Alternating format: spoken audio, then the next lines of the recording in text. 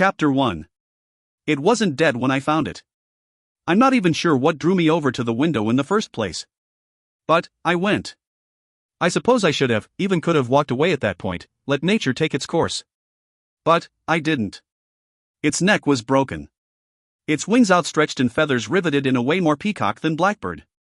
I pushed open the window, having almost forgotten its deceitful boundary, though the glass was stained where the two had collided.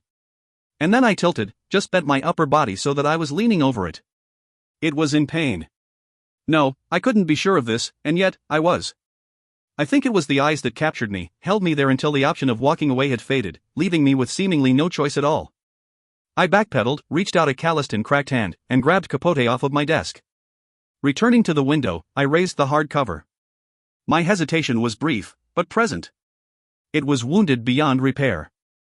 And, somehow, I thought I was doing what it wanted, what I would want were I the broken blackbird. Or maybe I was just justifying certain wants with inferred ones. Either way, it was the right thing. I took no pleasure in watching something suffer. Nor would I let it. The book fell at exactly the same moment the door opened. Chapter 2.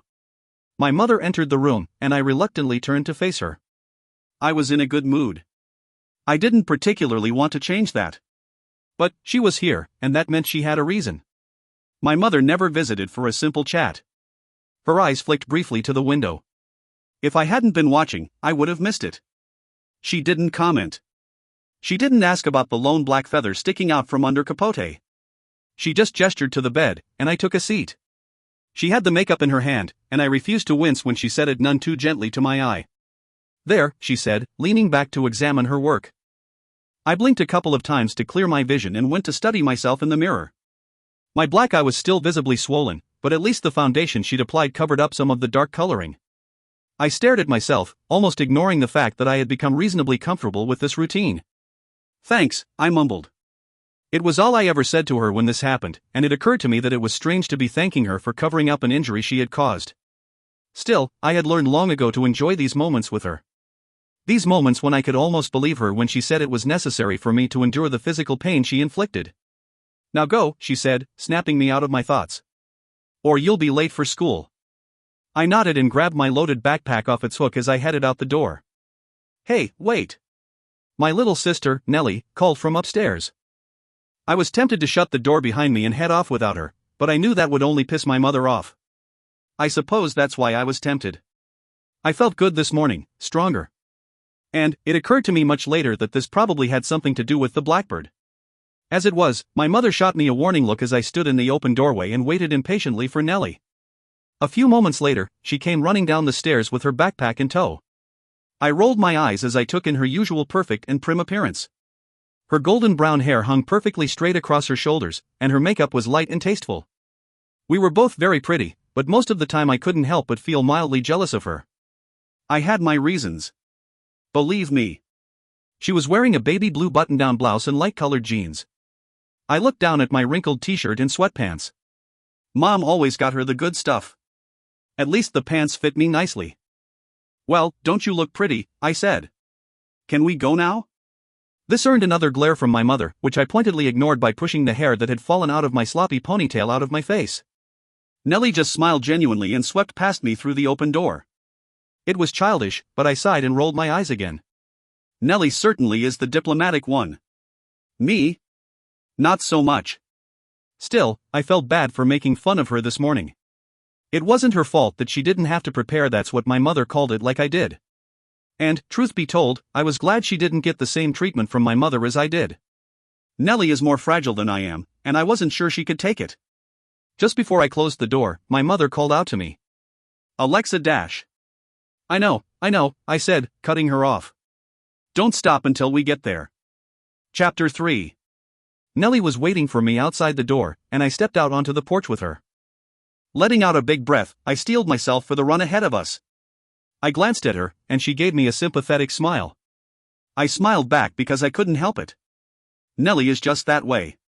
Her moods tend to be contagious. Also, this was one thing our mother insisted we both do, and it was hard on both of us. Ready? I asked.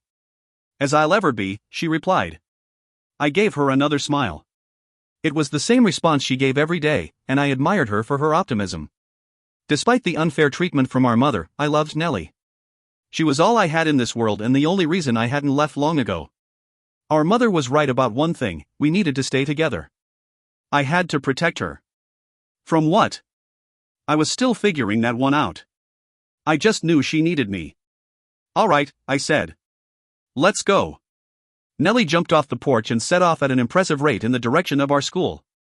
I let her get a few paces ahead before jumping off the porch myself and racing after her. She was fast, but I was faster. I caught up to her, and we kept up pace as we ran down the road that would take us to Loveland High School. She grinned and shook her head as I fell into step just behind her. This was another thing our mother insisted on: always keep Nellie in your line of sight. We didn't talk much on this run. It was hard enough, with the 3.5-mile trip, just to keep up a steady pace. Our heavy backpacks didn't make it any easier. It could have been worse, though. Our last school had been 6 miles from the house and the terrain had been full of hills. This road was flat and hard-packed. Thank God for small favors. My thoughts turned as I ran, and I actually took time to enjoy the scenery around me. We lived in a small town in Missouri, and springtime was just starting to set in. Another thing I was grateful for: running in snow sucks. Inevitably, my mind soared back to the blackbird. It was impossible not to think of, especially since the day seemed to match my good mood. I had done a good thing this morning, a humane thing, and this fact seemed to fuel me as my feet pounded the dirt road. Every blooming wildflower had its face lifted and was smiling at me, rewarding me by wrapping its sweet scent around my body. I felt like Mother Nature was thanking me, hoping I would do the same for her if she were ever suffering. And promising me that kindness in return, should I ever need it. The sun shined brightly in my eyes, and I was pleased that I'd remembered my sunglasses this morning. Glancing over at Nellie told me she hadn't. I jogged up beside her, took off the sunglasses, and held them out to her. She shook her head and forced out, "It's okay, you keep them." I shook my head and continued holding them out to her. Finally, she took them and put them on, nodding her thanks. Squinting my eyes the rest of the way, I fell back a few paces behind her. It was so ingrained in me to take care of her even in the smallest of ways that I hadn't thought twice about handing over the sunglasses. Finally, I saw the school up ahead in Nellie and I picked up our pace. The sooner we reached it, the sooner we could stop. School buses were pulling in the lot as we reached the mouth of the school. Nellie and I met our destination and went to lean against the big oak tree near the school's entrance. As I watched the students file out of their buses, I couldn't help but feel a little envious. There was a bus that went right by our house, but our mother insisted that running was essential. "Bullshit," I said, still struggling to catch my breath. Reaching into my pocket, I pulled out my cigarettes and a lighter. I set fire to one as I glared at the students exiting the buses. "Don't swear," Nellie chastised me. "And the run would probably be easier on you if you quit that stupid smoking." I smirked. "It would be easier on me if I could ride the damn bus like everyone else." She shook her head and smiled. "Come on, or we'll be late for class." I nodded and threw the cigarette to the ground, stomping it out. We entered the school and she gave me a quick hug before parting to go to her first period class. Nellie was a sophomore and I was junior, so we had no class together. I wished she would have been able to jump ahead into some of my classes, like she had at our last school. She was certainly smart enough. I watched Nellie leave, mildly annoyed as a group of her friends surrounded her, eager to swap rumors, as they were every morning. Nellie was better at that than me, I guess. I was the only one she really cared about in this world, but she could pretend her ass off that she cared about other people as well. That's not to say that she wouldn't help them if she could, that just meant she only really cared about me. I'm sure I was just jealous, which is not something I like to admit. But I didn't really have any friends, I was never good at pretending. And, anyhow, people tended to avoid me. They didn't talk to me. They usually wouldn't even meet my eyes. Sometimes I felt like the plague personified. That's how they behaved. As if looking into my eyes would cost them dearly, as if they would lose their soul, or be frozen solid like the onlookers of Medusa. People just tended to avoid me. Well, most people. "Hey, Alexa, wait up," called a voice behind me. I knew who it was before I turned around. The options were limited. Like I said, I had no friends. Unless you counted Jackson Kane. Jackson was the only person who didn't treat me like a deadly disease. For whatever reason, Jack got me. He understood me, possibly because people treated him the same way. Jackson swung his arm up and over my shoulder as he walked alongside me, and my lips pulled upward in an involuntary smile. Usually, I'm not one for physical contact. I'm a personal bubble person. But, with Jack, I didn't mind it so much. It didn't make me uncomfortable. And, part of me was just always amazed that he was willing to get close enough to me to touch me. It also didn't hurt that Jack was rather attractive. All of the girls at school were in love with him, but most of them just seemed too intimidated by him to even begin a conversation. Like me, I suppose he just has that back-off way about him. "What's up, Jack?" I said. He spoke with his thick Midwestern drawl. Let's see, the sky, the clouds, the sun." I laughed at his weak attempt at comedy. "And, apparently, your supply of crappy jokes." "Crappy?" "Hardly, the ladies love my jokes." I made a show of glancing all around us. "You're right. They're swarming us as we speak. Better be careful with that arm around me, I wouldn't want to start my day by beating up some jealous, potential girlfriends." He laughed at that. "I have no doubt you could, and really, that would be pretty hot." "Not that you need to get any hotter than you already are," he said, flashing his teeth with a smile. I rolled my eyes and couldn't help another laugh. Jack had a way of making me smile, which could be quite a task. He hadn't even mentioned my black eye. Maybe today was going to be a good day. But, then again, maybe not. We walked into our first period class together and I was tempted to push his arm off of my shoulder. I knew what was coming, and I just didn't feel like getting into it today. Still, my pride got the best of me. I'd be damned if I'd let these kids scare me away from the only person who treated me like I wasn't some kind of freak. Sure enough, as soon as we walked through the door, the other students in class grew silent. Then, as I had anticipated, Riley Brockman spoke up. He was surrounded by his jock friends and each one of them was dumber than the last. "Look, guys," Riley said. "Two losers in love. Hey, Kane, did you give her that black eye?" The class erupted with snickers and giggles, and Riley sat back with a smug little smirk on his face. I felt Jackson stiffen beside me and had to keep a tight grip on his arm to keep him from going after Riley. Riley hated Jackson because 3 days ago, Riley's girlfriend asked Jack if he would escort her to the girls' choice dance this weekend. I had been right there when she'd asked him. Jackson and I had taken our lunches outside to eat, so that we could sneak a cigarette afterward. Or, maybe just so I could sneak one. But, anyhow, Riley's girlfriend, Jenna, walks over to where Jackson and I are eating in the shade of a large tree, and she says, shooting a rude glance at me, "Hi, Jackson. I was just wondering if you would like to take me to the girls' choice dance next weekend." I'd raised an eyebrow at her audacity to look at me rudely. Jackson just looked at her like she was stupid. And, eventually, after what must have been many awkward seconds for her, she'd stalked away. We'd laughed about it afterward, and didn't think much of it until we encountered Riley in class the next day. Up until this point, Jack had been letting it slide, but Riley needed to watch what he said. I knew Jack would only take it for so long. They were both big boys and that would not be a pretty fight. Not only that, Riley was starting to gain ill thoughts from me. Very ill thoughts. "Not today," I whispered to Jack. "You can't get any more suspensions." It seemed to take a minute for this to register with him, but finally, I felt him relax beside me. We took our seats on the other side of the room, with Jackson giving Riley a look of death the whole time. I could swear I saw Riley cringe a little, but he quickly recovered. I couldn't blame him. I would have been scared too if Jackson had looked at me like that. Just then, the teacher walked in, and I was thankful that Riley wouldn't be able to continue his ridicule. It's not like I was scared to fight, quite the contrary actually, I enjoyed fighting. Good thing too, with all the preparations my mother put me through. It's just that I didn't feel like it today. Things had been going pretty well. "Miss Montgomery, would you care to enlighten us with your thoughts on the book?" my teacher said, looking at me expectantly. Great.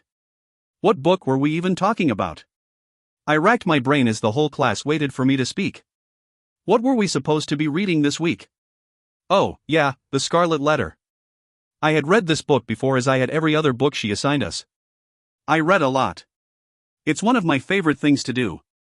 Still, it pissed me off that she always called on me first when we were discussing our readings. I don't like being singled out. Not really, I replied. She shook her head, as though she expected no less, and marked something down in her gradebook. Probably a 0. Whatever. Just add it to my list of problems. Eventually, that class ended and I headed to my second period class, gym. I received another 0 for refusing to run the mile. I'm not terribly defiant, it's just that I didn't want to do any more running than I already had to. I still had to run the 3.5 miles back home. I wasn't sure my body could take it.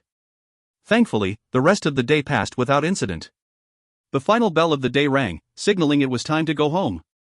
I was relieved, but at the same time, it's not like I really wanted to go home. My mother would be waiting for me. That was never something I looked forward to. Stepping outside of the school, I glanced around, looking for Nellie. Where the hell was she? I hated it when she made me wait for her, but I wouldn't dare return home without her. Scanning the area, I caught sight of her over on the other side of the parking lot. Annoyed, I started off toward her. But, as I got closer, I realized she wasn't alone.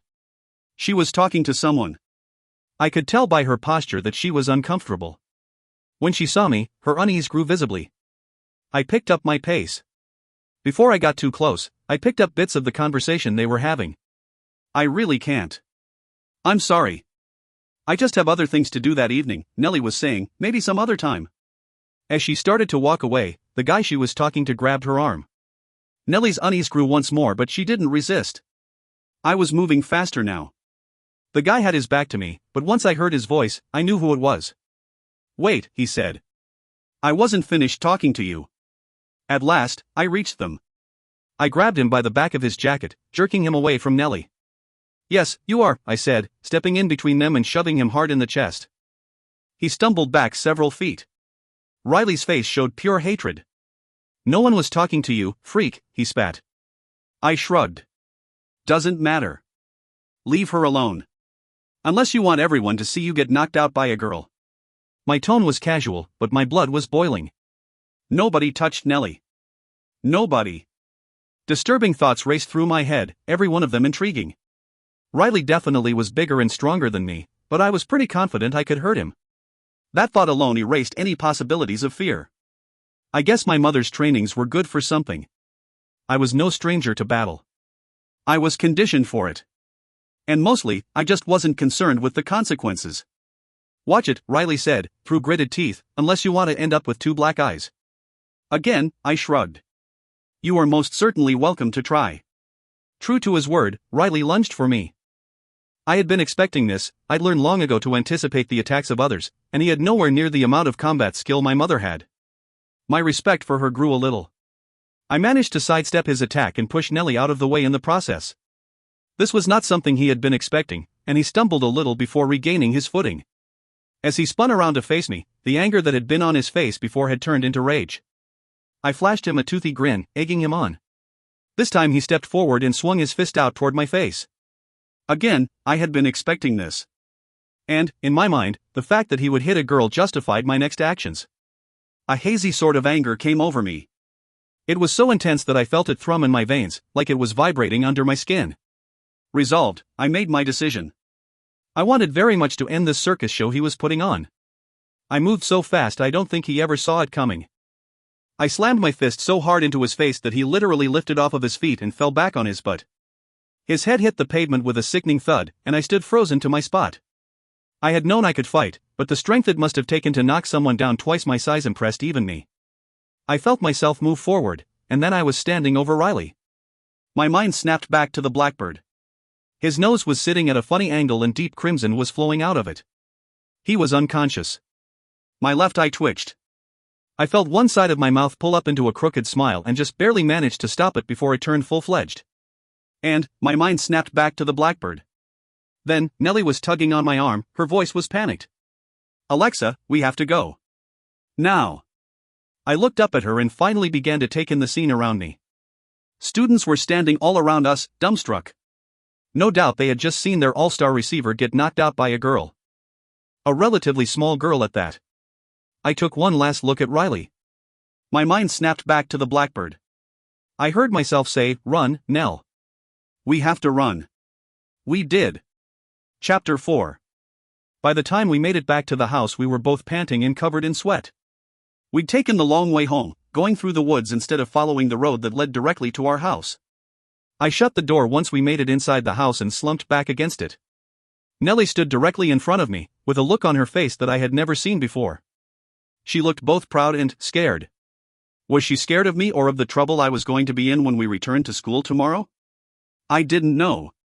Probably both. Still breathing heavily, I looked down at my hands to see that they were trembling.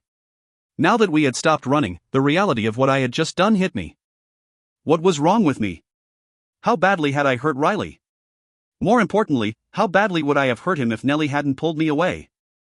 I would like to say I would have been able to walk away on my own, but some small part of me knew that that was a lie. Another part of me was disgusted by this. And, yet, another small part of me was left feeling disturbingly unsatisfied. Glancing back up at Nellie, I got the feeling that she was aware of this. I'm not sure what my face looked like, though I did my best to keep it reasonably void of any expression at all. But, Nellie knew me.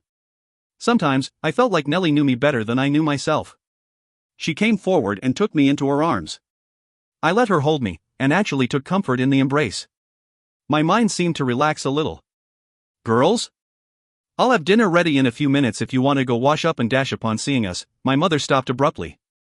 Her eyes narrowed slightly and my back went rigid in response. I tried to prepare myself for what was to come. No point in lying to her. She would find out from the school soon enough. What happened? She asked. The threat was clear in her voice. I got into a fight. I didn't know what else to say. Besides, I kind of felt like I deserved whatever punishment she gave me. My mother remained deathly still, waiting for me to elaborate.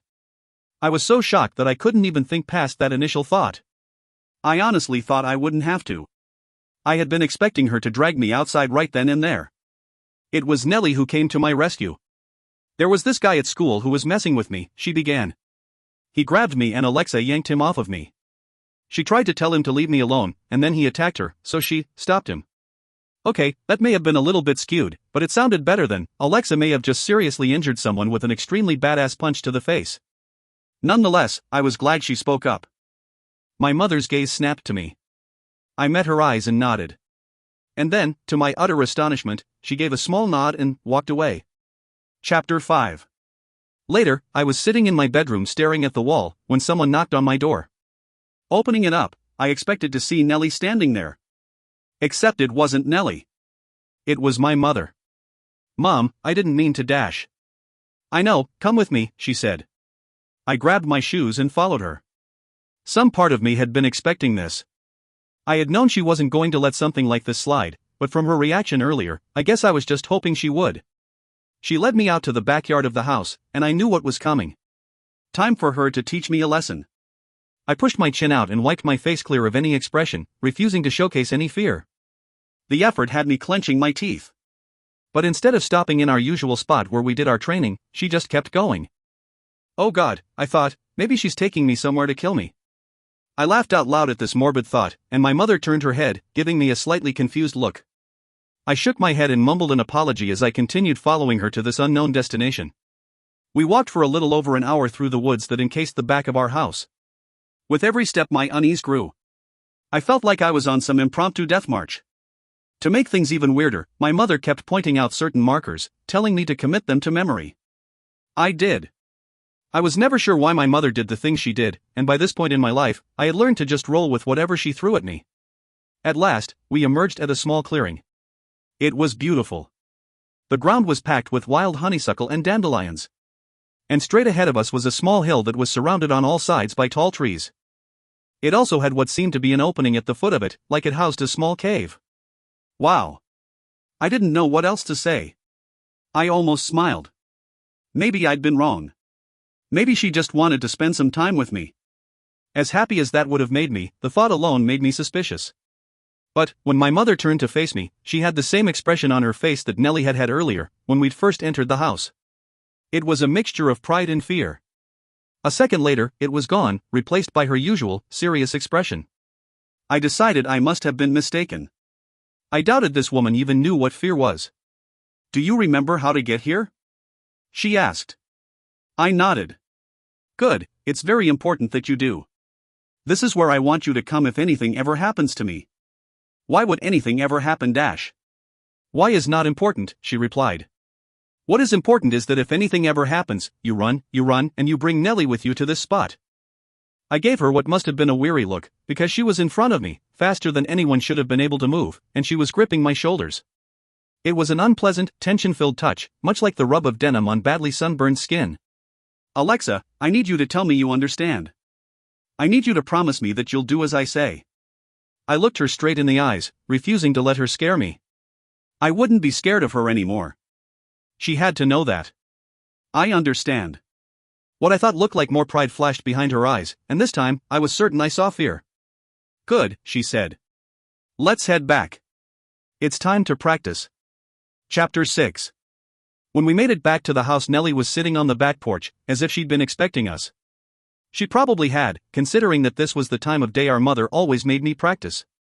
Upon seeing us, Nellie gave me a big smile. I was surprised to feel a huge weight lift off of my shoulders. I guess I hadn't realized how worried I'd been that she might be angry with me about the fight earlier. I smiled back and then took a deep breath, preparing myself for what was to come. Ahead of me, Nellie's smile faltered, and I knew what that meant. I swung around fast, and just barely managed to dodge a strike from my mother. I spun to the side and my hands went up.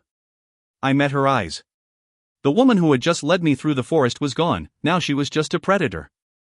I was used to this look on my mother, and it never failed to scare the shit out of me. But, somehow, today was different. I was still scared, and my mother hadn't changed any from yesterday or the day before that. It was me that seemed changed.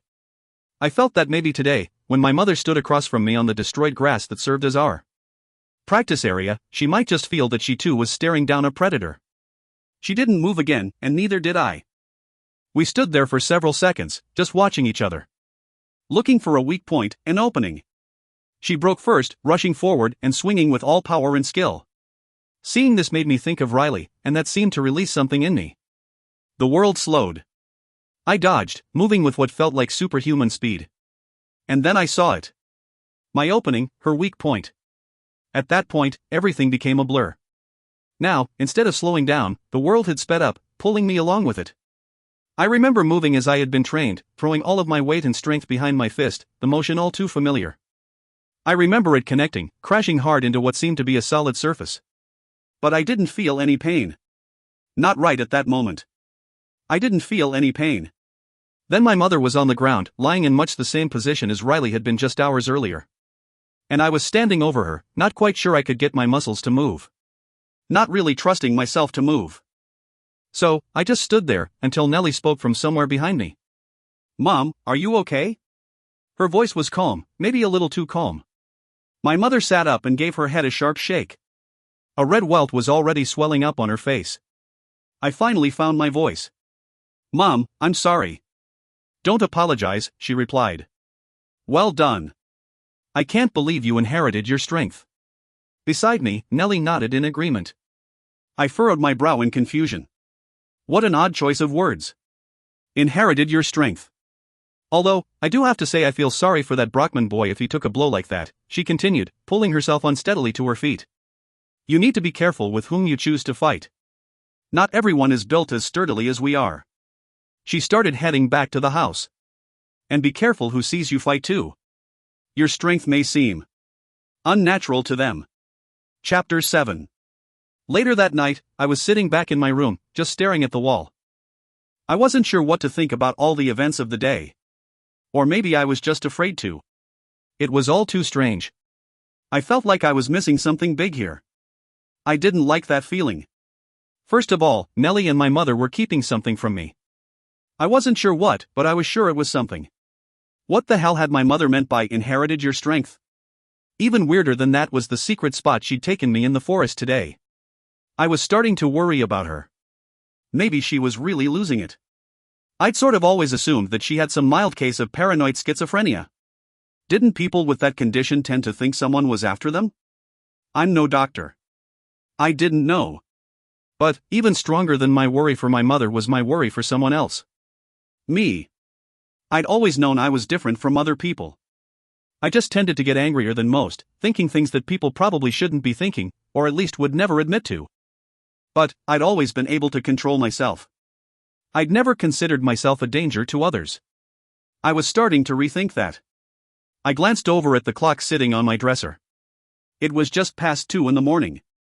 I wished I could get some sleep, but lately, I'd been feeling restless at night. Usually, I could read until I fell asleep. Somehow I knew that reading wasn't going to stop my mind from turning over. Lying back on my bed, I stared at the ceiling. At least it was a change in scenery from the wall. It was dark in my room, but I had always been able to see reasonably well in the dark. My mother said it was because she fed me lots of carrots when I was young. Knowing her, she probably had. Just then, I saw movement out of the corner of my eye, near the window. My senses went on high alert. I slipped off the bed and snuck over so that I was standing beside the window, my back against the wall. My mother's room and mine were on the first floor. Only Nellie had a bedroom upstairs.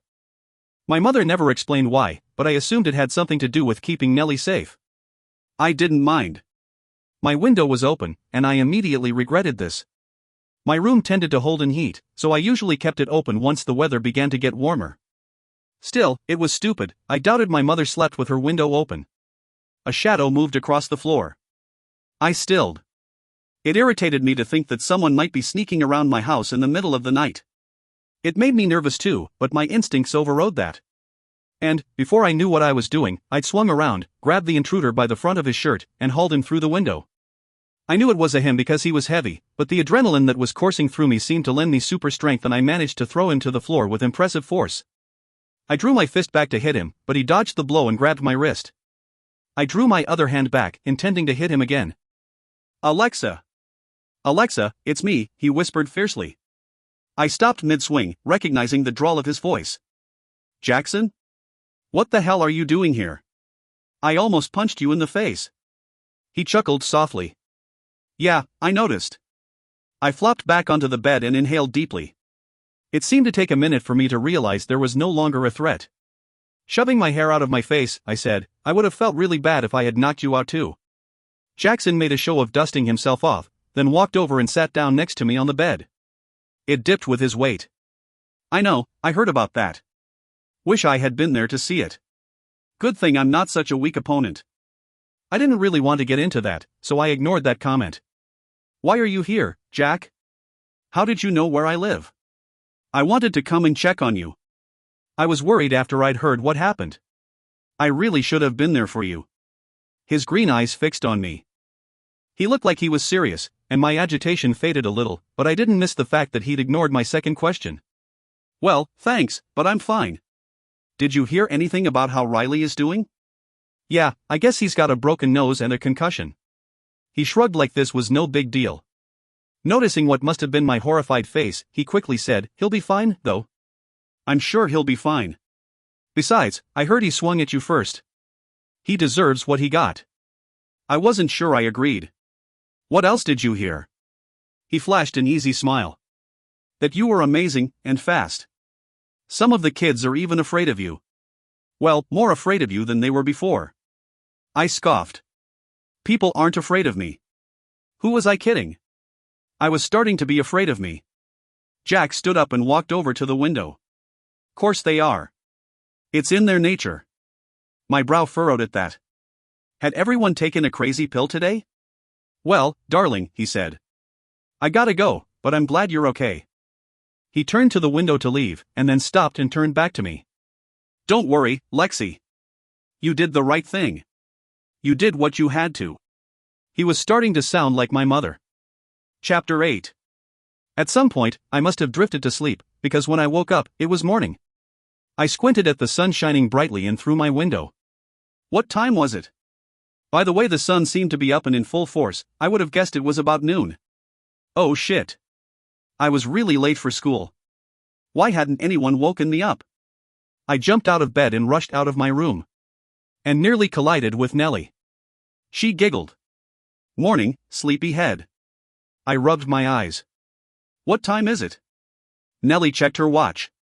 Oh, almost noon. I gaped at her, and she continued. Don't worry, Mom said it was cool. We needed a day off. I stared at her, trying to pick my jaw up from the floor. What? She laughed again and continued down the hall, calling back over her shoulder. Get dressed. Lunch is ready downstairs. I stumbled back into my room, showered, brushed my teeth and got dressed. Our mother didn't give us days off. Something was up, and I was going to find out what. Before I left my room, I stopped to look at myself in the mirror. My black eye was getting better. Today it was just a yellowish color and the swelling was almost completely gone. It always amazed me how quickly I seemed to heal from my injuries. I shrugged this off, preparing myself to go find out what was going on here. Even if I had to demand answers, which was never easy with my mother. I walked into the kitchen to find Nellie and my mother sitting at the table, eating sandwiches. Nellie smiled and handed me a plate loaded with sandwiches and fresh fruit. My mother glanced up and then turned her attention back to her food. I sat down at the table. We ate in silence for a few moments, with me chewing with just a little too much vigor, before I decided I couldn't wait any longer. Does someone want to explain to me what's going on? I asked, clenching and unclenching my teeth. The two exchanged a look that once again gave me the feeling that they were hiding something from me. Understandably, my irritation grew. Nellie spoke first. I just had a feeling we should stay home today. When I just stared at her, she added, I just felt like it was important for us to stay home today. I struggled to maintain my cool. Okay. This got no response from either of them. I hated being left out, and I felt my mood grow darker and darker. Clenching my jaws, I forcibly brought my attention back to my food. Then, rather abruptly, I decided I couldn't take it anymore. They were going to start explaining. I was going to see to it. Consequences be damned. Anger surged through me, and I swear I could feel the strength of it in my bones. All right, I said, as calmly as I could manage. What the hell is going on? What aren't you telling me? I switched my gaze slowly back and forth between them. They flinched every time I met their eyes. I didn't blame them. I was starting to scare myself. Seeing them cringe diffused my temper a little, though. I didn't ever want them to be afraid of me. Especially not Nellie, though I doubted my mother was afraid. I'd probably just surprised her. I looked down to see that my fists were clenched. What was wrong with me? Why was I so angry lately? I lowered my voice and looked at Nellie. Look, I'm sorry. I'm not sure what's wrong with me. But I do know that there's something you're not telling me. What is such a big secret that you can't trust me with it? Again, Nellie and my mother exchanged a look that seemed to speak legions. And, again, I got no response. I threw my hands up, all that anger rushing back into me. Fine, I said, shoving my chair back and standing to leave the kitchen. I had to get away from them before I really lost it. I took 2 steps before my mother stopped me. Alexa, she said. I turned back to face her, not caring that I was openly scowling. Like I said, consequences be damned. It's for the best, I promise you, my mother continued. Her voice was surprisingly gentle, and when I opened my mouth to protest, she held up a hand. No, I know you don't believe me, but I swear to you that it's better this way. Even if you don't trust me, I know you trust her. She nodded toward Nellie. Please, sit down. I have something for you. I hesitated before moving. This had to be some kind of trick. My mother never had something for me. Unless you counted a punch to the face. Noticing my delay, my mother stood up. Subconsciously, I shifted my right leg back, so that I was standing in a fighting position. My mother chuckled. Fine. Just stay there. I'll be right back. She left the kitchen, and I looked over at Nellie. She was staring down at her hands, pointedly avoiding my gaze. I sighed and relaxed my stance. Nell, I'm sorry. I didn't mean to scare you. I'm just frustrated, and I can't help but feel like there's something Here. My mother walked back into the kitchen and held out something wrapped in cloth. Weary, I took the gift and ran my fingers over the velvet encasing it. It was a deep crimson, and it held something heavy. What is it? Open it. I slowly unwrapped the cloth, revealing a silver, oval, handle thingy. It looked like the grip of a sword. It was brilliantly shiny and had some sort of floral design wrapping all the way around it. It was beautiful. I ran my fingers along the design, all earlier thoughts of anger forgotten. Thank you. My mother just nodded. I looked back over at Nellie to see that she was staring wide-eyed at my strange gift. I gripped it in my hand and felt a strange peace wash over me. The vines and flowers carved into it seemed to wrap around my fingers in an embrace, leaving a smooth cool surface for a grip. I wasn't sure what the thing was, but I felt as though I had just been handed something very important. Wrapping it back up in the velvet cloth, I took my seat at the table. Suddenly, I felt like everything was going to be okay. I decided to put off my questions for later. Everything was going to be okay. Or so I'd thought. Chapter 9. I spent the rest of the day doing nothing. Well, not nothing, but pretty close. My mother said that we didn't need to practice today. She didn't even make Nellie and me go on a run. So, I hung out with the two of them, doing normal things. We watched a couple of movies, I did a little reading, and just enjoyed their company, even my mother's. I put away my worries over returning to school and everything else that seemed to be happening to me lately. Nellie and I were sitting in my room after dinner. I spent most of my time at home alone or with Nellie, or preparing with my mother, plus she was the only person I really had to talk to. Oh, yeah, Nellie said. I never got a chance to thank you for what you did with Riley. I gave a half smile. I hadn't expected her to thank me for that. In fact, I thought she might be mad at me for hurting someone so badly because Nellie was just a gentle person. I should have known she would understand, even if I didn't understand it myself. There was a sincere look in her hazel eyes.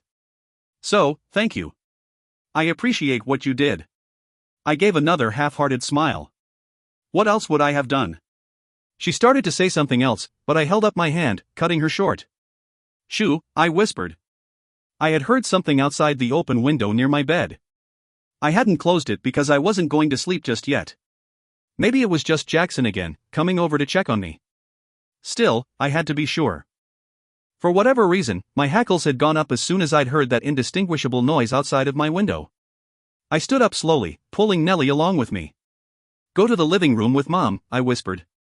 I'm not sure what my face looked like, but it must have looked serious because she immediately obeyed. I walked over to my dresser, keeping my gaze locked on the window. Picking up the gift from my mother, I slowly removed its velvet cloth. I wasn't sure why, but I was just suddenly drawn to it, like I needed to pick it up. I stared down at it and was momentarily distracted from the window. I looked back up to see that someone, or rather something, had entered while I'd been distracted. It resembled a woman, except it wasn't a woman at all. As soon as I set eyes on her, I knew something was very wrong. Alarm bells sounded off inside my head, and it took me a minute to interpret the message. This thing standing in front of me was here to kill. Not sure how I knew, but I did. The look in her almost human eyes was one I knew all too well. A predator's regard. I recognized it undoubtedly. It was there every time I looked in the mirror. There were no whites to her eyes, just a deep, gleaming black, like polished marble. Her skin was a translucent white, and I could see what looked like red veins in her hands and on her neck.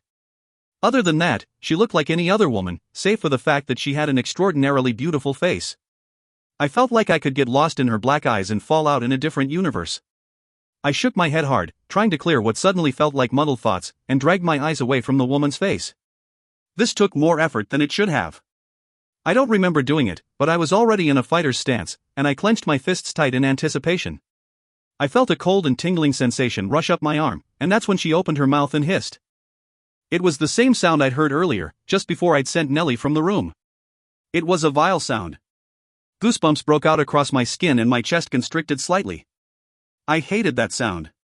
I wanted to stop it. But something other than that unbearable noise had caught my attention.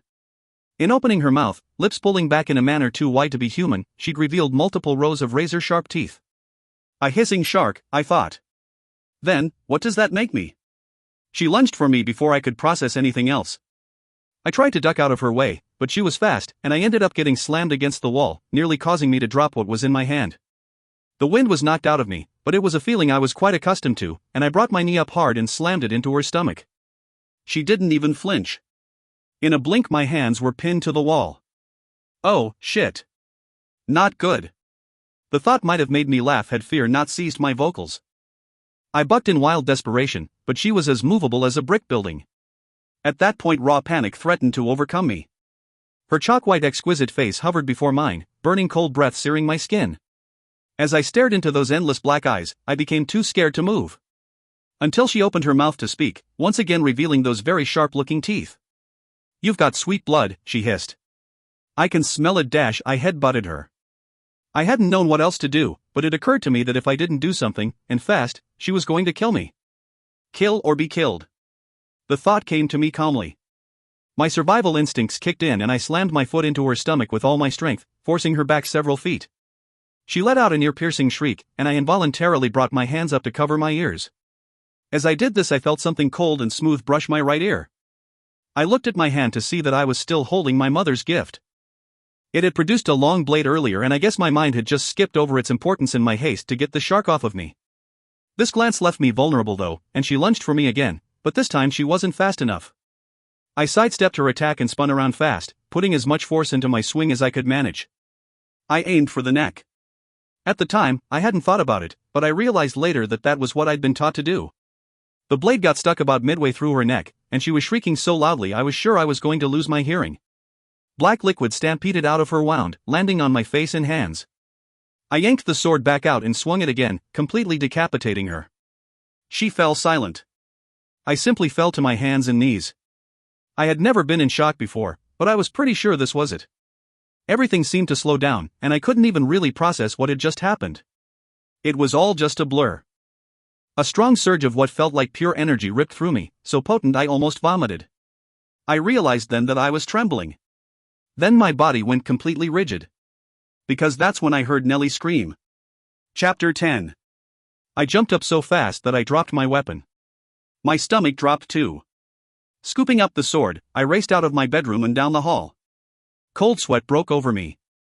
My heart thundered in my chest, and every instinct in my body told me to run in the opposite direction. I wanted to go sit in a closet and curl up into a ball, but no, I had to find Nellie. When I reached the living room, a silent scream ripped up my throat. Pieces of broken furniture were everywhere, and it looked like a small tornado had hit the inside of the room. My mother had a silver sword too, and she was currently fending off 2 more monsters. Nellie was huddled in a corner with another one closing in on her. It was all so surreal, so much to take in. It was like I had walked onto the set of some horror movie and forgotten my next line. Only, this was no movie. I was rooted to where I stood. I couldn't move, couldn't react. Until my mother snapped me back to grim reality. "Little help here, Lex?" she said. She was calm and focused, and I knew that she was in warrior mode now. She was also losing her battle. Talking to me had made the creature that was approaching Nellie stop and turn around to face me. By this point, I was already charging toward her, my body insisting I do what my brain couldn't seem to figure out. Before we could collide, I brought my sword up swiftly between us, slicing her body in a vertical line. That horrible black blood spilled out, sprays and rivers of darkness gushing to open air. The creature shrieked that ear-piercing sound, and I used the time to spin around and throw all of my weight into my next swing. My blade went through her neck without any hesitation. I didn't think I could replicate that move if I tried. Another surge of energy racked me. I rocked back on my heels and my eyelids fluttered. It was a magnificent feeling, a terrifyingly awful, magnificent feeling that ended much too quickly for my approval. By the time I regained control over myself, I saw that my mother had taken down one of her attackers, shifting the odds in her favor. I moved to help her, but she gritted out, "No. Get Nellie out of here." I hesitated. I was confident my mother could handle her opponent, but what if more showed up? As if right on cue, 3 more creatures came through the open doorway. Again, they were all women, or I guess female would be a more accurate word. "Alexa. Get her out of here." My mother had decapitated her attacker and was now standing in between the 3 new ones and Nellie and I. Again, I hesitated. I could help her, I knew I could. But could I do that and protect Nellie at the same time? I had no idea. However, I did know I had very little time to decide. My mother met my eyes for only the briefest of moments, but a whole conversation seemed to pass between us. Everything that she'd ever taught or told me came slamming back into me, with a force that almost made me dizzy. This was Nellie we were talking about. My little sister. My little sister's life on the line. Really, there was no choice at all. I picked up 2 heavy bookends that were sitting on the mantel beside me. Then, I threw them as hard as I could at the bay window behind where Nellie was standing. She ducked, even though they weren't going to hit her, and I rushed over and jerked her up to her feet. A couple of strong kicks at the glass made a hole large enough for us to squeeze through one at a time. I shoved Nellie through and glanced back at my mother, who was gallantly managing to keep all 3 creatures from reaching us. The way she fought was amazing, the most deadly, beautiful thing I had ever seen. Her blade sliced through the air with the precision of a well-oiled machine. That's when 2 more creatures rushed in, coming from seemingly nowhere. My heart stopped. My mother was good, but I doubted even she could take on 5 of them at once. A jumble of options came tumbling through my mind as I stood there, trying to decide what to do. I could send Nellie ahead of me, and help my mother fight, but that would leave Nellie unprotected. And I was unsure if she even knew where to go, though I was sure that if she encountered one of those creatures by herself, her chances of surviving were pretty much 0. I could keep her here with me and help my mother fight, but again, that would put Nellie at risk. Or, I could run. I could take Nellie and run. I made my decision less than a heartbeat later. I only hoped I was making the right one. Hopping out of the window, I found Nellie waiting for me. The sky spat thin bullets of rain and the wind whipped her hair around her face like a topless car. Her hazel eyes were round and filled with shock, but there was also understanding in them. I'd made the decision, and she trusted me, though it must have been heartbreaking for her too. So, for the second time in just as many days, I breathed, "Run, Nell. We have to run." Once again, we did. Chapter 11. We raced through the forest, making enough noise to rival a stampede. At least, that's what it felt like. I cringed at the sound of every crushed leaf and snapped twig. The rain and wind had me blinking my eyes and gritting my teeth. I had never been so afraid in my entire life. My fear allowed my body to run, but it seized my mind so that I couldn't really think any coherent thoughts beyond run, run, run. Nellie was running right in front of me, and we stumbled into each other a few times, scraping our skin in various places as we smashed through the trees. I'm not sure how long we had been running. It felt like hours, although it couldn't be that long because we hadn't yet reached our destination when I heard it. A low hissing sound and the crunch of leaves as something approached us. Something that was approaching us fast. I barely had time to process these thoughts before it tackled me. I hit the ground hard enough for my vision to go blurry. Pain shot through my head. For the second time that night, raw, unadulterated panic threatened to seize control. The creature that had knocked me down was still on top of me. I could smell her sugary rotting smell so strongly that bile elevated in my throat. I swung my fists as hard and as fast as I could. It was like trying to shake off an enormous insect, that same feeling you get when a wasp lands on your hand. Only this was that feeling amplified by a million. I couldn't get her off of me fast enough. One of my blows connected hard with the side of her head, and the creature jerked up. One more strong hit and she was off of me, lifted up by the force of it, and reminding me of Riley and my mother. My mother. Who I had just left to die. I pushed those thoughts aside, trying to focus on the task at hand. Afraid that if I didn't, I might lose control and give in to the fear and anger that seemed to be stewing in my blood. I'd grieve later. First, I had to get Nellie to safety. The damn thing had hopped up to her feet, and I had to scramble to get on my feet before she regained her bearings. We stood across from each other, her stance mirroring my own. Part of me wondered what she was waiting for. All of the others had simply charged me. Was she afraid? Looking into her soulless black eyes, I realized that she was not afraid. If I thought my mother was incapable of feeling fear, I clearly had never encountered a creature such as this. I got the feeling that any emotion at all was beyond this thing's capability. She was simply calculating her next move. I clenched my fists to keep them from trembling. I wished I hadn't dropped my sword, it seemed to lend me strength. But, I knew this, I had to either kill this monster, or she was going to kill me. And, if I died, Nellie was sure to follow. That could not be allowed to happen. Easier said than done. I had stood across from my mother like this many times in our training, but this was nothing like pairing off with my mother. This was like dancing with the devil. Every time she moved, I moved. Every time I shifted, she'd shift. Round and round we went. She grew tired of this first, rushing at me when I hadn't been expecting it and landing a painful blow to my head. The force of it knocked me down and, once again, my vision dimmed. I landed in a patch of mud and roots and sticks. A few screws must have knocked loose, because then I made a quick decision and hoped it wasn't as stupid as it sounded in my head. I played dead. Okay, well not dead, but I pretended I'd been knocked out. This was a risky choice because I had to rely on my other senses to alert me when she got near me. If she got near me. For all I knew, she might turn on Nellie. I didn't get the chance to test my idea, though, because then that terrible shriek sounded in my ears like cutlery on plates. I shot up from my position on the ground. Nellie was standing nearby with her right arm wrapped around her belly and her left thumb thrust into her mouth. Whipping my head to the right, I saw that someone else was fighting with the creature. Someone I had not expected to see. Jackson. Jack was keeping her occupied, but not for long. He was losing the battle fast. I rushed from behind, scooped my sword up from the ground, and swung it hard at her neck. She fell silent shortly after that. I doubled over, trying to catch my breath, that strong surge of energy possessing me once again. Swiping some of the creature's black blood from my lips, I said, "Jackson." "What the hell dash? Not now." Nellie tugged at my arm. "We have to keep going." Jackson tilted his head to the side, sort of like a dog does when it's listening to something that no one else can hear. "She's right. More are coming." He glanced around, eyes skipping rapidly over the headless thing at our feet. "Where do we go from here?" It was difficult to think. I was delirious with adrenaline, sweeping my eyes frantically over the forest, trying to find something familiar. To my immense relief, I spotted one of the markers my mother had pointed out to me yesterday. My God, How could that have just been yesterday? This way, I said, waving my hand to our left. We took off in that direction, and all too soon I got the discomforting feeling that the sharks were catching up to us.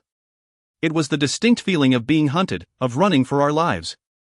Nellie must have felt it too. How far is the creek? She panted. Not too much further. I think, I said. I wasn't sure, but the creek had been one of the markers my mother had pointed out, so I hoped I was right. Good. They can't cross over running water.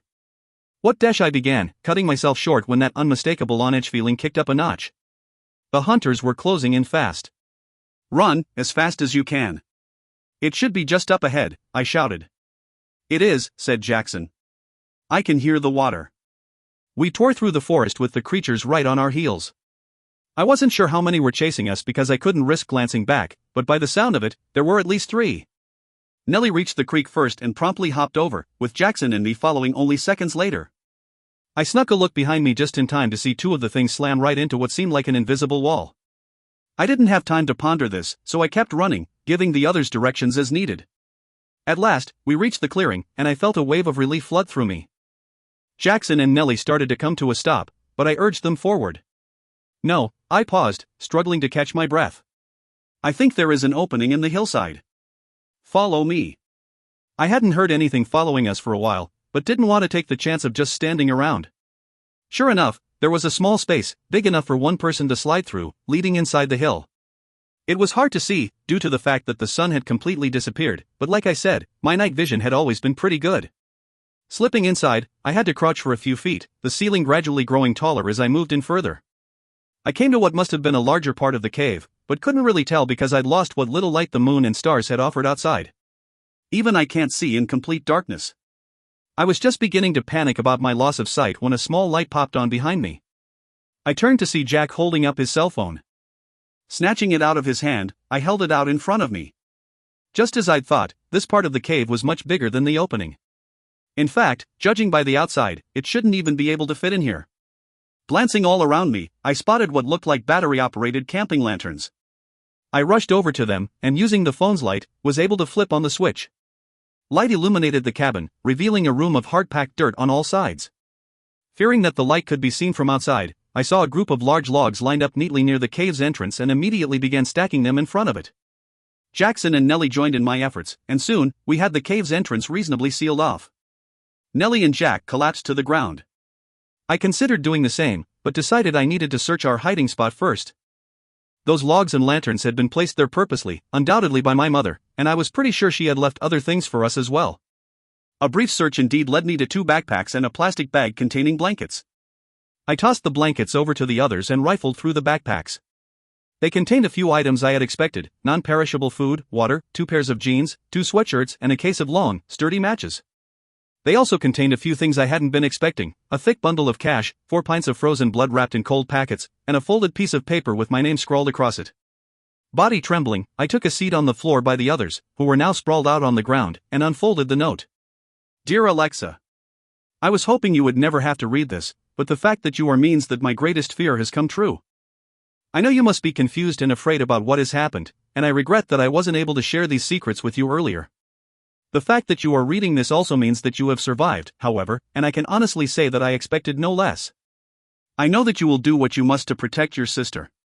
I cannot tell you how important this task is, and I can only hope that I have prepared you adequately for what is now ahead of you. There are some things you must know. First, the Lamia cannot travel in the daylight; the sun is deadly to them. Use this to your advantage and try your best to only travel during the day. Second, the Lamia are not the only ones you have to worry about, so be wary of everyone you meet. Everyone has an ulterior motive. Third, trust your instincts. They are powerful and may be the only thing that can save you. Finally, trust Nellie. No matter what information you may gather, know that she loves you and would willingly trade her life for yours. You are family, sisters, and despite what others may say, you know this to be true. Be careful, Alexa. For both yours and Nellie's sake. Mom. P.S. Be strong, and believe that you did what you had to. There was also a number scrawled at the bottom of it. I looked it over and decided it wasn't one I recognized. Glancing up, I saw that both Nellie and Jack were staring at me. Folding the note, I stuffed it into my pocket. None of us spoke for a long time. I wasn't sure what to say. I couldn't even begin to process what had happened tonight, and I realized that I must still be in shock. My thoughts kept shifting back to my mother and her words in the letter, trying to make sense of things that made no sense at all. I felt completely numb, like I should be crying or screaming, but my body didn't understand the commands. I'd left her. I'd left her to die, and now that I had time to think, I couldn't help but feel like there was something else I could have done. I felt like a coward. Like I deserved to have one of those creatures bring me my death. At the same time, I was questioning my sanity. Hoping that maybe this was some sort of dream, and I would wake up tomorrow to find that none of this had actually happened. What now? It was Nellie who snapped me out of my thoughts. Her voice was small and nearly inaudible behind the left thumb she had stuffed in her mouth. What do we do now? I saw that she was shivering and her face was streaked with tears. For the first time in my life, I felt ashamed for not crying. I had always seen it as a sign of weakness and refused to let others see me in that rare state. But now, everything was different. We had just been dropped into some sort of nightmare, and we had more than likely just lost the only parent we'd ever known. I should be ashamed. I should be crying. Scooting over to Nellie, I drew her into my arms and let her sob into my shoulder as I stroked her hair. At least I could be strong for her. Shoo, it's okay. Everything is going to be okay, I whispered. We just have to wait. We just have to wait until the sun rises. Nellie pulled back from me, but kept hold of my right arm. Running her fingers over my wrist, she gasped. I can't believe it. I started to agree with her, until I looked down and saw what she was talking about. I shot up to my feet, causing her to topple off of me as I did so. What the hell is that? I squeaked, working hard to keep my voice down. Jackson crawled over from where he was sitting and grabbed my arm. Running his fingers over my wrist, he repeated, Nellie, I can't believe it. I darted my eyes between him and Nellie, trying to figure out what the hell they were talking about. How many did you kill? Asked Jack. It took me a second to grasp what he was talking about. I was still staring at my arm. I don't know. 3 or 4. I counted them off in my head. 3, what the hell does that have to do with my arm? Wrapped around my wrist was a floral design, similar to a tattoo. Except it was a brilliant silver color, and touching it told me that it was perfectly smooth. The silver vines crawled up and around my forearm and then disappeared under the sleeve of my shirt. 3 small lilies had sprouted from the vine, one on top of my wrist and the others climbing up my forearm. Pushing my sleeve up revealed a small sun at the top of the design, near my shoulder. It was beautiful. And it freaked me out. Taking a deep breath, so that I wouldn't start shouting, I said, okay, what is going on? Jackson cleared his throat. He still had that odd expression on his face. It's the sol liliums, the symbol of the proeliator. Seeing my confused, and probably angry face, Nellie answered my next question. It means sun lilies, and warrior in Latin, . I tried to add it all up in my head. 3 lilies for 3 dead. What had my mother called them? Lanias. 1 lily for each lania I'd killed. This thought seemed to smack me in the face. I had just killed 3, whatever they were, but the point remained the same. I'd killed. And I hadn't even really thought about it until now. It matches the symbol on your gladius, Nellie said, saving me from falling into what could only be more horrific thoughts. My what? She reached over and picked up the sword my mother had given me. The blade must have retracted at some point, because now, it looked like just a pretty, silver handle again. It's a gladius. They were the weapon of the ancient proeliators, Nellie continued. I skimmed through the small amount of Latin I knew. Gladius. Doesn't that mean, but in Latin? She chuckled, but there was no humor in it. No, that's gluteus. Gladius means sword in Latin. Where did you get that? Asked Jackson. I started to tell him, and then stopped when another thought came to mind. That's not important, I said, bitterly. He gave me a look of confusion at my sudden change in tone. What is important is what you're doing here. You seem to pop up at a very convenient time, Jack. Tell me what you're doing here. When he just looked at me, I gripped my sword. I was not going to call it a gladius, and just like before, the blade shot out from it. Don't make me ask again, Jackson. I was on my feet now. What are you doing here? How did you even find us? You don't seem to be very shaken up after what just happened.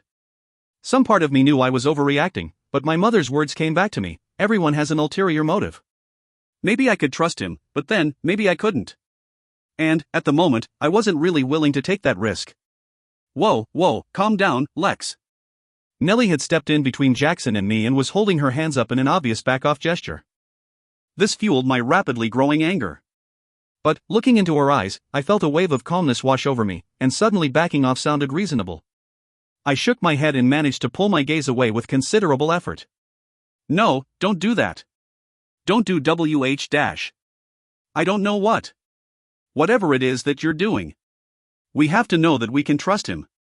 How do we know that we can trust him? I sounded like I was pleading. Nellie spun around to face Jackson. I couldn't see her face, but whatever look she was giving him made his eyes go wide, and then his face just went blank. Nellie blew out a slow breath, as if steeling herself for something. Jackson, her voice was calm and comforting, like she was talking to an infant. Give me your hands, Jack. Jackson immediately obeyed, reaching up slowly so that his hands were resting in Nellie's. I stood gaping. Could this night get any stranger? Apparently, it could. They stood there like that for several seconds, and then Jackson fell down to his knees, breathing heavily. Nellie released him and swung back around to face me. Sweat had broken out on her face and she was breathing nearly as hard as Jackson. He's fine. We can trust him, she gasped. But dash. I said he's fine. The look she gave me was hard and unyielding. I involuntarily took a step back. I had never seen a look like that from Nellie. Sweet, calm, caring Nellie, and it scared me more than I wanted to admit. I was about to protest when, once again, my mother's words flooded into my head. Trust Nellie. Finally, I slumped back against the dirt wall and rubbed my hands over my face. Fine, I said. We need to rest now. I have a feeling we have a long day ahead of us, but, in the morning, you are going to explain things to me. She gave me a considering look that I met with a hard expression of my own. As if making some sort of decision, she nodded and settled back down on the ground. I glanced over at Jackson, who had a look on his face like he'd just seen a ghost. He opened his mouth to speak, and it seemed like it took considerable effort on his part. Your dash, he started, looking at Nellie. She shot him a pointed look. Not now. Her voice was unyielding. We need to rest now. Jackson shut up, but he still looked odd. Leaning back against the wall, I realized how tired I really was. But my mind was too overloaded with questions, and I doubted I'd get any sleep tonight. You guys sleep. I'll keep watch. They gave me no argument, and within minutes, I heard their breathing grow deep and steady. I picked up my sword and moved over near the cave's entrance. For the first time in my life, I wished my mother was with me. Chapter 12. Despite my efforts to stay alert, I fell into a half-asleep, half-awake state. I'm not sure how long I sat there like that. It felt like hours, jumping alternately between nightmare and awareness. In the half-conscious dreams I was standing in the middle of what could only be described as ruin. I stood straight-backed over what seemed like hundreds of gray lumps in a gray world. I tilted my head and focused my dry eyes until the lumps took shape. As they formed, so did a lump in my throat. At first I thought some of the people must be strangers, ad-libs of my subconscious. But then, I looked closer and saw that the sprawled bodies were all people I know, Nellie, my mother, Jackson, and random people I've encountered over the course of my life. Riley was there too. Inevitably, my eyes settled on Nellie. She laid flat on her back, sightless eyes staring heavenward, golden brown hair fanned out around her like expired rays of sun. Then I was falling, crashing soundlessly down to my dream knees. The pain I felt was so emotional that it was physical.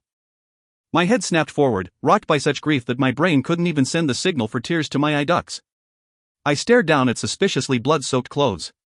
I woke up in a cold sweat that night so many times that it shouldn't have been humanly possible. Or divinely allowed. Eventually, I entertained ghastly thoughts, too disturbing to allow for sleep. I was a killer. I killed 3 people, well, not people, but that didn't take away from the fact that I had killed without hardly any hesitation. I'd also left my mother to die. I had run away when she needed me. I ran away like a coward. I wasn't sure if I could ever forgive myself for that. Some rational part of me knew that I had done what I had to. What my mother would have wanted me to do. But that part was easily wiped away with all of the other morbid thoughts filling my head. The whole world seemed to be sitting on my shoulders, pointing fingers and blaming me for not doing something more. Anything, I should have done something more. I had never felt so lost and alone in my entire life. Glancing over at where Nellie was still sleeping peacefully, the unspeakable dream grief seeped over me like a parka in August. I would die before I let anything happen to her. Without Nellie, I had no one. The dream truly haunted me that night. I've revisited it many times since. It still haunts me. I reached down beside me and picked up the sword my mother had given me. The last gift she would ever give me, I thought. Running my fingers over the design carved into it, I lifted my right arm to examine my strange new tattoo. Nellie was right, the designs were identical. Twisting my wrist, the silver in my arm caught a bit of light and twinkled. I glanced to my left to see that sunlight was peeking in through the small spaces between the logs blocking the opening of the cave. Pulling myself up from the ground, I was surprised when I felt a little lightheaded. Maybe I should have tried to get some sleep, but it was too late for that now. We needed to go, though I was unsure where we would even be going. I started to move the logs and then stopped when a thought struck me. What if those things were still out there? What if they were waiting to ambush us as soon as we left our hiding spot? My mother said that they couldn't stand the sunlight, but what if she had been wrong? No, I thought. I had never trusted her before when she'd told me that everything she did was for my own good. I would trust her now, even if it was too little too late. As I began moving the logs, my companion slowly started to wake up. What time is it? Nellie asked, rubbing her eyes. Not sure, I said, rolling the last log out of the way. But the sun is up. Jackson sat up, but didn't look at me.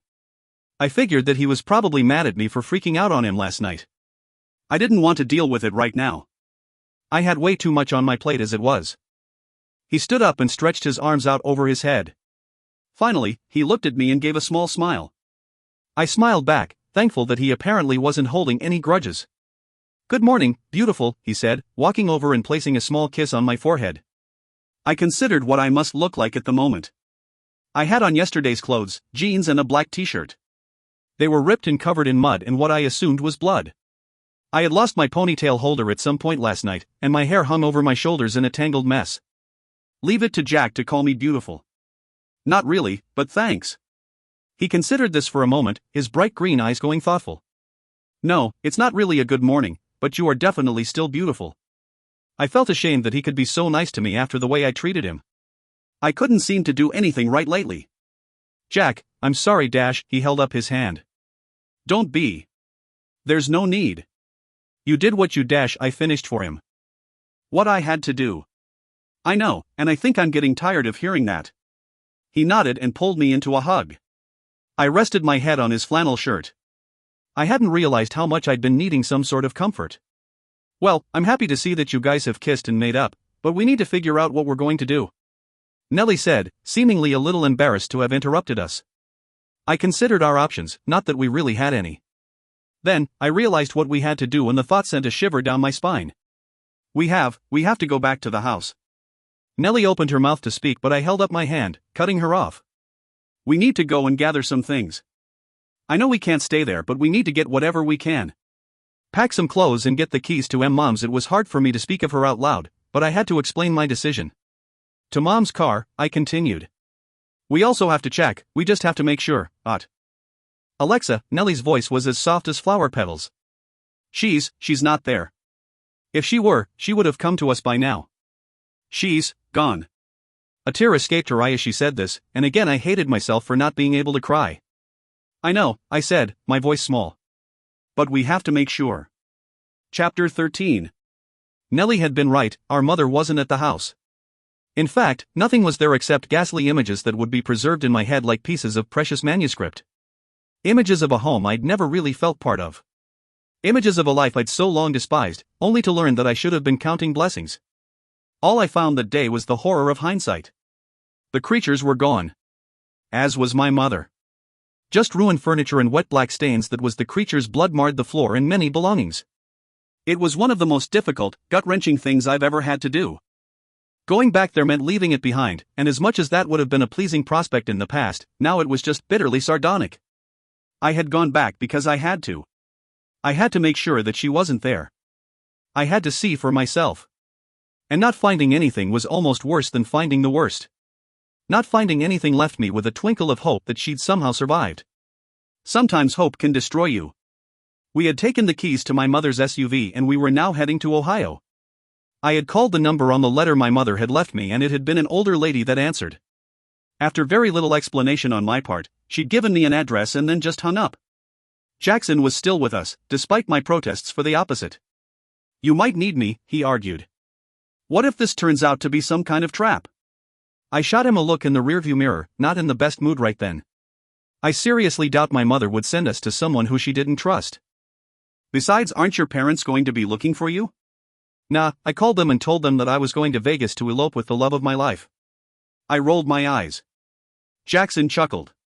I was just kidding, relax. I told them I was going to stay with my Aunt Marcia for a little while. He shrugged. They don't really care what I do. We settled into silence after that. I still needed answers, but Nellie insisted that the woman we were going to meet would be able to explain things better than she could. That didn't stop me from trying. We had been on the road for about 3 hours when I finally cracked. Okay, so all this time, there really has been someone after us? Nellie was in the passenger seat next to me and she sighed, but gave a slight nod. And you and Mom knew about this but decided not to tell me? She nodded again. Well, that's just wonderful, I snapped. Look, Nellie said. I know you're pissed off and really you have every right to be, I snorted at this but she pressed on. But we didn't tell you because we were hoping we'd never have to. Well, I stopped speaking when I got a good look at Nellie. Her skin was pale and her bangs were plastered to her forehead with sweat. Her eyelids were at half-mast and what I could see of her eyes showed that they were bloodshot. I swerved off the road and threw the car into park. What are you doing? Nellie shouted. We have to stay on the road or we won't make it before sundown. You're sick, I shot back. We need to get you to a doctor. I'm fine. She replied, folding her arms over her chest. You are not fine. Here, let me look at you. I reached out to touch her forehead and she jerked back out of my reach. I took a deep breath to control my frustration and my nails bit into my fists. This is no time to play tough, Nell. Let me dash. Blood, she spat. I sat back in my seat, confused for what seemed like the 100th time on this trip. What? Blood, she repeated, looking ashamed. I need blood. I narrowed my eyes at her, no way was she suggesting what I thought she was. What do you mean you need blood? Jackson popped his head up from the back seat. I knew it. That's why you were able to search me back in the cave. Shut up, wolf boy, no one was talking to you. I had never seen Nellie so defensive. Once again, it scared me. Then I processed what she was saying. Wait, wolf boy? I took another deep breath. All right, explain, Nellie. Now. She blew out a heavy breath and pushed her hair out of her face abruptly. Fine, I need to drink blood to survive and she jerked her head toward Jackson, a werewolf. Better than being a bloodsucker, Jackson mumbled. This was just too much. What, did I just step into the Twilight Zone? That was funny on more than one level, but no one else seemed to think so I pushed on. Nellie, do not tell me you are one of those things. She gave me a hurt look that turned instantly into one of anger. It's not like I chose to be this way. I can't help it. Besides, I'm only half. Half what? Nellie threw up exasperated hands. Alexa. I drink blood. Nell, what the F dash? I stopped mid-curse as a thought came to mind. I was almost afraid to ask my next question. Does that mean that I'm dash? No. You're something different. I considered this a moment. Does that mean that we're not dash? Nellie reached over and grabbed me by the shoulders, nails digging into my skin. She had a panicked look on her face. Hell, I probably had a panicked look on mine. No. How could you even ask that? Don't ever think that. You're all I have left. She was pleading now. I didn't want to hurt her. Ever. And she was obviously hurting now, so like always, I pushed aside my questions so that I could comfort her. I reached up and gently removed her hands from my shoulders, looking her directly in the eyes. Okay, I said. Okay. Blood, you need blood. I swiped a tear off of her face with my sleeve. Where are we going to get dash? The backpacks. I had forgotten about the backpacks. There were 4 pints of blood in them and I hadn't really thought about it, seeing as how I was fearing for my life at the time. Or rather, Nellie's life. Jackson, hand me the blue backpack. He reached behind him into the trunk space of the SUV and passed me the bag. Rummaging through it, I pulled out one of the bags of blood. Here. I handed it to Nellie. Where did you right, Mom? She ripped it open and tilted it up. I turned my head and stared straight out the windshield. I couldn't bring myself to watch this and my stomach was already queasy as it was. I pulled out the other 3 bags of blood and handed them back to Jackson without turning my head. Put those in the cooler, Jack. They may already be spoiled as it is. They are, Nellie said. I snuck a glance at her to see her folding the now empty bag and placing it in the plastic trash bag under her seat. It's okay, though, it might make my stomach a little queasy, that made 2 of us, but it's better than nothing. She was looking better already, having regained some color to her cheeks, and her eyes were open and alert. I nodded. Okay, let's go. I looked at the GPS, we still have another 6 hours before we reach our destination. Glancing at the clock told me that it was 1 p.m. We should make it before sundown if we don't make any more stops. Once again, silence settled, leaving me alone with my thoughts. Or rather thought, something in particular that Nellie had said was standing out in my mind. You're something different.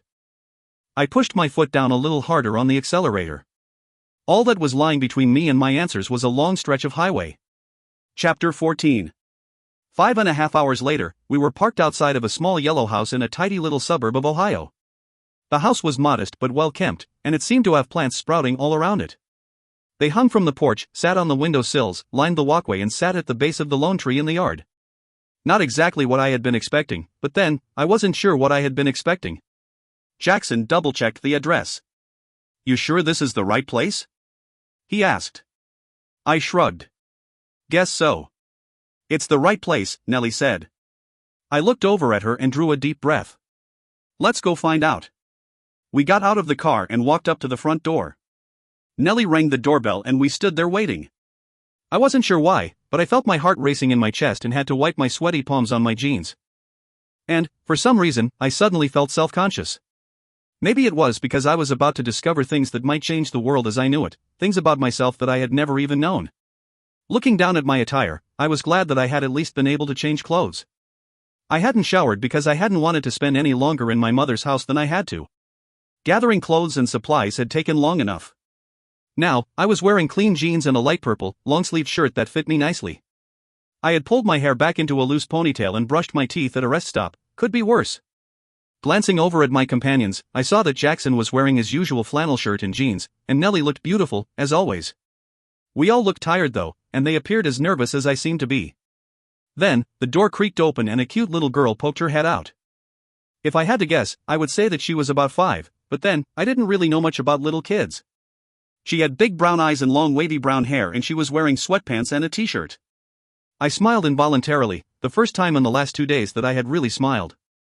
She reminded me of a little me. She tilted her little head to the side and studied us with concentration covering her adorable features. Her eyes passed over all 3 of us with astuteness on par with any adult. I cleared my throat, feeling a little like I was being examined. Hi, my name is Dash. Shoo, she interrupted. Sorry, just need silence for a second, okay? I shut my mouth and tried to hide my smile. She studied us for several more seconds and I glanced uneasily at the rapidly sinking sun. Finally, she nodded and pointed her tiny finger at Jackson. Jackson Kane, she proclaimed. Jackson Kane, Wolf's son. She swung her finger toward Nelliana, omnipotent life drinker. She stumbled on omnipotent and I found myself still smiling, even though this was absolutely strange. Her finger landed on me and I couldn't help but hold my breath, and Alexa. Well, that's interesting. She stared into my eyes and I got the strange sensation that she was staring straight through to my soul. Once again, I felt a little self-conscious. Then, she closed her eyes and lowered her head in what looked like a bow. I shot looks at Jackson and Nellie. They just shrugged, looking just as confused as I was. Good, at least I wasn't the only one. Let them in, Akira. Don't scare them away, said a woman's voice from inside the house. Akira rolled her eyes and swung the door open, then gestured for us to follow her inside. We filed into the house and she informed us that we could sit down if we wanted, and we promptly complied. Then, she plopped down by a large toy box in the corner of the room, and began digging through toys and scattering them over the floor. She didn't say anything else to us, all her attention on the tea party she was setting up for her stuffed animals. As we waited, I took note of our surroundings. The front door had opened up into a cozy living room containing a beige couch and matching recliner. There were pictures and more flowers placed strategically around the room and a tiny piano with a tiny stool sat near the toy box. It was cute and homey. Strangely enough, it made me miss my mother. A few minutes later, an old as-dirt lady emerged from the hallway connected to the living room. She walked slowly over to the recliner and sat down facing Nellie, Jackson, and I on the couch. As she studied us, I studied her. Her clothes were typical, dark blue slacks and a floral, blue, button-down shirt.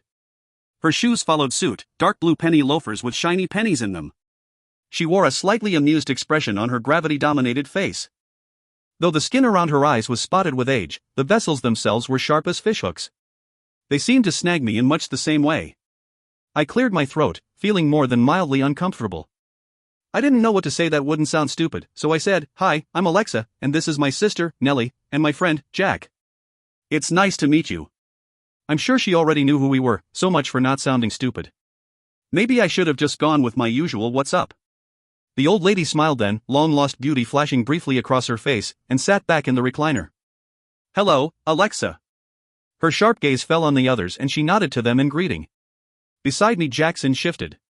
The woman just smiled, and then turned her attention back to me. I swallowed. "We were hoping you could help us. My mother left your number on a letter." I had explained this over the phone, but I didn't know what else to say to fill the silence that seemed to be suffocating me and my companions. When she just continued staring, I opened my mouth to try again, but she beat me to the punch. Her eyes locked on me and I had to work to hold her gaze. "So much pain. You carry so much pain." My tongue felt thick in my throat. It was obvious who she was talking to. "Yet, you don't show it," she continued. "That's the warrior in you. You carry a fire inside of yourself, even though it burns you. You refuse to let it out in fear that it may destroy others." Her eyes flicked to Nellie, then returned to me. "You fear it may destroy you in doing so because you can't seem to control it. Still, you try. Why, Alexa? Do you know why?" I dropped my gaze and studied my hands, a million thoughts flying through my mind. Was this woman crazy? What was she even talking about? But, as I replayed her words in my head, it occurred to me that maybe she wasn't really that far off. I spoke before I really knew what I was going to say. Because, if it were up to me, I'd never let her get burned. I'd keep it as close to me as I could. She nodded in understanding, as if she had known what I would say even before I did. I wondered if she was some kind of witch. Honestly, at this point, I wouldn't have been surprised if there was a unicorn tied up in the backyard. "I've been called worse," she said, as if replying to my thoughts. I must have looked shocked and embarrassed, because she waved her hand in dismissal. "But, no, I'm not a witch. I'm just good at searching people. Not unlike our Nelliana." She gestured toward Nellie. "Though I'm afraid her gifts surpass my own. I'm Olivia, and I believe you've already met my granddaughter, Akira." Akira's head jerked up. She smiled and gave a shy wave. Again, my lips curved up and I waved back. Then, she hopped up off of the floor and ran over to me, pulling herself up into my lap. I was startled, but I repositioned myself so that she could sit on my knees. I tilted my head so that I could see Olivia. She was smiling. "I believe you have some questions for me," she said. That was an understatement. I didn't know where to start. I thought for a moment, and picked the question that had been bothering me since all of this began. "What am I?" My voice came out in a whisper, so I was surprised when Olivia answered. "You are of ancient blood. A perfect mixture of all the physical strengths of all the races. What we once knew as warriors. That's what you are, the last one who carries the physiology to be called a true warrior." She looked like she thought this was an honor. I wasn't so sure. "So, there's no one else like me? I am the last of a dying race?" Olivia seemed to be choosing her words carefully. "Yes and no," she said finally.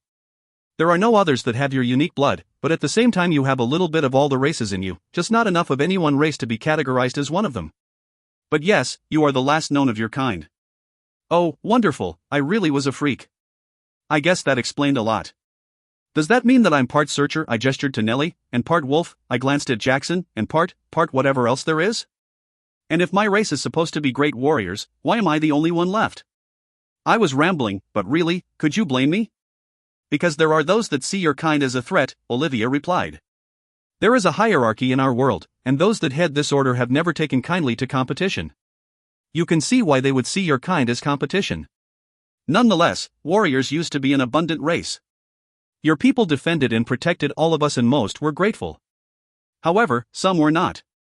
When your numbers started increasing, a council of our leaders passed a decree that your kind should be put into slavery for fear the warriors might betray them. Not surprisingly, your people refused to take this treatment from the people they had so long protected. They revolted, and then they were hunted into near extinction. Some survived, you are proof of that, but they retreated into hiding, living among the humans. Those who were not found by our kind were hunted by those that they had once hunted, the Lamia. Your mother among them, but Diana was there when they came and she managed to get you to safety, though she was unable to save her sister-in-law. Diana was my mother's name, so what Olivia was saying made no sense. Unless she was my aunt? That's impossible, she raised me. She was my mother. My voice was shaking. My cheeks heated and fists balled. And when my left eye twitched, I dragged a trembling hand across my damp forehead. Nellie's voice cut in, almost inaudible. It's true. She's telling the truth. I whipped my head to the left to face her.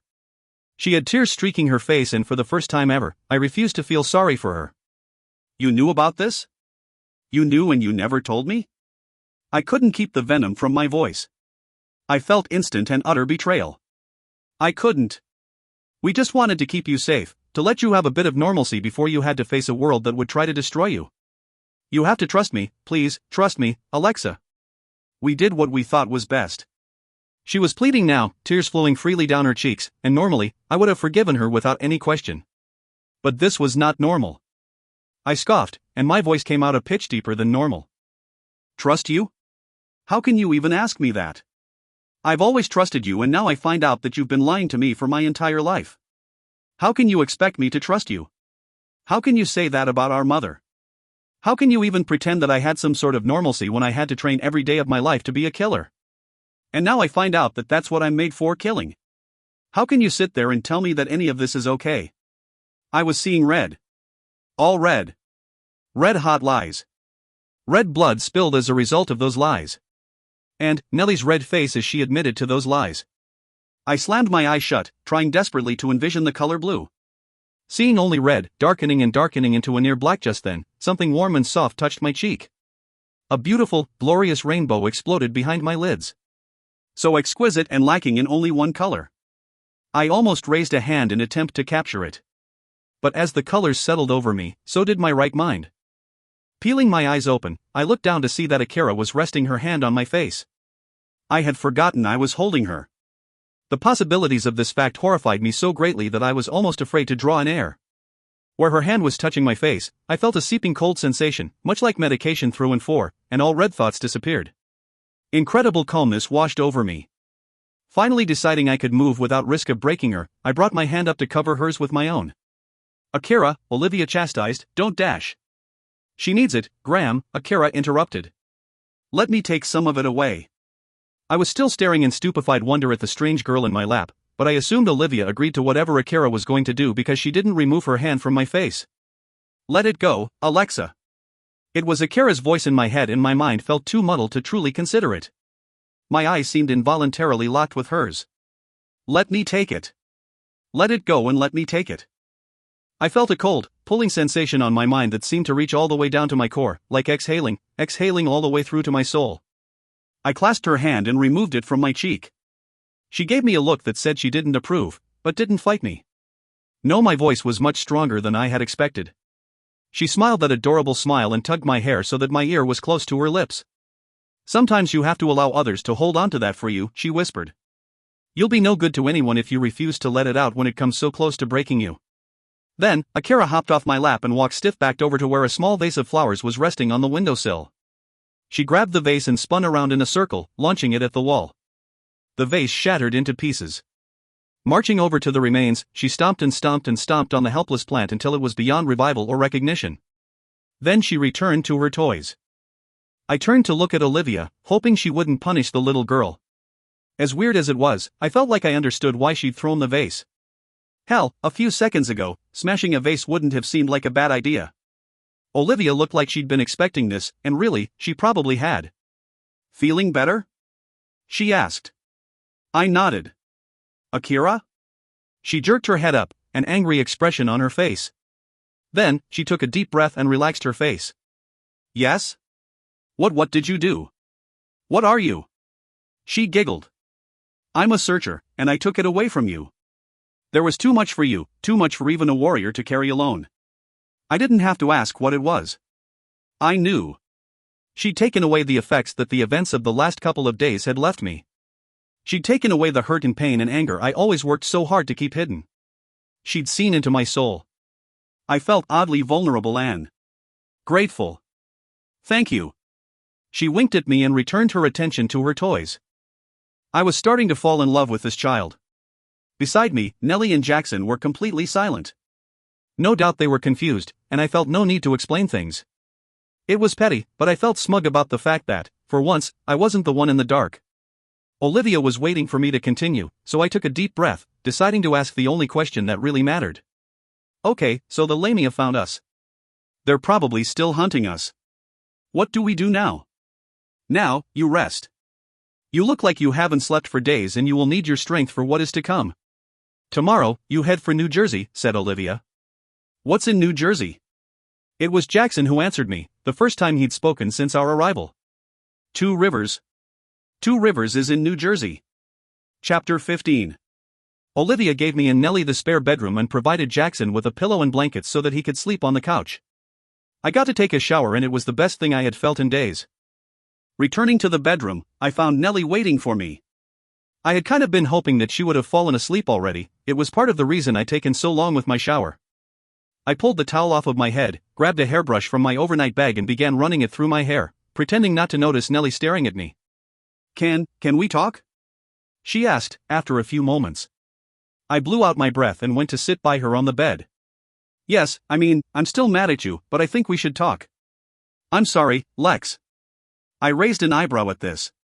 Really, I am really sorry, said Nellie. Looking into her beautiful, hazel eyes, I could tell that she really meant it. I wasn't sure if I could completely forgive her yet, but I could recognize the fact that she needed me right now.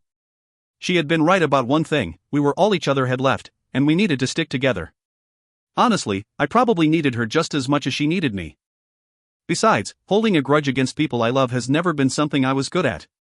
I pulled her into a hug and felt her relax against me. I should have known she wouldn't go to sleep if she thought I was mad at her. Just don't lie to me again, okay? I guess I kind of understand why you did before, but I have to know that you'll be truthful with me from here on out, I told her.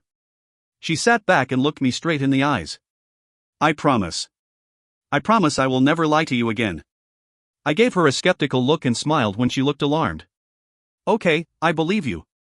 Now I have a few questions I need you to answer, and remember, you promised you'd be honest with me.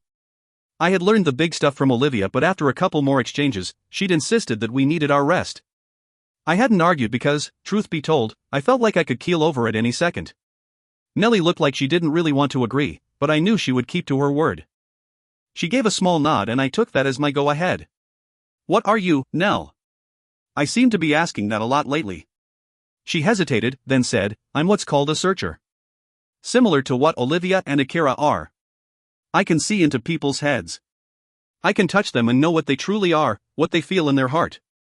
That's why we are called searchers. I can search souls.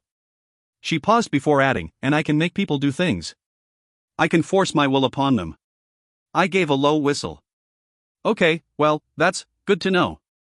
What did you mean when you said similar to Olivia and Akira? What's different about you? She looked away and I waited for an answer. When it didn't come, I took her hand and gave it a small squeeze.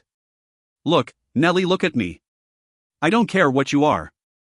As far as I'm concerned, you're my little sister and there is nothing that will ever change that. Nothing you or anyone else can tell me will ever take away my love for you. Search me, or whatever, if you have to. You know I mean it. She drew a deep breath, and then her words seemed to tumble out of her mouth. I don't have to search you, I know you're telling the truth. Just don't judge me, okay? I nodded and she continued. There are 3 different types of vampires and each race has its own set of abilities. The searchers you already know about, then there are the Brocken vampires, they are the soldiers of our kind, strong and fast and excellent fighters. The last kind you also already know about, the Lamias. What makes the Lamias different from the others is that they are part demon, condemned souls that chose to stay here on Earth to do as much damage as they can until they meet their second and final death. I picked my jaw up off of the floor and raised my eyebrows so she would continue. This time, she closed her eyes when she spoke. What makes me different is that I am half and half. Half searcher, and half Lamia Hadat. I balked before I could stop myself. This had to be some kind of joke, but as I stared at her, waiting for the punchline, I realized she was serious. You're serious? I had to ask. How is that even possible? How can you have half of a condemned soul? She peeled her eyes open and looked at me like she was surprised I hadn't grabbed my sword and cut her head off.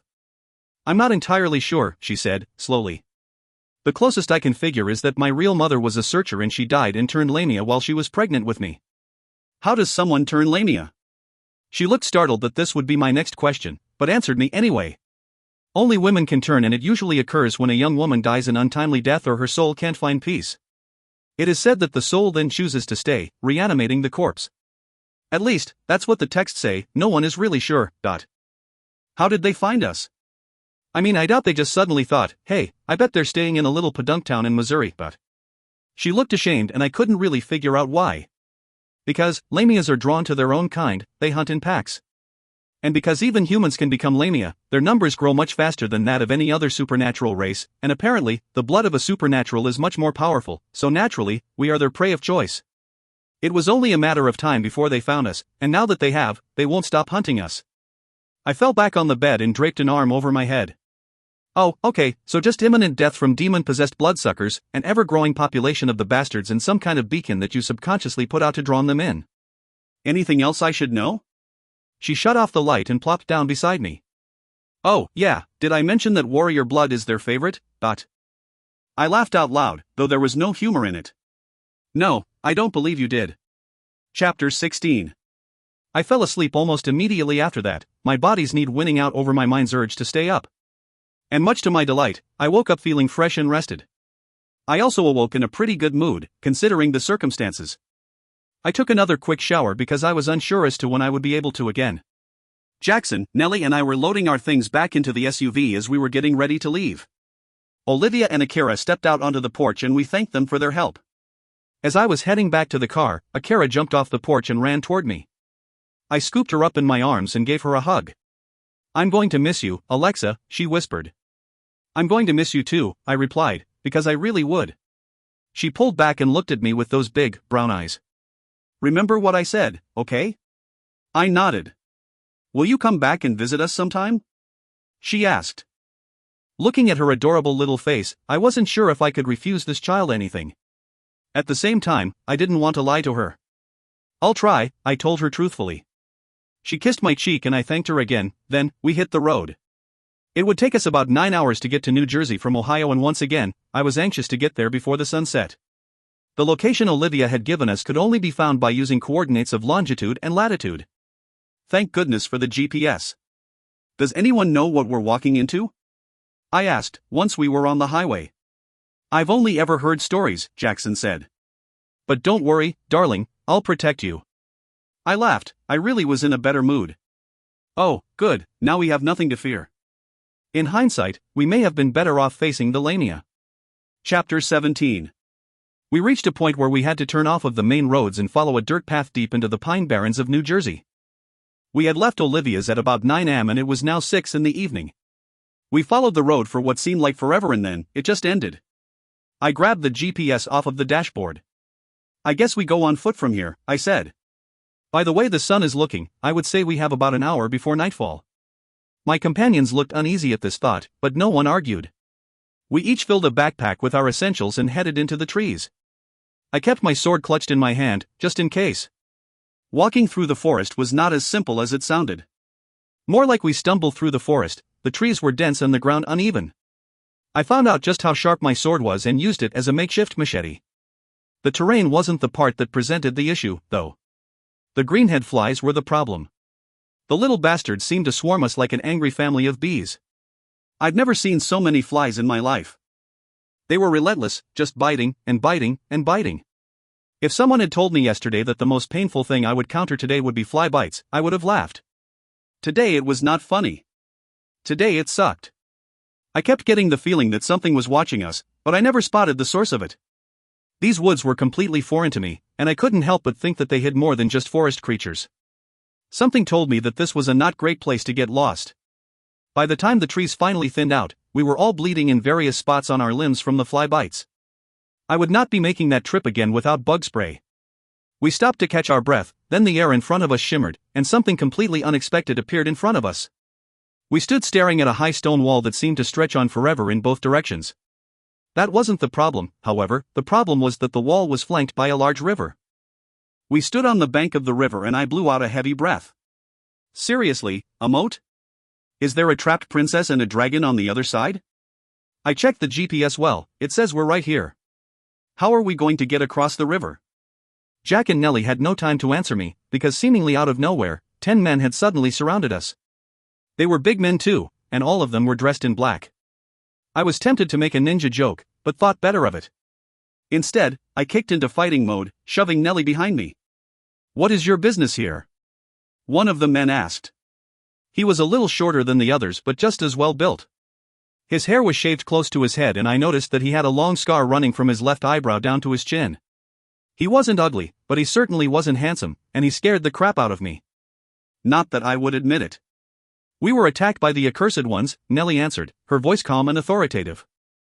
I was proud of her. "We lost our mother to them. We have nowhere else to go." Scarface seemed to be considering this. "How exactly did you escape?" he asked. 3 teenagers are hardly any match for the accursed."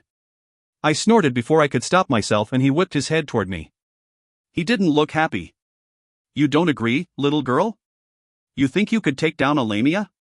Little girl? Was this guy serious? He was lucky he had his buddies surrounding us, otherwise, I might have punched him in the face. Then again, maybe I was the lucky one. I could feel Nellie's eyes on me, probably begging me not to do something stupid. I knew she was right, I was good, but we were seriously outnumbered. Also, these guys just screamed dangerous. I had a feeling they could kick some serious ass. So, I did what I always do when I get into bad situations, I laughed. I know it sounds stupid, but when I get nervous or uncomfortable, I laugh. Not always the most helpful impulse, let me tell you. Scar Guy didn't seem to think anything was funny. "You think this is funny, little girl?" His face was bright red now. I laughed again, I couldn't help it.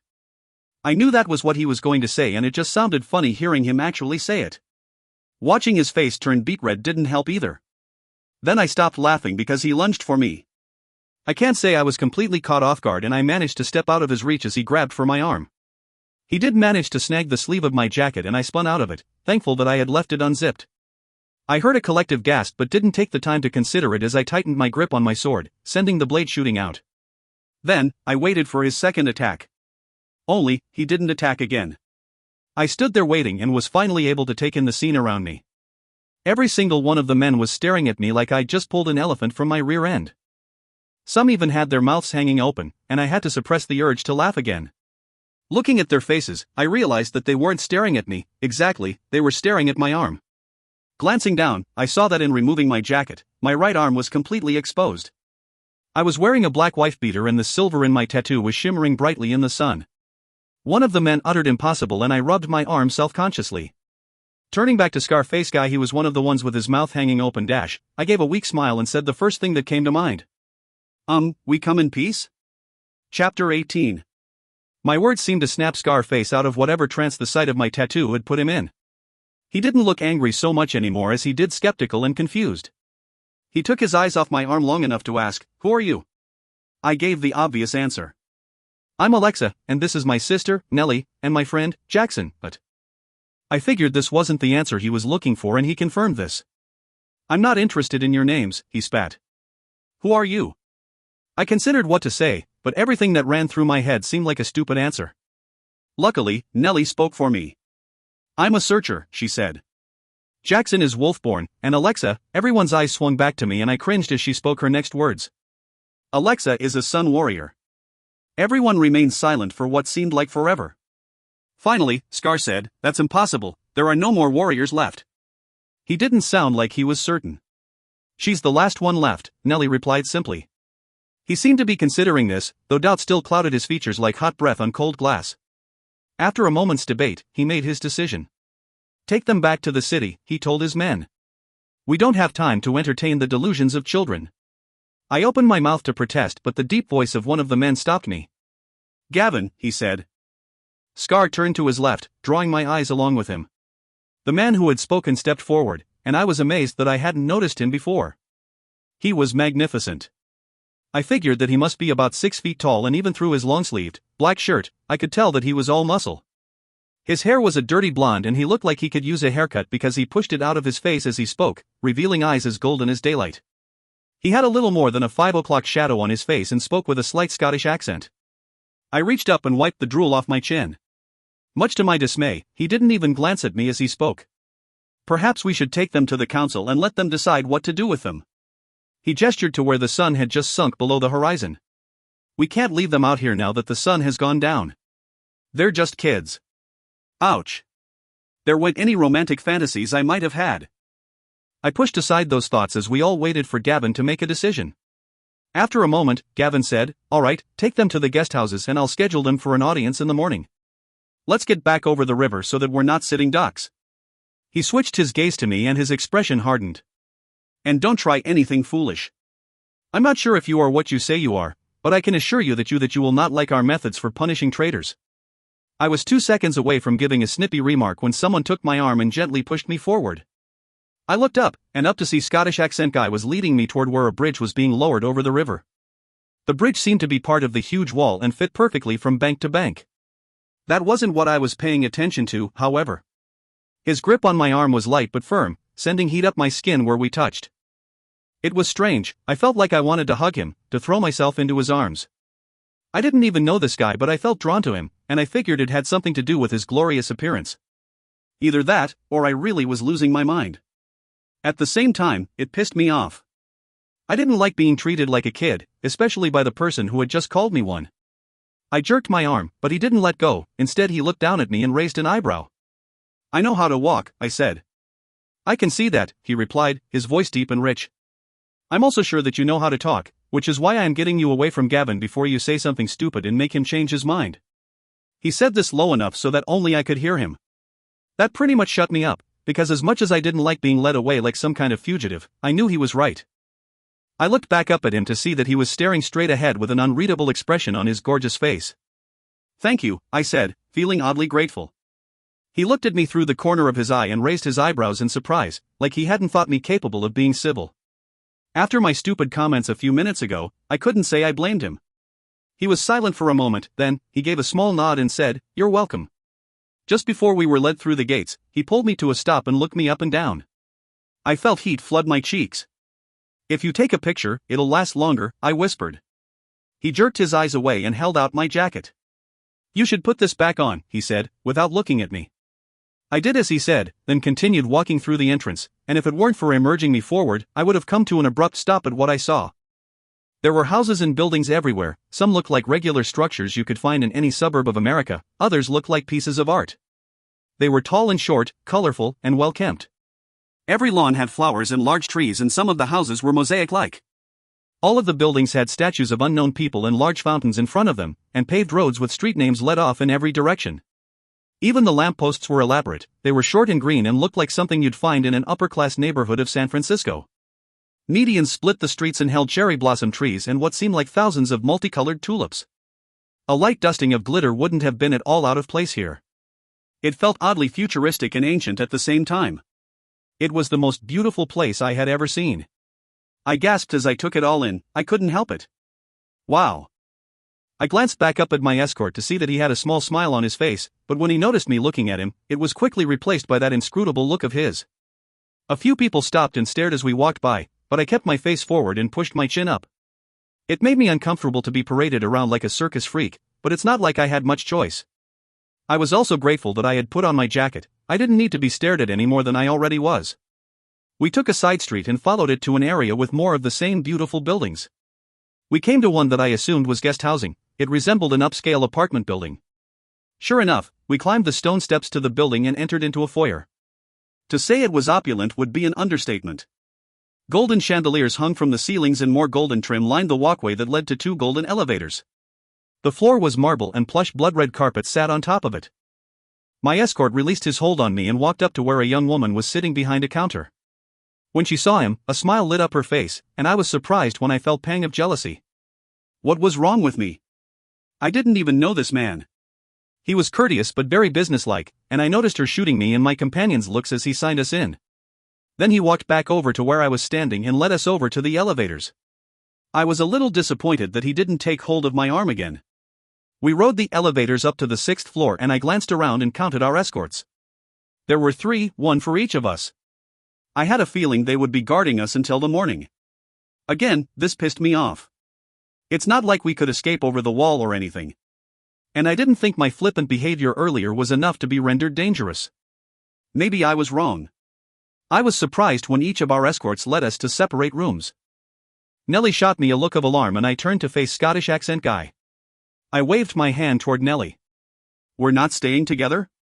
He brought his deep, golden eyes down to mine, and I felt my heart do a little flip.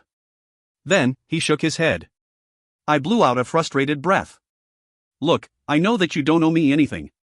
In fact, I guess I kind of owe you, but I lowered my voice and glanced at Nellie. Will she be safe in there by herself? I mean, someone will be watching over her, right? He seemed a little shocked at my question and for a moment I thought he wasn't going to answer me. Then, he slowly nodded his head, as if coming to some sort of realization. I assure you she will be fine. I've been instructed to keep watch over you all tonight and I don't take my duty lightly. It was both a reassurance and a warning. I looked him up and down, as if I was sizing him up, and a slightly amused expression crossed his handsome face. I gave a slight nod and he reached around me, slipping a key card into the room door and pushing it open. I stepped inside and caught the door before he closed it. Before he could protest, I held up my hand. What's your name? He hesitated, as if deciding whether or not to tell me. Then, he said, Caden, and shut the door. I walked into the room and found that it was like a small apartment. It had a small kitchen, a living room, and a bedroom with a connecting bathroom. The furniture was tasteful and comfortable. Unsurprisingly, it was all decorated in gold and red. Much to my delight, it also held a large, flat-screen TV. I didn't feel like I needed any more entertainment for the night though, so I moved into the bedroom and threw myself across the bed, muttering, "What have I gotten myself into?" Chapter 19. I woke up early the next morning and helped myself to a shower. Then, I went to my backpack and pulled out a clean pair of jeans and a black, V-neck, long-sleeved shirt. It was probably a little warm for the long sleeves, but I figured it was important to cover up my tattoo considering the reaction it got last night. I found a blow dryer in the bathroom and set it to my hair. After I was reasonably presentable, I went to the small kitchen in search of food. I found Pop-Tarts and an apple and devoured them in record time. As I was throwing out my apple core, a knock sounded at the door. I glanced toward the bedroom, where my sword was resting on the nightstand. When I didn't feel an overwhelming urge to pick it up, I walked over to the door and threw it open. Caden stood outside the door, looking just as wonderful as he had the night before. And just like before, I got that strange yet wonderful feeling that his presence seemed to invoke. He must have left to change and shower at some point, because he had on a gray t-shirt and jeans. And it looked good on him. He seemed a little tired but alert. He was also looking at me. I was glad I decided to do my hair this morning. I propped a hand on my hip and feigned a sigh. You know, I've got a camera if you want to dash. Just come with me, he interrupted, shaking his head. Where are we go dash? Alexa. Jackson and Nellie appeared down the hallway and I stepped outside my room, shutting the door. Nellie ran to me with a look of relief. Jackson stepped beside me and lifted me off my feet in a hug, then kissed my forehead. Morning, beautiful, he said. I glanced over to see that Caden was watching us. Morning, Jack. Jackson grabbed a lock of my hair and ran his fingers through it, then stepped back so he could look at me. Wow, you look gorgeous this morning. I was still looking at Caden, who was looking at Jack. I couldn't distinguish his expression, but for a second I thought I saw a little animosity behind his eyes. I decided I must have imagined it because a split second later, it was gone. Thanks, I said, pulling my eyes away from Caden. I gave Jack a smile, then turned to Nellie. You okay? She nodded, no need to ask me what I meant, she knew I was just worried about her. We're going to see the council this morning, Nellie said. She looked nervous, and I couldn't say that I blamed her. I spun around and looked at Caden, who was staring straight ahead. Hey, buddy, this council, they're not going to, sentence us to death or anything like that, are they? He raised an eyebrow and one side of his mouth pulled up ever so slightly. No, why would you think that? I shrugged and he continued, they will bring in a searcher to distinguish your races, and then, seeing as how you are minors, they will probably place you in one of the schools. We haven't seen a warrior in ages, though, I'm not sure what they'll do about you. Oh, wonderful. Great, so, no pressure then, I replied. He picked up on my sarcasm. I doubt they'll execute you, he said dryly. I feigned a sigh of relief, though some of it didn't have to be faked. Well, now that that's settled, shall we? Caden led us across the town, or city, with Jackson, Nellie and I trailing behind him. I leaned over to Nellie, panic shooting through me as a thought came to mind. What will they do if they find out what you are? I whispered. She looked over at me as though she had been worrying about this too. They'd kill me, she answered. When I almost choked on my saliva, she added, really, I'm more worried about what they'll do with you. I think I can control what I let their searchers see in me. I'm pretty good. I should be able to keep the Lania part hidden from the search. I gave a slow nod and steeled myself for what was ahead. Let's hope so, I whispered. A look passed between us that we needed no words to interpret. I wasn't worried about myself, I could handle whatever they threw at me. But Nellie, well, Nellie I'd kill for. She knew this too. She nodded. Let's hope so. Chapter 20. We passed what seemed like thousands of more of the same structures and flowers I had seen near the gates. I tried to allow myself to enjoy some of the beauty, but it was hard when I was so nervous about this stupid meeting. The place seemed to take on an ominous feel as we walked toward our fates. More people were out this morning, heading to whatever it was that they did with their days. A few stopped and stared like last night, but for the most part, they seemed to just be hurrying toward their destinations. Finally, we reached a building that stood out from all the others. It kind of reminded me of a courthouse, only it looked way too rich to be a courthouse. Enormous statues of robed people lined the stone steps leading up to the building. There was a large mural painted over the tall silver-trimmed doors of a sun. I reached up and touched my shoulder. The mural looked almost exactly like the sun at the top of my tattoo. Caden led us into the building, and if I thought our apartment building was opulent, I clearly had no idea what that word meant. Unlike the apartment, everything here was decorated in silver, and somehow, it managed to look even classier than the gold decor had. The foyer was enormous, with a high ceiling that was made of all glass, sending the sun in and illuminating the room in an almost heavenly light. 2 sets of curved staircases led up to a long balcony with ivory railings. I couldn't help but stare wide-eyed all around me. Once again, I wondered what the hell we were walking into. We headed up one of the staircases and I ran my hand over the ivory railing, its surface silky smooth. We took a left and followed the hallway down to where a bright red door sat at the end of it. All of the other doors were silver. I silently hoped we weren't headed to that red one. To my relief, we stopped at a silver door with another sun carved into it. Caden punched in a code on the door's electronic lock and ushered us inside.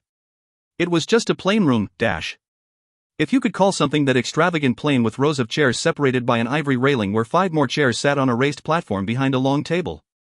Caden directed us to sit down in the first row of chairs and we did as we were instructed. Nellie leaned over and whispered in my ear. Just let me do the talking, okay? I just nodded. Normally I would have made a joke about that B-movie line, but at the moment, my stomach seemed too tangled up in knots to attempt comedy. Caden took up a position by the wall and I noticed that he wasn't the only one doing so. Other men, including Scar, I guess his name was Gavin, but Scar seemed like a better fit, were lining the walls too. All of them, with the exception of Caden, were wearing the same black outfits from last night and I noticed a tiny silver sun embroidered on the shirt's right shoulder that I hadn't seen before. None of them looked at us, they just stared straight ahead, stone-faced. I was sitting in between Jackson and Nellie, and Jackson reached over and clutched my hand in his. I gave him what I hoped was a reassuring smile and squeezed his hand. A quick glance at a clock hanging on the wall told me that it was 5 minutes till 10. I hoped this meeting was scheduled on the hour because I was starting to sweat. Exactly 5 minutes later, a door behind the platform in front of us opened up and 5 people filed in. 3 were women and 2 were men. They were wearing long silver robes and walked with an air of royalty.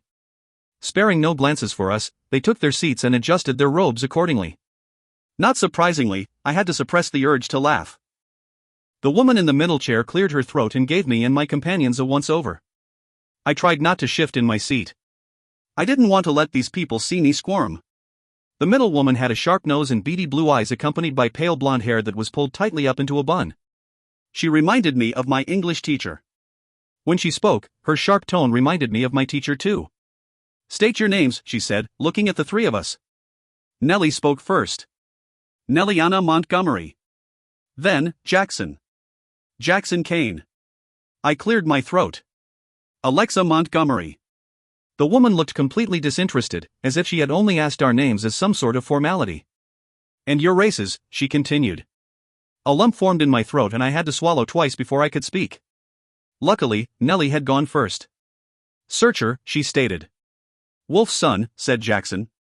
The woman's eyes fell on me and I felt my heartbeat pick up in pace. Summoning up my courage, I was glad when my voice sounded clear and strong. Warrior, I said. The woman looked like she had been ready to move on to the next line of questions, but upon hearing my answer, she stopped and fixed that sharp gaze on me. "I beg your pardon." Her words were clipped. Again, I cleared my throat and enunciated. "Warrior." Her eyes narrowed.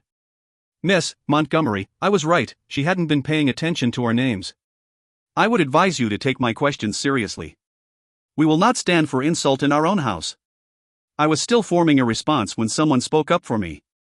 It was not someone I would have expected. "She bears the marks, Your Majesty," Gavin replied, respectfully. Her eyes snapped back to me and she waited expectantly. I nodded my head in confirmation. She sat back in her chair. "Would you be so kind as to show us, Miss Montgomery?" I stood up slowly and reached down, pulling my right sleeve up as high as it would go and tucking it under my armpit, revealing the silver design on my arm. I heard a collective gasp and looked up to see all of the council members were leaning forward in their chairs. None of them spoke for several moments and I was tempted to sit back down. The middle woman regained her voice first.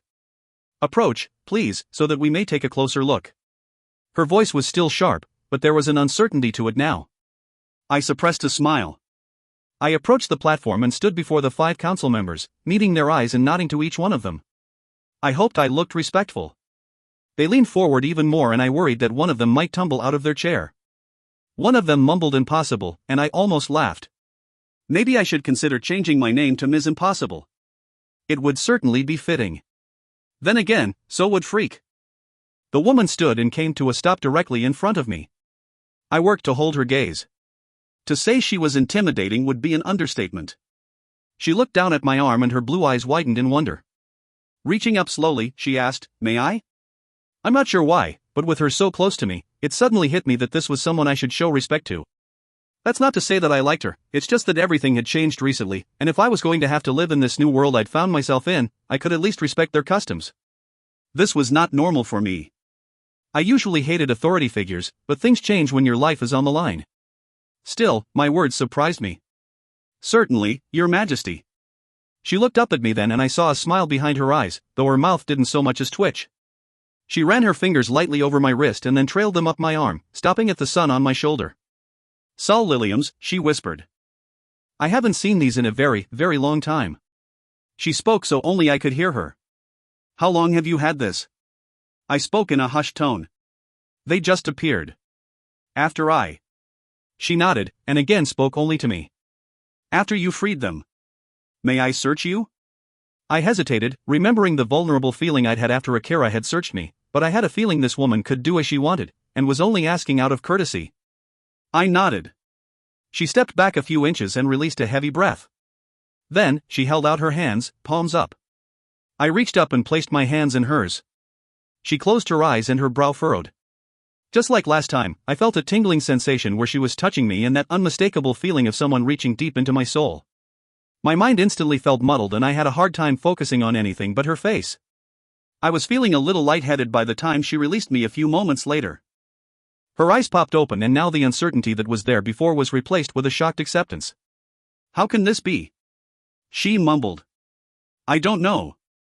"I didn't even know there were such things as warriors until a couple of days ago," I said in a low voice. She considered this. "And what has brought you to us, young warrior?" I felt an unexpected pride well up in me at her words and decided I would think about it later. "The Lamias found us, they took my mother, but my sister and I managed to escape. We've come because we have nowhere else to go that is safe." She stared into my eyes so long that I almost dropped my gaze. At last, she nodded, as if coming to some sort of decision. "We will be happy to accommodate you, young warrior," she whispered. "Louder," she said, "you may return to your seat." When I was seated, the other council members leaned together and started speaking in hushed tones. It was obvious who they were talking about because they kept shooting confused looks my way. The woman's eyes never left me, and finally, she held up a hand so that the others would stop their questioning. "All right," she said, once again taking on that sharp tone. "A searcher, a wolf's son and a warrior," she announced. I suppressed a laugh. I almost expected her to say walked into a bar. "I assume you would like to continue your schooling?" She continued. Nellie, Jackson and I exchanged glances, then, we all nodded. She looked like she was pleased with this. "Good, Nelliana and Jackson, you will be attending the school that caters to your races. Alexa, seeing as how you are the only one of your kind, you have a choice as to where you attend." Nellie shifted beside me. I didn't have to look at her to know what she wanted. I would like to go to school with Nellie, if that's okay. The woman shook her head. I'm afraid that would be of no benefit for you. I had to work to keep my aggravation off my face. I thought she said I'd get to choose. I should have known better. What would you suggest, Your Majesty? I gritted out. She ignored my tone. I would suggest that you attend the Brocken School, it would help you to hone your skills. I thought about this for a second. Okay, I'll go dash. Of course, she continued, cutting me off. I clenched my fists. You will have to get accepted into the school in order to attend. Okay, I said, slowly. I have to take some kind of test or something? She shrugged. The gesture looked funny on her. Of sorts. I narrowed my eyes, forgetting my earlier pledge to show respect. She continued as if she didn't notice my gaze. If you wish to attend the school with our warriors, you must fight for entry. I spoke the first words that came to mind, my mother's words. I only fight when I have to. Again, she shrugged. Well, you can always take up a trade, or live off of Nelliana. Everything comes with a price, young warrior, and those who make it through the Brocken School are paid very well. The men you see standing in this room will testify to that.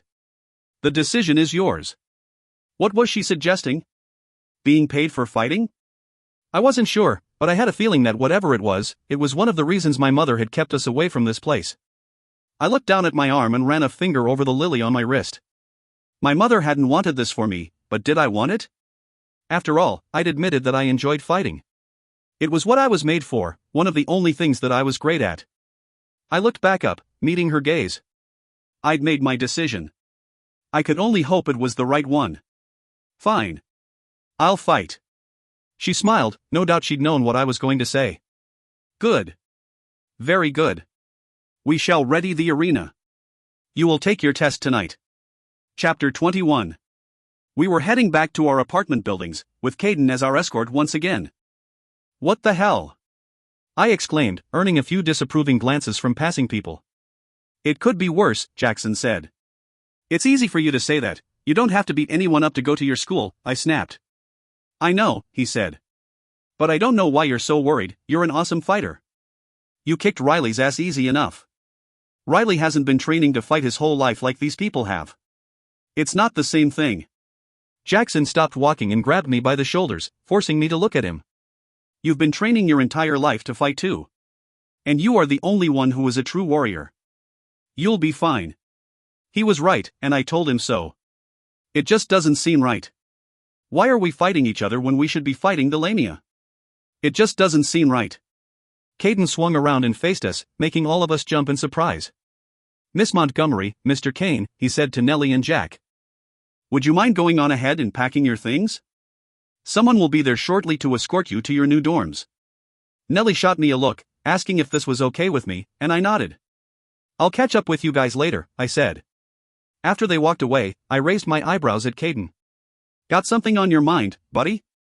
Caden walked over to where a bench sat under a cherry blossom tree, about 10 feet away from the path we'd been walking on. I followed and took a seat on the bench beside him. I felt happy being next to him, and again, this struck me as strange. He stayed silent for a long time and I was just about to break the silence, when he spoke. You don't have to fight. He wasn't looking at me, just staring straight ahead. I took time to consider this. It sure doesn't seem that way. He turned abruptly toward me, his glorious eyes looking at me for the first time since this morning. I know. But you don't have to. You do have a choice. I sighed and looked down at my hands. My voice was small when I spoke. What else would I do? I don't have any other skills. Besides, this is what I'm made for. I wasn't sure who I was trying to convince, him or me. He seemed to pick up on this.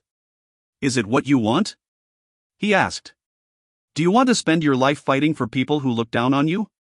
Do you want people to be afraid of you everywhere you go? Do you want to risk your life following the orders of people who wouldn't raise a finger to save your life, and watch those around you die fighting a losing battle? Is that what you want? I didn't know how to answer that, so I asked a question of my own instead. What exactly will I be agreeing to if I do this? What is it that you guys do that earns you such great pay? He seemed to be choosing his words carefully. We're soldiers, we hunt the accursed ones so that their population doesn't reach dangerous levels and we protect our kind when the need arises. That didn't seem too bad. But that's not how we earn most of our living. We fight against each other for the entertainment of our people." He had a disgusted look on his face as he said that last part. Now that was a catch I hadn't anticipated. "What, like gladiators?" He dipped his head. "Exactly like gladiators. But we don't have to, right? We can just kill Lamia and not fight each other if we choose?" He finally looked away from me and a sad expression came over his face. Warriors, true warriors, used to fight only out of necessity, only when those who couldn't protect themselves needed protection. But when the other races decided to enslave them, and then hunted them into extinction, he glanced at me and gave a small smile. My heart skipped a beat. Or near extinction, the Brocken vampires, like me, became our warriors and our race is not known for our intelligence. The same people who enslaved your people enslaved mine in a much more clever way. They offered us an easy way to make a living, fighting for not only our people's safety, but for our people's entertainment. Is that what you want, warrior, to fight for the amusement of others? When I didn't answer, he added, I heard what you said in the council meeting. You said you only fight if you have to, only out of necessity, like a true warrior. Were those just words, or did you mean what you said? I knew that he was just trying to help me and I appreciated it, but at the same time his words offended me. I was so sick of being told what I should and shouldn't do. I didn't need to be told by a stranger, a hypocritical stranger at that. I meant what I said, I replied, through clenched teeth. I don't like to fight unless I have to, but what choice do I have here? I have no money, no family other than Nellie, and nowhere else to go. If I have to fight to live, then that's what I'll do. As far as I'm concerned, that is fighting out of necessity. At least it's something I'm good at. When he opened his mouth to speak, I cut him off. Standing up, I said, and to be honest, where do you get off telling me that I shouldn't fight? Last time I checked, you fight for money too. What makes you different from me? And why do you even care what I do? You don't even know me. It was harsh, but I really couldn't help it. I felt so angry and so wound up that I needed to let it out somehow. And honestly, I didn't understand why he cared. He stood up too and I had to plant my feet so that I wouldn't back up. He was so much bigger than me that he literally had to lean his neck down to look me in the eyes when he spoke. I crossed my arms and waited for his reply. Fine, he said, that unreadable expression back on his face. You want to fight, that's up to you. Follow me. He turned and walked off toward a line of trees. I stood there confused, before jogging to catch up with him. Where are we going, Dot? He glanced back at me, but didn't slow his pace. You said fighting is what you're good at, right? I nodded slowly, still completely confused. Well, then let's go see if you're as good as you think you are. Chapter 22. Caden led me into the trees and we walked for about 10 minutes before coming to a small clearing. I glanced around and turned to ask him what we were doing, and just barely had enough time to dodge his punch. I sidestepped, causing his blow to glance off of my shoulder. It still hurt. My body immediately reacted to the threat, drawing my right leg back so that I was standing in a fighting position. What the hell are you doing?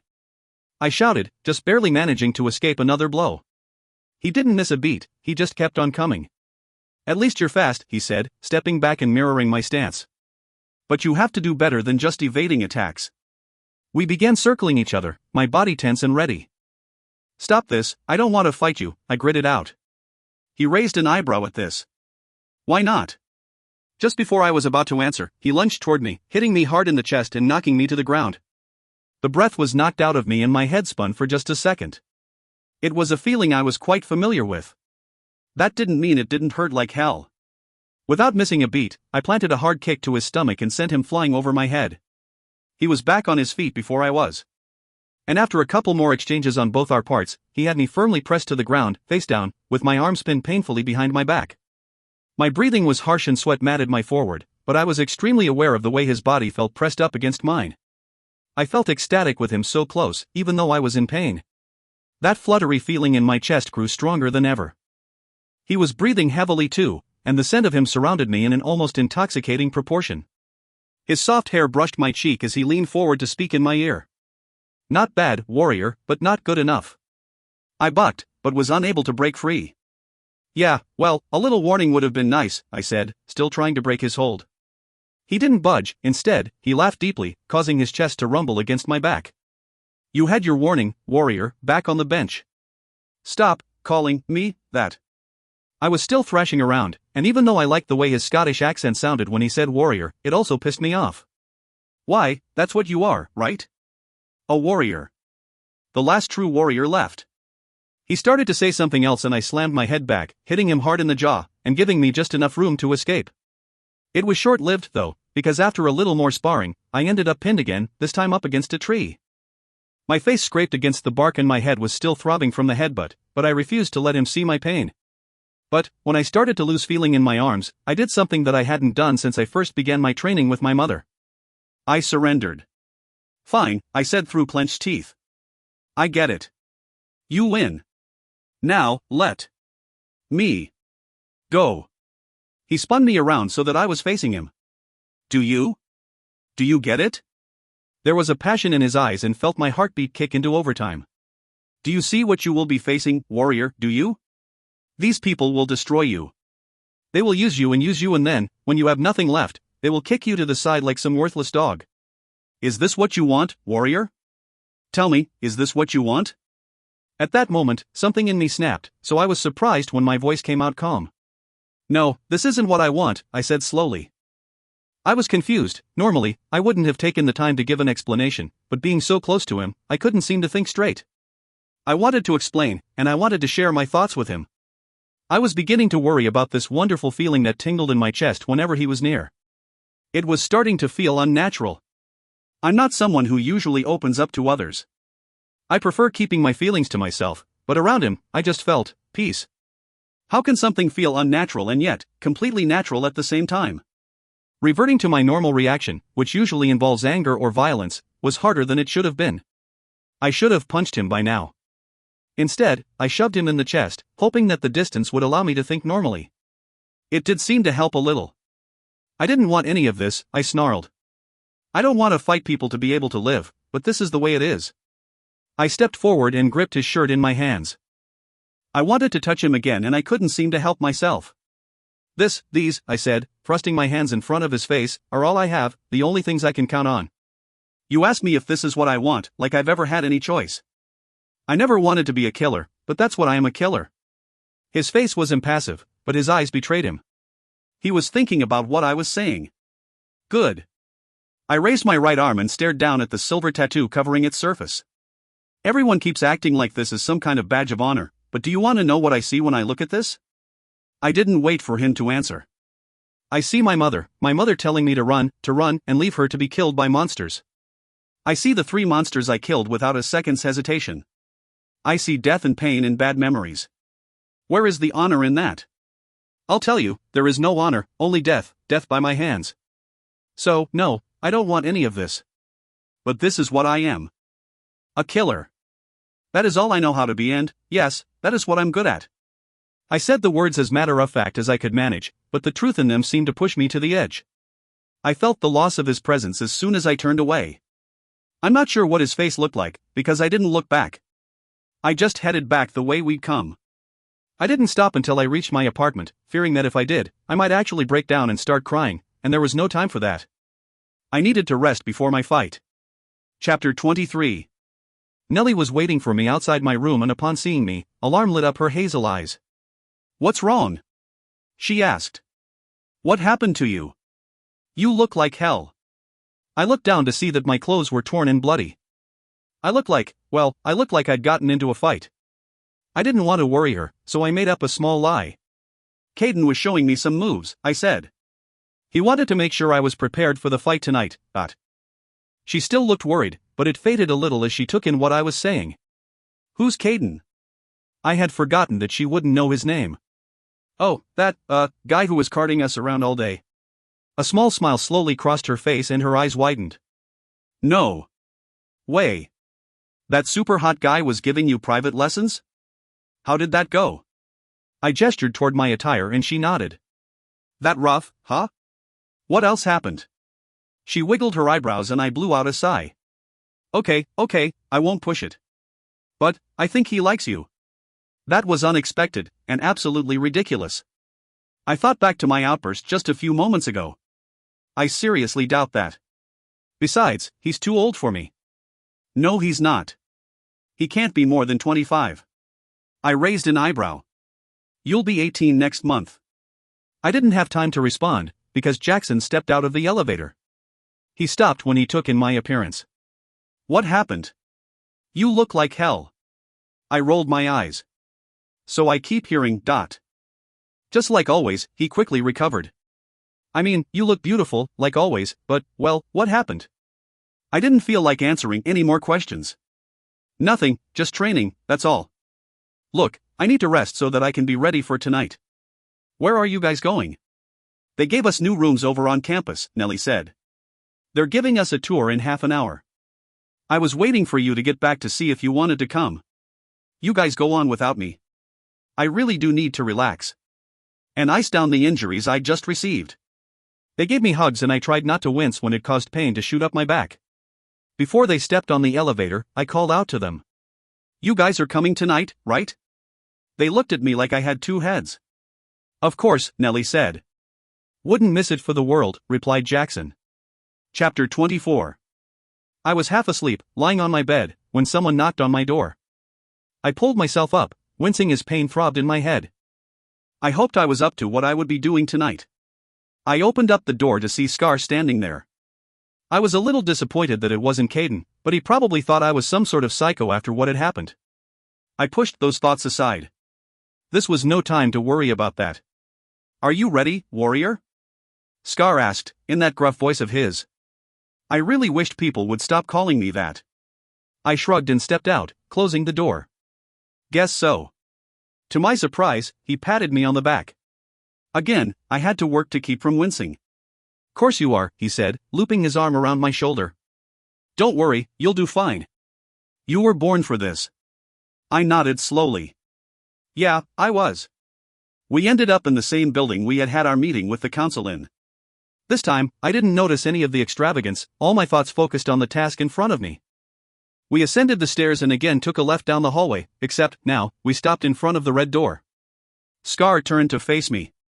Don't worry, he said. Clear away whatever thoughts are on your mind and focus on one thing, winning. Nothing else matters right now. Just do what you have to. I shut my eyes and took a deep breath, letting his words sink in. Finally, I managed to clear my mind and really focus on my task. I peeled my eyes open to see Scar looking at me. Why are you being so nice to me? I had to know. After last night, I'd thought he'd hated me. He shook his head, looking slightly ashamed. I apologize for how I treated you. But the security of our people rests on my shoulders, and I can't afford to let just anyone through those gates. But you are a warrior. Possibly the last true warrior left, and for that, you deserve to be shown respect. I looked down at my arm and my words to Caden came flooding back into my head. I'm not so sure, I mumbled. He looked confused for a second and then he cupped my face with his rough hands and looked into my eyes. I am, he said. Now go. Just before he opened the door and pushed me through, he mumbled, who knows, maybe you'll be the one who will save us all. Chapter 25. I stood in what looked like a dungeon. The walls were stone and the place had a cold, damp feel to it. Unlike a dungeon, however, there was an opening in the walls that led to what looked like a dirt floor. Also unlike a dungeon, outside of that opening, I could hear the cheers of a loud crowd and the muffled voice of an announcer. My heart was beating out of my chest as I walked toward the opening. As I drew closer, I could see rows and rows of bleacher-like stone seats that were jam-packed with people. The announcer's voice rang loud and clear, and I bent over, clutching my knees, as I heard what he was saying. We have a new applicant for our School of Warriors. Alexa Montgomery will be facing Daniel Benson tonight in order to gain entry. If she manages to defeat him, she will be accepted in the ranks and gain Daniel's status in the academy. Shall we meet our fighters? I straightened up and was happy when it didn't cause me pain. Adrenaline always did that to me. And with the amount of adrenaline that was running through me right now, I doubted I'd feel anything if a bullet hit me. I was dressed in form-fitting sweatpants and a dark blue jacket with a black wife beater underneath. I was sweating buckets, so I stripped off the jacket, no longer caring if people saw my marks. They would find out soon enough anyway, and the jacket would hinder my movements. I wasn't even really scared now, I had only one thought in my head, kill or be killed. It was what my mother had always told me. And even though I knew she wouldn't be proud of what I was doing, I would make her proud of how well she trained me. More than that though, I would make myself proud. I would show these people what it really meant to be a warrior. Because that's what I was, a warrior. The announcer had already called the name of my opponent, and if the crowd's cheers were any indication, he was already standing before them. When my name was called, I stepped through the opening. The crowd cheered for about half a second before a silence fell over the arena. I knew what they were looking at, but I didn't spare them a glance, all my attention focused on the guy standing opposite me. He was about half a foot taller than me and packed with muscle. I swallowed hard. I hoped his size would give me the advantage of speed. The announcer seemed to stumble over his words, but I'd heard the only word I'd needed: begin. He started toward me. The way he moved, so cautious and calculated, sent my mind back to the lamia I'd killed in the woods. The images seemed to awaken something in me. Something I knew I should probably shove back, and something I didn't. Finally, he charged and my heart leapt in excitement. I slid just out of reach, turning on the balls of my feet and keeping my eyes on him for every heartbeat. I moved unlawfully fast. The crowd roared in my ears. He spun and faced me, an uncertainty on his face for the briefest of moments before years of training forced it away. I was not an easy person to stare down. And though his gaze never wavered, I recognized the look behind his eyes. It wasn't quite fear, more like the look one gets immediately preceding fear, a look of extreme apprehension. The regard one acquires right before everything falls to pieces. I'd learned that at moments my speed could be ungodly. My strength could too. But I don't believe these things were the reasons my opponent had that peculiar look behind his eyes. It was something else he saw. That same something that I probably should have kept leashed. Everything around me faded away as I stood staring at my opponent. The crowd melted, colors blending together and faces disappearing. I couldn't see anything but Daniel, this boy standing between me and victory. I could hear nothing but my heartbeat pounding in my ears. I watched his every muscle for movement. Speed and power coiled inside me like an angry serpent. That other me broke straight through to the surface as Daniel rushed forward. I waited for the last possible second, then spun to the side in what I'm sure was just a blur of movement to all spectators. Daniel stumbled over the spot that had been my position a quarter of a heartbeat earlier. I spun around him once more, loving the feel of the power in my body. Mid-turn, I backhanded him so hard my fist cracked like thunder on his skull. Instead of feeling pain in my hand from the impact, I felt a small spark of energy. Somewhere in the distance, a crowd roared. At that moment, I lost all control. I let go of all the hate and all the pain and all the anger that seemed to be drowning me over the last few days. And I let go of it on Daniel. It felt better than I would ever admit. I went over to where he was now lying on the ground, grabbed him by the shirt front, and punched him hard in the face. Over and over and over again. With each blow I felt a zing of energy, bits and pieces of that magnificent feeling I'd gotten after taking Delaney's life. I clung to it. Like the continuous draws of a chain smoker to please an insatiable need. I felt myself departing also, as though I was slipping away, right along with Daniel. I was allowing myself to become what I'd always feared most. I didn't care. I understood the consequences of what I was doing, and I didn't care. As I drew my fist back once again, a single voice smashed into my awareness like a stone on glass. Nellie. She was screaming my name. Screaming for me to stop. I'm not even sure how I heard her over the pounding in my ears, but I did, and it captured my attention like a bright comet streaking through a blood-red sky. My hand paused mid-air. The crowd still roared. I briefly remember scanning my surroundings for Nellie, not finding her, just seeing blur after blur of unfamiliar face. I looked back down at Daniel, down at my red-stained and steady hands, back to the crowd for Nellie. She wasn't there. Not there. My eyes fell back to Daniel. One side of my mouth slowly pulled up. Alexa. No. Don't do it, Alexa. You don't want to do it. Nellie again. I took one last desperate look around. Half of me begged to find her. The other half just wanted her to shut up. I held completely still, pulled too hard in separate directions to move. Lex. Nellie's voice again, no longer elevated, more so just sad. I remained unmoved. The crowd's screams continued. I know you're stronger than this. I hesitated. Then, my hands dropped down to my sides. My head fell forward, chin tucked tightly to a heaving chest. After a moment, I dared to look back up at the boy lying in front of me. Reaching out a red-stained, no longer steady hand, I gently turned his head so that I could see his face. Blood was dripping from his mouth and his eyes were completely closed. Absent-mindedly, I ran my fingers down his cheek, then rested them on his neck. His pulse beat weakly under my touch. The monster inside of me shoved hard, urging me to finish what it had started. I almost listened. God only knows how bad I truly wanted to listen. Nellie's words saved Daniel's life that day. I know you're stronger than this. I battled the hunger with every bit of strength in me, but still, I could feel Daniel's life force flowing into me. Sweeter than Tupelo honey. I clenched my teeth together and shoved the feeling away. It took everything in me, my energy included. I only had time to see Daniel's eyelids flutter before I passed out. Chapter 26. I woke up feeling completely drained and found it hard to move my muscles. I also woke up not knowing where I was. I assumed it was some kind of infirmary, because it looked cold and sterile. I didn't need to look to my right to see who was sitting there, even though my brain refused to believe who my instinct told me it was. There was no mistaking the feeling. Caden. I closed my eyes, basking in the wonderful high I got whenever he was near. Without looking at him, I asked, "Where's Nellie?" My voice came out small and weak. I opened my eyes and tilted my head so I could look at him. He smiled then, and the sight of it was so beautiful I could have wept. Relief flooded his features as he spoke. "Nellie and Jackson just left. They didn't want to, but the doctor said you would be fine and I told them I'd stay with you until you woke up." Jackson seemed a little more unhappy about this than Nellie, but both of them were ready to pass out, so they said they'd sleep for a few hours and then come back. He seemed pleased about the Jackson part. I rested my head back against the pillow. "How long have I been out? What time is it?" He glanced at his watch. 3 a.m. "You've been out for about 8 hours.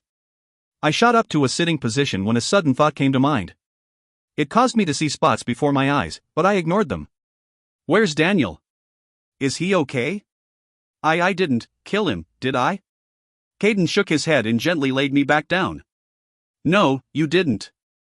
Daniel is going to be fine."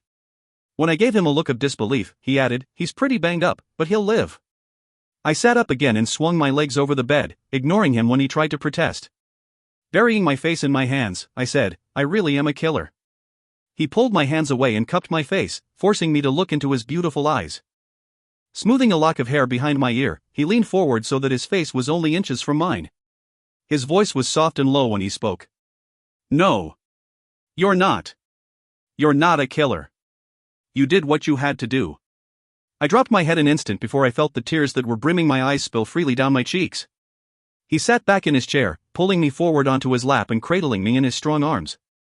It felt so right to be in his arms, but at the same time, I felt the emotions that had been burning me for the past few days burst free. I buried my face in his chest and cried. Really and truly cried. He just held me. And I just cried. Chapter 27. About a week later, I was sitting on my bed in my new dorm room, staring out the small window. Not much had happened since my fight. A lot of people I didn't know had congratulated me for my victory, and even more people had asked to see my tattoo. After about a day of this, I had decided to keep to my room as much as possible. I didn't feel like being treated like a hero for what I'd done, and I was angry that these people could think of it as some kind of honor. I had been given a room in the Brocken Vampires' dormitory. I was the only girl in the whole building and the boys had been warned not to bother me. I'm not sure what they'd been threatened with, but no one came by except for Nellie and Jackson. They were worried about me and I couldn't really blame them. I'd been walking around like some sort of zombie since after leaving the infirmary. After the infirmary, and after Caden. I hadn't seen him since that night. I must have fallen asleep in his arms because I don't remember getting back up. But when I'd woken up again, he was gone and Nellie and Jackson were there. I wasn't sure if Caden was avoiding me, but he certainly wasn't making any efforts to see me. This bothered me more than I wanted to admit. He'd seen a side of me that so few ever got to see, and for that reason, I felt oddly close to him. If I was being completely honest, I missed that wonderful happy feeling he seemed to bring me. I missed him, and I found myself craving the balance his presence seemed to give me. At the same time, I was glad I hadn't seen him because I was really embarrassed about crying in front of him like I had. Most of all, though, I missed my mother. I wished more than anything that she could be here, telling me what to do. It was a little sardonic seeing as how not too long ago, I would have been happy to be making all my own decisions. Now I just wanted her to tell me what to do. I guess life is just funny that way. When a knock sounded at my door, I knew who it was, so I just told them to come in. Nellie and Jackson entered the room, and I pasted a smile on my face. Nellie was wearing a jade, cap-sleeve dress that hung down just past her knees. Her light brown hair was pulled back into a loose bun and her hazel eyes looked bright and beautiful with the color of the dress. Jackson was wearing almost all black dress shirt, black dress pants and a silver tie. His reddish-brown hair was combed back neatly. I had never seen Jack in anything other than his flannel shirts and jeans. My smile turned genuine now. They looked amazing. "Hey guys, you look great. What's up?" Nellie smiled that beautiful smile of hers, and said, "Why aren't you getting ready?" "A ceremony was being held for me today for my victory in the fight with Daniel." Apparently, it was some big honor because not many people were accepted into the Brocken school. I was now an official student at Two Rivers Academy for Warriors. Yay! I shrugged. I've got another hour. I was just about to hop in the shower. Need help? Jackson asked, with a mischievous smile on his face. I laughed. Jack could always manage to make me smile. "I think I'll be okay, but thanks. I guess." He smiled and held out a box he'd been holding. "We got something for you." I took it and shot a suspicious glance at Nellie. She just smiled. "What is it?" I asked. She shrugged. "Open it." I eyed her warily. "Okay, but if it's another mystical weapon, I'm not sure that I want it." "Well, that depends on your definition of weapon," said Jackson. I pulled the top off of the box and pushed aside the tissue paper inside. Gasping, I asked, "Where did you guys get this?" It was a black dress. Well, a really, really nice black dress. Pulling it out of the box and holding it up, I saw that there was a silver, glitter-like material subtly mixed in with the black, making it shimmer when it hit the light. It looked like it would stop just above my knees and had thin straps that crossed in the back. It was the nicest piece of clothing I'd ever had. We had some money left over, Nellie smiled. So we went exploring this morning and found a dress shop. You like? Her smile was contagious. I love, I said. Thank you.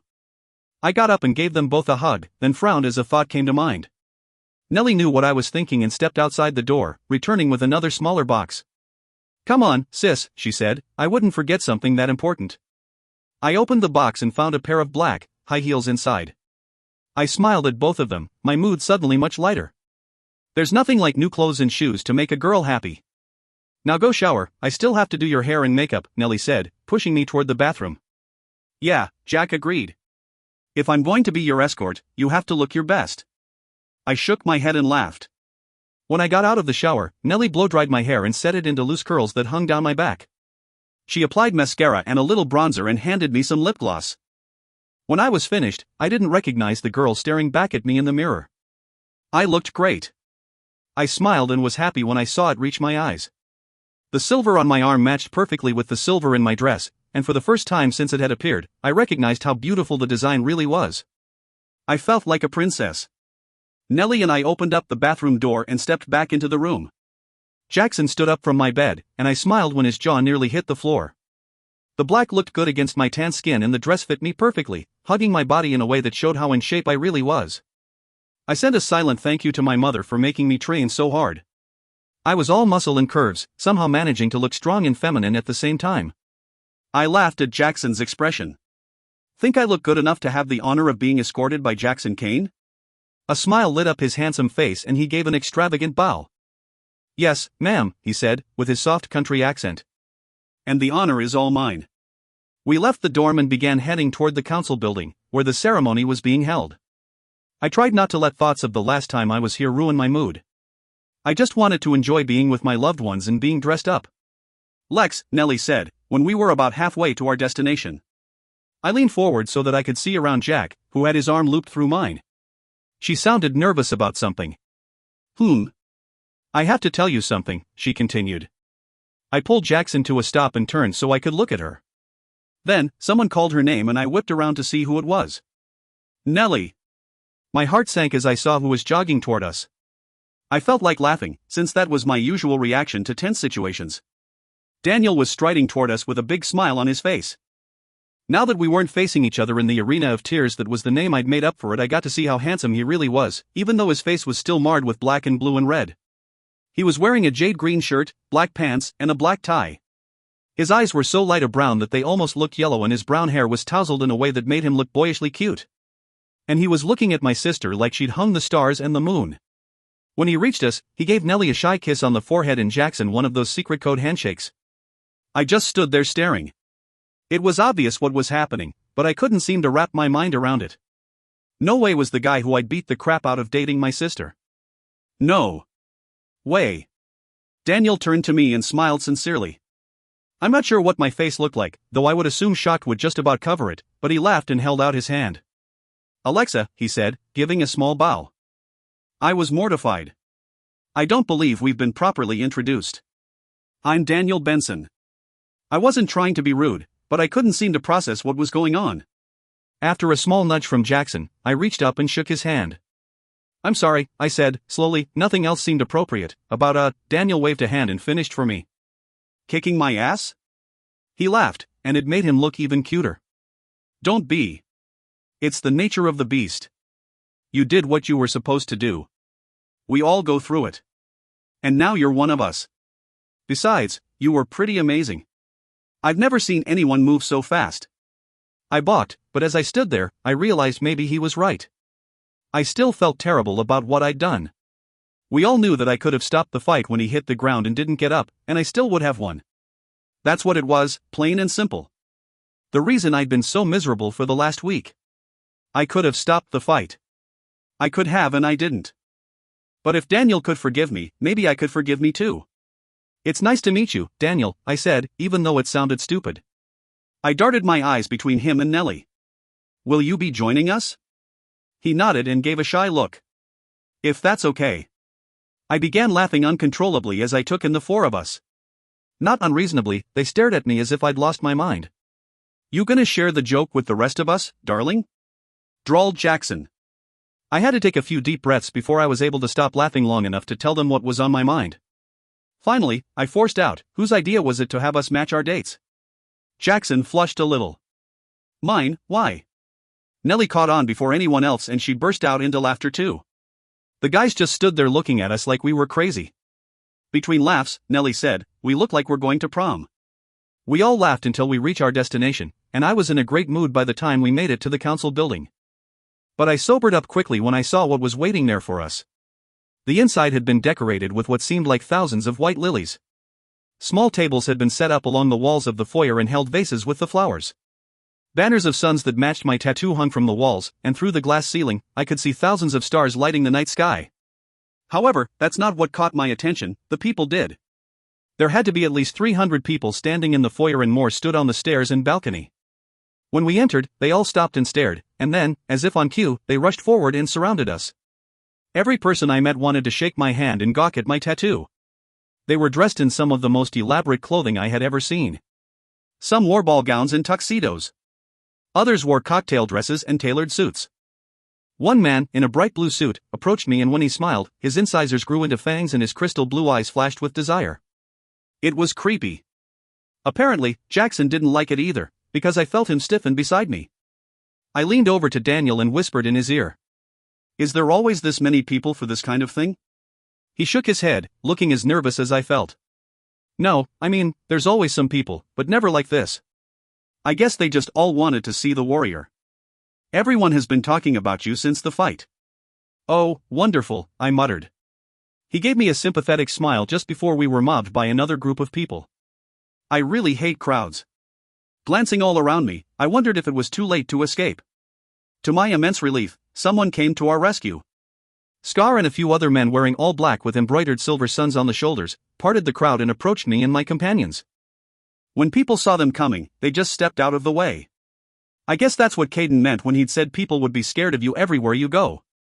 I'm not sure if it was the black uniforms or if they just knew all of their warriors, but everyone kept a healthy distance from Scar and his men. His men included Caden. As soon as I saw him, I averted my eyes. I didn't like the way my heart always seemed to beat out of my chest and how my hands grew sweaty whenever he got near me.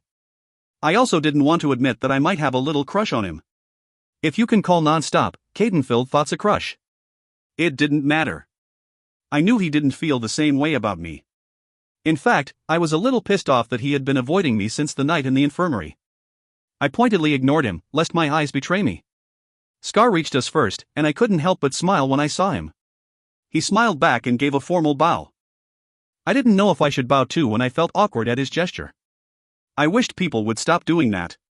What was this, Japan? Hey, Askavan, I said, catching myself before I said something rude. The smile he gave me did wonders for his usually serious face. Thought you could use some help getting through the crowd, he said. I've never seen anything like this. He looked me up and down. You look beautiful tonight, warrior, and you do as well, Miss Nelliana. Thank you, Nellie and I replied in unison. He nodded. I hope you're ready, if you think this is a lot of people, wait till you see the ceremony room. I'm not sure what my face looked like, but Scar let out a deep rumble of laugh. Then he and his men turned and started marching up the stairs with Jackson, Nellie, Daniel, and I following as closely as we could. Two of his men, one being Caden, not that I was paying attention, waited for us to pass and then brought up the rear of our group. Just like before, people tripped over themselves to get out of the way. I couldn't help myself, so I snuck a glance over my shoulder at Caden, pretending to scan the room. He was staring straight ahead with an inscrutable look on his face.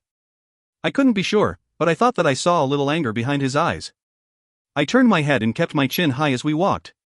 What did he have to be mad about? I decided that I would think about it later, because we had just entered the ceremony room. Scar had been right, there had to be 1,000 people packed into the large room.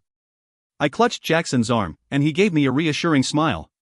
"Don't be nervous, darling," he whispered. "You faced much more intimidating things. You'll be fine." I smiled up at him. "You always know what to say to make me feel better, Jack." He gave me that adorable, mischievous smile of his. "I know how to do a lot of things that would make you feel better." I raised an eyebrow and laughed. "Watch it, Wolfie, I'm pretty sure I could kick your ass." He considered this. "Yeah, pretty sure you could." We were ushered to the front of the room and given seats in the first row of chairs. All of the other seats in the room were filled and people were even standing in the back. In front of us was a large stage with stairs on both sides leading up to it. Scar gave my shoulder a light squeeze and then went to take up a position near the wall, where other men with the same all-black ensembles were standing. I guessed warriors worked security for events like this. A few minutes later, a short, chubby man entered the stage from somewhere beyond the enormous red curtain that hung along the back of it. His appearance struck me as odd for some reason, but it seemed to be just beyond my mind's grasp. He approached the podium and cleared his throat into the microphone. The crowd grew silent, and he began speaking. "Her Majesty, Queen Camilla and Monteleone," he said, in a regal tone. Everyone in the audience rose to their feet. A heartbeat later, I followed suit. Not surprisingly, the woman from my council meeting entered the stage and walked gracefully over to the podium. The short man gave a small bow and stepped quickly out of her way. "Please, be seated, my people," she said. After everyone was seated, the queen began her speech. I think she said something about tradition and honor, but I couldn't be sure. My attention was directed elsewhere. I scanned the room and saw that Caden was standing by the wall near us. He looked over at me, as if he could feel me watching him.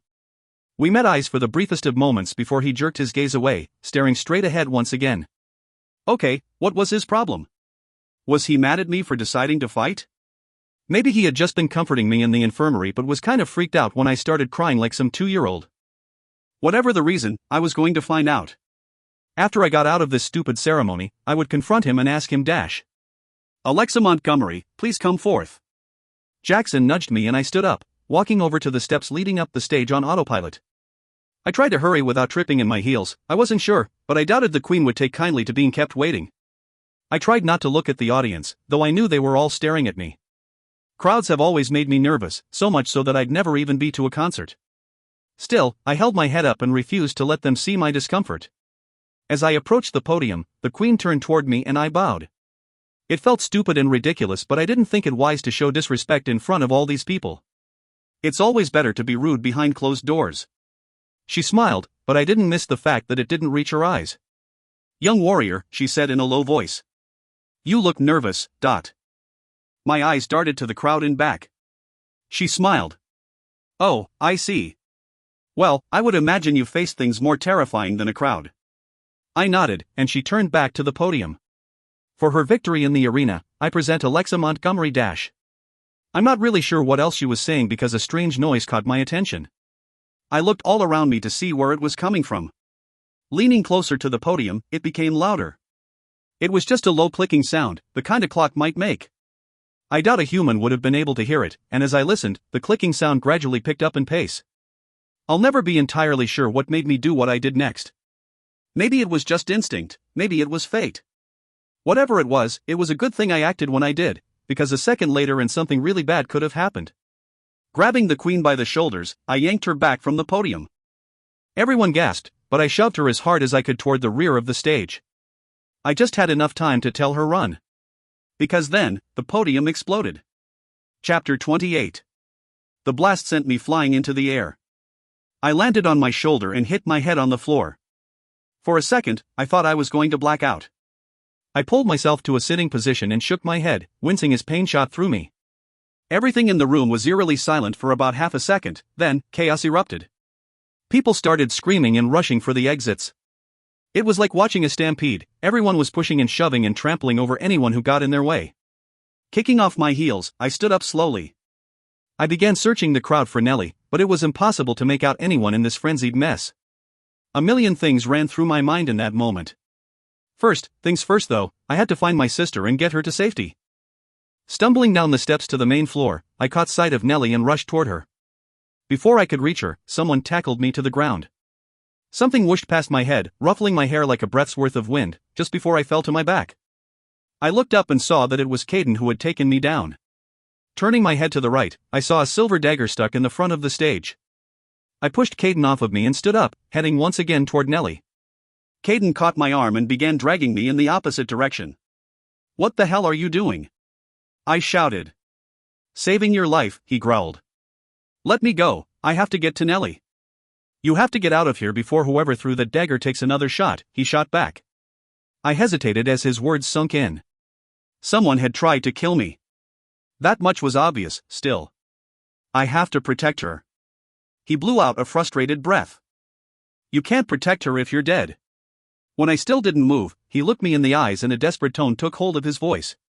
"Please, Alexa, trust me." Hearing him call me by my name made my heart flutter. He usually just called me Warrior. I hadn't even known he knew my name.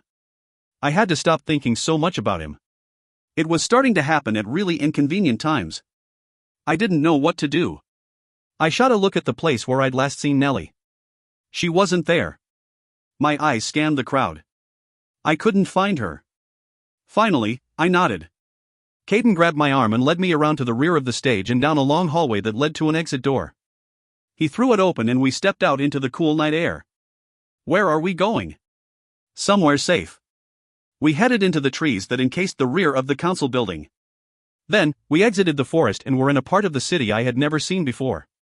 It was still beautiful, but much less opulent than area I had become acquainted with. We reached another line of trees and again, went straight into them. Finally, we arrived at a small cabin set back in the woods. He opened the door and led me into a living room area. It had a small fireplace, a sofa, and a big patterned rug, but no TV. There was also a large bookshelf that took up an entire wall and was filled with books. I sat down on the couch and spots danced in front of my eyes. I guess I was more banged up than I had thought. Caden disappeared into another room and returned a few seconds later with a first aid kit. "Do you live here?" I asked. He nodded and began taking bandages and disinfectant out of the kit. When he reached up to push the hair out of my face, I caught his hand. "I'm fine." He gave me a stern look and I sighed and tucked my hair behind my ear. Something wet and sticky touched my fingers. I looked down at my hand to see that it was covered in blood. "Oh." He shook his head and poured alcohol on some gauze. Reaching up, he touched it gently to my forehead. "Ah." His eyes widened in alarm and I laughed. "Just kidding." He blew out a heavy breath and shook his head again, but I saw a small smile turn up his lips. That goofy happy feeling swelled in my chest. I liked making him smile. I liked it a lot. He returned to cleaning my forehead, and I clenched my teeth. It actually did sting a little. The pain was but a token of payment for the view, though. His golden eyes examined my wound with such intensity that my breathing grew shallower and shallower as he continued his work. He was so perfect. The most glorious man I had ever seen. His dirty blonde hair hung in his face a little bit, the same color as the short whiskers covering his strong jaw. Before I knew what I was doing, I reached up and brushed his soft hair gently to the side. His eyes met mine, and my heartbeat rivaled a hummingbird's wings. For a moment, I thought I could see desire lurking behind his gaze, but a second later he looked away and grabbed a clean piece of gauze. Covering it in more alcohol, he returned to his work. "Are you mad at me?" I blurted out. His eyes met mine again and a look of surprise came over his face. "Why would I be mad at you?" I looked down at my hands. "I don't know. It's just, why have you been avoiding me then?" A guilty look came over his face and my earlier anger at him returned. "See? You have been avoiding me. Why? Was it because of that day in the clearing?" Because, honestly, I think I had every right to react the way I did. Even though I still felt stupid about it. He dropped his hand from my forehead and sat back on the coffee table right in front on me. I wondered at how it held his weight. When he just sat there, I threw up my arms. All right, whatever. Standing up, I said, "Thank you for saving my life, I appreciate it. But I'll take it from here." When I went to move toward the door, he caught my arm. The touch almost made my knees go lax. "I'm sorry, Alexa. Don't leave." I eyed him wearily, but if I was being honest, I didn't really want to leave either. I really liked being around him. I really liked him. I worried that I was starting to get addicted to the way he made me feel. I sat back down on the couch. When I opened my mouth to speak, he held up a hand. "I'm sorry about how I treated you that day. You were right. I had no right to tell you that you shouldn't fight. It was none of my business." "Then why did you?" He hesitated, and I blew out a frustrated breath. "I just wanted to give you a chance to realize what you were walking into. You're so young. You have your whole life ahead of you. I just thought you should be given a chance to choose something other than this," he said, gesturing to my forehead. I looked down at my hands. "I guess I just don't get why you would care," I said, my voice barely a whisper. He reached up, calloused but gentle fingers taking hold of my chin. My lips partly slightly as my breaths grew short again. "I don't think you understand just how special you are," he whispered. I held his gaze for a moment, then I looked down at my right arm. "I don't think this makes me very special. Actually, it kind of just makes me mad." He ran his fingers over my wrist, then trailed them up my arm. His strong hands led chill bumps as they ascended. My chest rose and fell, and I was sure I'd lost my poker face. "No, that's not what makes you special," he said, in a hushed, deep voice. "You're brave and strong. You care for others more than you care for yourself. You risk your life for what you think is right, and you would willingly die for those you love. That's what makes you special." I flicked my gaze back up to his, and what I saw there made my breath catch in my throat. I could tell that he was struggling with something, and if I hadn't known better, I would say it was desire. His eyes spoke legions, and for a moment, I thought that he might kiss me. He didn't. Instead, he stood up rather abruptly. I slumped back against the couch and rubbed my hands over my face. This was all I needed, falling for a guy who obviously did not want me in that way. I exhaled slowly. "I need a cigarette." He looked over from where he was now standing by the fireplace. "You smoke?" I nodded. "Don't suppose you have any." He grew thoughtful for a second, and being the smoker that I am, my eyes lit up with hope. He laughed at my expression. "No, I don't. But I guess we could go get some, even though I don't think you should be smoking. Those things will kill you." I rolled my eyes. "Never heard that one before." "Doubt it. I'm pretty sure that something else is going to kill me long before the cigarettes get their chance." He laughed at my morbid statement, and the sound of it warmed me. I loved his laugh. I loved making him laugh.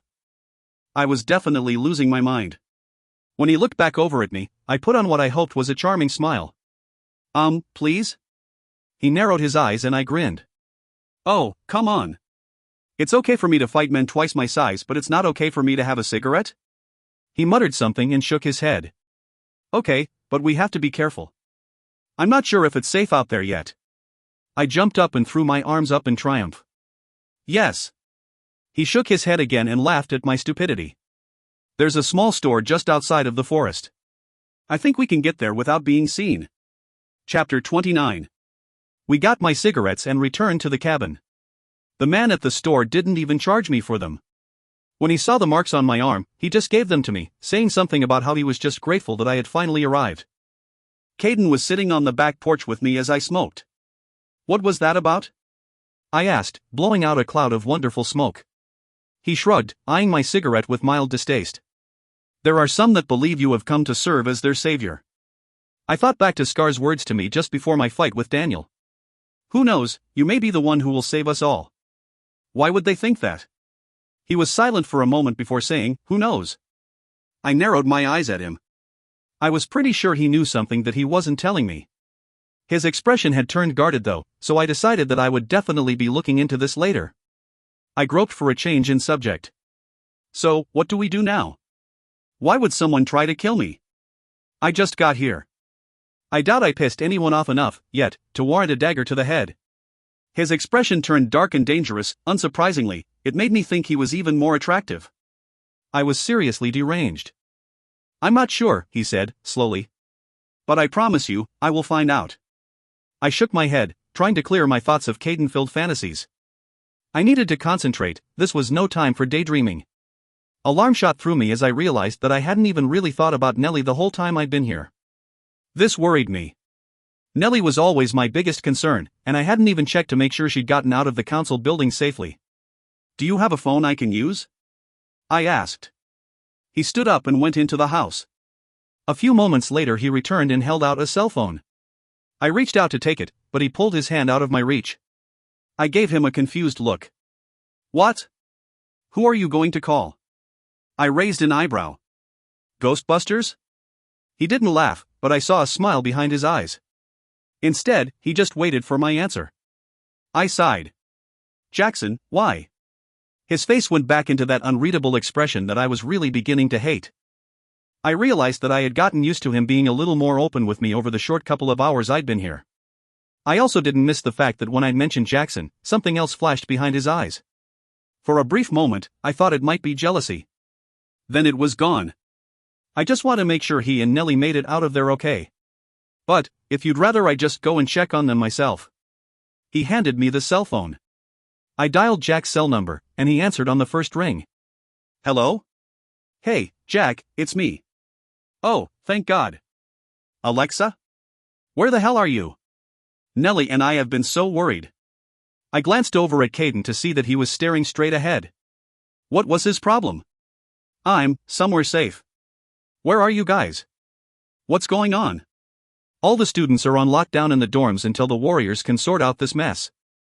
Everybody's really freaked out. Here. Nellie wants to talk to you. Alexa?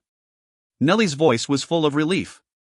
I felt bad for not thinking to call earlier. What's up, Nell? Oh, thank God. I've been so worried. Where the heck did you go? I looked for you when we made it out of the council building, but I couldn't find you. Then, Gavin told us to return to our rooms. He said he'd look for you, but he hasn't come back yet. Jackson and Daniel stayed with me because I was freaking out. Where are you? I looked back over at Caden, who was now staring at me. I'm safe. I'll head back soon. I was checking to make sure you were okay. Okay, she said, slowly. I could never fool Nellie, she knew I was keeping something from her.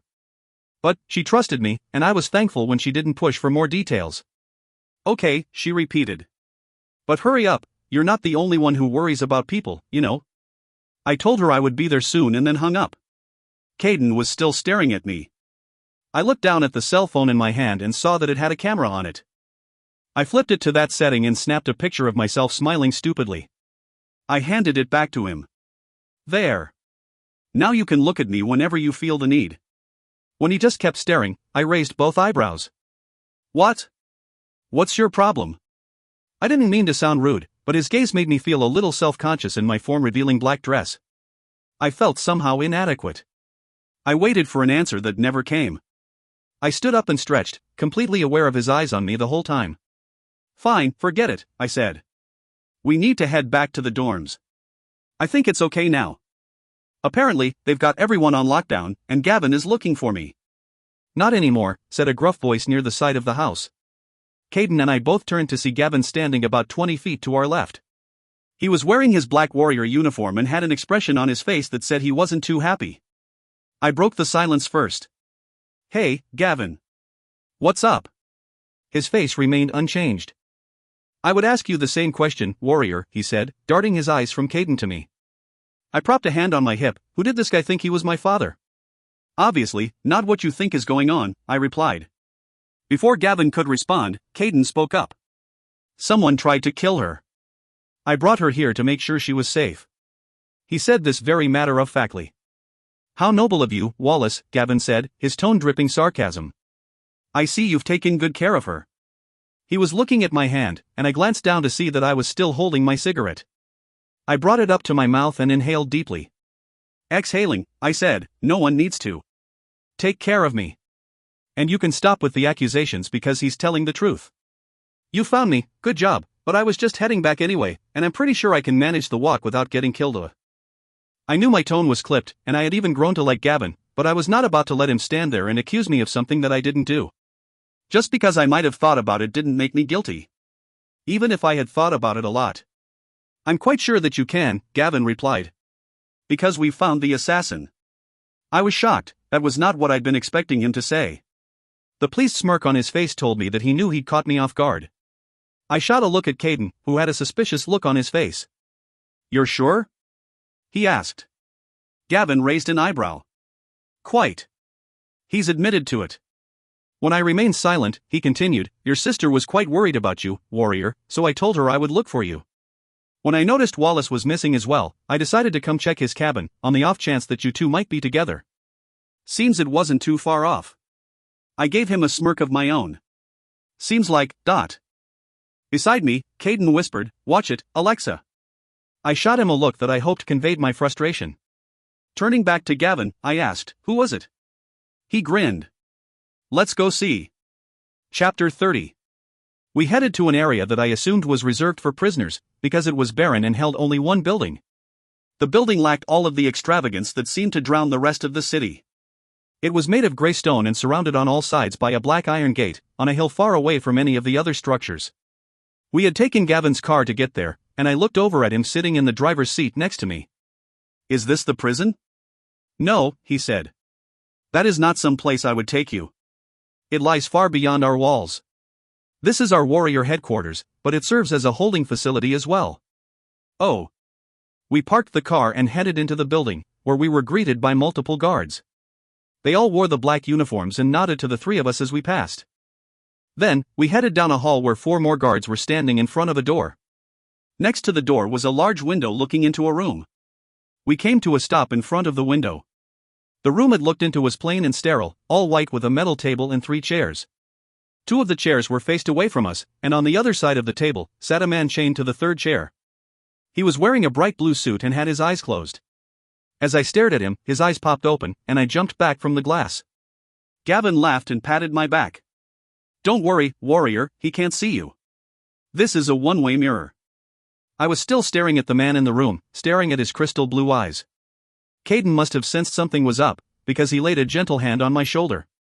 I felt better having him there, but I was still pretty shocked.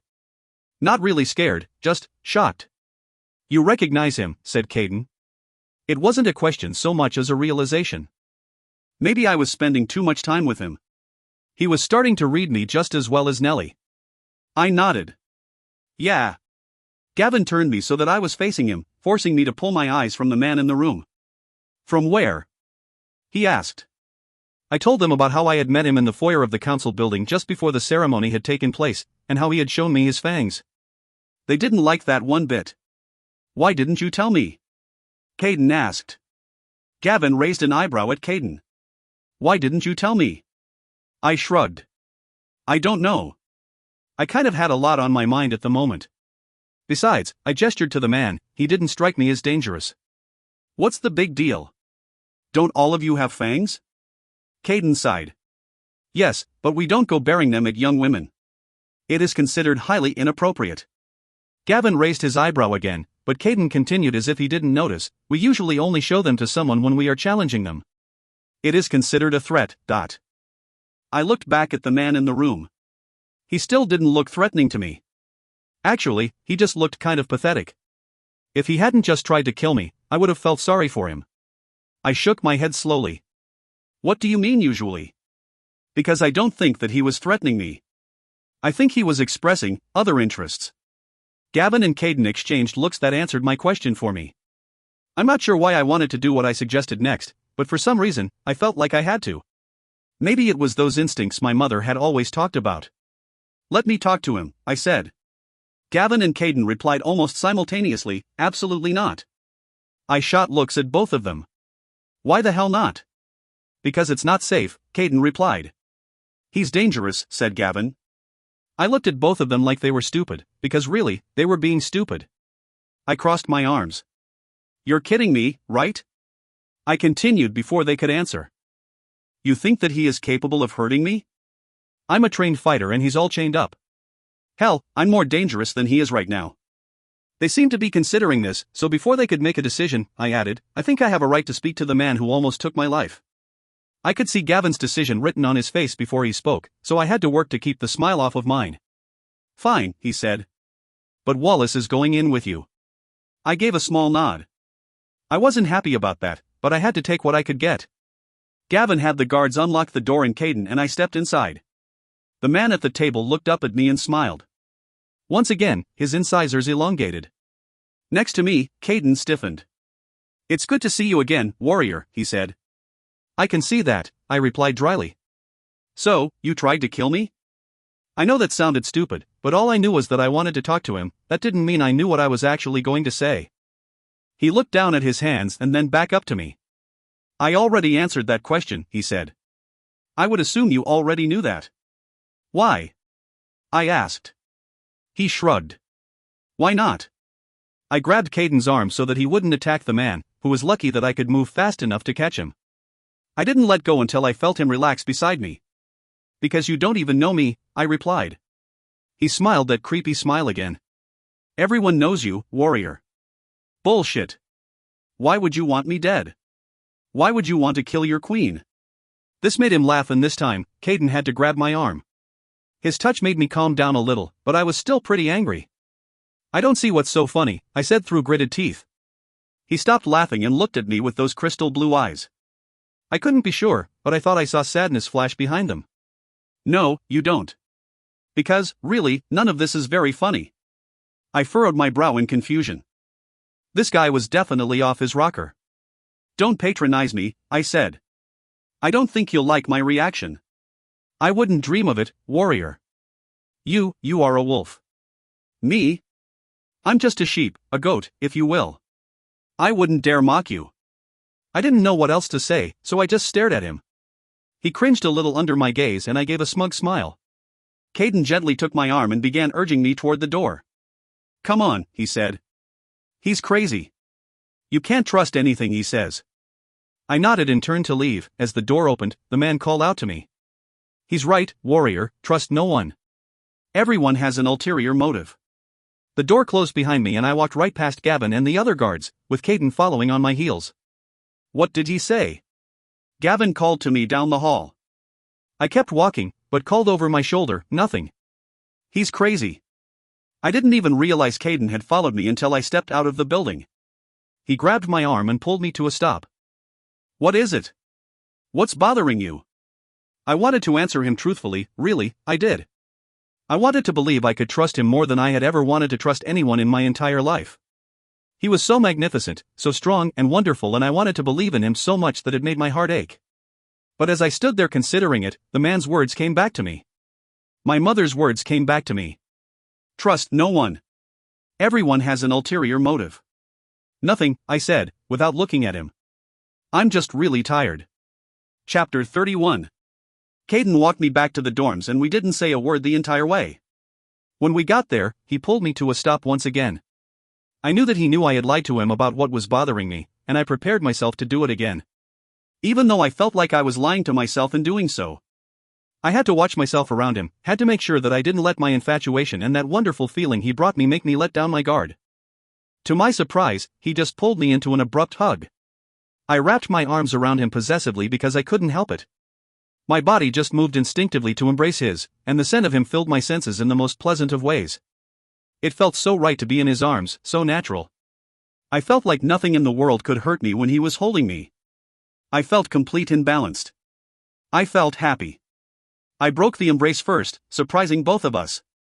I didn't need a man to make me happy, never had. And I wasn't about to start now. I needed to be able to think clearly, to figure out what was making me feel like I was missing something here, and I couldn't seem to do anything but be happy when he was around. So, what I did next was much harder than it should have been. Maybe one of the hardest things I have ever had to do, aside from leaving my mother that night. Thank you, I said. For everything. Your WEL dash. But I need you to stay away from me.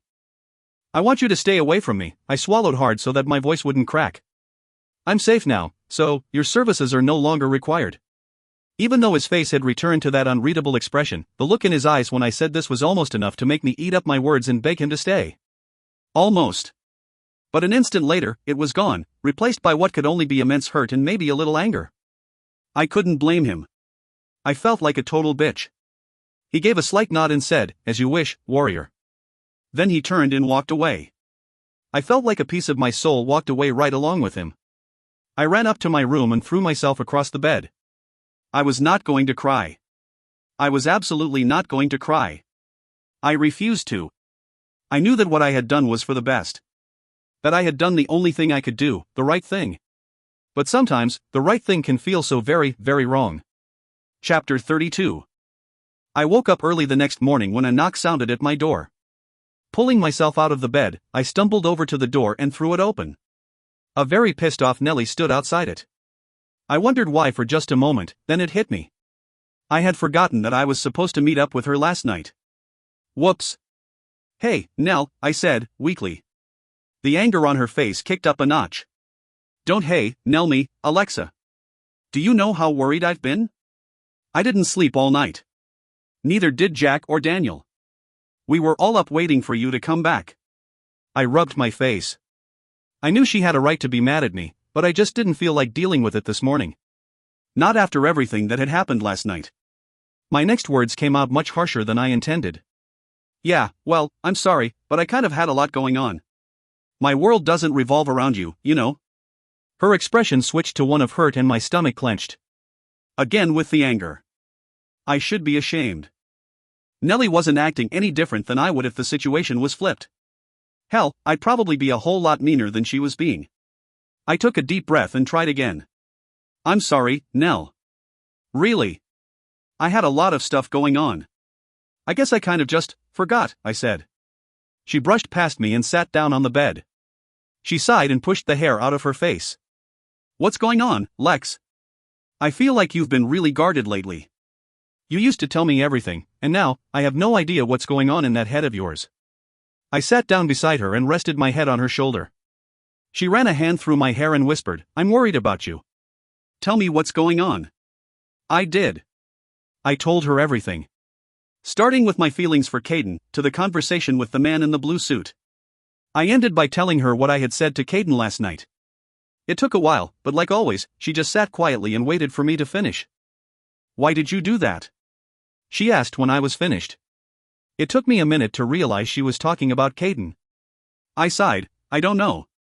Because I can't seem to control myself around him. I can't do anything but tell him everything that's on my mind. That's dangerous right now. I don't know who I can trust. His presence makes me feel happy?" She finished for me. "Yes, but it's not only that. It makes me feel vulnerable. I can't trust myself around him. He makes me feel stronger and weaker at the same time. I don't like feeling that way and not being able to stop it." She was silent for a long time, then, she just hugged me. I took comfort in her embrace. If nothing else, I would always have Nellie. I could always trust her to be there for me. We broke apart and she smiled at me with that wonderful smile of hers. I smiled back because I couldn't help it. Nellie just had that way about her that made her moods contagious. "Go shower and get dressed," she said. I glanced at the clock, it was 7 a.m. "Why?" I asked. I was planning on just going back to bed. I was still so tired after last night. She shook her head and smiled again. "Because you've got class starting in an hour." "Oh, wonderful." I had forgotten that I was scheduled to start school this morning. The ceremony last night made me official, and now I had to head to class with the other fighters. I hoped I was ready. Better yet, considering my mood, I hoped they were ready. I showered and headed out toward the building that was designated for the Brocken students. Nellie and I split ways when we reached a point where she had to head in a different direction. All of the schools were relatively close together, and I hoped that we would at least get to have lunch together. "Good luck," she said, giving me another hug. "Thanks." I was almost to the building when a warrior I didn't know stopped me. He had on the all-black uniform and was kind of handsome in a way too old for me kind of way. "Miss Montgomery?" he asked, stopping in front of me. "Yes," I said, slowly. He nodded. "The Queen has requested an audience with you. I will escort you, if you would follow me." My shoulders sagged. I just wanted to go to class so that I might be able to slip into some sort of routine. I didn't want to deal with any more politics right now, but really, I didn't have much choice. "Okay," I said. He seemed a little amused at my reluctance to see the Queen. I decided I might like this guy. We talked along the way as we walked, and I was grateful for this. I was sick of the older warriors just acting like robots. I wanted some normal interaction with other people. I also just wanted to take my mind off of Caden. "What's your name?" I asked when we reached the council building. He hesitated, then said, "Marcus, but I just go by Mark." I held out my hand. "Well, it's nice to meet you, Mark, I'm Alexa." He smiled a full smile and shook my hand, then he led me into the building and took me to the Queen's personal office. It looked more like a sitting room, where one might have tea, than an office. Everything was decorated in silver and black, and white roses and other exotic plants that I couldn't identify lined the walls. One side of the office was a large window, stretching from floor to ceiling, and overlooking a beautiful garden. There was a large oak desk near the far wall and a daybed placed tastefully off to the side. I looked to my right to see the Queen sitting in a very expensive-looking chair that was facing a very expensive-looking couch. I walked over and bowed before sitting down on the couch. She raised her eyebrows. Was I supposed to ask to be seated? Whatever. She was wearing a black pantsuit with a silver silk blouse underneath, and she was sipping a cup of tea. Her blue eyes studied me over her cup and I shifted a little in my seat. Looking down at my clothes, I saw that I was wearing black stretch pants and a black tank top. I would have dressed nicer, but I thought I was just heading to school where I would have to train. Whatever. "It's nice to see you, Your Majesty," I said. She smiled then and it made her looks a little less sharp. "It's nice to see you as well, young warrior." I struggled not to roll my eyes. I really wished people would stop calling me that. I had a name, and I kind of liked it. When she just sat there, I cleared my throat. You wanted to see me?" She nodded. "I wanted to thank you personally," she said. I furrowed my brow in confusion. "Well, you're welcome, but what for?" She laughed, a short, high-pitched sound that sort of grated my nerves. Shaking her head, she said, "I suppose you save the lives of monarchs every day, young warrior?" "Oh, that. How could I have forgotten about that?" I guess with everything else on my mind, I hadn't really thought about how I had pulled her away from the podium just before it had exploded. "Actually, you were my first," I said. "But you're welcome," she nodded and again grew silent, but this time, a look of regret and sadness came over her features. I waited for a moment and then decided that she wasn't going to talk unless I asked her to. I worked to keep the frustration off of my face. "Is there something else, Your Majesty?" She met my eyes and nodded solemnly. "Yes, there is, and please, call me Camilla." "Well, then, call me Alexa." "Okay," I said instead. "I deeply regret being the one who has to tell you this, but I think you have a right to know," she continued. "Okay," I repeated. This was really starting to annoy me. She reached over to the small table that was beside her chair and picked up something shiny. My heart dropped when I realized what it was. My face must have given me away, because she nodded again, that sad expression still on her face. She handed me what she was holding and I stared down at it. It was a necklace, my mother's necklace. It was the only piece of jewelry that my mother had ever worn. It was silver and delicate, with a small, silver sun hanging from the chain. I closed my fist around it. My tongue felt thick in my throat and my heart felt like it had just been ripped from my chest. "What are you trying to tell me?" I said, and not very nicely. She sighed before answering, and for whatever reason, it made me want to jump out of my seat and punch her in the face. I didn't. It wasn't her fault. She was just the messenger. Plus, that would be just stupid. We sent someone to do cleanup after you arrived here. It is routine for us to do so as we don't want to risk exposure to the humans. I asked them to search the surrounding area, in hopes that we could locate your mother for you. She paused then, and I realized that I was breathing heavily. "And we did find her," she continued, not meeting my eyes. She had been drained dry. "I'm so very sorry, Alexa." I stood up abruptly. I had known that the chances of my mother having survived were very slim, but I guess I had just been holding on to the hope that maybe, just maybe, she had.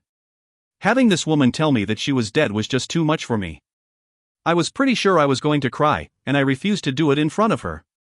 I turned to leave, and she called out to me. "If you wish to skip classes today, I will inform your instructors. Take some time for yourself." I stopped and opened the door.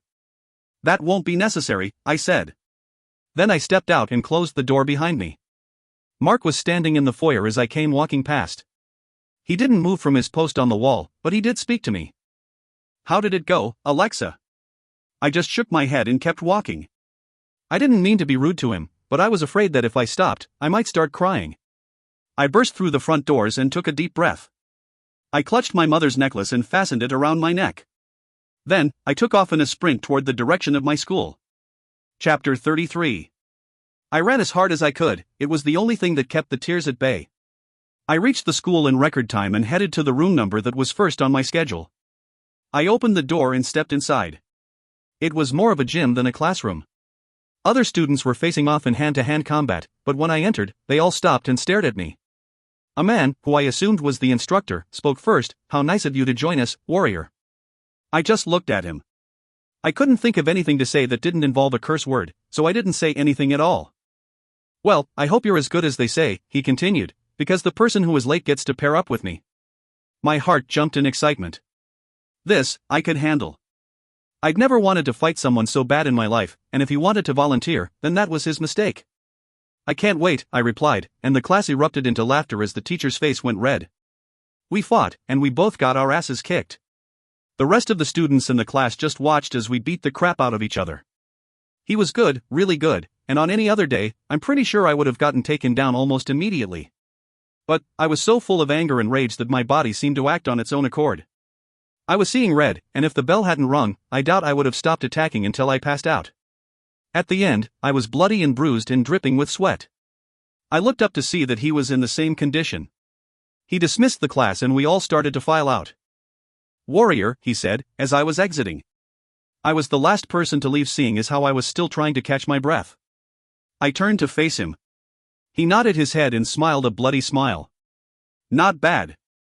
I managed to smile back, wiping some blood from my lip. "Yeah, right back at ya." He laughed and waved his hand for me to go. I left the room to find almost all of the students from my class waiting for me. They all wanted to tell me how awesome I was in class just now. For the first time ever, I welcomed the attention. It was a good distraction from everything else that was going on in my life. I realized how nice it was to be treated kindly by my peers, after being treated like a freak for my entire life. But, these vampires didn't see me as a freak, they thought I was cool. It was all pretty cool. Finally, they all left to go to their next classes, and I realized then that I was smiling. I exited the building and reached into my backpack to retrieve my schedule. Then, a smell wafted over to me that had me whipping my head around to find its source.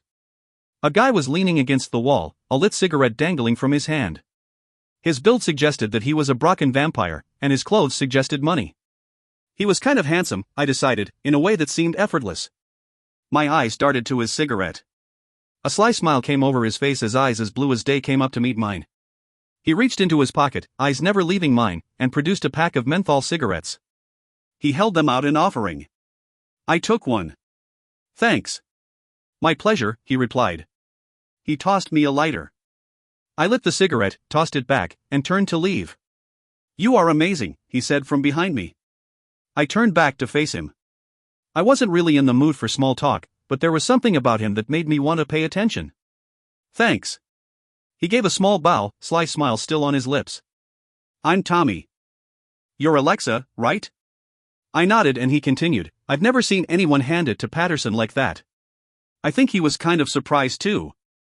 I looked down at my body, which was covered in black and blue.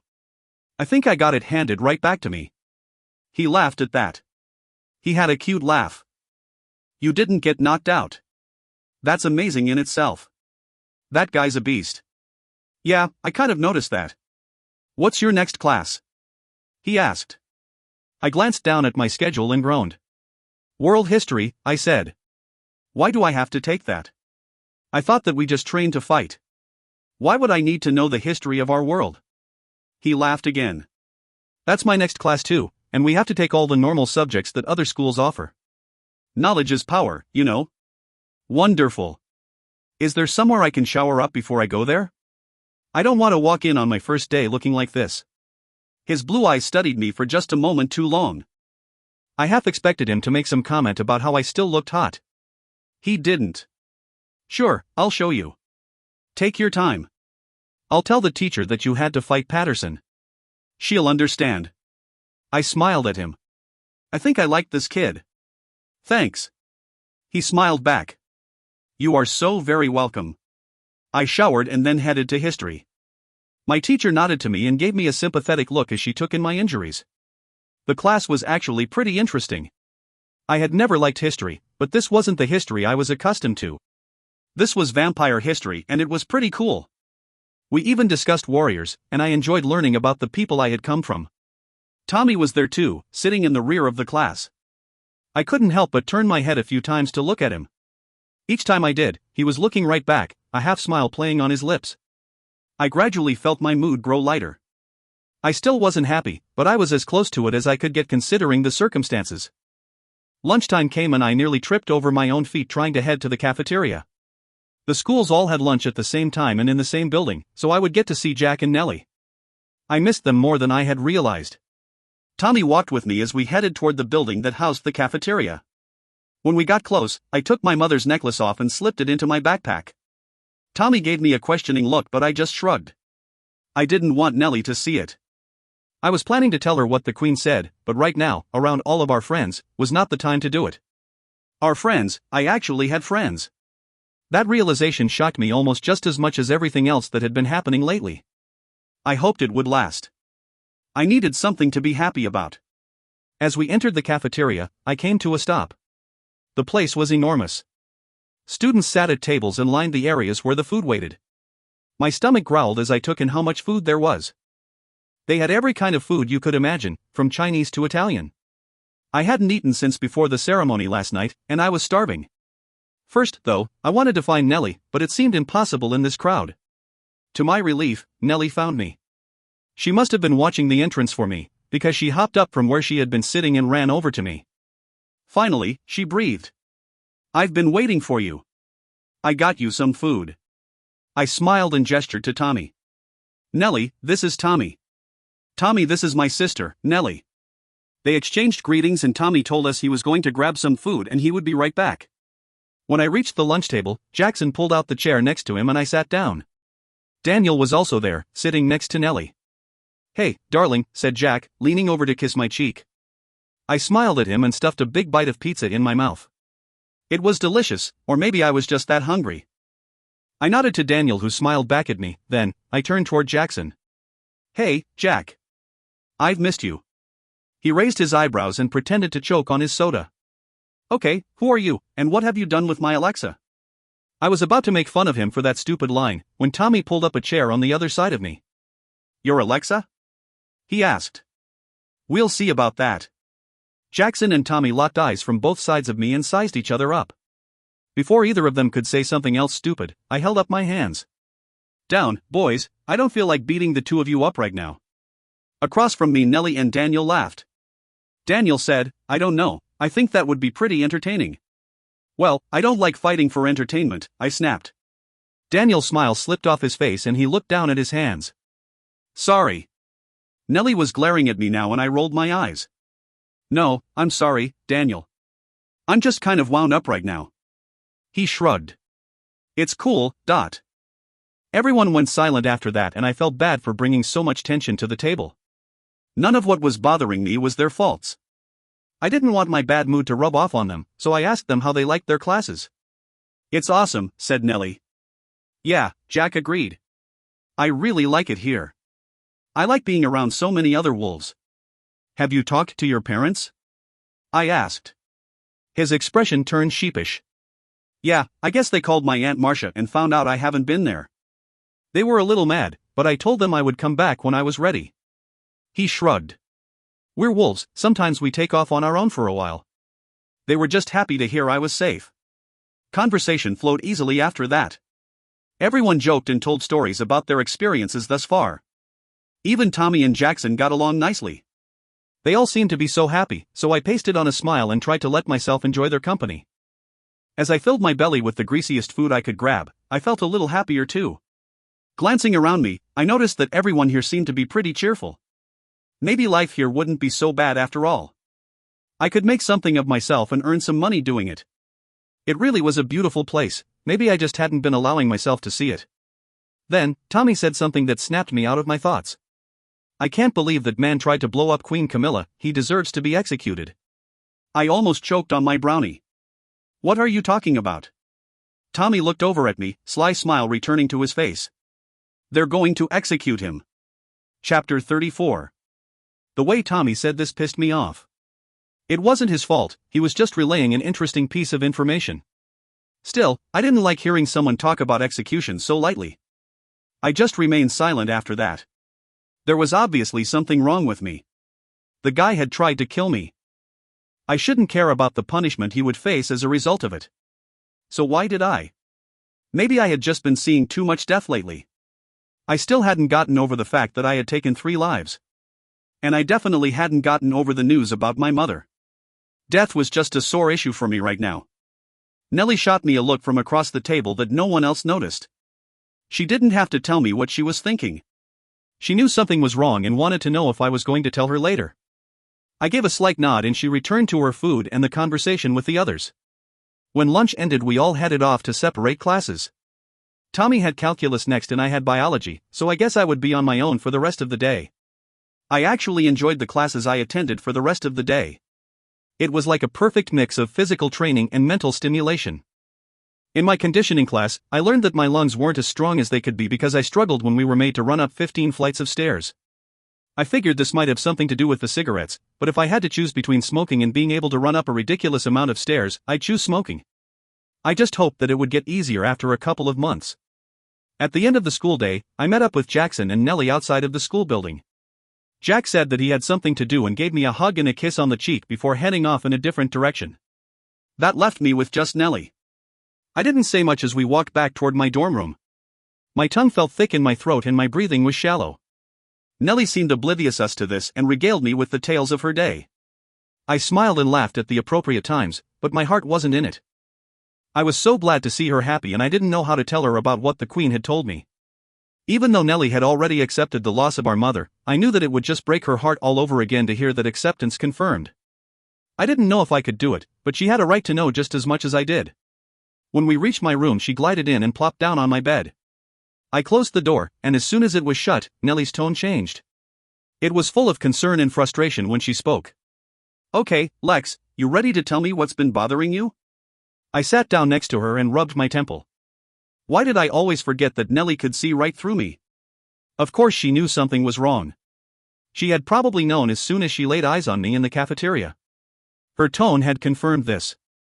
I leaned over and grabbed my backpack from the floor, steeling myself for what I was about to tell her. "I saw the Queen today," I told her. Reaching into my backpack, I scooped our mother's necklace up so that it was concealed in my fist, and set the backpack back down. "Okay," Nellie said. I swallowed hard. She wanted to thank me for saving her life. She also had some news for me. Nellie suddenly went very still and stared blankly into my eyes for several long moments. I got nervous and was about to start shaking her when her eyes widened and she gasped. I leaned forward. "Nellie? Are you okay?" She nodded her head and tears slid slowly down her cheeks. I was baffled as a realization hit me. "You knew?" She swiped the tears off of her face quickly with her sleeve and shook her head. No, she rambled. Then, she took a deep breath that seemed to get caught in her throat. She continued slowly, "No, I didn't know about what the Queen told you, but yes, I know now because I just saw the memory of it in your mind." I sat back, completely shocked. I hadn't known she could do that. "I didn't know you could do that," I said, echoing my thoughts. She smiled sadly. "That's because other searchers can't. And, I've never done it to you before, it's kind of invasive, but I just got tired of not knowing what you've been keeping from me all day. I wanted to see if I could help you fix whatever it was, don't be mad at me." Leaning forward, I rested my forearms on my knees. I turned to look at Nellie. "I'm not mad at you. Actually, that's pretty damn cool. You always know what I'm thinking without even having to search me anyway, so I don't really care if you do it. What else can you do that the others can't?" That was kind of off the main topic, but I actually really wanted to know. "Well, other searchers can't force their will upon others, and they also don't know the things that I do." I furrowed my brow. "What things? What do you mean?" She sighed. "Remember the morning before the Lamia attacked us?" I nodded. How could I forget? She continued, "Well, I told you that I just thought we should stay home that day. That I just felt like it was important for us to stay home that day, remember?" I nodded again. Sometimes I get these feelings. Really, really strong feelings that I have to do something, that it is really important that I do something. Something that usually doesn't make sense at the time, but the urge, the instinct to do it is so great that I do it anyway. And then, after something happens, I realize why I was supposed to do whatever it was that I did. Why it was important. She paused, then added, "Does that make any sense?" I thought back to my urge to talk to the man in the blue suit, and said, "It makes perfect sense." She ran a hand through her hair. "So, she's gone then?" My eyes fell to the floor. "Yeah, she is." Opening my fingers, I let the necklace dangle from my hand. I'm sure she had seen it in the memory of my meeting with the queen. "You want this?" I asked. She sighed. "Nah, you keep it." I fastened it back on my neck and lay back on the bed. Nellie lay down beside me. We didn't say anything else, we both just stared at the ceiling. Nellie and I were so different in so many ways, but in some, we were exactly the same. We stayed like that for a long time, until we both fell asleep. And tomorrow, we would wake up to a new day, but tonight, we both had to finally accept the loss of our mother and open ourselves up to the futures that were now ahead of us. Chapter 35. The rest of the week passed without much occurrence. I was surprised at how easily I slipped into a routine of attending my classes and hanging out with Nellie and the others in my off time. My mood got lighter and lighter as the days passed by, and I even found myself enjoying school and the time with my friends. I had seen Caden a couple of times, but only in passing. He didn't even look at me when we passed each other, and this hurt me more than I wanted to admit. He had every right to be mad at me after the way I treated him, and I wished that there was a way for me to explain myself without sounding like an idiot. But I had made my decision, and I still felt like it was the right one. Because, as great as things seemed to be going, I couldn't shake that feeling that I was missing something really important here. Everyone else seemed to be really happy though, so I just kept those thoughts to myself. Before I knew it, it was Friday evening, meaning that I had 2 days off before I had to return to classes. Jackson, Nellie, Daniel and I were standing outside in the courtyard in front of our dormitories, when Tommy came strolling up. "Hey guys," he said. "What's up, Tommy?" Tommy's sly grin crept onto his face. "What are your plans for tonight?" I looked over at the others, who just shrugged. We had actually just been discussing what we were going to do with our weekend when Tommy had approached us. I shrugged. "Nothing, really." "What's up?" His grin widened. "Because there is a party tonight over on the south side of the city." Tommy took my hand and kissed it. "Would you like to go?" Jackson tossed his arm over my shoulder, earning a smirk from Tommy. "What kind of party?" he asked. "One for cool people, so obviously you're not invited," replied Tommy. We all laughed, because this was the kind of exchange we had grown used to between these two. I think they had begun to consider each other friends, and even though they would never admit it, they were kind of similar in personality. Nellie shrugged and looked at Daniel, who shrugged back. "Sure," she said. "We're in." Tommy switched his gaze to me, both eyebrows slightly raised. "All right," I said. "I'm in." Jackson chuckled and whispered in my ear. "Where Nellie goes," I elbowed him and he laughed even harder. He was right though, I wouldn't have agreed if Nellie hadn't said she was going. I'm not really a partier. I would prefer to stay home and read in my free time, but maybe that was because I had never been invited to any parties. Perhaps I could use a night of recklessness. Tommy grinned triumphantly. "Wonderful. Meet me here at 8 then." We agreed and Tommy headed off. Nellie looped her arm through mine and turned to the boys. "Well, it looks like we need to go shopping, you guys coming?" Jackson and Daniel exchanged looks that answered that question. Nellie rolled her eyes. "Okay, we'll catch up with you later then." After they walked away, I looked over at Nellie. "How are we going to go shopping?" "We don't have any money left." "Actually, it's Friday, so our school allowances should be waiting for us in our mailboxes in the dorms." I looked at her like she was crazy. "Our what?" She laughed at my expression. "I guess no one told you because there has been so much going on, but yeah, we actually get paid for going to school. It's crazy, right?" As awesome as being paid for attending school sounded, that feeling that I was missing something flooded into me once again. "Yeah, I agreed. That is crazy." Chapter 36. Even if I was uneasy about receiving money for attending school, that didn't stop me from wanting to spend it. We had stopped by our rooms, and just like Nellie had said, there was cash waiting for us in our mailboxes in the lobby. Mine contained $200, Nellie's had $100. "Why do I get more than you?" I asked as we strolled up a block that held a variety of stores. She shrugged. "I guess fighters get better pay than the rest of us." "Oh, look, this place looks like it might have some good stuff." We entered a store filled to the brim with fashionable clothing. I picked out a couple of pairs of jeans and a few cute tops. Nellie rolled her eyes when she saw what I had chosen. "Oh, come on," she sighed. "Why do you always pick boring stuff?" I looked down at my choices. The tops were all either black or gray, but that's what I always picked. I like this stuff. Yeah, but we're going to a party. Our first social outing since we got here. Don't you want to look hot? I don't really care. Besides, most of my clothes end up getting ruined. And you know I don't like drawing attention to myself. I get stared at enough already. Suit yourself. Then, I snapped. She raised an eyebrow at that. Then, she gave me a look of concern. You okay? We don't have to go tonight if you're not up to it. I pushed the hair out of my face. I had been snapping on her a lot lately. Sorry, I said. We're going, and who knows, it might be fun. Nellie nodded, but she still looked concerned. It will be. We could use a little carefree time, I walked over to where some floral sundresses were hanging on a rack and picked out a couple in my size. I usually didn't wear dresses, they're not practical fighting attire, but these ones were cute and modest. And I wanted to show Nellie that I was trying. She smiled at my choices. Much better, let's go check out. I saw a shoe store across the street that I want to hit before we go. We headed over to the checkout counter and tossed our stuff on the counter. The lady looked up at us and smiled, then, her eyes lit up with excitement. Oh my goodness! She exclaimed. It's you, isn't it? The warrior I keep hearing about? I shifted uneasily. What was I, some kind of celebrity? I sure hoped not. Yeah, I guess so. Her eyes widened even more, and I was worried they might pop right out of her head. She leaned forward, like she was about to tell us a secret. Can I see your marks? I struggled not to roll my eyes. I was so tired of this routine. Reaching down, I pushed the sleeve of my shirt up to my shoulder.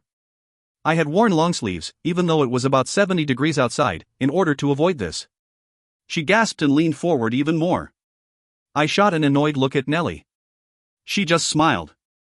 Absolutely beautiful, the woman murmured. I'm so glad you're here.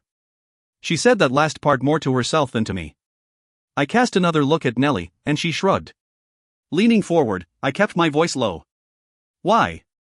Why do you say that? She looked up like she hadn't meant to say that aloud, and darted her gaze nervously around the store. I didn't say anything. She began stuffing the clothes hastily in a bag. Will this be all? She asked. I narrowed my eyes and Nellie gripped my arm. She knew I was about 2 seconds from shaking an answer out of this woman. I really had to get control over my temper. Yes, that's all, Nellie replied, with a nervous smile of her own. Okay, the woman said. Have a nice day, . I furrowed my brows. But we haven't paid for it. The woman smiled, and scanned the store once more.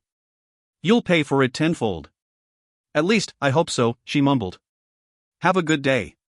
We left the store with our clothes and headed across the street to the shoe store. Well, that was weird, Nellie commented. No shit. She shot me a look. Don't curse. I raised an eyebrow, pulled out my pack of cigarettes, and lit one up. Ugh, you're still smoking? I blew out a long cloud of smoke. No. She sighed and shook her head. Well, hurry up. Don't you want some new shoes? Not really. I don't feel like getting any more free stuff. Her brow creased. This happened before? I nodded. Everyone keeps giving me free free stuff.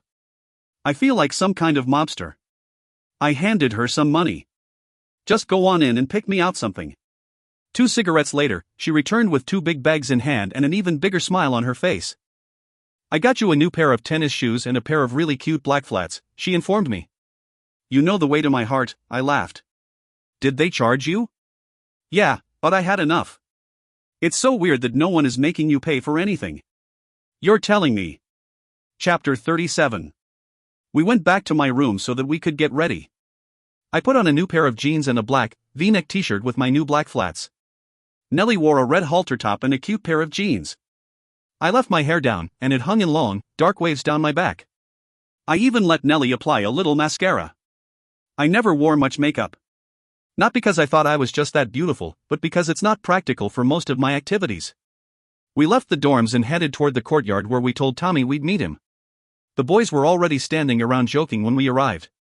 They all looked really good in different ways. Jackson had on a dark blue and black flannel shirt and jeans, Tommy wore his usual slacks and dress shirt, and Daniel had on khakis and a button-up shirt.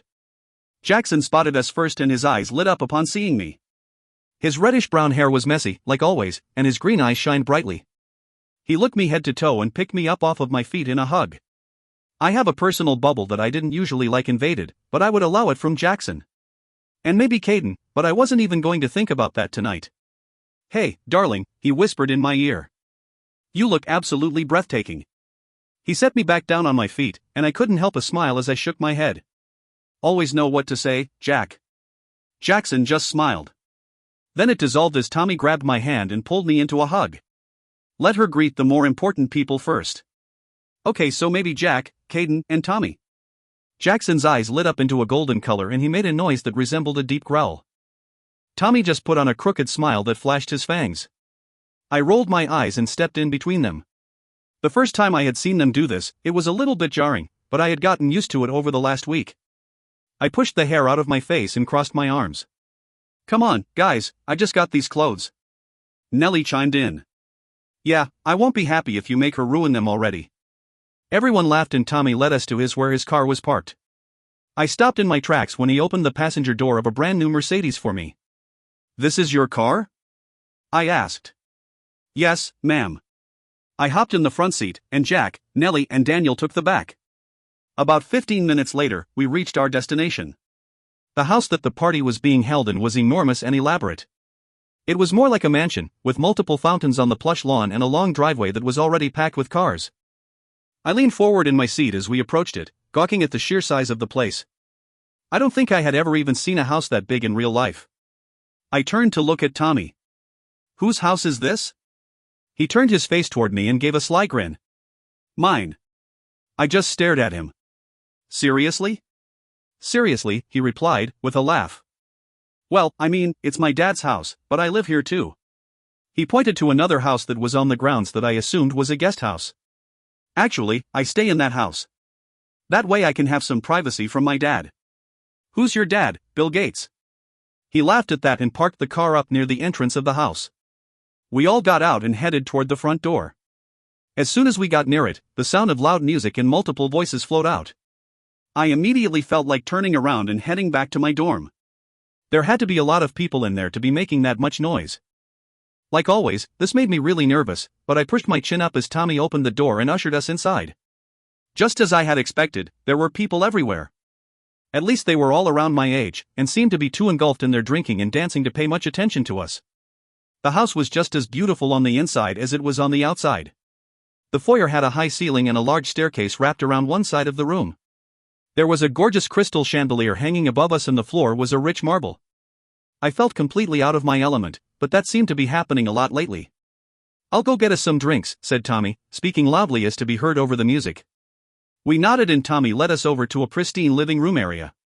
As we entered, I took note of our surroundings.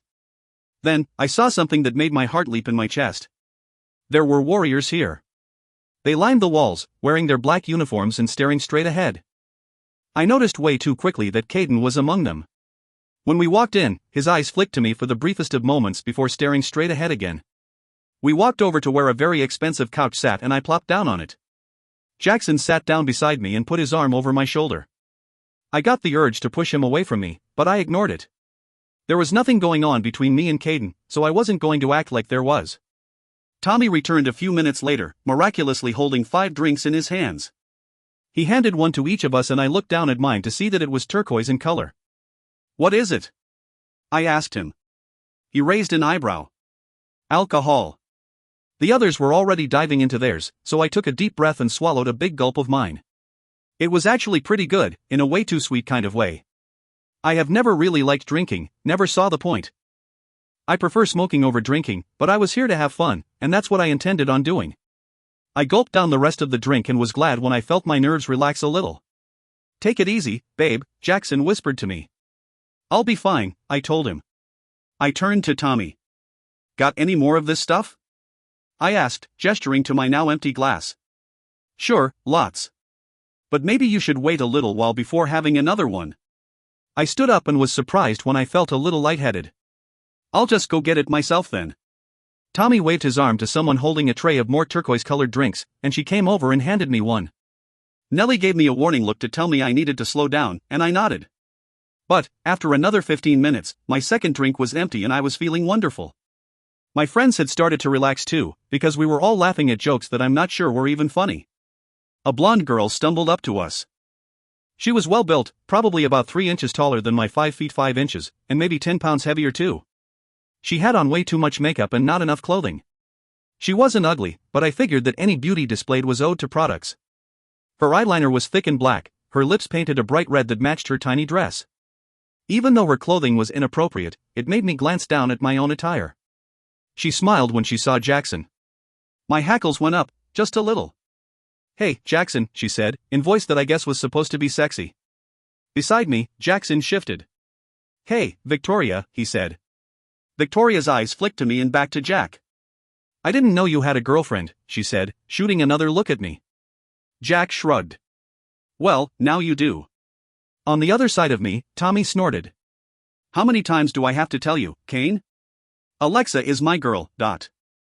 I was mortified, but that quickly vanished when Victoria propped a hand on her hip and said, "I don't see what's so special." She eyed me up and down, and I felt anger grip me. Before I had a chance to tell this girl off, Nellie spoke up, surprising all of us. "Well, some people don't have to be half naked to get a guy's attention." Victoria whipped her head toward Nellie and her eyes lit up in a golden color that gave her race away. This girl was a wolf. "Watch your mouth when you speak to me, searcher," she spat. "Unless you want me to watch it for you." I stood up abruptly, grabbed Jackson's drink from his hand and splashed it right in her face. Everyone in the room turned to look at us. "There," I said, slurring a little. "Now that you've cooled down, I would suggest you watch your mouth when you speak to her." Then, the bitch had the nerve to try to punch me, but I stumbled out of the way and kicked her in the heart in the back, sending her face first to the ground. The kick made me fall over too, though, and I couldn't seem to regain my footing. Someone caught me from behind before I hit the ground and jerked me to my feet. I looked back to see that it was Caden. I tried to jerk out of his grasp, but he began hauling me toward the exit.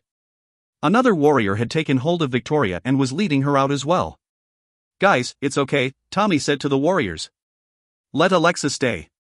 She's my date." Caden shook his head. "I'm sorry, Thomas, but Lord Castellan specifically stated that there are to be no altercations. Troublemakers are to be removed."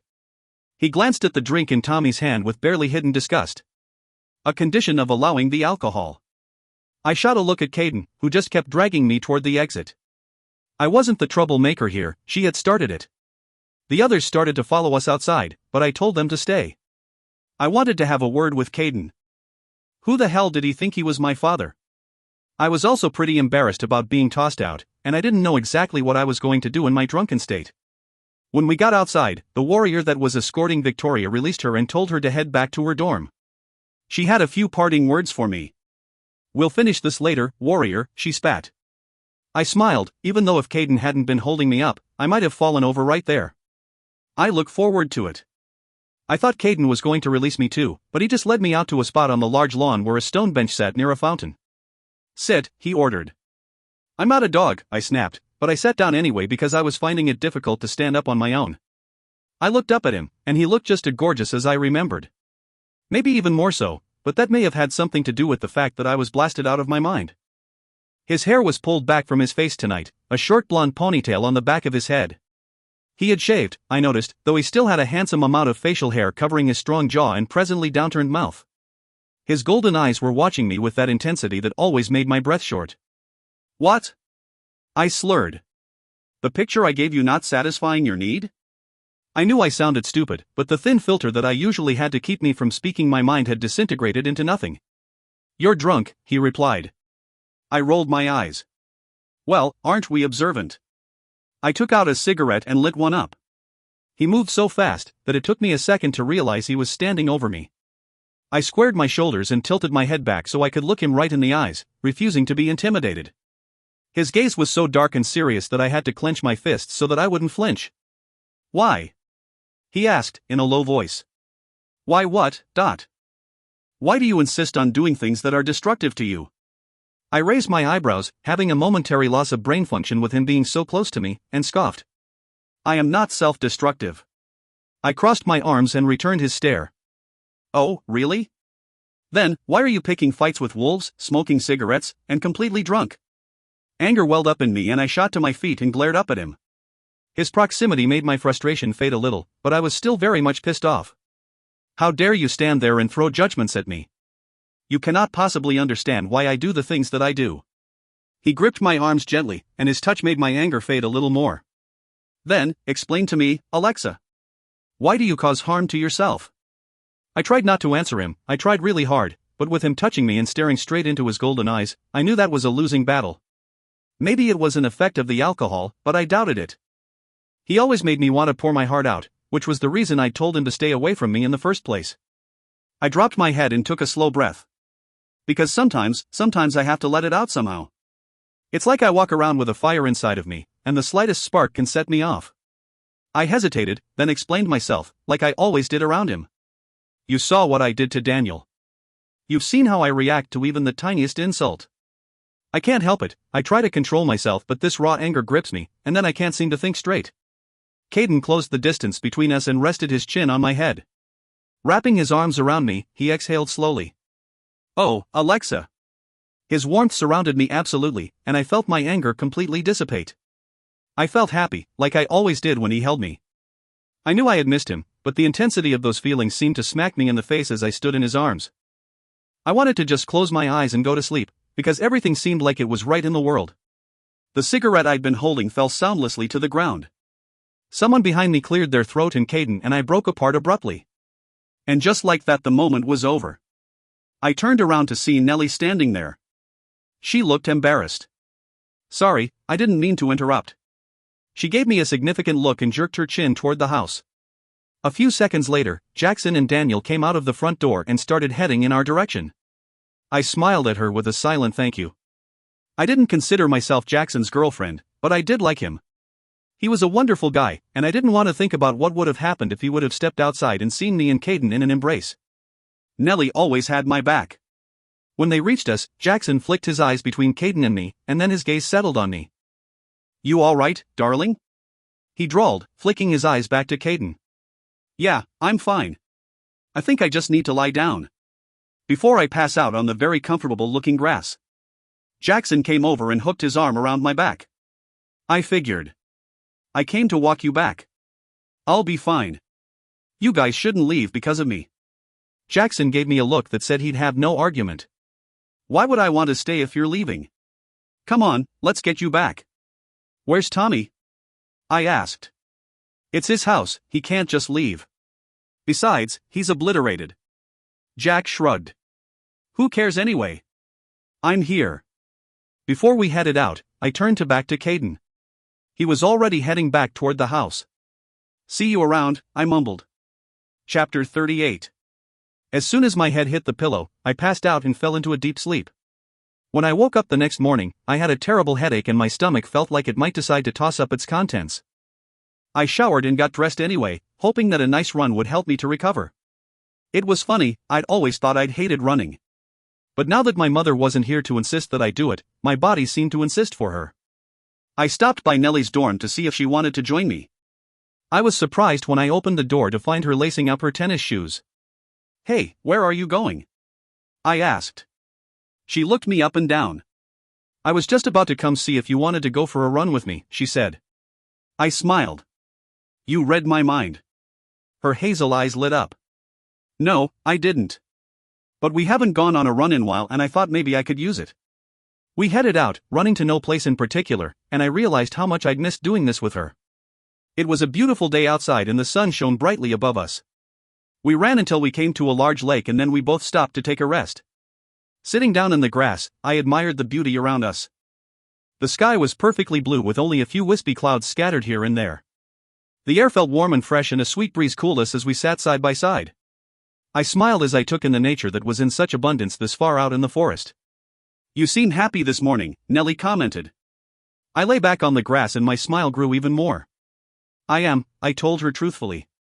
Her brow creased for a moment and I raised my eyebrows. What? She shook her head and offered me one of her award-winning smiles.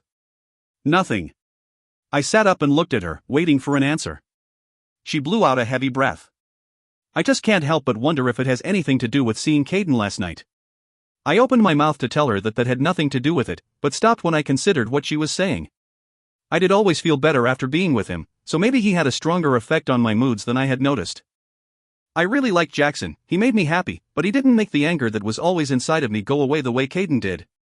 Even Nellie, whom I loved more than anything, and who I enjoyed being around more than anyone, didn't make me happy the way Caden did. He made me happy in a very different way, a way that made me feel balanced and complete. This realization was as shocking as it was scary. I turned to Nellie. Do you think that he, put a spell on me or something? It was a ridiculously crazy conclusion to jump to, but really, what wasn't crazy about all of this? I still couldn't get over the fact that I wasn't human. She considered this, and then slowly shook her head. I don't think so. I think I would have seen that. How would you have seen it? A guilty look came over her face. Don't be mad, okay? I hate when you say that. Well, just don't be. I searched him a while ago, when I first started to notice the effect he seemed to have on you, but how did you manage that? I thought you had to be touching someone to search them. Her mouth turned up in a small smile. It's not easy, but it is possible. Most searchers can only skim the surface if they aren't making physical contact with the person, and sometimes not even then, depending on how strong the person's walls are. Caden keeps his walls firm, so it took a lot of concentration on my part. I'm not sure if a regular searcher could have done it. I held up my hand. Wait, so there is a way to keep someone from searching you? To put up some kind of wall? Why wouldn't you tell me that? I would have tried to build one, or whatever. Because, your walls are already as impenetrable as they get. I think it has something to do with you being a warrior. I furrowed my brow. That's not true, Akira searched me, so did the queen, and you do it all the time. She shook her head. You gave them permission to. You let down your walls so that they were able to. And I don't really search you that much, you're my sister and I just know you better than anyone else. The only reason I was able to access your memories the other night was because you were really vulnerable at the time. Plus, you let down your guard a little around me. Trust me, no one can search you unless you want them to. I took this all in, making a mental note to do a little more research later on. Taking a deep breath, I asked, so, what did you see? I didn't have to explain, Nellie was almost always on the same page as me. She hesitated though, and I got the feeling that she was deciding whether or not to tell me. After a few long moments, she sighed, I'm not sure. The first time I searched him, it was so strange because what I saw reminded me of. I tilted my head. Reminded you of what? Well, it reminded me of you, of when I search you. You both carry so much pain inside of you and it burns so bright that sometimes it's painful just to see it. It's like staring into the sun, glorious and impossible at the same time. And until I met Caden, I had never seen anything like that in anyone other than you. I plopped back down on the grass, trying to take in what she was saying, but she continued, then, last night, when I saw you two holding each other, I did another search. It was easier than it usually is because both of you had your walls completely down. I've never seen you so open before. She took a deep breath before continuing. And I watched the fire that usually burns inside of you both lessen. The burning feeling I get when I usually see it wasn't so bad. It was like you guys took the pain from each other. Like you guys balanced each other out, just by touching. It was one of the most beautiful things I've ever seen, it scared me a little too. That made two of us. I wasn't sure how to respond to that, so I didn't say anything at all. I had known that Caden made me feel open and vulnerable, I had even known that I was always happy when he was around, but I hadn't known that I took some of his hurt away too. I was beginning to think I may have made a very bad choice by telling him to stay away from me. I cleared the lump that seemed to be forming in my throat. What does that mean? She looked over at me, her hazel eyes bright with concern. I'm not sure, Lex. I really don't know. Nellie hopped up and held out her hand for me. I took it and stood up. Where are we going? She smiled. I'm supposed to have lunch with Daniel. You're welcome to come if you want. I shook my head. Nah, I have some things that wanted to look into today. She gave me a curious look, but I just shrugged. Just a little homework. Nellie laughed out loud at this. Oh, come on, at least come up with a believable lie. Hey, I've done homework before. She raised an eyebrow at this and I couldn't help a laugh. Okay, let's get back, Daniel might send out a search team if you're late. Chapter 39. I dropped Nellie off at her dorm and headed over to the library. When I got there, I asked the librarian if I could borrow a pen and some paper. She handed me some and gave me a warm smile. Can I help you find anything, warrior? She asked. I glanced around me and leaned forward. Yeah, actually, I wanted to do a little research on my people. Are there any books here that are about warriors? She smiled again. Of course, I'll show you. She led me over to a section that held multiple books that claimed to be about warriors. I took a deep breath when I saw how many there were. I guess I was going to be here for a while. I thanked her and she scuttled off to do what I assumed was important librarian stuff. I pulled 3 big books off the shelf and sat down at a table near the back of the library. Cracking one open, I began my work. 3 hours later, I was frustrated and ready to give up.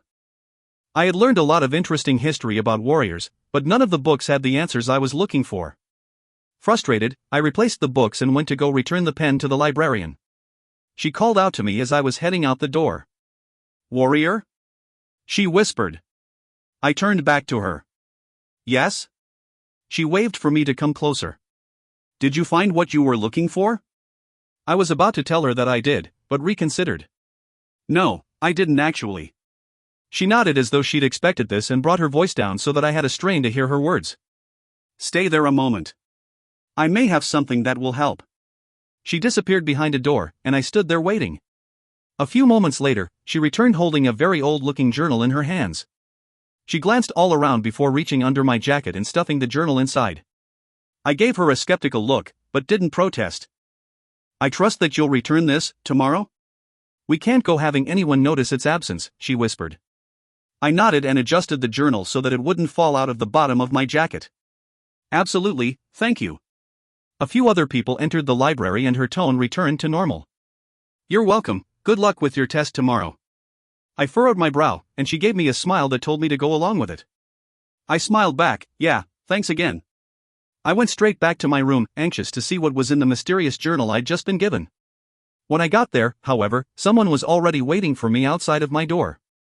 "Hey, Jack, what's up?" Jackson smiled and scooped me up in a bear hug. "Hey, darling, I've been waiting for you to get back." I clutched the journal that was still hidden under my jacket. "Yeah, I noticed. I need to change clothes. You want to come in for a minute?" His eyes lit up. "Who would say no to that, Dot?" I slapped his arm playfully and opened the door. Then, I went into my bathroom and changed out of my running attire, slipping the journal in the cabinet underneath the sink. I pulled my hair back into a ponytail and put on one of the sundresses I had bought on the shopping trip with Nellie. Then, I stepped back into the room with Jackson. He looked nervous about something. "What's on your mind, Jack?" He shrugged. "You hungry?" I nodded emphatically and he laughed. I hadn't eaten yet today, and it was almost dinner time. "Why? You got some food?" He laughed again, and I remembered how much I loved the sound of it. "No. Actually, I came to see if you wanted to go get something to eat with me." I smiled at his apprehension. Jackson was one of the most confident guys I had ever known, and it was kind of charming to see him nervous. "Jackson," I said, feigning shock. "Are you asking me out on a date?" A smile lit up his green eyes. "That depends, are you saying yes?" I pretended to mull this over, and I saw his earlier nervousness return. "I am really hungry. Alexa, I would love to, Jack." His face lit up again and he gripped me in another hug. "Great, I think I saw a place you will like." "You ready?" My stomach grumbled as if in answer. We laughed and headed into the city. The place Jack took me to served Italian food, which is one of my favorites. It had a cute little patio area outside that had strings of lights hanging from posts. He requested a table for 2 and since it was pretty warm outside, we sat on the patio. It was kind of romantic. He pulled out my seat and I sat down. "What's the occasion?" I asked, once he took his seat across from me. He shrugged. "I just wanted to spend some time with you." I smiled. "You always know what to say." He ordered me spaghetti and meatballs, and I wondered at how he knew that was my favorite too. We talked and laughed and I settled into what seemed to be like the beginning of a great evening with my best friend. Then, he went and said something that made me almost choke on my noodles. "I want you to be my girlfriend," he blurted out. I took a desperate sip of my water to buy me time, clearing my throat, I said. "Wow. What brought that on?" "Stupid, I know. But I didn't really know what else to say." He looked down at his hands, and then back up at me. "I've always wanted you to be my girlfriend." He said this as if it should have been obvious, and really, it probably should have.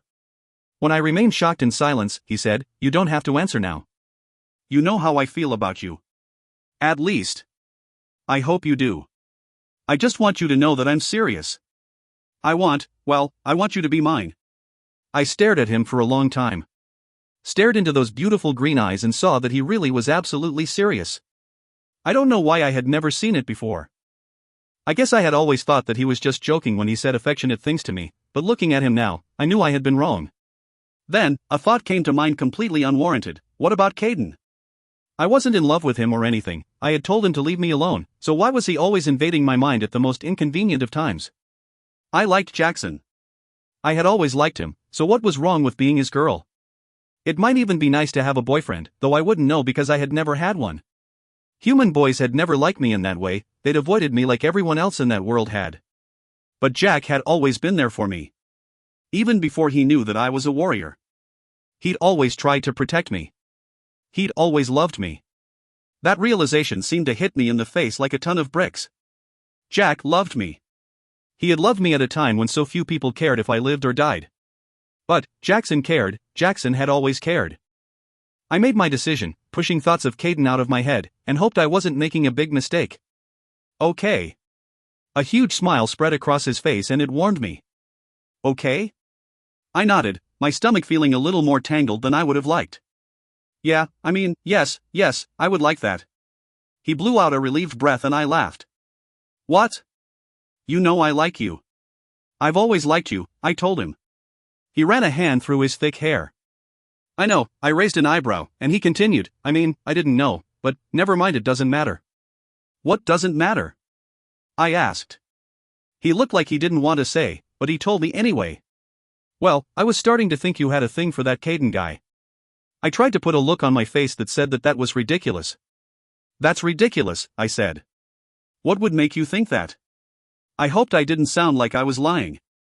Was the strange connection between Caden and me obvious to everyone? Apparently.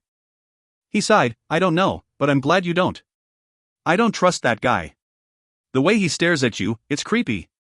I had to snap my mouth shut so that I wouldn't say anything stupid. I wanted to tell him that he had no reason not to like Caden, that he was a good guy and he was definitely not creepy. I didn't say any of those things. I said something almost as stupid. He doesn't stare at me. Jack rolled his eyes. Come on, Lexi. Yes, he does. Every guy who sees you stares at you. But the way he does it, well, it's just not right. I furrowed my brow. They stare at me because I have these stupid marks on my arm, because they haven't seen a warrior in over 100 years. Why do you think it's any weirder when he does it? That's not why they stare at you. I realize you don't know this, it's part of the reason I like you, but you are truly the most beautiful girl I've ever seen. And because he's too old to be looking at you that way, he replied. Again, I had to stop myself from saying something stupid. I didn't want to talk about Caden anymore. I don't want to talk about him anymore. I hoped that didn't sound too defensive. I remembered something else I'd wanted to ask him. How do you know that Victoria girl? He made a disgusted face. I don't. Not really, I just met her when we came here. She's a wolf, so she's in a couple of my classes. I think she likes me. Oh, you think? He smiled. Don't worry. She knows my heart belongs to you. I shifted in my seat as another question came to mind. Jack. Remember that night in the woods? The night we were attacked by the lamia? He nodded. How did you know where to find us? How did you know that something was wrong? He took a moment before answering. I was coming to check on you again. When I saw that you didn't come to school that day, I was worried. I wanted to make sure everything was okay. But, when I cut through the woods to get to your house, I caught your scent on the wind and followed it to where you were. You caught my scent? He tapped his nose. Wolf, remember? I laughed. It's still hard for me to get used to the fact that none of us are human. The conversation flowed easily after that, like it always did with Jack. He got me some dessert, which I devoured, and then paid the bill. It was a school night, so he walked me back to my dorm room so that I could get some rest before my class with Patterson first thing in the morning. I didn't want to be late again. I was still healing from some of the injuries he'd given me last time. He pulled me to a stop when we reached my building and lifted me off of my feet in one of his bear hugs. When he set me back down, I stood on my tiptoes and gave him a quick kiss on the lips. He smiled wide. What was that for? I shrugged. Dinner. And for always being there for me, . He kissed my lips again, and this time it wasn't as quick.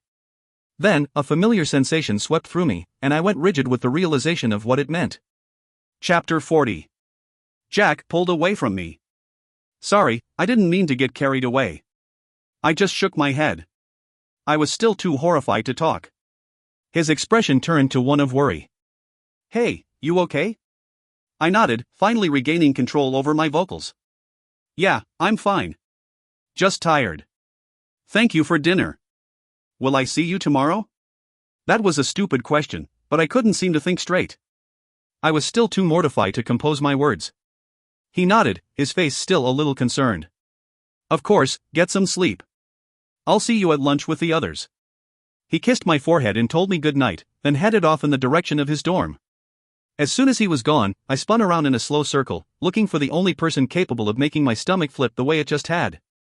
Sure enough, I spotted Caden about 20 feet away, leaning against a tree. It was already dark outside, and I wouldn't even have known it was him if I hadn't, known it was him. Part of me wanted to just run up to my room and hide under the covers, the other part wanted to go and throw myself at his feet and beg for forgiveness. Both of these impulses were completely crazy, seeing as how I had nothing to be embarrassed about. Jackson was my boyfriend, and I had no obligations to Caden. All we did was kiss, and that's what couples do, right? There was nothing wrong with what I'd done, and yet, I felt completely and utterly guilty. I decided to approach him, but thankfully, I didn't fall to the ground and beg forgiveness. Instead, I propped a hand on my hip. Hey, are you stalking me now or something? His face was impassive, but his eyes were full of disgust. He just stared at me, and my anger flared up a little. He had no reason to look at me like that. I'd done nothing wrong. Like always, I spoke my mind. Don't look at me like that. I've done nothing wrong. His face remained impassive, but his tone was clipped. Like what? I didn't say you did. I threw up my arms. If he wanted to play dumb, then I'd let him. Whatever, I said. Why were you standing out here waiting for me, then? A smirk came over his face. Who said I was waiting for you? My cheeks flooded with heat. How incredibly embarrassing. I didn't know that he was here for me. Maybe I should have just run up to my room, at least then I wouldn't feel like such an idiot. I started laughing. I was definitely embarrassed. Whatever. Good night, then. I spun around and had to force myself not to run. When I made it to my room, I shut off the light and buried my face in my pillow. Maybe Patterson's class tomorrow wouldn't be so bad after all. There's nothing like getting your ass kicked to knock some modesty into you. Chapter 41. I got up early the next morning. I hadn't slept very well because I couldn't get my mind off of Caden. I showered and dressed for class, remembering to throw a change of clothes in my backpack in case I got blood all over me like last time. I made it to class about 15 minutes early and Patterson was already there setting up. He smiled when he saw me enter. Good morning, warrior. You're early, he said with a grin. I shrugged. Yeah, I wanted to give you a break today. He laughed, and it made his brown eyes twinkle. How considerate of you. His face went thoughtful for a moment. Where did you train before you came here? That was unexpected. I took a deep breath before answering. This was still a sore subject for me. At home, my mother trained me. He looked impressed. Really? Who is your mother, if you don't mind me asking? I looked down at my hands. Diana Montgomery. He went silent and I glanced back up at him. His face was full of wonder. You knew her, . He nodded slowly, a smile spreading across his face. Yes, I did. She is one of the best. We trained together when we were children. I stood there gaping. The way he had said this made me think that they may have done more than just train together. Still, talking about my mother was still difficult for me. How is she? He asked in a quiet voice. I swallowed hard. She died when the lamia attacked our house. His face fell, and his expression gave him away. He had cared about her. It actually made me like him more. Anyone who genuinely cared for my mother couldn't be so bad. His face was also a little surprised. I'm so sorry to hear that. But, I guess that explains why you're here. She would have never . More students entered the class then, and he snapped his mouth shut. I was tempted to press for whatever else he was going to say. She would have never what? But, as everyone began stretching and warming up, I made a mental note to be sure to continue this conversation later. Tommy came in and greeted me with a small bow. "Hey, beautiful." "Hey, Tommy. Sorry about what happened the other night," he said. "My dad doesn't mind if I have parties, but he always makes sure warriors are on hand in case things get violent." "I should have warned you." I shrugged. "It's cool. Actually, I'm sorry. I'm embarrassed about getting thrown out like that." He laughed. "Are you kidding? I would have paid to see Victoria knocked on her face like that. It was classic." I smiled. "Yeah, she kind of asked for it." He nodded. "She did. Besides, my father said that anyone stupid enough to taunt a warrior deserves to get beat up." I was shocked. "You told your dad?" "That's so embarrassing." "No, it's not. He likes you anyway, so don't worry." I furrowed my brow. "How does he like me?" "We've never met." He smiled. "Yes, you have. He's on the council." "Lord Castellan, you met him the first day you came here." I thought back to my meeting with the council. There had been 3 women and 2 men. One of the men had been blonde with blue eyes, like Tommy. I assumed that was his father. Just then, Patterson called the class to attention and we all lined up. He began pairing us up into 2s. I got paired with Tommy, since we were standing right next to each other. Patterson gave each group an area that was marked off by tape on the floor. I noticed then that the whole gym was marked off in large squares. We were told that we must stay within our square, whoever got tossed out, lost. My mother had done something similar to this, so I figured it wouldn't be so bad. Tommy smiled as we stood opposite each other. "You ready, warrior?" I snorted. "Are you ready, Brocken?" We fought, and I learned that Tommy was a better fighter than he let on. By the end of the class, I had gotten tossed out of our square 4 times, and I managed to push him out 6 times. I considered this a victory. When the bell finally rang, we were both grateful. Tommy smiled. "I won." I scoffed. "No, you didn't. I pushed you out more times than you did me." He laughed. "Doesn't matter. I still won 4 out of 10 times. You're a warrior, so that means that each time I pushed you out is equals 2 of yours. So, really, I won." I laughed at his stupid logic. "Whatever makes you feel better." I wanted to stay and talk to Patterson some more about my mother, but I still had to change clothes, and I didn't want to be late to my next class. Tommy waited for me outside of the locker room and we walked to our next class together. "Are you going to the fight this weekend?" Tommy asked as we sat down in history class. "What fight?" "There's a fight at the end of each month. Between the warriors, I always go. It's good to see what we will be doing once we graduate. You want to go with me?" I shrugged. "Maybe, I'm not sure if I want to see that." He gave me a charming smile. "Please." I smiled back, even though the idea made me sick. "We'll see." Always optimistic, Tommy grinned. "Great." The teacher came in and began the class. I listened and took notes, trying to think about anything other than fighting. I'd always thought I'd enjoyed fighting, but that was when it was for a purpose. It just wasn't as appealing as a sport. Chapter 42. Lunchtime came, and I was ready to annihilate some food. Nellie had a plate waiting for me, like always, and I sat down beside Jack. A smile lit up his face when he saw me and he gave me a kiss on the cheek. "Hey, darling."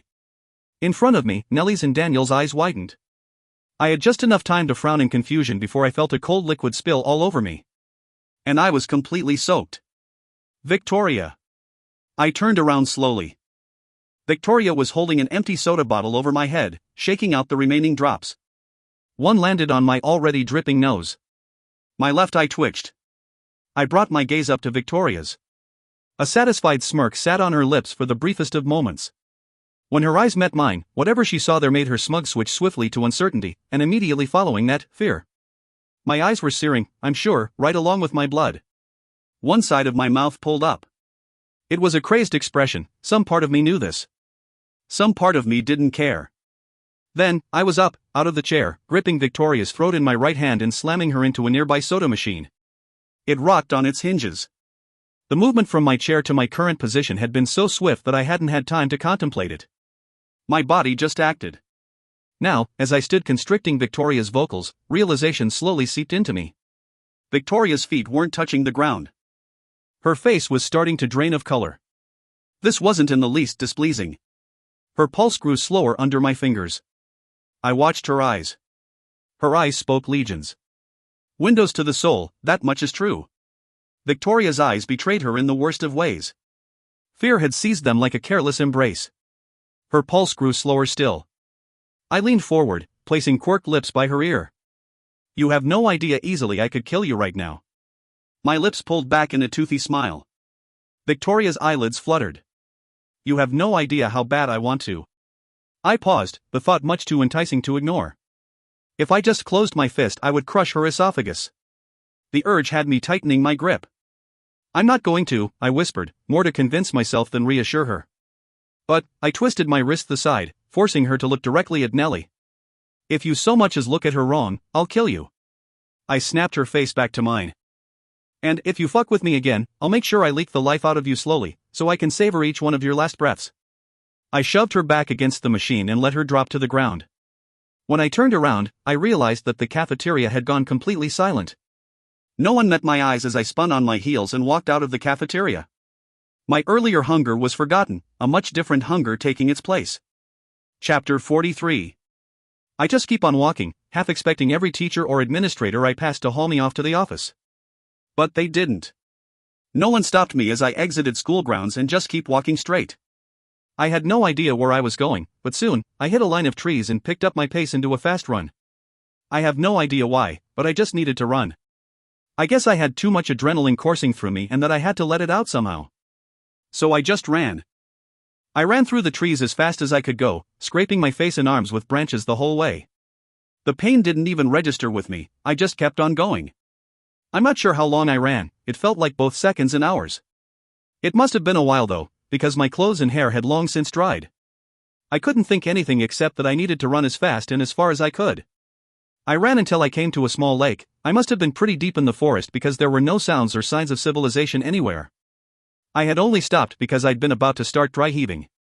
And now that I had, I just felt like collapsing. I sat down by the edge of the lake and concentrated on the scene around me. The scent of pine and fresh water engulfed me. The ground that I sat on was an odd mixture of sand and dirt. The trees loomed over me like gargoyles on an old building. They seemed to stare at me, and I stared back. The only sounds were of the bugs near the water and the small creatures carrying out the tasks of their day. The world around me had kept moving, but my world had gone completely still. I had totally lost it back there. I'd come dangerously close to choking the life out of Victoria. Even thinking about her now made the monster inside of me rear its ugly head. I always worked so hard to control it, to keep it buried so that I wouldn't do something I would seriously regret later. But I'd almost lost control. I'd almost killed someone because she'd poured a drink on me.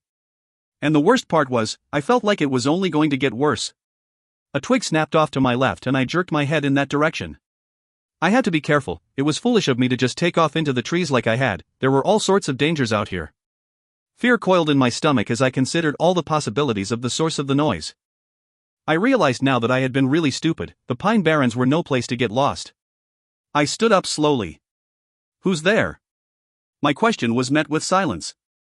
I would have started laughing at my own stupid girl in a horror movie question if I hadn't been so scared. I had wanted to break the silence somehow, but amazingly, hearing my own voice in the solitude of the forest seemed to freak me out even more. I turned back the direction I had come from, and began heading toward the city. At least, I hoped I was heading toward the city. Then, something hit me hard in the back of the head, and I spun around quickly, my body tensing for an attack. I stood there for several moments, afraid to let my guard down. I couldn't see anyone, but I knew someone was watching me. I could just feel the eyes on me, and I was seriously wishing I hadn't come this far from civilization. When nothing made its presence known, I turned around slowly, pretending to let my guard down and head toward home. I closed my eyes and concentrated hard on my other senses. A second later, I heard it, the whoosh of an arm throwing something through the air. I spun around fast, and caught the rock that had been thrown right out of the air. My eyes immediately followed the direction that it had come from. I couldn't believe what I saw. Chapter 44. It was a little girl. Well, a really dirty little girl. I stared at her, taking in her appearance.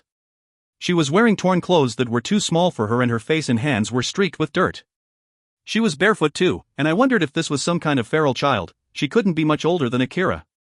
I also noticed that she had a cleft lip, but her face was still very beautiful, with eyes that were a bright gold and framed by thick, dark lashes. She had curly brown hair that was so dark it almost looked black and a skin color that suggested she spent a lot of time in the sun. Her appearance wasn't what caught my attention, however, the fierce expression and crudely made weapon she was holding did. I took a slow step forward and she raised the sharpened stick she was carrying. "Don't move," she said in a strong voice. I held my hands up in front of me and she narrowed her eyes. "Who are you? What are you doing here?" I stayed where I was. "My name's Alexa. I'm lost. I'm trying to get back to Two Rivers." Her eyes dropped down to my right arm. "What are you?" "I'm a warrior," I told her. Her eyes widened and she slowly lowered her stick. "Caden's warrior?" she asked. The mention of Caden's name gave me pause. Who the hell was this girl? And how did she know Caden? I shrugged. "I wouldn't say I'm his exactly, but yes, I know him. In fact, I should say that I'm Jackson's, but that was irrelevant right now." Her tiny face scrunched up as she considered this. "If you're a warrior, then you are Caden's because there is only one warrior, and she's his." She said this with absolute certainty and I was beginning to wonder if she was some kind of apparition. How else could some child in the woods know about Caden and me? Either that, or I had really lost my mind this time. She approached me slowly, cautiously, and I made sure to remain very still. I didn't consider her a threat exactly, but who knows who else could be with her. She may have an army of cannibals waiting in the trees for her signal to attack. When she reached me, she gripped my right arm in her tiny hand and ran a rough finger over the lily on my wrist. I stared at her adorable little face and tried not to smile at her confidence. "Alexa, right?" she asked, releasing my arm. "That's right." She held out her hand. "I'm Soraya. It's nice to meet you. I've heard great things." I raised my eyebrows. "It's nice to meet you too, Soraya, but," I glanced all around us. "Who told you about me?" She took my hand and led me to a tree that had fallen near the bank of the lake. It made for a decent bench, and she sat down and patted the seat beside her. I did as I was told and sat down. She stared up at me with those gleaming, golden eyes. "What has brought you all the way out here, Alexa?" I shook my head, still very confused by this weird turn of events. "I just got lost." She shook her head in return, and it made her curly hair bob around her face. "Don't lie, a warrior should be truthful with those she trusts." I raised an eyebrow. "Who said I trust you?" She shrugged. "You trust Caden." She said this as a statement, not a question, and I found my curiosity growing. "Who are you?" I asked. "I'm Soraya," she answered simply. I blew out a frustrated breath and she laughed. She had a rich laugh and the sound of it reminded me so much of. "Oh, no." I was seriously afraid to ask, but I had to. You're his daughter, aren't you, Dot?" She was quiet a moment as she studied me, and I felt my heart beating like a drum in my chest. At last, she broke out into laughter. "No," she said, between laughs. "I'm not his daughter. But you should have seen your face just now." I released a breath I hadn't realized I'd been holding. "Oh. I'm his niece." I whipped my head toward her and looked into her golden eyes, Caden's golden eyes. Then, I thought of something that made me a little angry. "What are you doing out here all alone? Where are your parents?" She smiled. "I live out here, with my mommy. Our village is just on the other side of the lake. You want to see? I'll show you." She hopped off the log and held her hand out to me. I took it and she led me around to where a rickety bridge hung over the lake. We crossed it and it rocked as we moved along. "Is this safe?" I asked when we were about halfway across. She giggled. "Of course, Uncle Caden built it so that it would be easier for him to come visit me." She looked up at me, her voice taking on a serious tone. "But don't tell anyone, okay? He'll get in trouble if they find out." I furrowed my brow, but nodded. "I promise." This was getting stranger by the second. Once we were across the bridge, she led me down a dirt path that wound through the trees, and after about a mile, we stopped, standing on top of a large hill. "That's my village. You can see my house over there." "See?" she asked. I nodded slowly, not believing what I was seeing. The hill looked down on what was quite literally a village, and the house she had pointed out was little more than a hut. People in ragged clothing mulled around carrying buckets and baskets. The ground was just a dusty brown, hard-packed earth. All of the houses were huts and there seemed to be hundreds of them. They appeared to be made of mud and had handmade blankets covering the holes that I supposed served as windows. Some of the people were leading around goats and donkeys, and I could smell the feces of the animals even from on top of the hill. It looked like something you would see on the National Geographic Channel, in some third-world country. It was a sharp contrast to the luxury of the city that I had just run from. It must have still been within the walls though, because I would have noticed if we would have had to climb over it. Soraya sat down on the ground and pulled my hand for me to join her. I plopped down beside her, not taking my eyes off of the scene in front of me. I hadn't known places like this even existed in America. The more I studied the place in front of me, the more my disbelief grew. None of the people had shoes on, and from what I could see, most of them had some sort of disability. But some of them seemed perfectly normal, albeit the fact that they were hideously ugly and maybe a little malnourished. These were outcasts, I realized, and the thoughts that entered my head were so horrible, I found myself trembling. Something warm and rough touched my hand, and I looked down to see that Soraya had placed her hand over mine, which was still shaking. "It's not as bad as it looks," she said in a small voice. It was a complete opposite to the tone she'd used earlier in the forest. I just shook my head, and was surprised when I felt warm tears spill down my cheeks. "Who knows about this place?" She shrugged. "I don't know. I've never been outside of the village. Except for when I wander in the forest, but Mommy says I shouldn't do that, so most of the time I don't." Anger flared in me as I realized something. "But Caden does," I said. "You said he visits you." Her face lit up at the mention of her uncle. "Yeah, he brings me stuff, food, and clothes and toys." Her face fell a little. "But he can't come very often. He says it's dangerous." I was going to have a word with Caden when I got back. "What else does he say?" I asked. "He told me about you. He worries about you a lot." I wanted to say he should be worried about her, but I kept my thoughts to myself. Instead, I said, "How did all these people get here? Some of us, like me, were born here. But others, like Mommy, got sent here." "Sent here by whom?" She shrugged again. "I don't know. I call them the evil ones, but Mommy won't speak of them. She says I'm too young right now to worry about it." I looked back down at all the people in the village, and compared them to those at Two Rivers. Now that I thought about it, no one there was really old or deformed or even overweight. I was beginning to think my outcast theory was dead on. Why are people sent here? Mommy says it's because they've outgrown their use or that they don't fit the mold, whatever that means. I wrapped my arms around her and she snuggled into my embrace. I couldn't help but feel sorry for this girl, she was so sweet and perfect and I just wanted to protect her. Thinking about the luxurious lifestyle back at Two Rivers made me sick. This wasn't right. It wasn't right at all. "Do you want to stay here, Soraya? You could come back with me." She shook her head.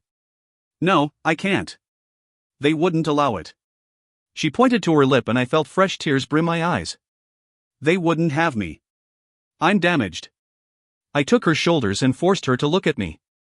"No. You are not. You're perfect. One of the most perfect girls I've ever met in my life." My voice was fierce and full of passion. She gave a small smile. "He was right. You are amazing." "Caden said I'm amazing?" I shook my head. "That's not important. Look, I need to get back before someone notices I'm missing, but I promise you, I'm going to fix this." She gave another sad smile. "You truly are a warrior, Alexa. Will you come back to see me, Dot?" I looked straight into her beautiful eyes. "I promise. I'll be back. And I meant what I said, I'm going to make things right." I just had no idea how I was going to, but she didn't need to know that. She gave me a look that said she didn't think that was possible. I drew her into my arms once again. "Do you trust me?" She pulled back and looked up at me. "Yes, I do." "Then trust me when I say I will take care of this. I'll straighten it out. I promise." She gripped my hands, concern covering her little face. "You can't tell anyone you were here, Alexa. I mean it. I don't want them to hurt you. No one is going to hurt me. Don't worry, I won't say anything. Can you show me the way back?" She nodded. "You won't forget about me, will you?" I cupped her face in my hands. "Of course not. How could I? You're far too important to be forgotten." She smiled and my heart felt like it was breaking into a million pieces. I had to do something about this, I just had to. "I think it's the food," she said, as she led me back to the other side of the lake. "What?" Uncle says everyone there must know something is off about that place. But he says that they just go about their days like nothing is wrong. He says they're happy. So, I think they must be putting something in the food to make people more, easygoing, so that they'll turn their heads to certain things. I smiled at her. You're smart and beautiful, you know that? She grinned and squeezed my hand. So are you, I just hope it's enough. I furrowed my brow at that, but she pointed into the trees. Go straight from here, just keep going straight until you reach your city. You should be okay, but hurry, you don't want to be lost in the trees come nightfall. She reached into her shirt and held something out for me. Take this, as long as you keep heading north, you'll be fine. I looked down and saw that she had handed me a compass. I thanked her and scooped her up into another hug. I will be back, Soraya. I promise you, I'll be back. She kissed my cheek. I know. I know you will. I set her down and she headed back toward her village, giving me a small wave. I waved back and then headed toward my own destination. I had a feeling that when I got back, the city was going to take on a very ugly new light. Chapter 45. As I stepped out of the trees at last, the sun seemed to shine brighter in my face than it had all day. It glared down on me in a way that made me feel as though the sweat running down my back might turn into steam. I stopped and stared at the glorious structures all around me, and for the first time, the sight of them disgusted me. The cherry blossom trees that stood in the medians of the streets no longer smelled of sweet floral, their scent had taken on the odor of an obnoxious perfume. The fancy green street lights that lined the sidewalks appeared to be thrusting their noses into the air out of spite. The mosaic-like buildings no longer resembled pieces of art, they sparkled like blood diamonds. The city I had once stared at in wonder now had me glaring in distaste. I could see the school up ahead and students were filing out of the buildings. It must be the end of the school day, meaning that I had spent almost 4 hours out in the woods. I had no doubt that Nellie would come looking for me soon, so I stuck to the outskirts and made my way back to my dorm room. When I got there, I was feeling mildly disoriented. I couldn't take my mind off of the village and the people who called it home. Soraya's little face was stuck in my memory like a fly in a spider web. The shoeless people, whose faces had held no hope, haunted my mind in an almost agonizing way. I couldn't help but feel responsible for them. I wanted so badly to do something to help them. I wanted so badly to help her. To hold her tiny body in my arms and tell her over and over how wonderful she was. Her words replayed in my head 1,000 times, I'm damaged. They made me want to lash out and hit someone, to hurt anyone who dare tell her that she was anything less than perfect. I wanted blood. I wanted to march up the steps of the council building and demand an explanation from the queen herself. I wanted to slap the owners of the fancy cars that cruised up the streets and scream at the people living in the mansions that seemed to be on every corner of this city. However, the longer I sat on my bed and thought about the village, the less I could seem to recall. It was like trying to hold water in my hands, only to have it slip through my fingers at the last moment. I felt confused and my mind muddled, like I couldn't think straight. I felt like I should just go to sleep, and I would wake up and find that I had imagined it all. Instead, I pulled the small compass out of my pocket and stared down it. I took in its circular shape and studied the letters that marked the directions. Soraya had given me this, and it was no dream. I wouldn't let myself forget her, I refused to. I would write everything I had seen down in a journal right now if that's what it took to the journal. I still hadn't looked at the journal that the librarian had given me. I glanced over at the clock on my nightstand. It was just after 4 p.m., if I read quickly enough, I could still return it to the library before they closed for the night. I stood up and went to go retrieve it from the bathroom, and a knock sounded at my door. I had a good idea of who it might be. I opened the door. Hey, Nell. She studied me for a moment. What's wrong? I ushered her in and closed the door. Nothing that you're not already aware of. I hated lying to her, but thought it was best to keep Soraya and the village to myself for now, at least until I could gather more information. She looked at me like she couldn't decide if she believed me. Yeah, she said slowly, I can't believe Victoria had the nerve to do that. Are you okay? Where did you go? I sat down on my bed. I'm fine. I just went for a run to burn off some energy. Nellie sat down next to me. I hope it helped. I was a little worried back there. I thought you might lose control. Your soul was burning brighter than I'd ever seen it before. It was scary. I think Victoria learned her lesson though. You searched me again? My tone was a little more accusing than I had intended. She cringed a little. I'm sorry, I didn't mean to. Really, I didn't even try to, it just happened. The rage was so intense that it sent me like a shock wave. It even hurt a little bit. I was afraid you were going to. I was afraid you might kill her. Her hazel eyes were filled with worry and what I thought was fear. I hoped it wasn't fear of me. I took a deep breath to calm myself. Nellie wasn't the one I was mad at. I didn't really know who I was mad at. I'm sorry. I didn't mean to sound harsh. I've just had a long day. I don't really care if you search me. I thought about Soraya and the village and corrected myself. Just try not to, okay? Or at least tell me when you're going to do it. She nodded. Okay. I glanced uneasily at the clock. Would you mind letting me rest for a little bit? I just feel like I need to sleep it off. I hoped that sounded believable. Of course. She kissed my forehead and moved toward the door, but she stopped and turned back to me. You sure there's nothing else you want to talk about? I just shook my head. She opened the door. Okay, I'll see you later then. Alone at last, I retrieved the book from the bathroom and sat back on my bed. Opening it up, I found that it was indeed a handwritten journal. The first entry was dated over 300 years ago. This dream I've been having has haunted me in the worst of ways. I'm beginning this journal so that I may remember that which haunts me. The dream shows me things that I fear have yet to come. Why I have been plagued with this knowledge is a mystery to me as of yet. That which has been revealed is so horrible that I pray I am wrong, and these things will not come to pass. In my dream, I am shown a world of great wonders, a world where technology that has not yet been discovered rules over every creature. A world in which the tyrants of my own time pale in comparison to those that rule in this future time.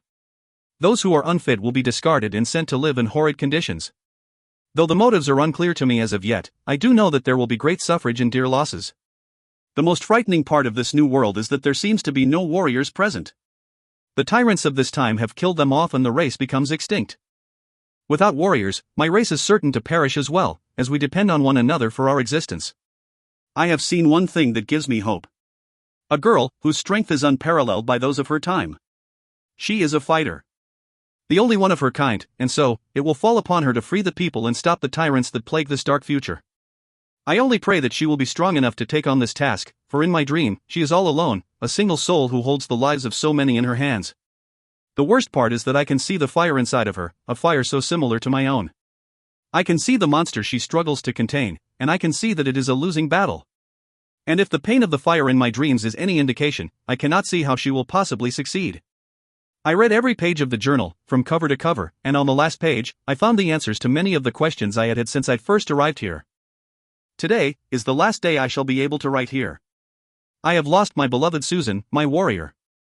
It brings me great pain to even mention her name, and the pain that is now within me, the pain that she once took away, is going to destroy me at last. Though, I feel an obligation to finish what I have started, and so, I write my final entry. The future has constantly become clearer and clearer in my dreams since I first began these writings.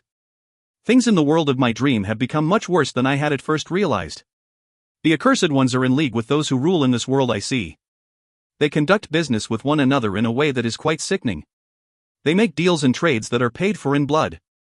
There is no honor to be found here, there is no loyalty, no love. But this girl I have seen has honor. She knows loyalty and love.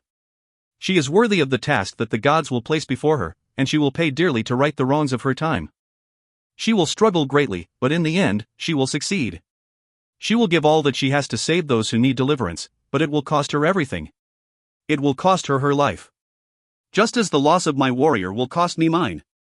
For we are not whole without the other, we cannot deal with the pain without the balance the other brings. So, I shall destroy myself, throw myself into the fire, before it has a chance to escape, and destroy everything in its path. Shutting the journal, I stood up off the bed and tucked it under my jacket. I had been reading for about 4 hours, lost in the tales of this unknown prophet. The library would still be open for another hour, and I needed to return the book as I had promised. As I walked toward the direction of the library, the darkness that had fallen seemed to envelope me in a way that was almost suffocating. I was trying really hard not to think about what I just learned. I was trying really hard not to believe it. There was no way that I was the girl that was mentioned. Absolutely no way. When I reached the library, I found it empty. I stood by the front desk and rang the little silver bell that sat on its surface. After about my third ring, the librarian I had met the other day came out of the door that stood behind the desk. She smiled when she saw me. "Warrior, I was worried you had forgotten." I handed her the journal and she slipped it in the desk drawer. Did you find the answers you were looking for? She asked. I released a heavy breath. I can't honestly say. I don't know what I found. Yes, I believe you do. I glanced around me and lowered my voice. You don't think it's me, do you? The girl mentioned in the journal? I mean, it can't be, right? Do you think it is? She asked. No. I don't. It can't be. And why not? I shrugged lamely. It just can't. Her face took on a disappointed look. Then, there is no hope for any of us. I turned around and left without another word. I refused to believe that just because some nutcase had a dream 300 years ago, I was supposed to be some kind of savior. I was just a kid. I hadn't even graduated high school yet. I was not that person. It wasn't true. It couldn't be. Maybe the journal was a fake, a cruel, not funny joke of some kind. Still, it raised a lot of questions I had no answers for. Besides, most of it made no sense. Like the parts about this other race that was dependent on warriors for their survival, and vice versa. I didn't have that dependence on anyone. At least, I didn't think I did. Also, the mentioning of the Lamias being in league with the people who ruled couldn't be true. Everyone I had met was deathly afraid of them. They'd built an enormous wall in a city that sat between two rivers to make sure that the accursed were kept away. But some of it had been dead on. Like the way he'd described the fire inside of himself, the pain, it so closely matched my own. And the part about the horrid conditions that the people who weren't fit lived in, that was extremely close to what I'd witnessed earlier today. But honestly, my brain was too overloaded with information to even make any more comparisons at the moment. And truth be told, I was scared too. Because as much as I kept telling myself that I didn't believe in prophecies, part of me wondered. I was seriously afraid to listen to that part, seriously afraid of what it meant if it was right, if the man's dreams had been right. Hadn't I just promised Soraya earlier today that I would make things right, just like the journal had said I would? Hadn't I vowed to fix things for her and the people of her village? Had I been fulfilling the prophecy without even knowing about it? That was a scary thought. But the scariest part of all had been the last entry. If it was true, if I was this girl, this savior, then I would pay for it. I would pay for it with my life. But that's not what worried me, the truth of something else did. I knew that if I had to make a choice between my life and Soraya's, I would choose to die. I didn't even really know her, yet I would give my life for her. Not because I'm altruistic, but because it was who I was, who I had always been. I suppose that is what made me a true warrior. I just hoped like hell that the journal was wrong. I just hoped like hell. Chapter 46. On the walk back to my dorm, I had to pass the council building. I glared up at it in disdain. The statues of the robed people that lined the steps loomed over me in a way that made me want to pick up some rocks and start throwing them at them. The trees that littered the well-manicured grounds cast shadows that seemed to be hiding secrets of bad deeds and wrongdoings, secrets that only things like trees were privy to. Of the all buildings I had seen in this city, the council building was by far the most imposing. I wondered what kind of sacrifice it took to build something so opulent, so supreme. It had a way of making me feel small, insignificant. The large silver doors reminded me of enormous jaws that might reach out and swallow me whole at any moment. Even the mural of the silver sun, so much like the one on my shoulder, felt wrong being there. Its beauty shouldn't have been placed on a structure that housed such lies and traitors. I shook my head at those thoughts and stared up at the building. I really had no verification to feel that way. I wasn't absolutely sure that the Queen and the Council were responsible for Soraya's village. I still wasn't sure what to think of that at all. And I also had decided that the journal was full of crap. I'd already said that the girl it mentioned couldn't be me, so what would make me think that the parts about the rulers of this time being evil were true? Still, I found myself full of animosity. Maybe I was just upset about something being so luxurious while there were people living in poverty so nearby. I didn't know what I thought. Someone came out of the large silver doors as I was continuing my walk past the council building. I stopped when I realized who it was. There was no mistaking the hair color and flannel shirt. "What are you doing here, Jack?" His face looked shocked for a moment before turning into a smile.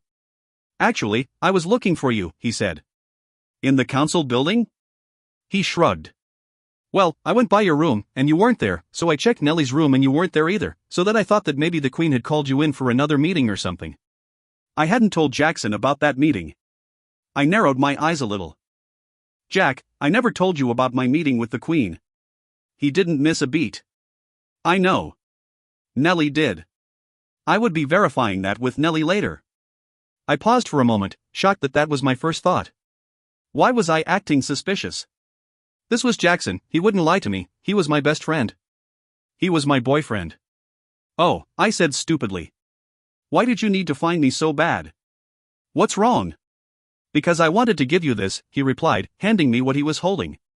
My hand flew up to my neck and I gasped as I saw what it was. Where did you find this? It was my mother's necklace. He smiled. I turned and went for a run earlier tonight, and I found it on the ground in the forest. I gave him a hug and a kiss on the cheek. I hadn't felt it, but it must have fallen off on my journey through the forest today. I was glad he'd found it, because I would have been really upset when I realized it was gone. Thank you, Jackson. He took my hand. You're quite welcome, darling. Come on, I'll walk you back. As we began heading back toward my dorm, I felt my mood lighten a little. Jackson always made me happy, and with so much mysterious drama going on in my life at the moment, I had almost forgotten that I had a boyfriend now. Jackson was my boyfriend, and even though I was still confused about my feelings for Caden, I liked being with Jack. His hand was warm in mine and I found myself enjoying the moment. Being with Jackson, holding his hand as we walked together under the stars was simple and easy and even a little beautiful. In a world where everything had become so complicated and dire, this was normal, this was peaceful. I looked over at him and he looked down at me and smiled. It made his green eyes twinkle and I was reminded of how handsome he was. It's not like I'd forgotten, everyone who saw Jackson thought he was good looking. I guess I just hadn't been paying attention lately with so much going on, but I was paying attention right now. I was paying a lot of attention. You're kind of hot, you know that? I said. One corner of his mouth pulled up in a crooked smile. You're just noticing this? I laughed and slapped his arm.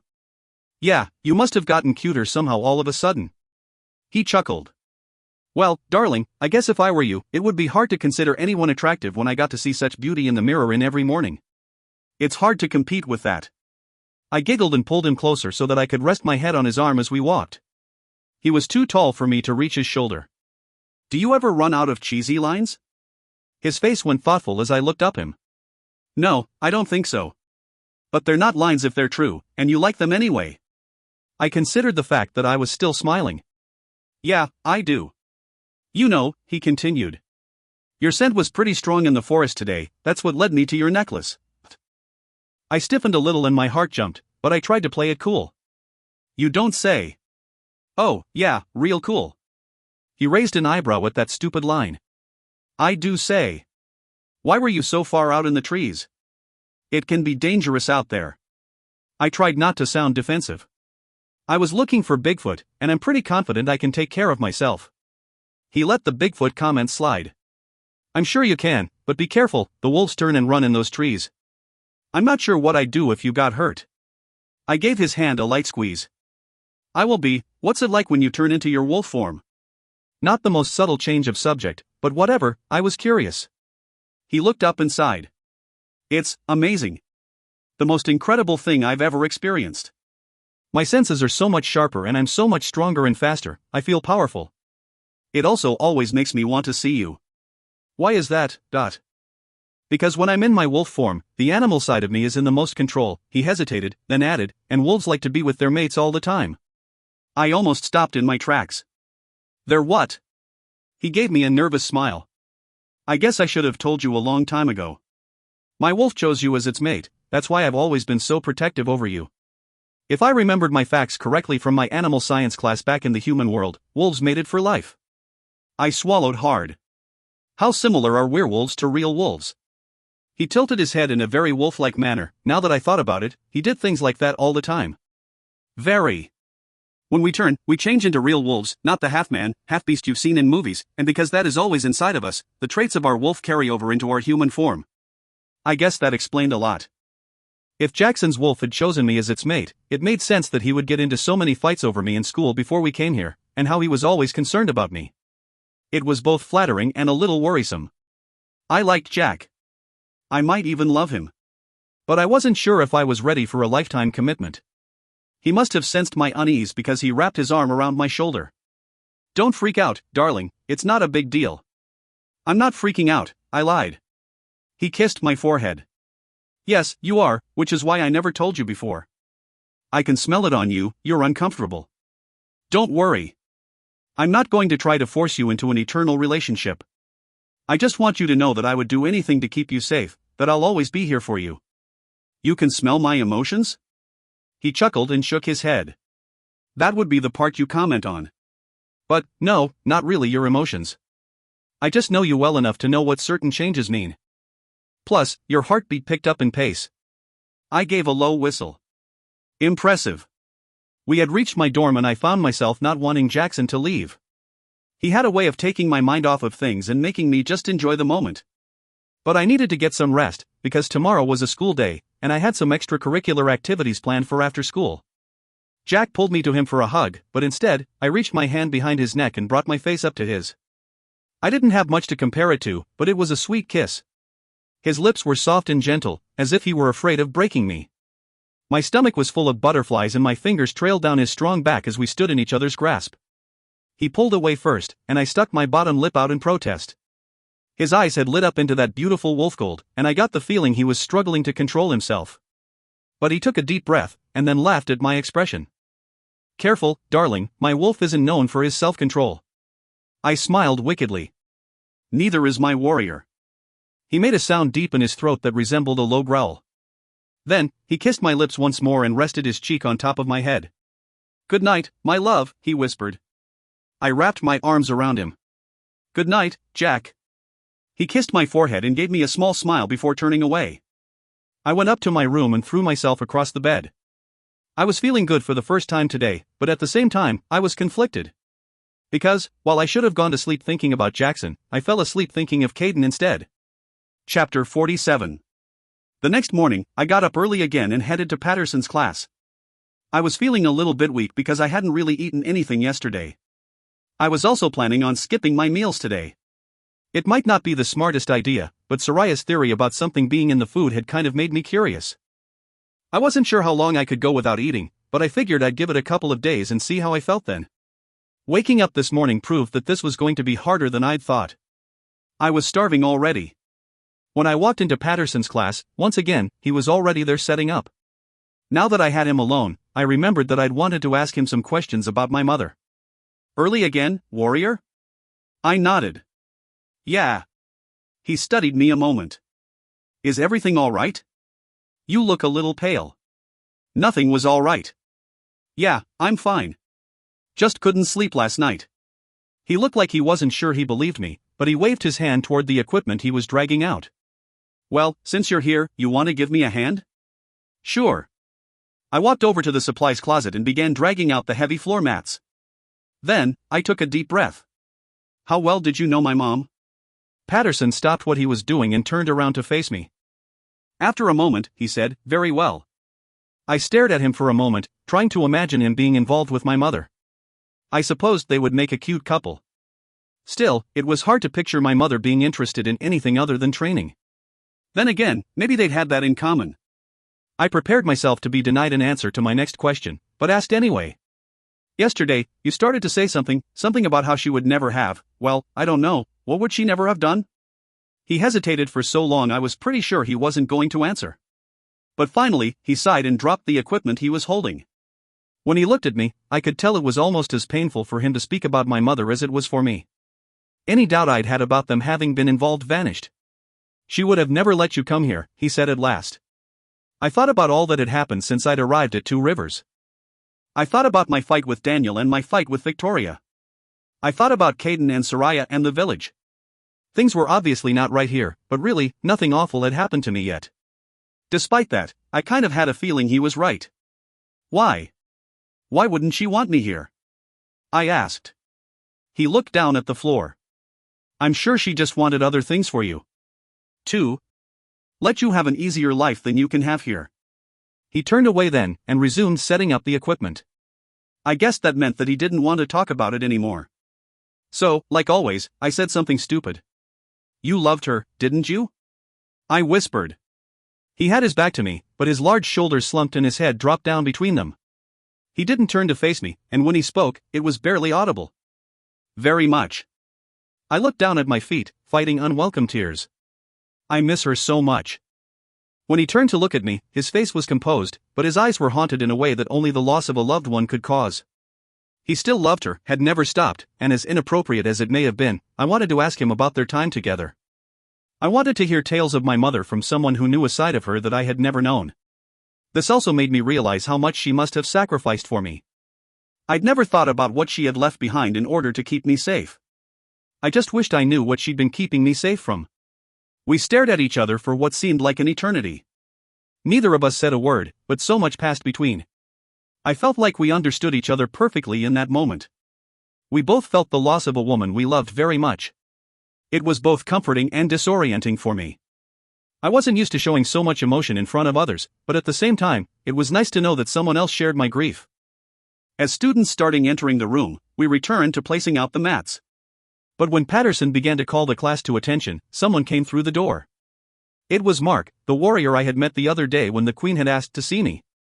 I had a feeling he was coming to retrieve me again. This was confirmed as he went over and whispered something to Patterson, who looked at me and jerked his head so that I would approach.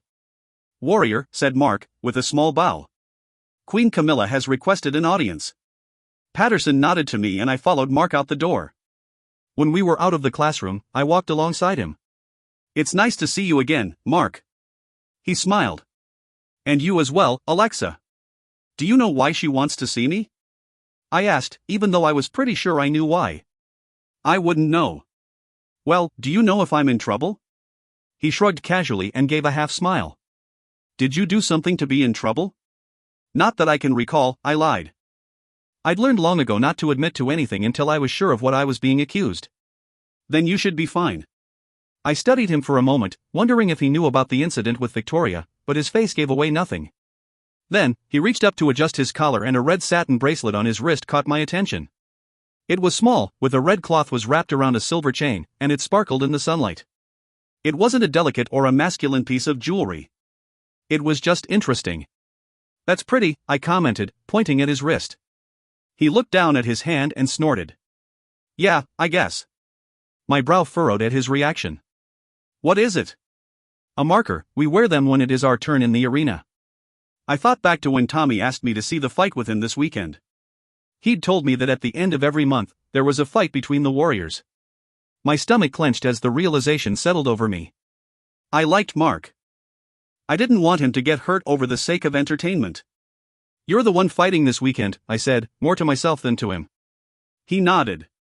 "We wear the bracelets so that people can observe the contestants. So that they can place their money on who they assume is the strongest fighter." My jaw dropped as I processed what he was saying. "People place bets on the fighters?" He glanced at me and nodded again. "Yes." Everything that went through my head to say to that involved multiple curse words, so I took a deep breath and tried to calm myself. "Of course there would be bets on the fights, why wouldn't there be?" "I'll be rooting for you then," I said, as we continued our walk. He smiled. "You're going to the fight?" "I wasn't going to, but if you're fighting, then yeah, I'm coming." He gave a curt nod. "Want to see how it's done, huh?" I laughed. "No, but someone has to cheer for you." He laughed and we ascended the stairs of the council building. Like always, I got nervous as we entered the enormous silver-trimmed foyer. Just like last time, he led me to the Queen's office and gave me a small smile. "Good luck." I hated when people had to say that to me. I thanked him and took a deep breath before opening the door. I wasn't excited about this meeting. The last time I'd been here, she'd given me the worst news of my life. That knowledge actually comforted me though. There wasn't much else that could hurt me as bad as learning of my mother's death. I entered the room and found the Queen sitting in the same chair as last time. She was drinking a cup of tea again, and was wearing a professional-looking gray skirt and jacket with a silver shirt underneath. I wondered if her attire always included silver. "Probably." "Young warrior," she said in greeting. I had to stop myself from rolling my eyes. "Your Majesty." She gestured to the couch. "Please, have a seat." I sat down and waited for her to speak. When I was met with silence, I remembered how she annoyingly always made me ask questions before giving answers. I bit my lip and clenched my fists. "You wanted to see me?" She studied me over her cup for a moment, and I felt my irritation grow. Why couldn't this woman ever just come on out and say what was on her mind? You'd think a queen would have better people skills. She was just skilled at pissing me off. Finally, she cleared her throat and said, "Is there anything you'd like to tell me?" I shifted a little, but managed to hold her gaze. I don't think so." Her sharp eyebrows shot up. I see. So, you didn't choke Victoria Tallis yesterday in the school cafeteria? I swallowed hard, but mostly I was just grateful that this wasn't about Soraya and the village. It had hit me upon walking in her office that she might be calling me in because she knew about my trip through the forest. I could handle being in trouble myself, but I would have never forgiven myself if I'd gotten Soraya in trouble. I nodded slowly, pretending to think about it. Oh, actually, yes, I did. No point in lying. She took another sip of tea. I see. God, that was annoying. I wanted to tell her that she didn't need glasses then. Instead, I asked, am I in trouble? She set her teacup down on the table beside her chair and folded her hands in her lap. Well, that depends. Would you mind telling me why you did so? I took my time in answering. Because she poured a drink on me didn't sound like a good answer, so I picked the only other one I had. She made me mad. Okay, that answer kind of sucked too, but it was true. Do you get angry often? She asked. I narrowed my eyes a little. I hate being patronized. Sometimes, but only when it's warranted, I replied stiffly. She pretended not to notice my tone. And you feel Victoria deserved to be choked in front of all of her peers? Yes. She deserved something, I said. She came looking for a fight. As I said this, I realized I was right. I still felt like a monster for what I'd done, but at the same time, I wasn't the one who initiated the confrontation. I just finished it. To my utter astonishment, the queen agreed with me. True, she should have known better than to make enemies with a warrior. I nodded. But, she continued, and I sighed, there's always a but, even a warrior should be careful of whom she chooses for enemies as well. I almost snorted, but caught myself. You think that Victoria could take me? I know that sounded egotistical, but, seriously? She gave me a look that seemed to suggest a little modesty. I raised my eyebrows and waited. I wasn't about to take lessons on being humble from a woman who sat with a silver spoon in her mouth. No, I don't think she could harm you physically, she said, her words clipped. But seeing as how Victoria is the daughter of Lady Tallis, she requires certain finesse. That gave me pause. Her mother is on the council? The queen nodded gravely. And you can imagine the outrage her mother was in yesterday when she found out her daughter was humiliated in front of the entire student population. I looked down at my hands, but she continued, she wanted to have you severely punished. I told her we would do no such thing. My head jerked up, and I'm sure my face looked utterly surprised. I didn't think it was the wisest thing, but I asked anyway. Why did you do that? She smiled then. Because, you are more important than a spoiled little brat like Victoria. You are the last son warrior left and should be treated as such, by everyone, even the daughter of a council member. She paused, then added, you also saved my life, and considering the suggestions put forth by Lady Tallis for you punishment, I would say that this makes us even. I was absolutely shocked. Not just because the queen had called Victoria a spoiled little brat, but because she had stuck up for me against someone on her own royal council. Maybe I should save people's lives more often. But if this should happen again, you will be on your own, she added. I nodded my understanding, still too floored to say anything. Also, I want you to take today off from your studies. You need to take a day to just relax and enjoy your blessings instead of dwelling on the things that have so upset you over the last couple weeks. I didn't want to miss school, but I agreed. I had to take what I could get. Thank you, I said. She smiled again, and I couldn't help a small smile of my own. She had done me a huge favor, and I wouldn't forget it. When I stood to leave, she called out to me before I stepped through the door. And warrior? She called. I turned back. Yes, Your Majesty? Let's try and keep a hold on that temper, shall we? I nodded and left. No need to tell her that I was always trying, and that it seemed to be getting harder and harder to hold on to. Chapter 48. As I left the Queen's office, I found Mark standing at his post right outside the door. He smiled upon seeing my completely astonished expression. Just a slap on the wrist then? He asked, grinning broadly. I shook my head. More like a pat on the head. He chuckled, making his usually serious face even more handsome. You are one lucky little lady. Guess so, I replied. If you could call all the things that had been happening to me lately lucky. I didn't really agree. The fight is on Saturday. I gave a reassuring smile. I'll be there. I exited the council building, trying to decide what to do with my day. I had planned on visiting Caden today so that I could demand some answers out of him, but if I had the whole day to myself, I knew where I should go if I really wanted answers. So, I headed to my room and retrieved the compass Soraya had given me. As I went to use the bathroom before I left, I caught a glance of myself in the mirror. I looked like I felt. I hadn't eaten for over a day now and it was starting to show. My skin was pale and my eyes had dark circles under them. I felt like I could devour an entire cow. I knew I required a lot of food to keep me going, but I hadn't known that it would suck this bad. I wasn't even sure if I was up to the trip, but I had to try. I splashed some water on my face, pulled my hair back into a ponytail and headed out with my compass in hand. I went to the spot that I had entered the trees before and checked the compass to make sure that it pointed south. I wasn't exactly sure if this would get me back to the village, but I figured that if I started in the same spot and headed in the opposite direction I'd taken to get back, I couldn't be that far off. I tried to move quickly because I knew that it was a long trip, but the heat of the day seemed to be more suffocating than it usually was. I felt lightheaded and a little nauseated as I pushed through the trees. After about an hour, I realized that I should have packed some food for this trip. It had been foolish of me to think that I could use so much energy on an empty stomach. For some reason, I couldn't recognize any of the forest, even though I had just been here yesterday. I was relying completely on the compass to tell me I was heading in the right direction. I kept going though, and eventually, I came upon the lake. I sat down on the fallen tree branch that Soraya had led me to the other day. Resting my forearms on my knees, I bent my head between my legs and started dry heaving. Spots danced before my eyes, and I felt as though I might pass out. "Alexa? Are you okay?" said a sweet voice behind me. I turned my head to see Soraya standing there. She had on the same clothes as yesterday, but the dirt that had streaked her face had been washed away. Her big, black eyes were filled with concern and her sharpened stick was clutched in her hand. I tried to give a smile, but it was difficult in my current condition. "I'm fine, I came to see you."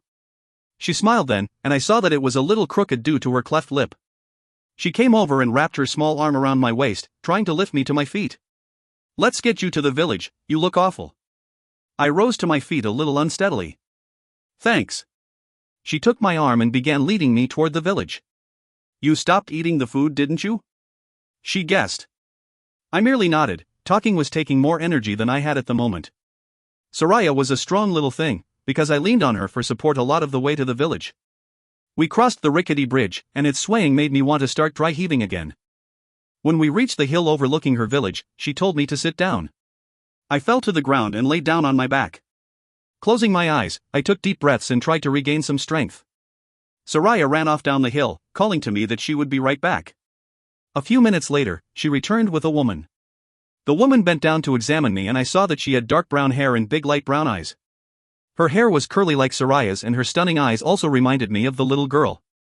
Her skin was tan from the sun and her hand was rough when she reached down and felt my forehead. "Can you walk?" she asked me. I pulled myself to a sitting position, then pushed to my hands and knees, and eventually made it to my feet. "Yes," I said. She eyed me warily. "I can have someone carry you if you'd like." I shook my head. I didn't want to be carried through the village like some injured duckling. I just hoped we weren't going very far. "I'll be fine," I told her. She gave a small nod and a smile that said she'd expected me to say this. Then she wrapped an arm around my waist. "I'm Catherine, Soraya's mother. Let's get you to the house so that you can rest." I let them lead me to the hut that Soraya had pointed out the other day. As we descended the hill, the people who were moving about the village stopped and stared, their faces filling with wonder. The smell of dirt and body odor was almost overwhelming this close to the people. I tried not to look at them as they stopped in their tracks and let us pass. It made me so angry to see people living this way. In my head, I renewed my vow to help them somehow. I couldn't believe that I had almost forgotten how horrible the conditions were here. I wouldn't forget again.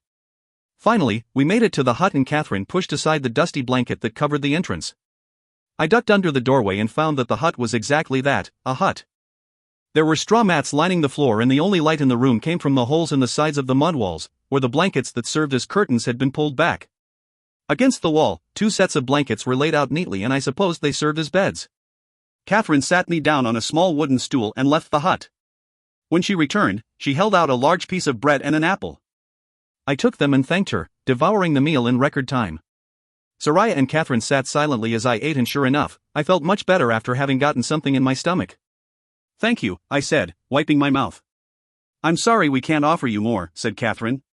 "Food isn't easy to come by around here." I looked down at my hands, suddenly feeling very bad that I had been as foolish as to come here in need of food. I apologize, I said. Your hospitality is more than appreciated. She waved off my apology. There's no need to be sorry for anything. I wanted to meet you anyway. Soraya here wouldn't shut up about you yesterday. I smiled at Soraya, who was sitting cross-legged on the floor, looking sheepish. You've got one amazing little girl there, I commented. Catherine smiled, and it made me notice how lovely she was. She looked like an older version of Soraya. That I do, she agreed. Would you like something to drink? I nodded and she went over to where a metal pitcher was sitting on a small table and poured some water into a wooden mug. Handing it to me, she said, if you would like some blood instead, I'm sure I could scare some up for you. No thank you, I said, trying not to wrinkle my nose at the offer. Water is fine. I don't drink blood. Her face filled with surprise. Why not? I shrugged. I'm not a vampire. I don't need it. At least I didn't think I did. You've never had blood? Her face was completely shocked now. No. Actually, until recently, I didn't even know what I was. I still didn't really know. She considered this for a moment. Why have you come here, Alexa? We are happy to have you, but I fear it is not worth the risk you take. It was nice to meet someone who addressed me by my name, instead of warrior. I thought about the question before answering, but really, I knew why I'd come. I wanted answers. Catherine turned to Soraya. Sweetheart, please go tend to your tasks while I speak with Alexa. Soraya looked as though she was ready to protest, but after a sharp look from her mother, she got up and left the hut. Turning back to me, Catherine said, what would you like to know? I started with the obvious. What is going on here? What is this place? I hoped that didn't sound rude. She gazed out the window and took a deep breath. We are here because someone has decided that we are of no use to our society. We are donors. What do you mean donors, Dot?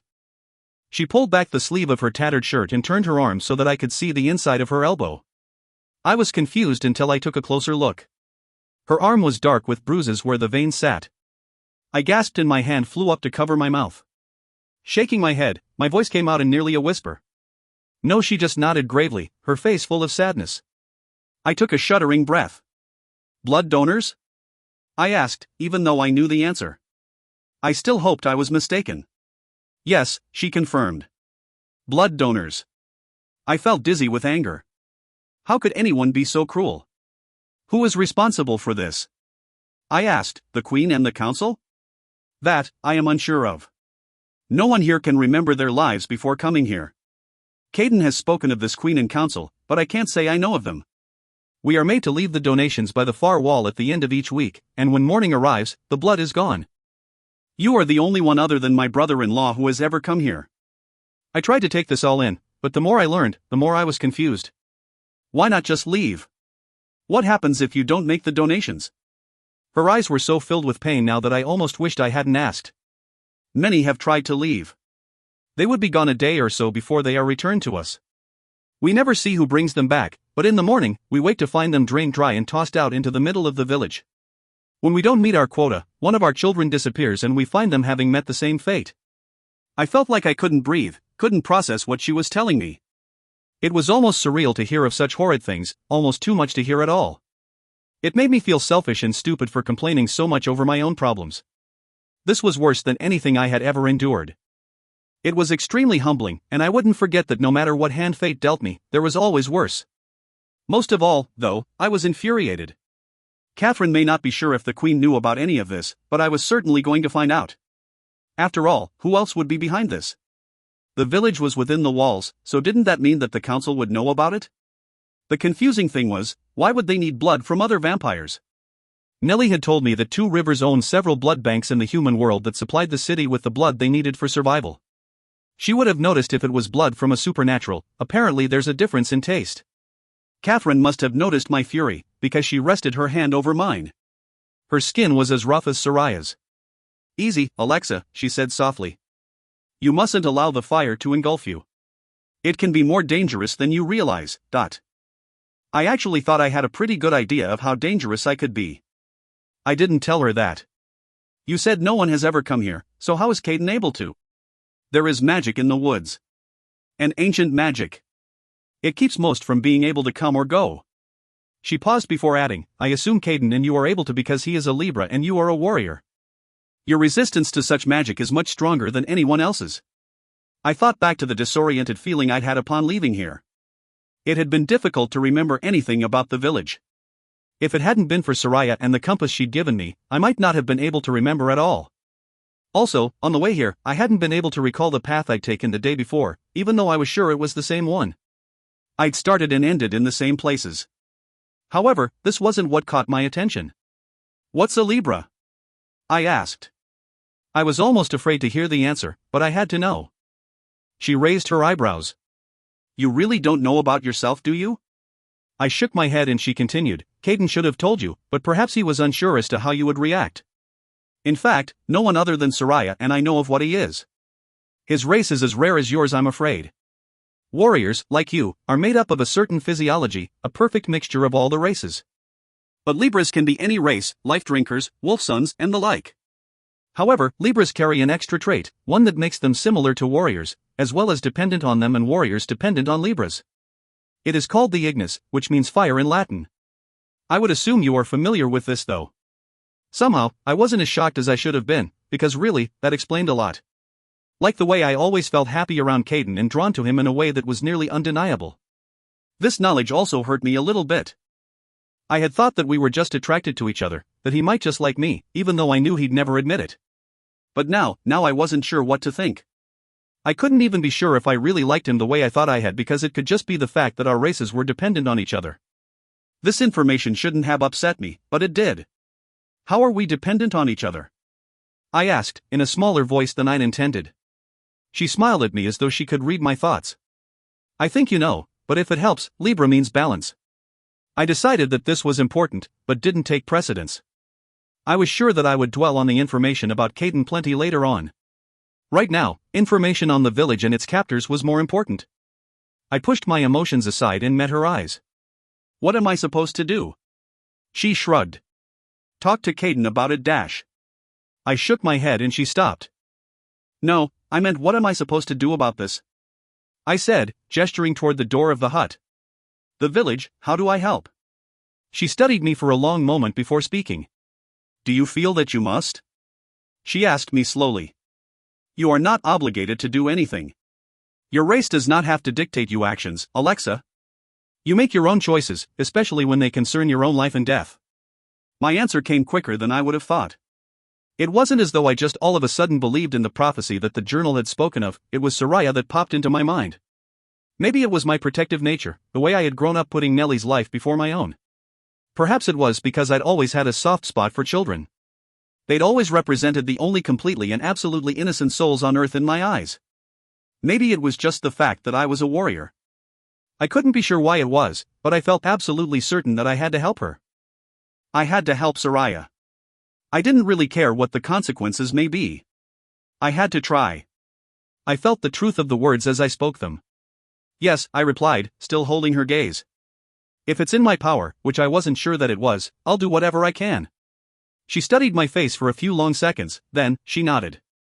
I had a feeling you would say that, but I honestly cannot say what it is you can do. Unfortunately, the stories do not tell of how the Savior is to accomplish freeing our people. They just say that she will. The stories? I asked. She smiled sympathetically, probably at my assumed ignorance. What do you already know? I told her about the journal, then added, the people back at Two Rivers seem to think that I will save them from something too, but what is there to free them from? Things in the city are much different than they are here. I hadn't wanted to say much better than here. She shook her head and smiled, but didn't say anything. I raised my eyebrows and waited for a long time before she finally told me what she was thinking. Many people here would not agree, because really, we wouldn't know any better. But I have considered the possibility that maybe we are not the only ones enslaved. I think that maybe the prophecy goes beyond the village, beyond even the walls of Two Rivers. Perhaps it extends across the entirety of our races. But then, what do I know? How many of us live among the humans? I asked. And how many live in places like this, hidden cities behind walls in the middle of nowhere? How many of our kind did you meet when you lived among humans? She countered. You would know better than I the answer to that. I thought about this. Jackson was the only other one I'd met in my entire 17 years of life, before the night of the attack, that is. But then, I hadn't even known what he was, so maybe I'd met more of our kind than I'd even realized. When I looked up to see that she was waiting for an answer, I said, "Not many." "Not that I knew of anyway." Soraya popped her head in the door then, making both Catherine and I jump in surprise. "Mommy," she said, "the others want us to get back to work so that we finish before nightfall." Catherine nodded. "Okay, dear, just go on back out. We will be finished in a moment." Soraya poked out her lip and darted her eyes toward me. She started to protest. "But dash. You may walk her back over the hill if you like," Catherine said, holding up her hand. "Now go, we are nearly finished here." Soraya didn't look happy about being kicked out again, but the fact that she would be walking me back seemed to placate her. She left, and Catherine and I stood up to leave. "Be careful, Alexa," she told me. "The choices you make are entirely your own, but make sure you weigh the repercussions before you act. You don't owe anyone anything. No one has the right to ask you to trade your life for theirs. You are not any less important than anyone else." She turned to leave, but I stopped her. "Catherine, you don't have to answer me, and I apologize if I'm out of line in asking, but do you remember anything about what your life was before coming here?" I felt bad about asking this, but I figured that if maybe I understood the events that would land someone in a place like this, then I might be closer to figuring out who was behind it. She stayed with her back to me and didn't speak for a long time. I had just decided she wasn't going to answer and apologize for asking, when she finally spoke. Her voice was small and pained. "A husband," she said. "I remember I had a husband and I loved him very much. But I can't remember him at all, just that I loved him." "Couldn't you ask Caden about him?" I asked, wanting to help her. "Wouldn't he be his brother?" She turned to face me then, and even though no tears fell from her eyes, the pain ran deep inside them. "Sometimes, certain questions are better left unanswered," she said, and then she pushed aside the blanket and exited the hut. Chapter 49. I stepped out a moment later to see that while people had returned to their tasks, they still stared at me like I had two heads.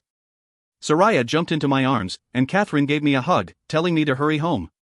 I thanked her and she gave me a warm smile.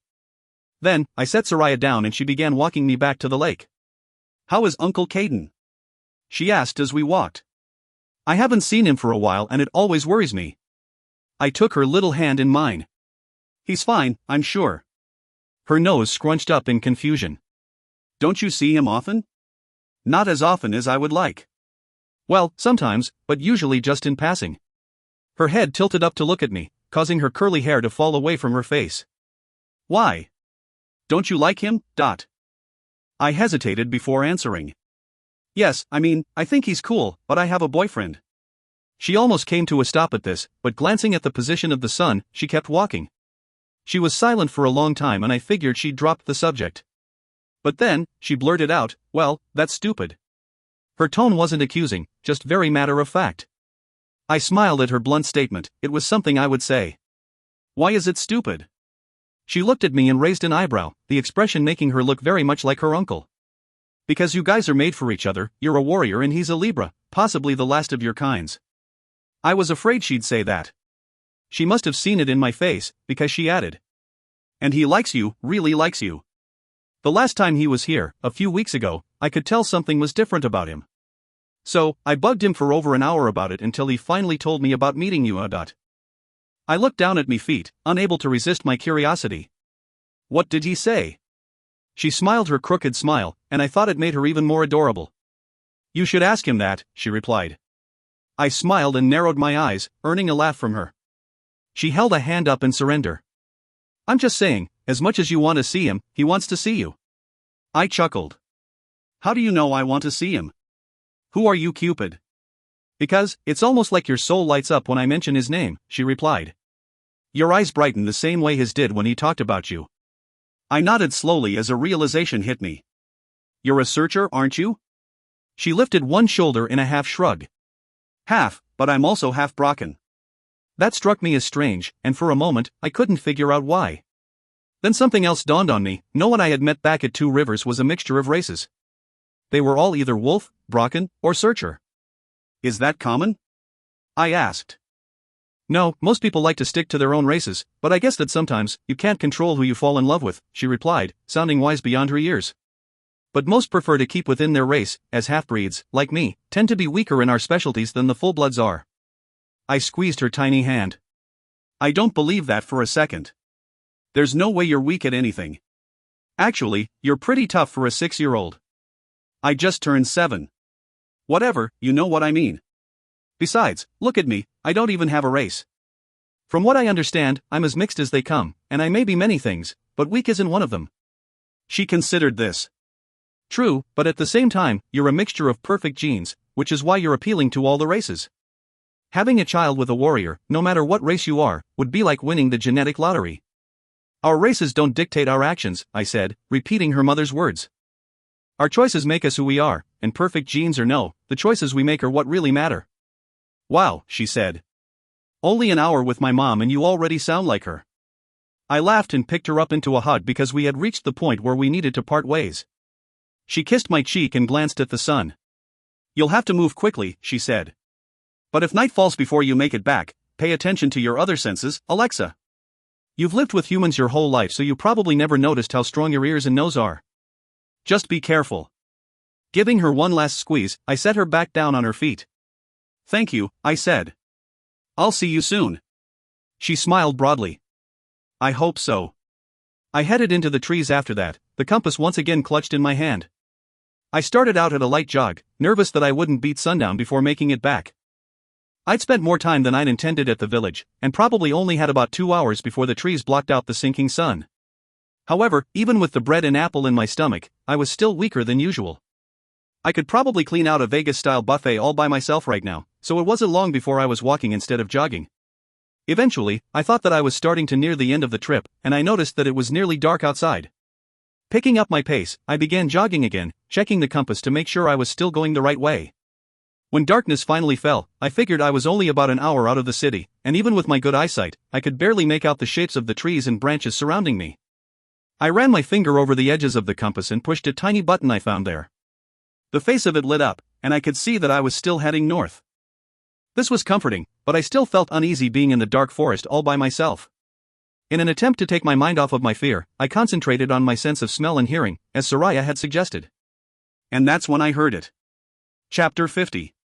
A low growl that could only come from the vocal cords of a large animal. And I had a pretty good idea of what kind of animal it was. I wished suddenly that I had brought my gladius with me, but it looked like I would have to rely on my own body if the animal was to attack. I kept up my pace and sniffed the air, hoping to catch a whiff that might give away the creature's position. To my astonishment, I was able to pick out a scent in the midst of the strong pine smell. I thought that it was a vaguely familiar scent, though I couldn't recall how I knew it. I concentrated harder and sniffed the air again. I certainly was no pro, but I could tell that the animal was moving closer, and when I listened hard enough, I could tell that it was approaching fast. I stopped in my tracks and clenched my fists, tensing for the attack. My heartbeat hammered and a cold sweat creased my forehead. A second later, I saw something leap through the air, straight toward my throat. I ducked just in time so that the animal flew over my head. Spinning around quickly, I saw something that made my hammering heart screech to a halt. It was a wolf. A pretty big wolf too, with pale blonde fur and glowing golden eyes. It bared its teeth at me and released a growl that sent a shiver of fear down my spine. A realization hit me only a split second before she leapt through the air again. I knew who this was, and I was pretty sure she was trying to kill me. At the last moment, I just shut my eyes and spun to the side as quickly as I could move. Which was pretty quick, but then, a second wolf flew out of the trees and hit the blonde wolf hard in the side, tackling her to the ground. The blonde wolf, who I was pretty sure was Victoria, gave a yelp and the two hit the ground hard, snapping jaws and wrestling to get the advantage. I almost turned around and ran as hard as I could. If I was smart at all, I probably should have. But as my breathing came out in harsh gasps, I caught the scent of the second wolf and stood rooted to my spot. It was Jackson. And he was fighting Victoria for me. He'd probably just saved my life for the second time, and I was not about to leave him and run off like some damsel in distress. As I stood there, the two stood snarling and snapping at each other. I could hardly believe what was happening in front of me. Victoria kept trying to get around Jackson to reach me, but he was much, much bigger than her and faster too. In fact, now that I was just standing here, gaping like an idiot, I saw that he was bigger than any real wolf I'd ever seen. His fur was the same reddish-brown as his hair and his eyes were glowing the same wolf gold as Victoria's. His growl was deep and threatening each time she tried to make a move, and I wouldn't admit it, but the sound of it scared me too. After what seemed like several tense moments, Victoria gave one last warning growl and took off into the trees. I stayed where I was, staring at Jackson, who had his back to me, still tensed for an attack. Slowly, almost cautiously, he turned so that he was facing me. Standing face to face with him in wolf form was far more intimidating than anything I'd ever encountered. It took a lot of effort, but I managed not to take a step back. But when he began to approach me, I felt my heartbeat kick into overtime, and I clenched my fists tight to keep my hands from trembling. "Jackson?" I asked in a quiet voice, even though I knew it was him. "Yes, darling, don't be afraid, it's me." It was his Midwestern drawl in my head, and I felt certain that I had truly lost my mind this time. Just add hearing voices to my list of problems. Unsurprisingly, I laughed out loud at my loony thoughts. I was starting to hate that nervous habit. In front of me, Jackson tilted his head to the side. "What's funny? Only you would laugh at a time like this." I jumped at his reply, which was once again, just in my head. "Are you talking in my mind, or am I going nuts?" I asked out loud. Jackson's laughter sounded inside my head. "You're not crazy, darling, when we're in wolf form, this is how we communicate." I narrowed my eyes as a thought came to mind. "Can you read my thoughts too?" His tongue lolled out and his lips pulled back over his teeth in an expression that I thought might just be a smile. When I propped a hand on my hip, he spoke in my head again. "Relax, I can't hear your thoughts, only other wolves can hear each other without speaking out loud, and that's not mind reading, it's just like communicating without speaking. I can talk to you like this, but I can't hear you unless you speak out loud." "Oh," I said. Now I was freaked out on more levels than one. When he began walking toward me again, I couldn't help but tense a little. Even though I knew Jackson would never hurt me, it was unnerving to have something so big and intimidating be so close to me. Judging by the size of him, I would compare it to getting up close and personal with a lion. When he was only about a foot away from me, I swallowed hard and did my best to remain very, very still. Like I said, he was more than intimidating in this form. "Just don't run, okay?" he told me before closing the distance between us. "If you do, it will be hard not to chase. I don't think my wolf would harm you, but he's still a wolf." I crossed my arms and snorted. "I don't run. At least not usually," but then, this was not the usual. His chuckle filled my head again and he stepped forward and pushed his muzzle into my hair. Again, I felt my heart beat out of my chest. "But you want to. I can smell it." He nuzzled my neck, and surprisingly, goosebumps broke out over my skin. "Your scent is so much stronger like this." I heard him inhale deeply, and his warm, wet nose brushed across my collarbone. Amazingly, I felt my eyelids flutter at his touch. "It's absolutely intoxicating, darling." My hand seemed to reach up on its own and I ran my fingers through the fur on his neck. It was soft and thick, and I felt like I could fall into the warmth of it. I was seriously thrown off by this, but at the same time, it was exciting. Taking a deep breath, I inhaled the scent of him, letting Jackson fill my lungs.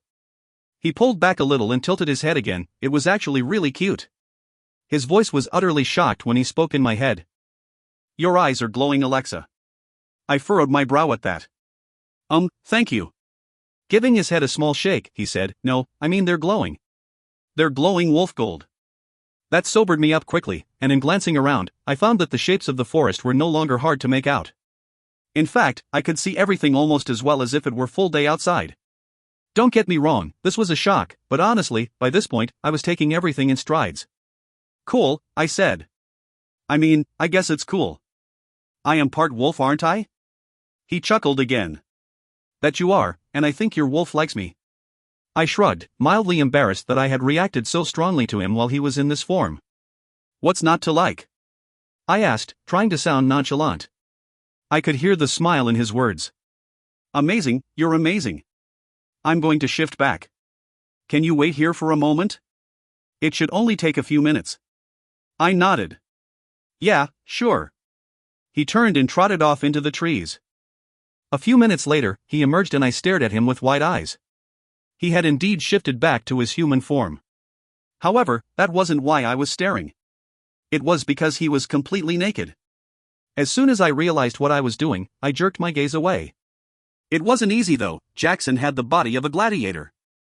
I had known that he was in good shape, but it was quite different seeing it firsthand. Also, I was just embarrassed. It's not every day I saw a naked man. I didn't even really watch television. My cheeks flooded with heat as he approached me, and he laughed at the way I kept my gaze up at the stars. "Sorry, darling, my clothes aren't far from here, but I didn't want to stay in wolf form too long with you around. My wolf tends to run on instincts, and you invoke some pretty strong instincts. I shrugged. It's okay. How far are your clothes? He laughed. Not far, but if you take off your shirt I can use it to cover up. I shook my head and couldn't help a smile. Nice try. He threw his arm over my shoulder, further embarrassing me. Suit yourself. We found his clothes a few minutes later, which actually was just a pair of jeans. After he slipped them on, I gave him a big hug and a quick kiss on the lips. Thank you, I said. He wrapped his arms around me and I became acutely aware of the feel of his warm skin against mine. Pulling myself closer to him, I allowed my fingers to explore the hard muscles in his back. When he pushed the hair off of my neck with his nose, the same feeling I'd had a few moments ago came rushing back, only stronger. There was something enticing about standing in the middle of a dark forest with him so close to me. He inhaled deeply again and then pulled back to look at me. His eyes glowed once more, and I was pretty sure mine had lit up gold as well. You're very welcome, my love. But what were you doing out here again? I told you it can be dangerous. I smiled, still very much wrapped up in his proximity. I've never been good at taking directions, Jack. He raised an eyebrow. But apparently, you're good at evading questions. I sighed and stepped out of his arms. I hated lying to him, but it's not like I could tell the truth. I've been stressing a lot lately, and the forest seems to give me some peace. I like to run out here, it helps me think. That wasn't a total lie. He considered this. Okay, but, for me, will you try to do it during the day? The wolves usually only run at night, so you should be okay if you stick to daylight hours, he said, in a serious tone. I nodded, understanding that he was just worried about me. Okay, I'll try. He stared at me for a moment as if he wasn't sure I was telling the truth. I guess he accepted my answer, though, because he took my hand. Let's get back in case Victoria decides to show up again. I think she was going for your throat. I nodded, and a little anger spiraled in my stomach. Yeah, I think she was. Chapter 51. We made it back to the city, exiting the woods near the school. Then, an idea suddenly came to me and I turned to Jack. What time is it? He glanced down at his wrist and saw that it was bare, like much of the rest of him. Not sure, but it's probably around 9. Why? I didn't know what to say so that I could get away from him. It's not that I didn't want to be around him, it's just that I wanted to do this on my own. I need to go to the library, I said. It wasn't a lie, mainly because I couldn't think of one fast enough. Okay, I'll walk you. I didn't know you did homework. I raised an eyebrow at that last part. I read a lot. That was true. But it's okay, you don't have to come, because if I'm going to make it there before they close, I'm going to have to run. That must have sounded cool, now all I needed was a pocket protector. Jackson's eyebrows shot up in disbelief.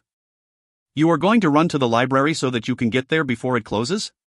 Did they just get the new copy of Harry Potter or something? I rolled my eyes at him. The last copy of that came out years ago. His expression turned a little impressed. You do read a lot. What? Everyone knows Dash, I shook my head. Never mind, I just need to pick up a book I'll need for class tomorrow. I was finding myself lying to him more and more. I didn't like it, but I'd promised Soraya that I wouldn't say anything to anyone. So really, I was just keeping someone else's secret, right? Okay, he said slowly. I hopped onto my tiptoes and gave him a quick kiss on the lips. Thanks again, Jack. I won't forget what you did for me tonight. I'll see you at lunch tomorrow. I took off after that. I'm absolutely positive I looked like a total idiot, but I really did want to reach the library before it closed. As it was, I reached the front of the small stone building just as the librarian was locking up for the night. It was the same older lady that had given me the journal, and upon seeing me, she opened the door and ushered me inside. She locked the door behind me and her features flooded with concern. Warrior, is everything all right? She asked. I ran the back of my hand across my forehead to wipe away the sweat. I ran every day, but I didn't run my fastest very often, and I was a little winded. I pulled in a harsh breath. I'm fine, I breathed. I just wanted to catch you before you left for the night. She smiled, but still looked mildly confused. All right, well, what can I help you with, dear? I smiled back at her choice of an endearment term. She would remind me of my grandmother, if I'd ever had one. In fact, I think she was the only person I'd met at Two Rivers who could qualify for old, and even so, just barely. Do you believe in what that journal said? I asked, deciding to cut to the chase. She nodded slowly and gave me a knowing, half smile. Ah, so that's what's got you rushing over here. She studied me for a moment before continuing. Yes, I do. Then you know why everyone here seems to think that I am going to save them from something, I replied. Again, she hesitated. I would say that I understand why they would think that, yes. From what? I asked. Her brow furrowed. I beg your pardon? What do they think I will save them from? She spoke in a whisper, almost as if she was afraid to say. From an inevitable future. I threw up my arms. What are you talking about? Why does everything have to be such a mystery around here? She glanced around uneasily. Please, warrior, I would ask that you lower your voice. This is a library after all. I turned around abruptly and went to leave, but she stopped me when my hand reached the door. Look around you, warrior, and listen to those instincts you try so hard to ignore. You can feel that something is off, she whispered, nearly inaudibly. Look at the people and places here and compare them to the world that you knew outside of these walls. I turned my head and pushed open the door. Yeah, thanks. I understand your anger, you are a warrior after all, but I can say no more.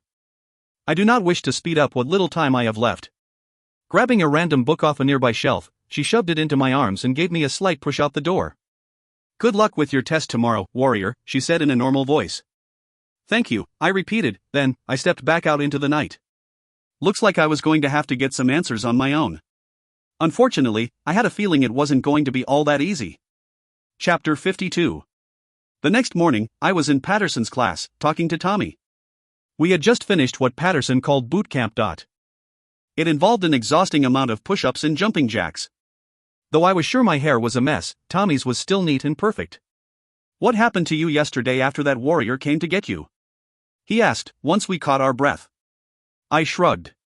I guess you could call it a one-day unofficial suspension. His face lit up with understanding. For the thing with Victoria? I nodded and searched for a change in subject. By the way, I decided I do want to go to the fight this weekend. That sly smile came over his handsome face. Really? What made you change your mind? I just thought it might be educational. He laughed at that. Do you realize that will be our first date? I shifted my feet. Actually, I'm with Jackson. He waved this off. Only until you fall in love with me. I raised an eyebrow at that assumption. Is that so? He looked at me like the answer was obvious. Why, yes, it is. Now go get changed and I'll walk you to history class, but. Yes, sir, I said sarcastically, giving a small salute. He smiled and headed off to the boys' locker room. I rolled my eyes and went to go wash up before my next class. I wasn't annoyed with Tommy, actually, he made me laugh. But I still found it strange that guys actually liked me. I'd always been told that I was beautiful, so it wasn't that my self-esteem was low, it was just that human guys had always stayed away from me. Humans altogether had always avoided me, but here, people didn't avoid me at all. They wanted to be around me, they liked me. It was easy to get used to, because out of everything that had been happening, a little friendship was one thing I could welcome with open arms. In history class, while the teacher was giving her lecture, I scribbled down a list of things I knew. If I was going to keep missing meals, I might as well try to figure out what was really going on around here. Writing things down always seemed to help me work things out in my head, but I used abbreviations for everything that I wrote so that no one would see it and raise eyebrows. Maybe I was just paranoid. But this is what I knew: Two Rivers was an extravagant city out in the middle of nowhere that was flanked on all sides by very high walls. It sat in the middle of two rivers that I assumed were to keep out the lamia, who can't cross over running water. Also, everyone here was either wolf or vampire, and no one I'd met had mixed blood. Everyone here was decent looking and very few were old enough to be a grandparent. So, basically, there were no elderly or unfit people here. However, within these same walls, between the same rivers, there was a village of the greatest poverty I'd ever personally been witness to. The people at this village ranged in all ages, and many were either very old or very young. As far as I knew, they had mixed races among them. Soraya was an example of that. These people were what seemed like castaways, people that wouldn't fit in at Two Rivers, with all of its youth and beauty. People who weren't treated like people at all, but instead, like food. They were made to give blood to an unknown tyrant source, or face dire consequences. They were people who needed help. Help I wasn't sure I could give. But these two places, within the same walls, had similarities. They both seemed to believe that they were in need of rescue, despite their extreme differences. It was obvious that the village people needed saving, but was it possible that both peoples were slaves in different ways? Last but not least, they both thought that I was going to deliver this freedom. They all seemed to understand things that I didn't, and they all were afraid to speak about it. I needed to find out what was going on at Two Rivers first. I needed to find out if the people who were no longer useful were sent to live as blood slaves in poverty-stricken villages, and I needed to know why they would be milked for their blood when human blood supplied the city. But I needed to do this without drawing attention to myself, and that was the hard part. There were a few other things I needed to figure out too. And most of them involved Caden. I knew I should just go talk to him, but I hadn't had time yet. I wanted to do it before the weekend, which meant that I needed to do it tomorrow. But really, I didn't want to seek him out at all. I wasn't sure I wanted to know the answers to the questions I knew I had to ask. It made me feel cowardly, but I was afraid. Afraid to hear him confirm one of my greatest fears, that I held something inside of me that was similar to a ticking bomb, something that he alone could tame. It's not that I didn't like him, it's that I liked him too much. I felt so vulnerable around him, so dependent. But that wasn't the problem was that I also felt ecstatic around him. I felt like I should just wrap myself up in his arms and stay there forever, with him forever. And, now, I knew that whatever I thought he felt toward me was just a result of our genes. He only wanted to be around me to ease the fire inside of him, not because he just liked me. I was baffled at how sad that thought made me. But really, I just needed to talk to him about Soraya. It may have been misplaced, but I wanted an explanation. I wanted an explanation as to why his niece was living in such horrid conditions, while he was here living a plush life. I knew that wasn't entirely fair. Hell, I had known about the village for a couple of days now and hadn't come up with any ideas on how to help, so what should I have expected him to do? All I knew is that something had to be done, and he was my best hope as to figuring out what that something was. So whether I liked it or not, I was going to have to talk to him. And I needed to do it before my body completely gave out for lack of food. Classes were already becoming painfully difficult for me. "Do you know the answer, Miss Montgomery?" the teacher asked, snapping me out of my thoughts. I hadn't even heard the question. "I'm sorry, Mrs. Redman, the answer to what?" I asked. She smiled at me, teeth gleaming behind red lipstick. "Do you know why warrior Basil would lead a revolt against the people he had long protected?" I had read about this warrior on that day I'd spent in the library doing research on my people. Basil was an infamous warrior that had led the revolt of my race against the other races when they tried to enslave the warriors. He'd given his life in taking a stand against the king of his time, and he'd died for it. He'd been the first to die, actually. Because he felt that no one else could do it, I said. And one life is worth sacrifice when it's given for the lives of countless others. He did it for freedom, so that his people could live out of the reach of slavery. Mrs. Redman nodded slowly and her smile grew. "Very good, warrior, very good." Yeah, that was just great. Chapter 53. By lunchtime, I was unsurprisingly famished. I felt as though my feet were dragging cinder blocks and my muscles seemed to be reluctant against the command to walk. But I knew I was so close to figuring things out, because while my body was weak, my mind was clear and strong. If I could just keep fasting for a little longer, maybe I would find my answers. I just hoped I didn't die of starvation first. At the lunch table, Nellie shot me worried looks as I pushed my food around on the plate. I'd lied and told her that I'd eaten already, but like always, Nellie knew something was up. I was never one to skip meals. My pale skin and drooping eyes probably didn't help either. "You okay, darling?" Jackson whispered to me. "You look a little sick." I gave a weak smile. "I'm fine, just been having trouble sleeping." Concern filled his features. "Is there anything I can do?" I shook my head. "No, but thanks. I really am fine." I turned to the others, who were engulfed in conversation. "Do you guys want to go to the fight this weekend?" Tommy leaned back in his chair and gave a sly smile. "Yeah, Alexa and I are going."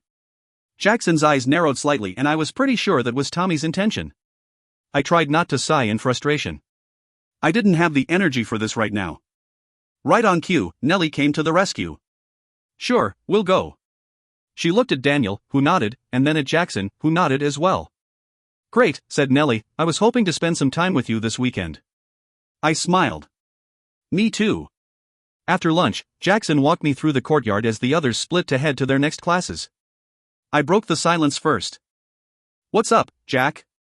I asked, though I had a feeling I knew what. He ran a hand through his hair and his green eyes looked down at his feet. "I don't want you to think that I'm the jealous boyfriend type or anything, but," I raised an eyebrow and gave a half smile, But, you kinda are? When he didn't respond, I placed my hand on his cheek. You have nothing to worry about. Tommy and I are just friends.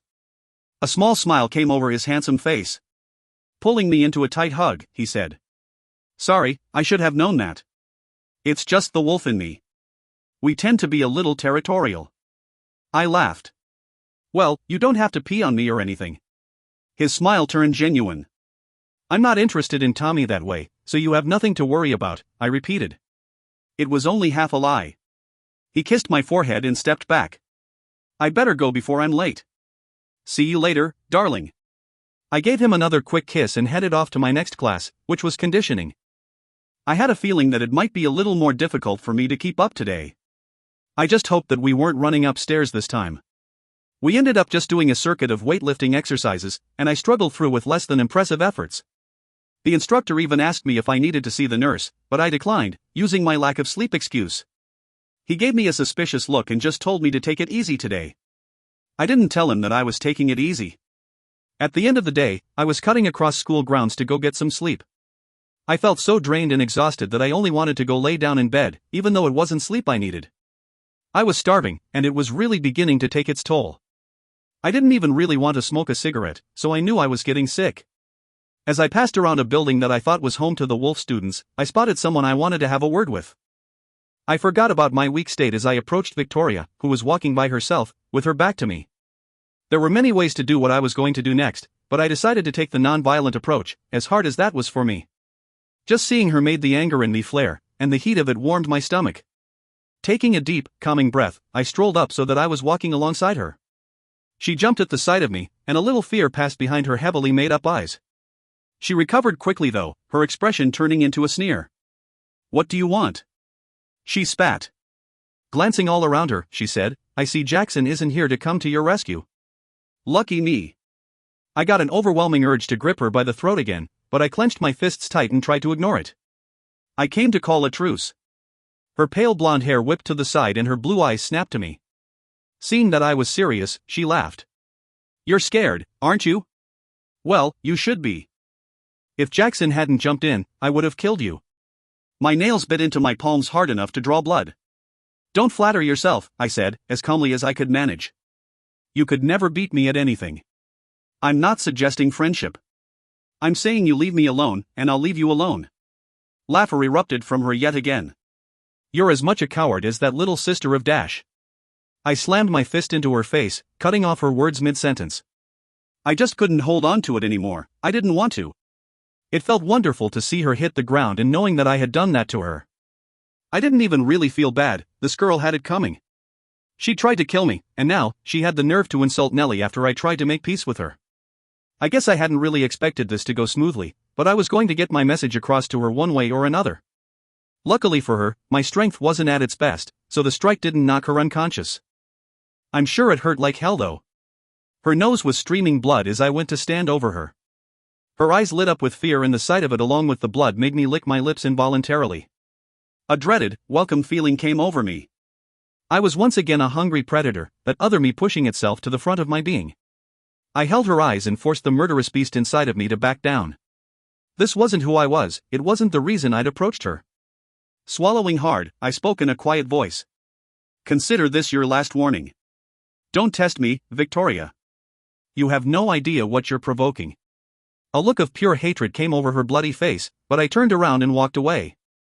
It was harder than it should have been, everything in me wanted to do something terrible and eliminate any future threats.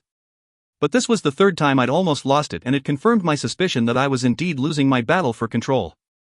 Also, I wasn't quite sure if I'd just made a very serious mistake by letting Victoria live, she'd already proven that she was playing for blood. My mother's lessons flooded back to me at this thought. Never underestimate your enemy. I hoped that my message had gotten through to Victoria. Instead, I think I only managed to piss her off. Chapter 54. I went to my room and promptly collapsed on my bed.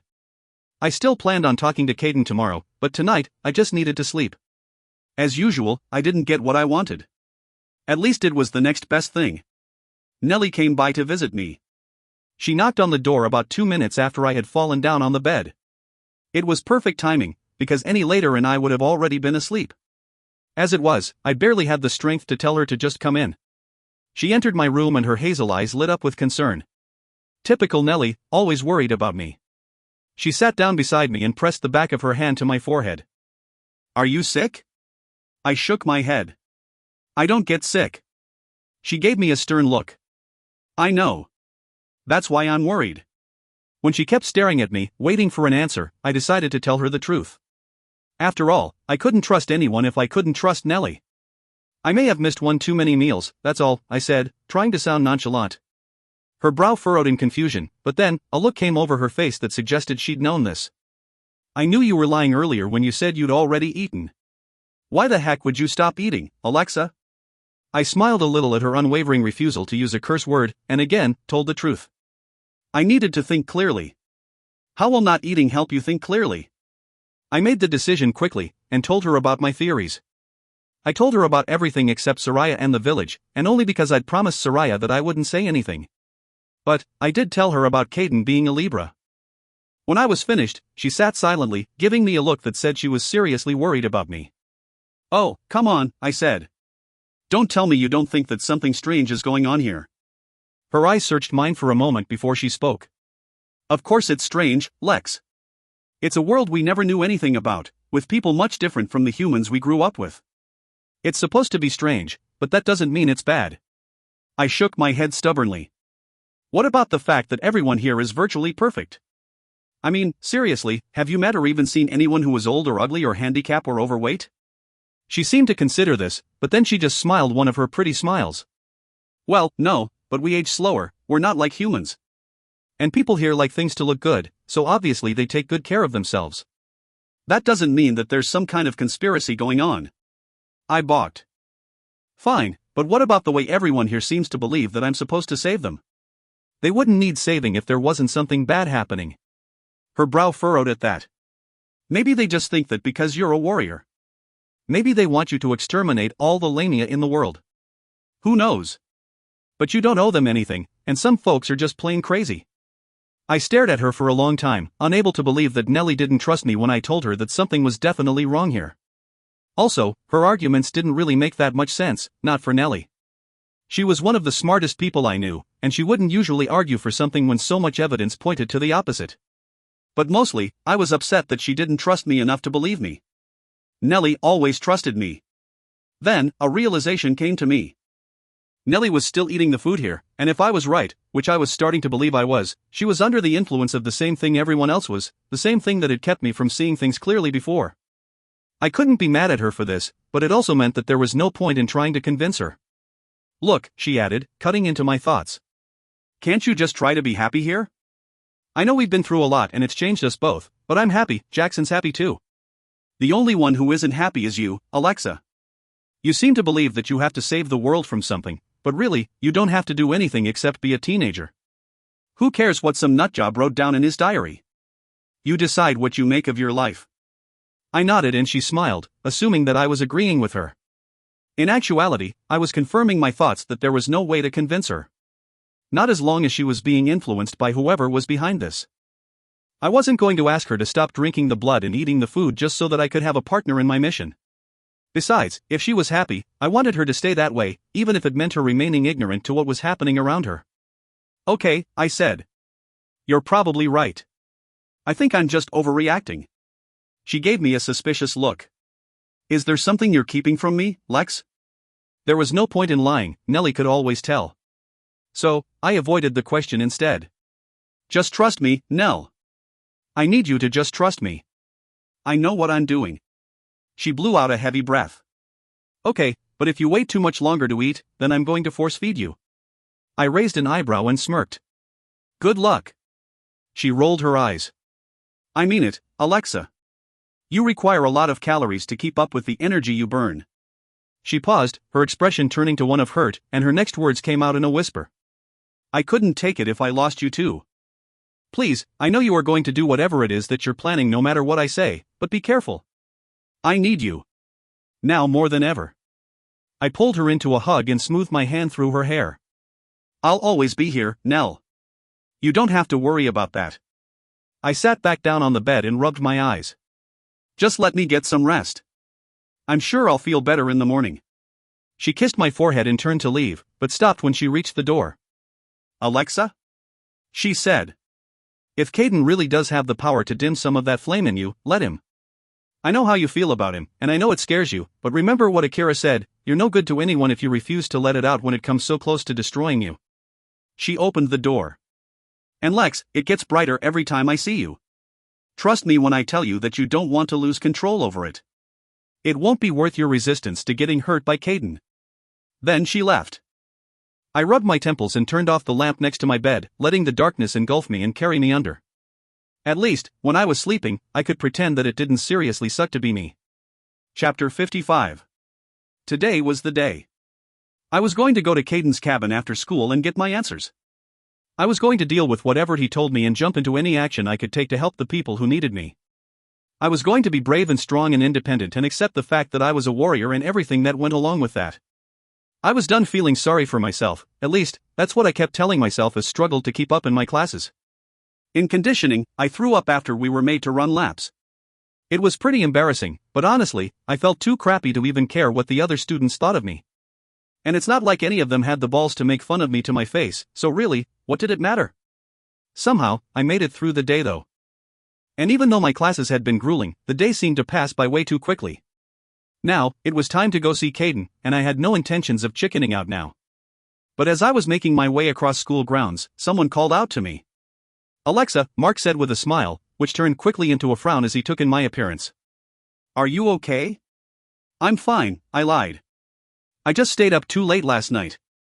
That excuse was getting old. I needed to figure things out before people started asking questions. He nodded slowly, but his face was still weary. "Are you up to a walk to the council building?" he asked. "If not, I could go grab my car." I tried not to let my frustration show. "Do you think the Queen would just take a rain check this time?" I was kind of on my way somewhere. His brown eyes filled with sympathy. "The Queen didn't summon you, Alexa." My brow furrowed in confusion. "Oh, then what do I need to go to the council building for, ? His tone was grave when he spoke.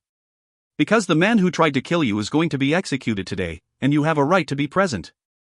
I was so shocked that I just stood there with my mouth hanging open. How could I have forgotten about this? Mark placed a gentle hand on my shoulder.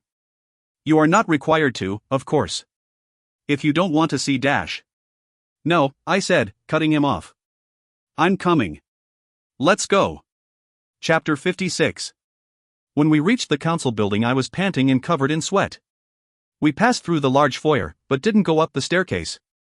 Instead, Mark led me to a door that I had never noticed before, tucked underneath the staircase. It looked like a janitor's closet, but when he swiped his key card and opened it, it revealed a set of stone steps leading down. The bottom of the staircase wasn't visible from the top, and I hesitated before entering. Mark placed a gentle hand on my back and urged me forward. We descended the stairs, and I noticed that the only light was coming from flickering candles lining the walls. When we reached the bottom, there was only one way to go, left. I headed down that hallway and tried to keep the fact that I was a little freaked out by this place off of my face. It was just set up to be scary, resembling something you would find in medieval times. At the end of the hallway there was a large opening that looked into a room full of people. Warriors lined the stone walls dressed in their black uniforms, and the council members and queen sat in chairs that faced a large stone in the center of the room. Just like the staircase, the only light in the room was provided by multiple candles lining the walls. As we entered, I noticed that the man who was going to be executed was wearing the same blue suit he'd had on the night of my ceremony. It looked dirty and his face was gaunt and pale, like he hadn't eaten in a long time. For obvious reasons, I was able to sympathize with this. He was standing near an enormous stone, with two warriors standing to each side of him. When the queen saw me, she gestured for me to come take a seat beside her. I glanced at Mark, who nodded and went to take up a position on the wall. Pushing my head up, I went over and took a seat beside the queen. "Hello, warrior," she said, after I sat down. "Hello, your majesty." She placed a hand over mine, and I tried not to flinch at the gesture. Her hand was cold and smooth, much like her voice when she spoke. "You are brave to come and bear witness to this." I simply nodded, but my gaze was fixed on the man in the blue suit. His face looked so defeated and I couldn't help but feel sorry for him. His head jerked up then, making me jump a little. His eyes only met mine for a moment, and a small, sad smile came over his face. Then, his head fell back down between his shoulders, as though it was too difficult for him to hold up the weight of it. At that moment, a man I didn't recognize went to stand before us and climbed to the top of the stone. His face was hard and his size imposing. When he spoke, it was in a deep baritone, the kind of voice that can't be ignored. "We are here today to be witness to the execution of Henry Levine," he began. I swallowed hard and tried not to tremble. "He is being punished for the attempted assassination of our queen and of a citizen of Two Rivers," he continued. "If anyone here feels that this is unjust, speak now." The room was silent, and I felt my heart beating out of my chest. Suddenly, I wished I hadn't come here. The man on the stone hopped down and gestured to someone, who walked up and handed him an enormous axe. Its shiny edge glinted in the flickering candlelight. The 4 warriors that were guarding Henry grabbed him and forced him to lay his head against the large stone. I stared in complete horror at the scene in front of me. Now that I was paying attention, I noticed that the stone was marred with deep red spots, spots that I was now sure were blood. The announcer gripped the axe, and Henry's eyes widened in absolute terror. He struggled, but it was no use, he couldn't escape the hold the warriors had on him. I squeezed my eyes shut for a moment, and opened them just in time to see the man raise the axe high over his head. I have no idea why I did what I did next. "Wait!" I shouted, jumping to my feet. For a moment, I thought it was too late. My adrenaline was running so high that I could have fainted right then and there. So it took me a moment to realize that everyone was staring at me. The man holding the axe slowly brought it down to his side and waited for me to speak, just like everyone else in the dimly lit room. As crazy as it sounds, I almost started laughing. With all of them staring at me, waiting for me to explain myself, I got really nervous. I couldn't seem to form any thoughts for a few seconds, but finally, I said the only thing I could think of. "Don't kill him." Everyone was silent for what seemed like an eternity, so I cleared my throat and tried again. "We don't have to kill him. Can't we just sentence him to a life in prison?" It was a council member who spoke then, and if his blonde hair and blue eyes were any indication, it was Tommy's father. He looked like Tommy, only older and not quite as handsome. His voice was sharp and condescending when he spoke. "You are out of line, young lady," he spat. "His fate has already been decided." The Queen held up a hand to him. "Hold your tongue, Thomas. I would like to hear what Alexa has to say." She flipped her icy blue eyes to him. "And I will not have you forget that she is a sun warrior, the only one in existence, and she will be addressed as such." Thomas looked scandalized and shot me a look of disgust before putting his eyes on the ground. Turning her gaze back to me, the Queen nodded for me to continue. For a second, I just stood there in shock, but I took a deep breath and continued. "I apologize for interrupting, but as one of the targets of his crime, I would rather see him sentenced to a life in prison, not death." The Queen seemed to be considering this, but it was another council member who spoke. She had a muddy brown hair color and plain brown eyes. She looked just plain altogether, but I remembered her from that first meeting I'd had with the council when I'd arrived here. "Young warrior," she said amiably, "our laws insist that crimes be punished within the same nature as the crime was committed. An eye for an eye, you might say." I nodded slowly. "But no life was taken, so no life needs to be repaid." When everyone just sat silently, I repeated, "And since my life was one of the ones that were almost taken, I would prefer that it be repaid with imprisonment." Everyone's eyes switched to the Queen, who sat quietly, staring at me for a very long time. Finally, she gave a small nod and stood up. Turning to address the others, she said, "I agree with our warrior. Perhaps it would be wise of us to show a little mercy in our ways. Let the man live." She paused and looked back at me. "If that is what you really want, warrior." It was a question that left the fate of this man in my hands. I wasn't sure if I was making a very stupid decision, or just a very kind one. But, if it was my choice, I didn't want to see someone decapitated. It was too barbaric, and it hit way too close to home for me. Even if he had tried to kill me, I was still alive, and maybe he should be left to be as well. That didn't mean I didn't want him locked up. I was surprised at the strength in my voice. "Yes, Your Majesty, I would like to let him live." The Queen nodded. "Then it has been decided. Warriors, would you please see to it that Mr. Levine is transported to Dangyeon immediately? He will live out the remainder of his life there." Henry began screaming then, begging to be killed, and I stood staring in complete shock. He would rather die than go to prison? That was unexpected. But as the warriors carried him away, the room began to disperse, and it was all over. Thomas shot me a look of hatred as he walked by, and I decided I could just add him to my list of enemies. When everyone had gone except for the Queen and her personal warriors, she approached me and offered a small smile. "Your bravery continues to surprise me, warrior." "What is Dangyeon?" I asked. She sighed and placed a hand on my shoulder. "It is our prison. And it is not somewhere anyone ever wants to end up." I'm not sure what my face looked like, but she put an arm around my shoulder and began leading me out. Don't fret. That was a very kind thing you just did.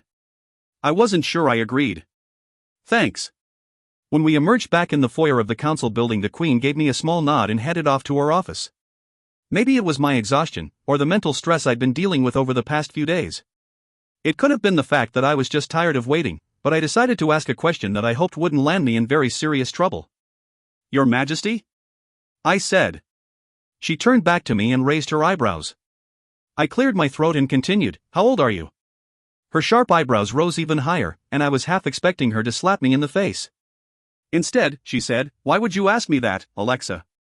I tried not to shift under her gaze. I apologize, I know I'm out of line, but it's just that I haven't met anyone here who is old. Well, that was articulate. She gave a slow nod. I see, well, that is because most of my elderly stay in the assisted living area on the other side of the city. I looked down at my hands. I hadn't even thought of something like that, and now I felt stupid for having asked such a rude question. Oh, I said. I'm sorry. She offered me a smile. Don't be, warrior. I know living here is an adjustment for you. And you've been through so much, so it is to be expected that you would question the things around you. Just remember, some questions are better left unanswered. With that, she walked away. Chapter 57. I headed out of the council building and tried not to think about everything that had just happened. It seemed that no matter how hard I tried, I never did the right thing. I had saved Henry's life today, but at the end, it seemed like he would have rather died than go to the prison. I'd made a new enemy in one of my good friend's fathers, and I'd probably managed to insult the Queen, all within the space of an hour. And to add to those wonderful events of the day, now I was going to confront Caden. Nellie was passing by the council building as I ascended the stone steps. She smiled when she saw me and waved me over. So that's where you were, she said, glancing back at the council building. I was just going to the library to return a book. You want to walk with me? Since I still had a few hours of daylight, and maybe just because I was jumping at the chance to put off seeing Caden, I nodded and fell into step beside her. She looked over at me and frowned. You still haven't eaten, have you? I shook my head. I will soon. Reaching into her pocket, she pulled out a granola bar and forced it into my hands. When I began to protest, she held up a hand. It's not from here. It's one of the ones Mom had left in the backpacks for us. I found it when I cleaned my room today. I smiled at her gratefully, then tore into the package and devoured the whole thing in 2 bites. It tasted like Christmas morning. I was still starving, but at least it took the edge off.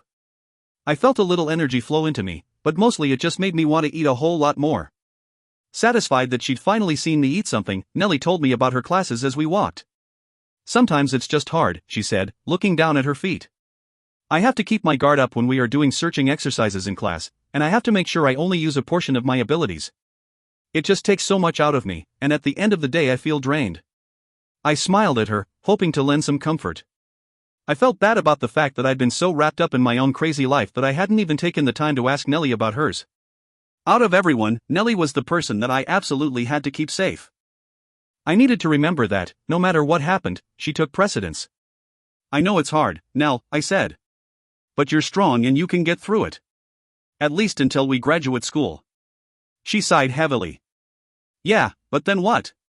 I'm so sick of hiding what I am, but it's not like I can tell anyone. God knows what they'd do if they found out. Nellie looked over at me and brushed the hair that had fallen from my ponytail out of my face. Sometimes, she continued. I wish I were you. It's an honor to be what you are, but to be what I am, it's a disgrace. I grabbed her hand and pulled her to a stop. Don't you ever think that. And, trust me, you do not want to be me right now. Besides, Nell, everyone loves you, they always have. I'm the outcast and the delinquent, not you. She smiled that beautiful smile of hers, but it was sadness that stayed behind her eyes. There's evil inside of me, Lex. I'm part monster and we both know that. The only reason people have always liked me so much is because I have the same draw that every Lamia has. And sooner or later people are going to figure out why. I had a feeling that whatever monster was inside of me could make her monster run for the hills, but I didn't say that. We'll deal with that when it comes. You know I would never let anything happen to you. She met my eyes. I know. When we reached the library, Nellie returned her book. I decided I might want some reading material since reading was one of my favorite pastimes. As I was strolling up the section of mystery thrillers, a woman approached me. She was probably in her mid-50s and had strawberry blonde hair that was streaked with gray. "Can I help you find anything?" she asked with a warm smile. No thanks," I said. When she started to walk away, I called out to her. "I don't mean to be rude, but who are you?" She smiled a little at what must have been my stupid question. "I'm the new librarian," she said. A horrible feeling came over me, and I had to swallow twice before I could ask my next question. "What happened to the old one?" Her face filled with sympathy. "Oh dear, I'm afraid she's passed on." "Has no one told you?" I shook my head in disbelief. How could she have passed on? I had just seen her the other day and she'd looked completely fine. A horrible thought occurred to me then, and I struggled to keep the horror off my face. "How?" I asked, more to myself than to the woman. She must have thought I was asking her, because she sighed heavily and answered, she had a disease, one that affects the brain, and I guess that it just finally got the best of her. "Did you know her well?" I wanted to scream at her that was bullshit, but instead, I just shook my head and walked away. When I found Nellie, we headed out of the library together. She immediately knew something was wrong. "What happened?" she asked. "The librarian died," I told her. Her face fell into a frown. "Oh, that's terrible." I nodded. "Hey, I'll see you later, okay? I need to go do something." Her brow furrowed at my abrupt change in subject, but I was going to talk to Caden right now. I needed the answers to my questions, and I needed them now. Nellie's eyes were bright with worry. "What are you going to do, Alexa?" "Nothing, don't worry. I'll be fine. I'm just going to see Caden." Her eyebrows shot up. "Oh, okay. Good, I guess." I kissed her cheek and sprinted off in the direction of Caden's cabin. But when I got there, he wasn't home, so I sat down on the front porch and waited. I was disappointed and also a little relieved that he wasn't here, but I had to do this. And if that meant that I needed to wait all night, then that's what I do. I ended up waiting through most of the night, and Caden never returned to his cabin. When the sun slowly started to peek over the horizon, I stood up and trudged back to my dorm room. I hadn't accomplished anything other than exhausting myself, and even though I knew the feeling was misplaced, I was angry at Caden. I knew I had no right to be, but that didn't stop me from wondering where he'd spent the entire night. I pushed those thoughts aside as I entered my room and plopped down on my bed. I was not going to be jealous over a man who didn't belong to me. At least, not while I was sleeping. Chapter 58. I woke up later in the day when a knock sounded on my door. Pulling myself out of bed, I felt even more exhausted than before I'd gone to sleep, and this worried me. I made my way groggily to the door and threw it open. Nellie stood there, wearing a blue blouse and jeans, and looking just as pretty as ever. I rubbed my eyes and ushered her inside, then fell promptly back down on my bed. "What's up, Nell?" I asked with a yawn. She gave me a disapproving look. "Apparently, not you. Why are you sleeping? It's 5 in the afternoon." I shrugged. I was tired, and it's Saturday, so who cares? She gave a small sigh. "I knew you wouldn't be ready. The fight is tonight, it starts in an hour and the others are going to meet us in the courtyard in 30 minutes. Did you still want to go?" I shot up from the bed and gave her a kiss on the cheek. If it weren't for her, I would have slept right through Mark's fight tonight, and I'd promised him that I would be there. "Absolutely," I said. "Give me 29 minutes. She rolled her eyes and laughed, and I headed into the bathroom to shower. I took some time with my appearance, and Nellie offered to blow dry my hair when she saw I was struggling to get it straight. A glimpse in the mirror told me I still didn't look my best, undoubtedly due to the lack of food, but I looked good enough. I threw on some jeans and a white V-neck t-shirt and we headed out the door. "Did you get to see Caden last night?" Nellie asked, as we walked down to the courtyard. I shook my head. He wasn't there. We shut up then because we saw the boys waiting for us. Daniel spotted us first and jogged over to give Nellie a shy kiss on the cheek. I smiled at them, they made a cute couple, both of them so sweet and innocent. Jackson and Tommy came over then, and after a few witty exchanges, the 5 of us made our way to the council building, where the fight was being held. When we reached the building, we were directed around to what I assumed was a back entrance. About halfway around the side of the building, we came to a line of people that wrapped all the way around the corner and disappeared. My companions started to come to a stop, but Tommy just kept on walking right past the line. When he realized we weren't following, he turned back to us. "Come on." Nellie asked the obvious question. "Don't we have to wait in line?" Tommy smiled that easy smile of his. "You can if you want." I'm certainly not going to abduct. We all exchanged looks and followed Tommy around the rear of the building. The line of people kept going until we reached a red door that was manned by 2 warriors.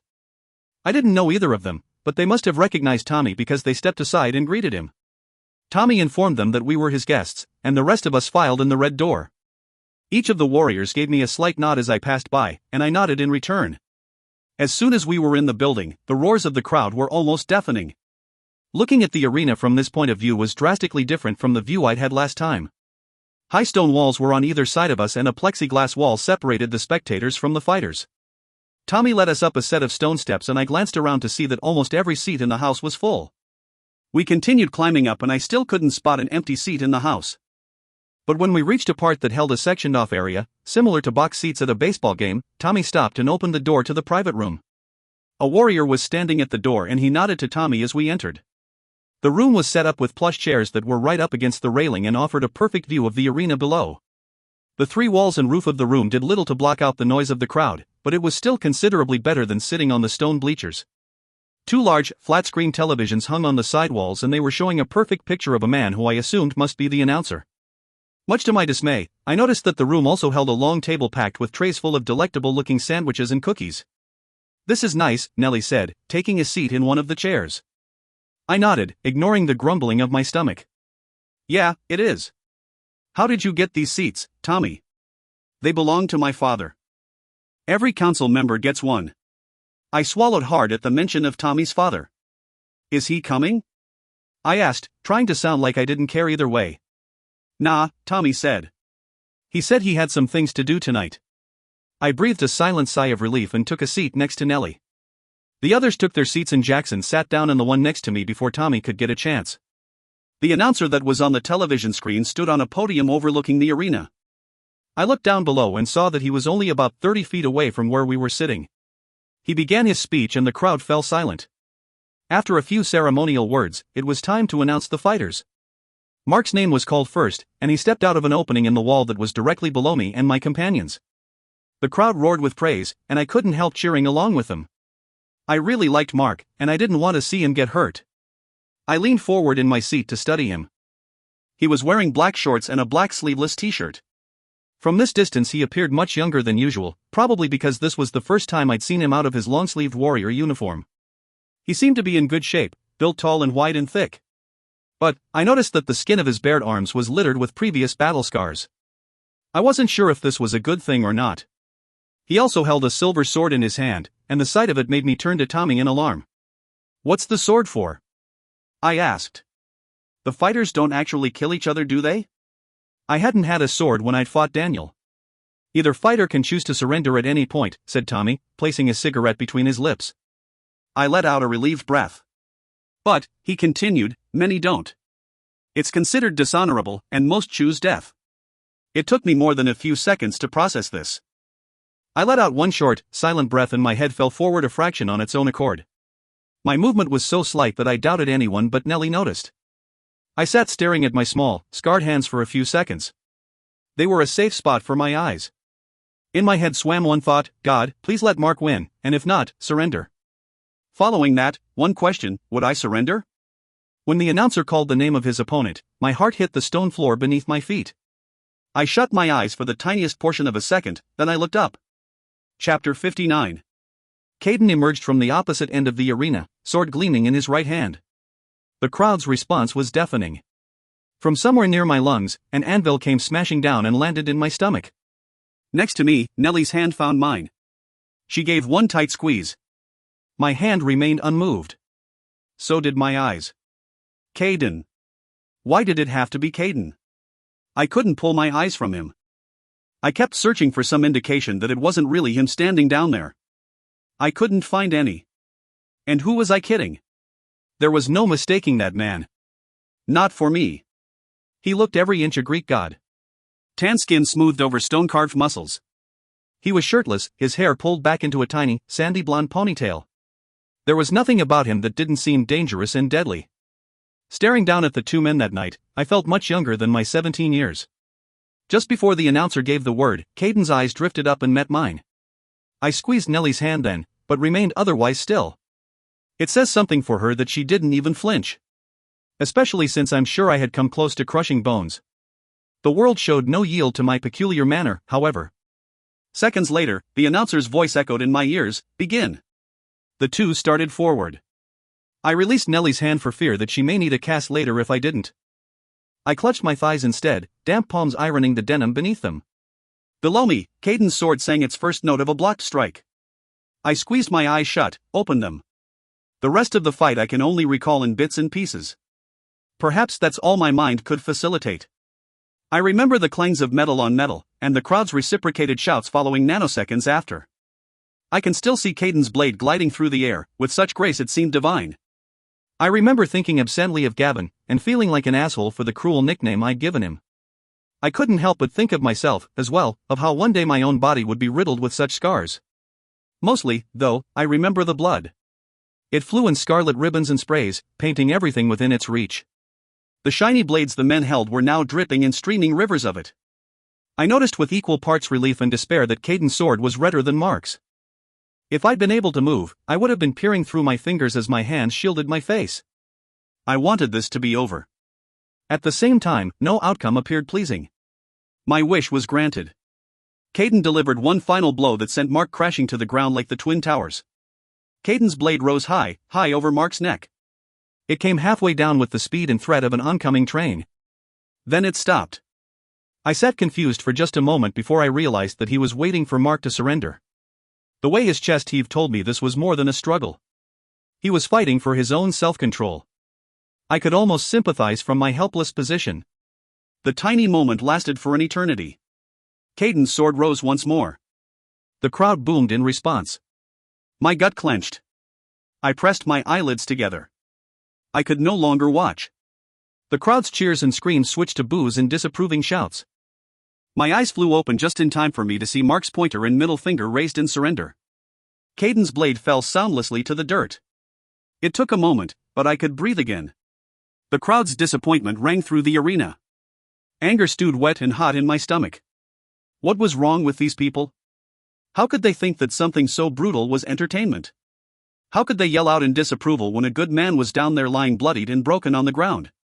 If these vampires and wolves thought themselves better than the humans, then they had another thing coming. They were just as bad, maybe even worse. When two men went to carry Mark out of the arena, alarm filled me. My anger flooded away and was replaced with a big dose of fear. Mark hadn't gotten back up. He might never get back up again. I shot to my feet, making my companions jump in surprise. I think I heard Nellie call out to me as I pushed past the warrior standing at the door of our room and raced down the steps of the arena. I couldn't be sure though, because all I could think about was making sure that Mark was okay. When I made out of the building, the line of people that had been there before was gone. The two warriors that had greeted me upon entering stood there, and I raced up to them. Where are they taking him? I asked them, between hitching breaths. The two warriors exchanged glances. Who? They asked, almost simultaneously. I pushed my hair out of my face and released a frustrated breath. The warrior who just lost in the arena. The two men exchanged another look, and I had to resist the urge to slam them both against the wall and shake the information out of them. After a moment, one of them said, "Probably the infirmary, if he wasn't hurt too bad." I clenched my fists tight so that I wouldn't do something stupid. Where would they take him if he was hurt bad? I asked, between clenched teeth. The same warrior answered. The hospital, he paused before adding, if he's not there, then he didn't survive. I was about to ask where the hospital was when I heard the wail of an ambulance. I sprinted toward the sound just in time to see it turn around a corner. Using every bit of energy and speed I had in me, I barreled after it. I moved faster than I had ever moved before, and used my ears to keep track of the ambulance. After about 20 blocks, I reached the front of what I assumed was the hospital building. Ignoring the fact that I was seriously dizzy after my run, I climbed the steps, entered the lobby. I had lost sight of the ambulance after a few blocks, and I only hoped that Mark was already here and being cared for.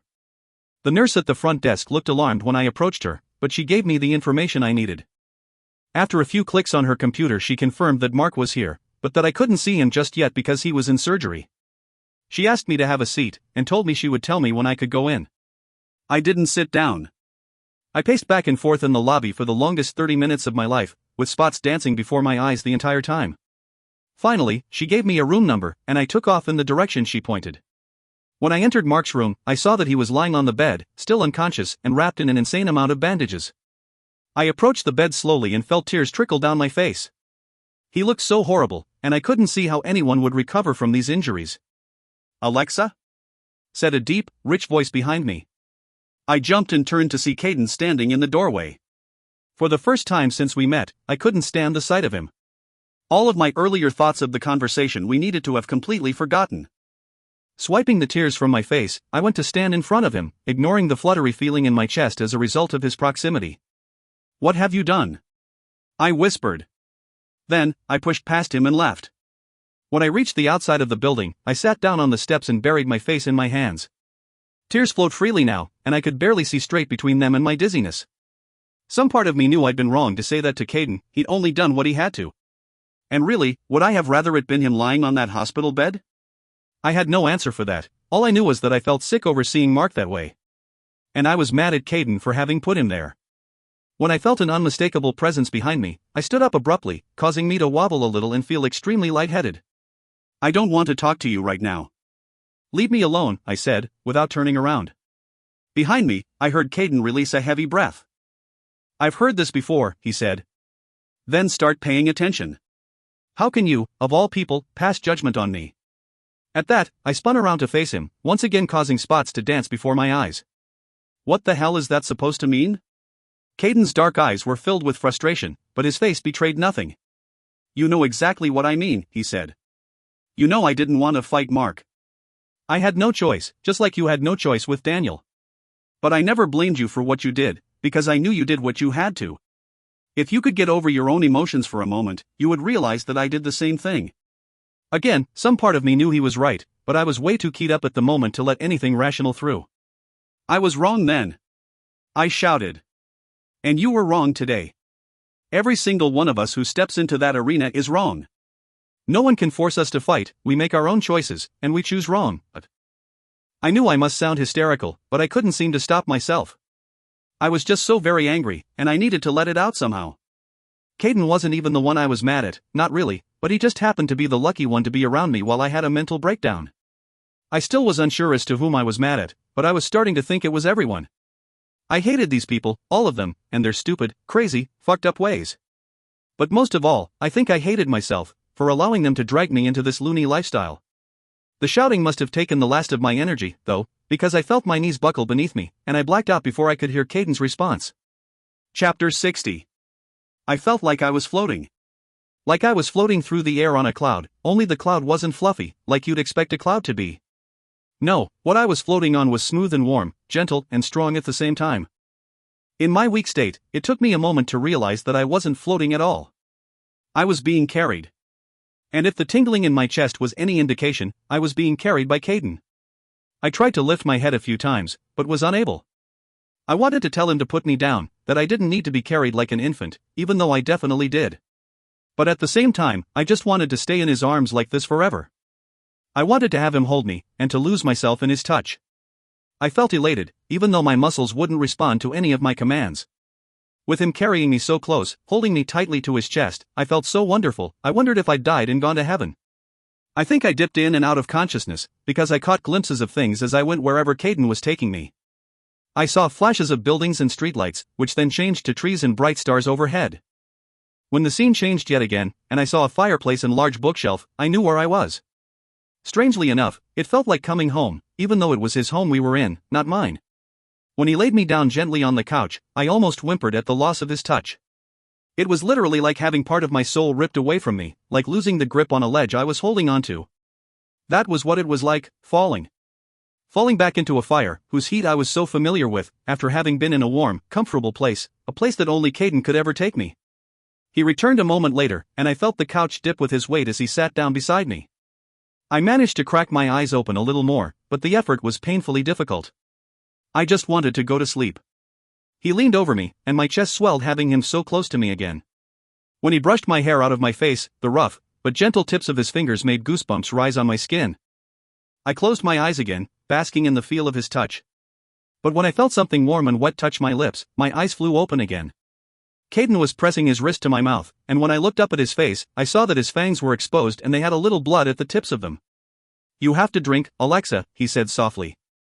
Even though it was obvious, it took me a second to realize what he meant. Summoning what little energy I had, I managed to give my head a small shake. Even that small movement made the world go black for a second before I could see again. Caden's voice took on a note of urgency. You have to try, please. Just trust me.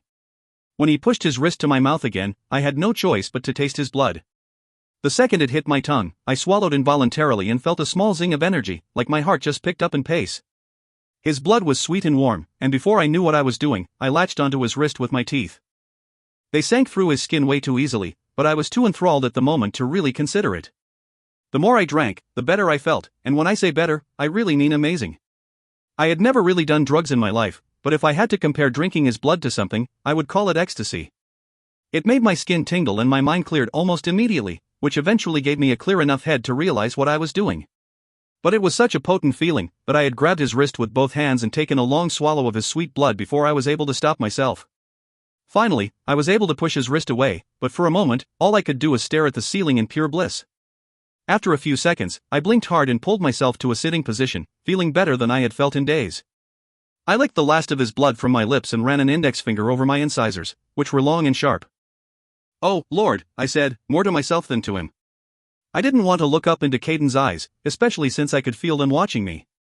But he reached up and lifted my chin, forcing me to look at him. You've never had blood before? He asked, studying what must have been my high-looking face. I was still very much feeling the effects of his blood. I shook my head. They don't exactly serve it at McDonald's. He looked down at my lips then, causing me to run my tongue over them self-consciously. I can't believe you were able to stop it all then, he said. I stared at him for a moment, then told the truth. I didn't want to. He was still staring at my lips, and I shifted a little under his gaze. How are you feeling? I blew out a slow breath and laughed a little at my euphoric state. Like I could rule the world, I said, with what I'm sure was a goofy smile. To my astonishment, he pulled me onto his lap and held me tightly to his chest. The feeling he always gave me combined with his blood now flowing through my body made me want to purr with absolute contentment. But when his hand brushed my knee, I felt the fabric of my jeans stick to my leg and looked down to see that it was stained with blood. He pushed my pant leg up and I saw that there was blood on my knee, but no injury. Did the blood heal it? I asked. He just nodded and continued staring down at my knee. How did that happen? His eyes stayed locked on my leg, and when he spoke, his voice was distracted. Your knee hit the ground before I was able to catch you. When he bit his bottom lip, still staring at the blood on my knee, I pulled myself up so that I was sitting on top of him. He looked surprised, and a little apprehensive, but to my amazement, he didn't make me move. I wasn't entirely sure what I was doing, maybe it was because of the high I was still feeling, but I pushed my hair off of my shoulder and tilted my head to the side. His eyes jerked up and landed on my neck, where I could feel my pulse racing. When he looked into my eyes I could see the struggle behind his golden ones. He wanted to drink from me, and we both knew it. No, he said, almost like the word was painful for him. I looked down at his mouth to see that his fangs were still very much exposed and he was breathing quite heavily. Why not? You're still weak, he gritted out. I gave a half smile, then reached up behind his neck and pulled his head down so that his lips were just a half-inch from my neck. I'm a lot stronger than I look, I whispered in his ear. His body stiffened, and for a moment, I was sure he was going to push me off of him. But when I felt a sharp pain in my neck, I knew that I was wrong. Pulling him closer, I sighed at the feel of his soft lips on my skin. After the initial bite, there was no more pain. Actually, if I thought that drinking his blood was euphoric, I clearly had no idea what that meant. This was ecstasy. His arms circled my waist and pulled me to him with a less than gentle embrace. My eyelids fluttered as I stared up at the ceiling and let Caden drink from me. It was unlike anything I had ever experienced, more wonderful than anything I could have ever imagined. Much too soon, he pulled back and ran his tongue over his lips, which were covered with my blood. This made me find him even more attractive. This was amazing, considering the fact that I didn't know I could find him any more attractive. He stared into my eyes and I could see that there was affection behind his. Your eyes are glowing, he said quietly. I blinked and looked down at my hands, which were trembling with exhilaration. Yeah, that happens I guess. He tilted my chin up, once again forcing me to look into his sunrise eyes. It's beautiful, he said, absolutely beautiful. I smiled at his compliment and went to move so that I was sitting beside him. But he kept his arms tight around me and laid me down on the couch, with his body pressed close to mine. Never in my life had I felt so safe. With Caden's powerful arms wrapped around me possessively, his soft lips and short beard nuzzling my neck, I felt like I could weep tears of joy. I belonged in his arms. It was like they were created to hold me. Like I was created to be his. We lay like that for a long time, him just trailing his fingers up and down my arm as I clutched his other hand in mine. He broke the silence first. "What were you doing?" he whispered into my hair. "Trying to starve yourself?" I closed my eyes and again answered truthfully. It was just impossible to lie when he was holding me. No, I was trying to think clearly. He was quiet for a moment before asking, "Where would get the idea that not eating would help you think clearly?" From I paused, catching myself before I said Soraya's name. "From someone," I said stupidly. He sighed into my hair, and it caused a shiver to run up my spine. Always so guarded, warrior. I remembered then that I had some very serious things that I wanted to talk to him about. It took more effort than I wanted to admit to pull myself from his arms. He sat up too and I scooted down the couch a little to put some distance between us. He raised an eyebrow, then looked down at his hands. "I'm sorry. I wasn't trying to make you uncomfortable." I raised my eyebrows in return. "You think you make me uncomfortable?" When he didn't answer, I continued, "We both know exactly how you make me feel, Caden." I took a deep breath and added, "Considering the fact that I'm a warrior, and you're a Libra, I would wager I make you feel the same way." The look on his face was more impressed than anything else. "When did you figure this out?" I shrugged, trying to act nonchalant. "Someone told me." He looked confused for a moment, before understanding flashed behind his eyes. I knew he already knew the answer to his next question, but he asked anyway. "Who told you, Alexa?" I tilted my head a little and asked a question of my own. "Who knows what you are?" Now his face showed surprise, but I pushed forward. "I met a little girl named Soraya." He stood up so abruptly that I almost flinched and began pacing the room. "When did you see her?" "I went for a run and I wasn't paying attention to how far I was going. Then, she threw rocks at my head and threatened me with a stick." He shook his head and one side of his mouth pulled up in a half smile. "That's Soraya all right. She showed me the village." He stopped his pacing, and then, he was standing in front of me before I even had a chance to blink. "Did anyone see you?" It was intimidating, having him stand over me like that, but I looked up and met his eyes. "Not the first time." He stared at me for a moment before sitting down next to me. He released a slow breath and rubbed his face with his hands. "You went back." It wasn't a question, so I didn't answer. When he just sat there, I said, "Of course I went back. Those people need help, Caden." "You think I don't know that?"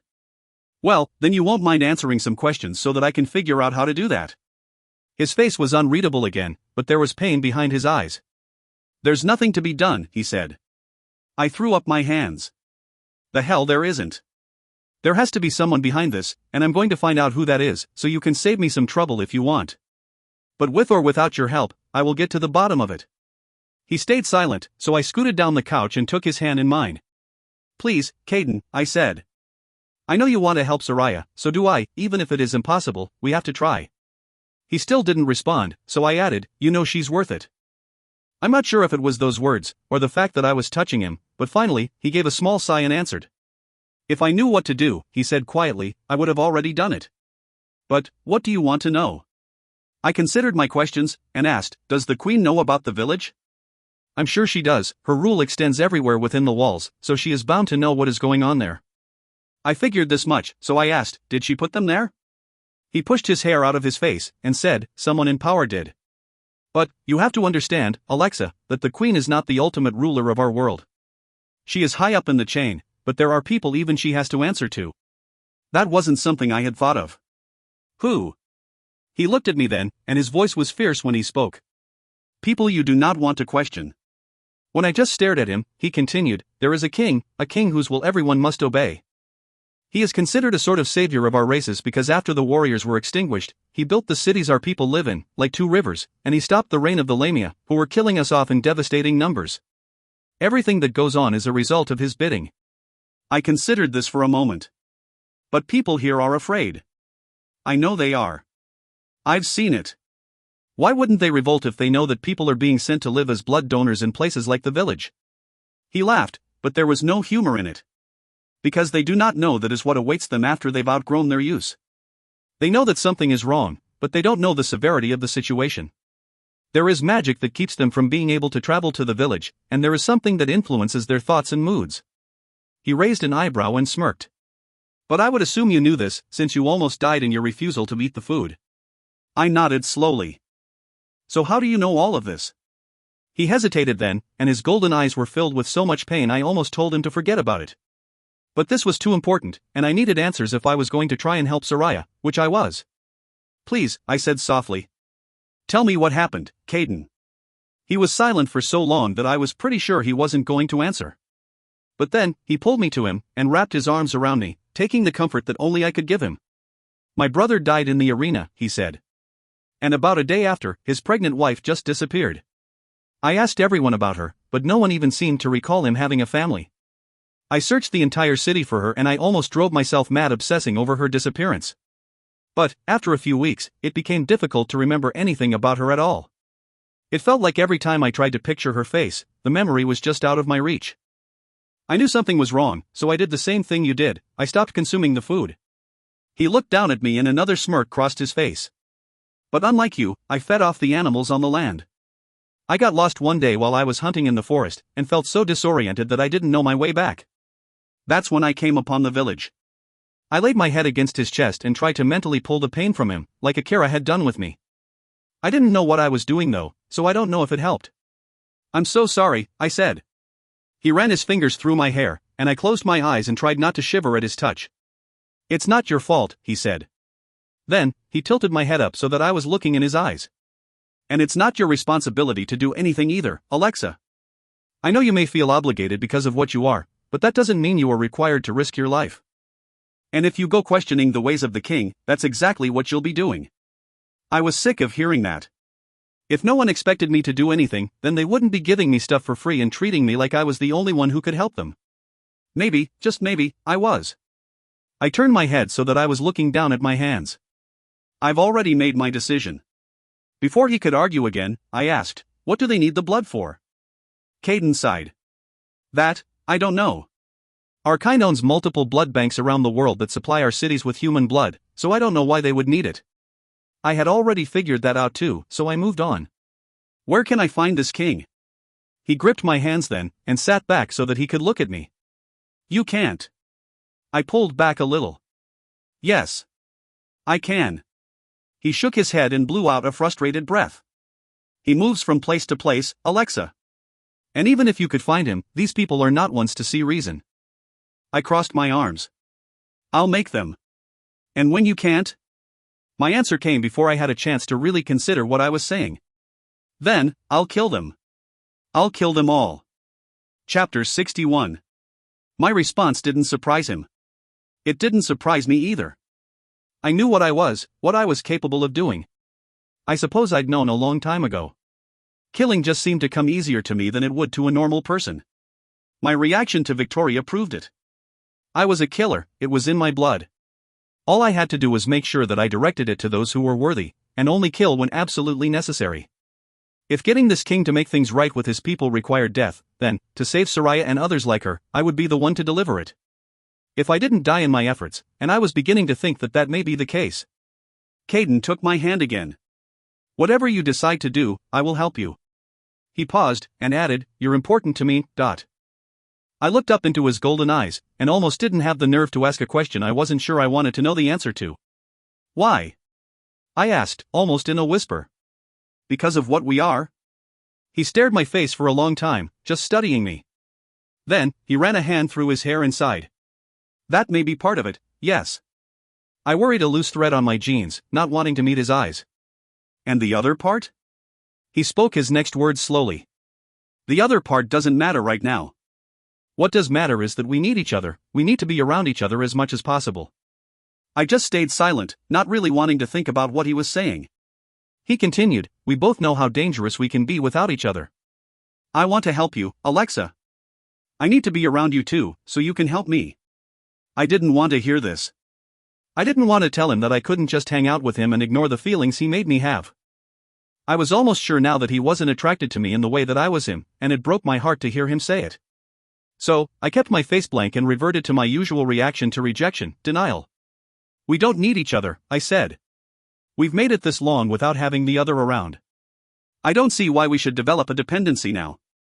My words seemed to hurt him, but a second later his face was unreadable again. That's because you've just recently inherited your warrior. I've been struggling to control my beast for years now, and I would be willing to bet that when yours comes out, you have trouble controlling it as well. I thought back to my most recent fight with Victoria and my fight with Daniel. I had kind of blacked out during both of them. All I'd been able to see was red, like it ringed my vision and made me burn all the way down to my soul. With Daniel, I'd almost killed him because I couldn't control it. With Victoria, the very sight of her blood had made me want to stop her heart from beating. Caden was right, I was having trouble controlling myself, and I knew it was only getting worse. Caden got up and left the room, returning a few minutes later with blankets and a pillow.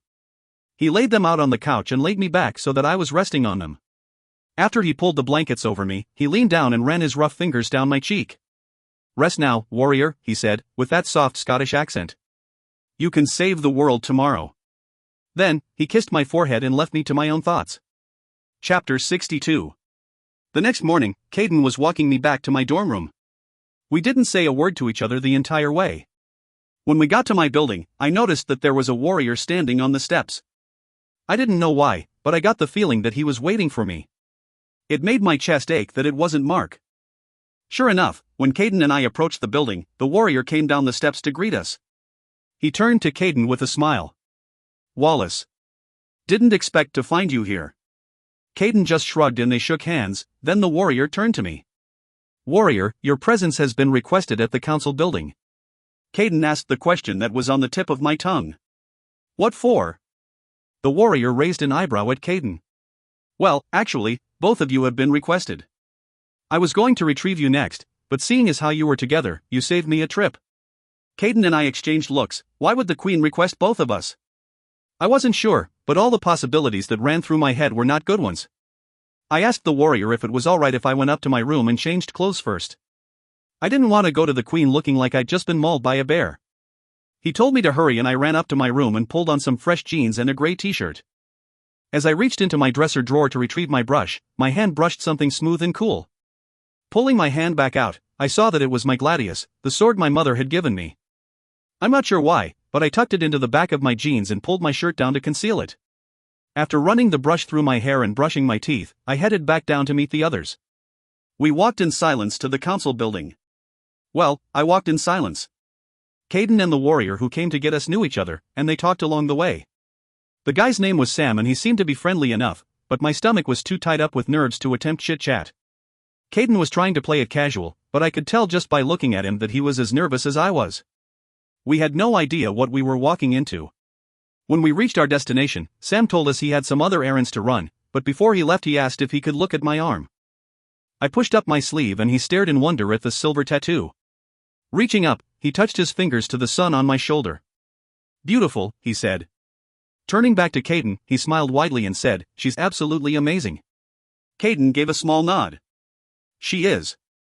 Sam headed off after that and Caden and I ascended the steps of the council building. When we reached the doors, I looked up at him and smiled.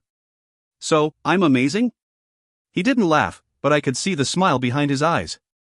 Instead, he just pulled open the door and waved his hand for me to go through. When we reached the inside, I saw that the queen was standing in the foyer. She was wearing an elaborate purple gown and had her hair and makeup styled to perfection. Standing with her were a few men and women dressed in equally elaborate clothing.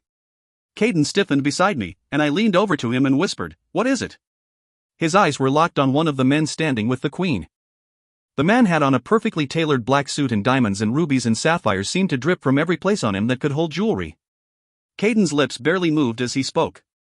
"That's the king." My eyes snapped back to the man, and I decided that he didn't look so scary to me. In fact, he was just kind of old.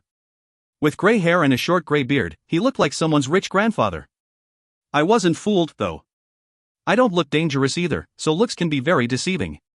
The king's eyes met mine, and I found that it was surprisingly difficult to hold his gaze. There was something silently intimidating about him, and I knew then that this was indeed a very dangerous man. He whispered something to the queen and she spun around to face Caden and me. "Warriors," she said. "Please, join us." Caden and I approached the group of royals, and I was suddenly really glad that I changed clothes before coming here. I still wished that I'd chosen something a little nicer to wear though. These people had a look about them that just made me feel insignificant. When we reached them, the queen placed a hand on my shoulder and introduced us. I wasn't sure why, but I got the impression that she was just as uncomfortable as I was. "This is Caden Wallace," she said to the king. "The man whose victory you witnessed last night in the arena." Caden gave a small bow and the king nodded in return. "And this," the queen continued, "is Alexa Montgomery, the sun warrior you've heard about." Everyone's eyes fell on me and I knew that they were waiting for me to bow. It was harder for me to do so than it should have been. I didn't want to bow to this man. I wanted to slam him against the wall and make him give me an explanation. But I'm defiant, not insane. So, I clenched my teeth and lowered my head a little in what probably looked like a low nod. The king raised an eyebrow and stepped forward. Holding out his hand, he said, "Warrior, it is a pleasure to meet you. I am King William." I shook his hand. "It's nice to meet you too," I lied.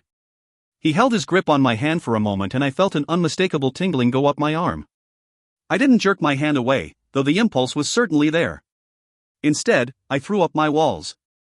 I wasn't sure if I was doing it right, but I just focused hard on building a wall between him and me. A second later, the tingling stopped. He didn't release my hand immediately, and I saw small lines of concentration cross his face before he finally broke contact. I took a quiet, deep breath that had taken more energy out of me than I'd realized. No one else seemed to notice what had just happened, except for Caden. I could tell he wanted to tell me to watch it, but he couldn't do that with these people around. The king smiled, but it didn't reach his eyes.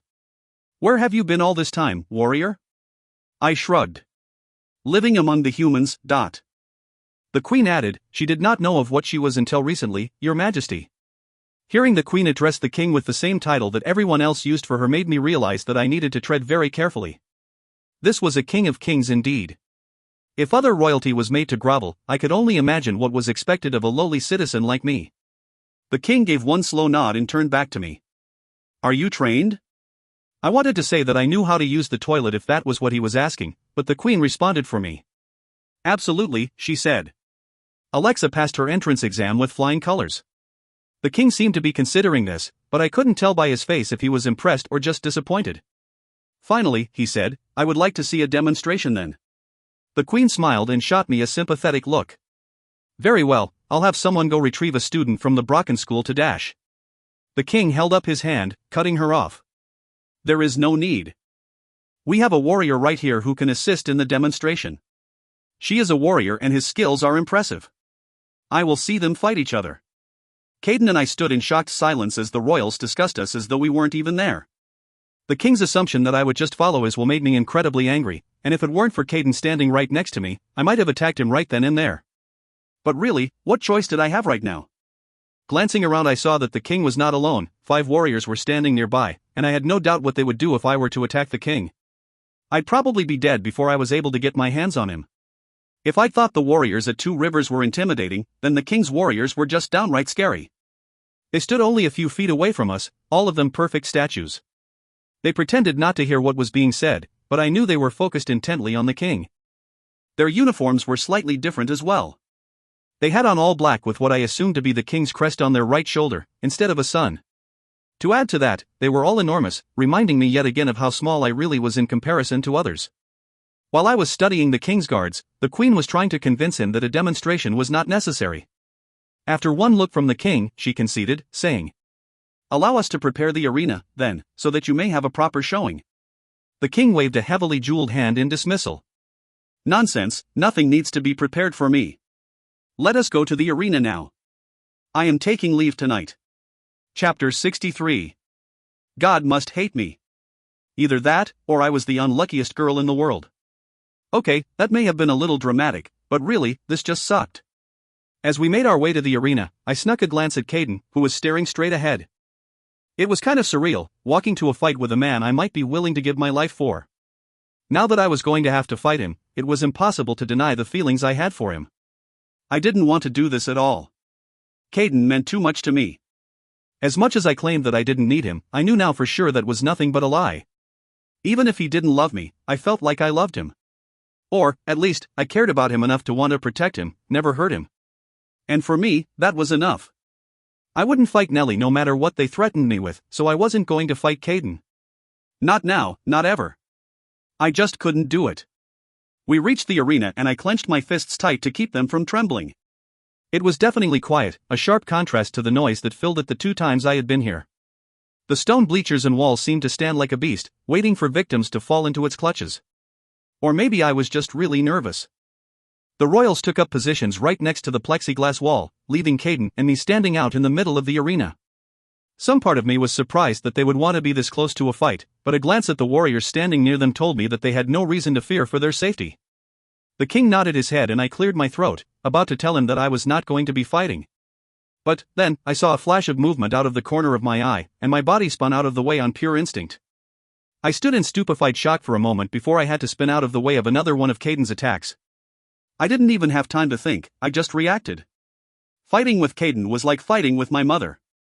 He was obviously more skilled than I was, and I couldn't seem to muster the anger I needed to win. This didn't stop my body from reacting when I caught a blow to my shoulder. I spun around yet again and threw my elbow into his back with excessive force.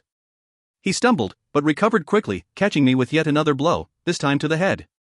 It was like being hit by a dump truck, the sheer force of it nearly making me black out. I hit the ground hard and immediately flipped to my belly and hopped to my feet. "Stop," said the king, causing both Caden and me to freeze in our tracks. "Do the warriors not fight with swords?" he asked. 2 of the king's men retrieved swords from bins near the side of the arena and tossed them at our feet. Caden retrieved his first, and I took an involuntary step back. This could not be happening. When he started to advance, I felt a cool sensation run up my back, and reached back and retrieved my gladius from underneath my shirt. I tightened my grip on it and the blade shot out from the end of it, with the silver gleaming in the bright lights of the arena. Caden met my eyes then, and I could see the remorse behind his. He didn't want to fight me, but he was going to. It took me a second, but I resigned to this fact and, finally, let my body do what it did best, fight. Our swords clanged every time metal hit metal, but it became obvious that Caden was far more skilled with his weapon than I was with mine.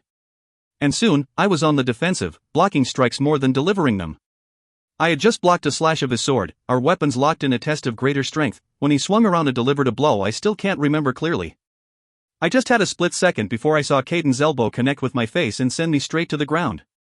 I lost consciousness for what only could be a few seconds, because when I opened my eyes again, with my face throbbing and covered with blood, I saw that Caden was standing over me, with his blade pressed firmly against my throat. I only had time to tilt my head to the side, and see the smirk on the king's face, before I passed out. Chapter 64. The last time I had blacked out, I'd woken up in Caden's arms. This time, I woke up in the infirmary. For a moment, I couldn't remember how I'd gotten here, but then, it all came rushing back to me. The king's taunting grin, and the coldness of Caden's sword as he'd held it snugly to my throat. A whole range of emotions ran through me, ones that I was completely unfamiliar with.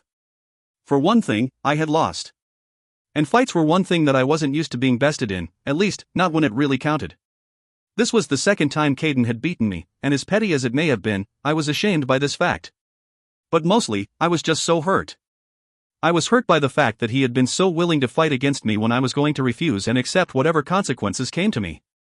He'd attack me, giving me no choice but to defend myself. I can't say that anyone had ever hurt me so badly in my life. And I don't mean physical pain, though I was feeling plenty of that too, I mean emotional pain. And to my astonishment, the aching in my stomach I felt over his betrayal was much worse than the throbbing in my head. When I reached up and touched my face, I found that my right eye was almost swollen shut. Actually, the whole right side of my face was swollen. The skin pulsed with heat under my fingertips and I dropped my hand. Soft hands caught it before it hit the bed. I flinched with surprise. I knew the touch, though. Nellie. I couldn't really see her, but I could tell she'd been crying by the sound of her voice. "Oh, thank God," she said with a sniffle. "Alexa, I'm here, I'm here." She just kept on saying that as she brushed the hair out of my face, causing me to wince a little in pain. I turned my head and felt a sharp pain shoot across my neck, but Nellie was visible now. "Why are you crying?" I asked, in a much weaker voice than I would have liked. Nellie smiled a little, swiping tears off her cheeks. "That's a stupid question, Alexa." I tried to smile at her, but the movement of my face caused me more pain. "Come on," I said. It would take a little more than an elbow to the face to finish me off. Her hazel eyes lit up with anger. "Is that what happened to you?" That gave me pause. I don't know why, but I guess I just expected her to know how I'd gotten here. Then, it occurred to me that no one would have told her. I asked anyway. "No one told you?" She shook her head sharply, and I realized then that it was so rare to see Nellie as mad as she was right now. The look she had in her eyes reminded me of, well, me.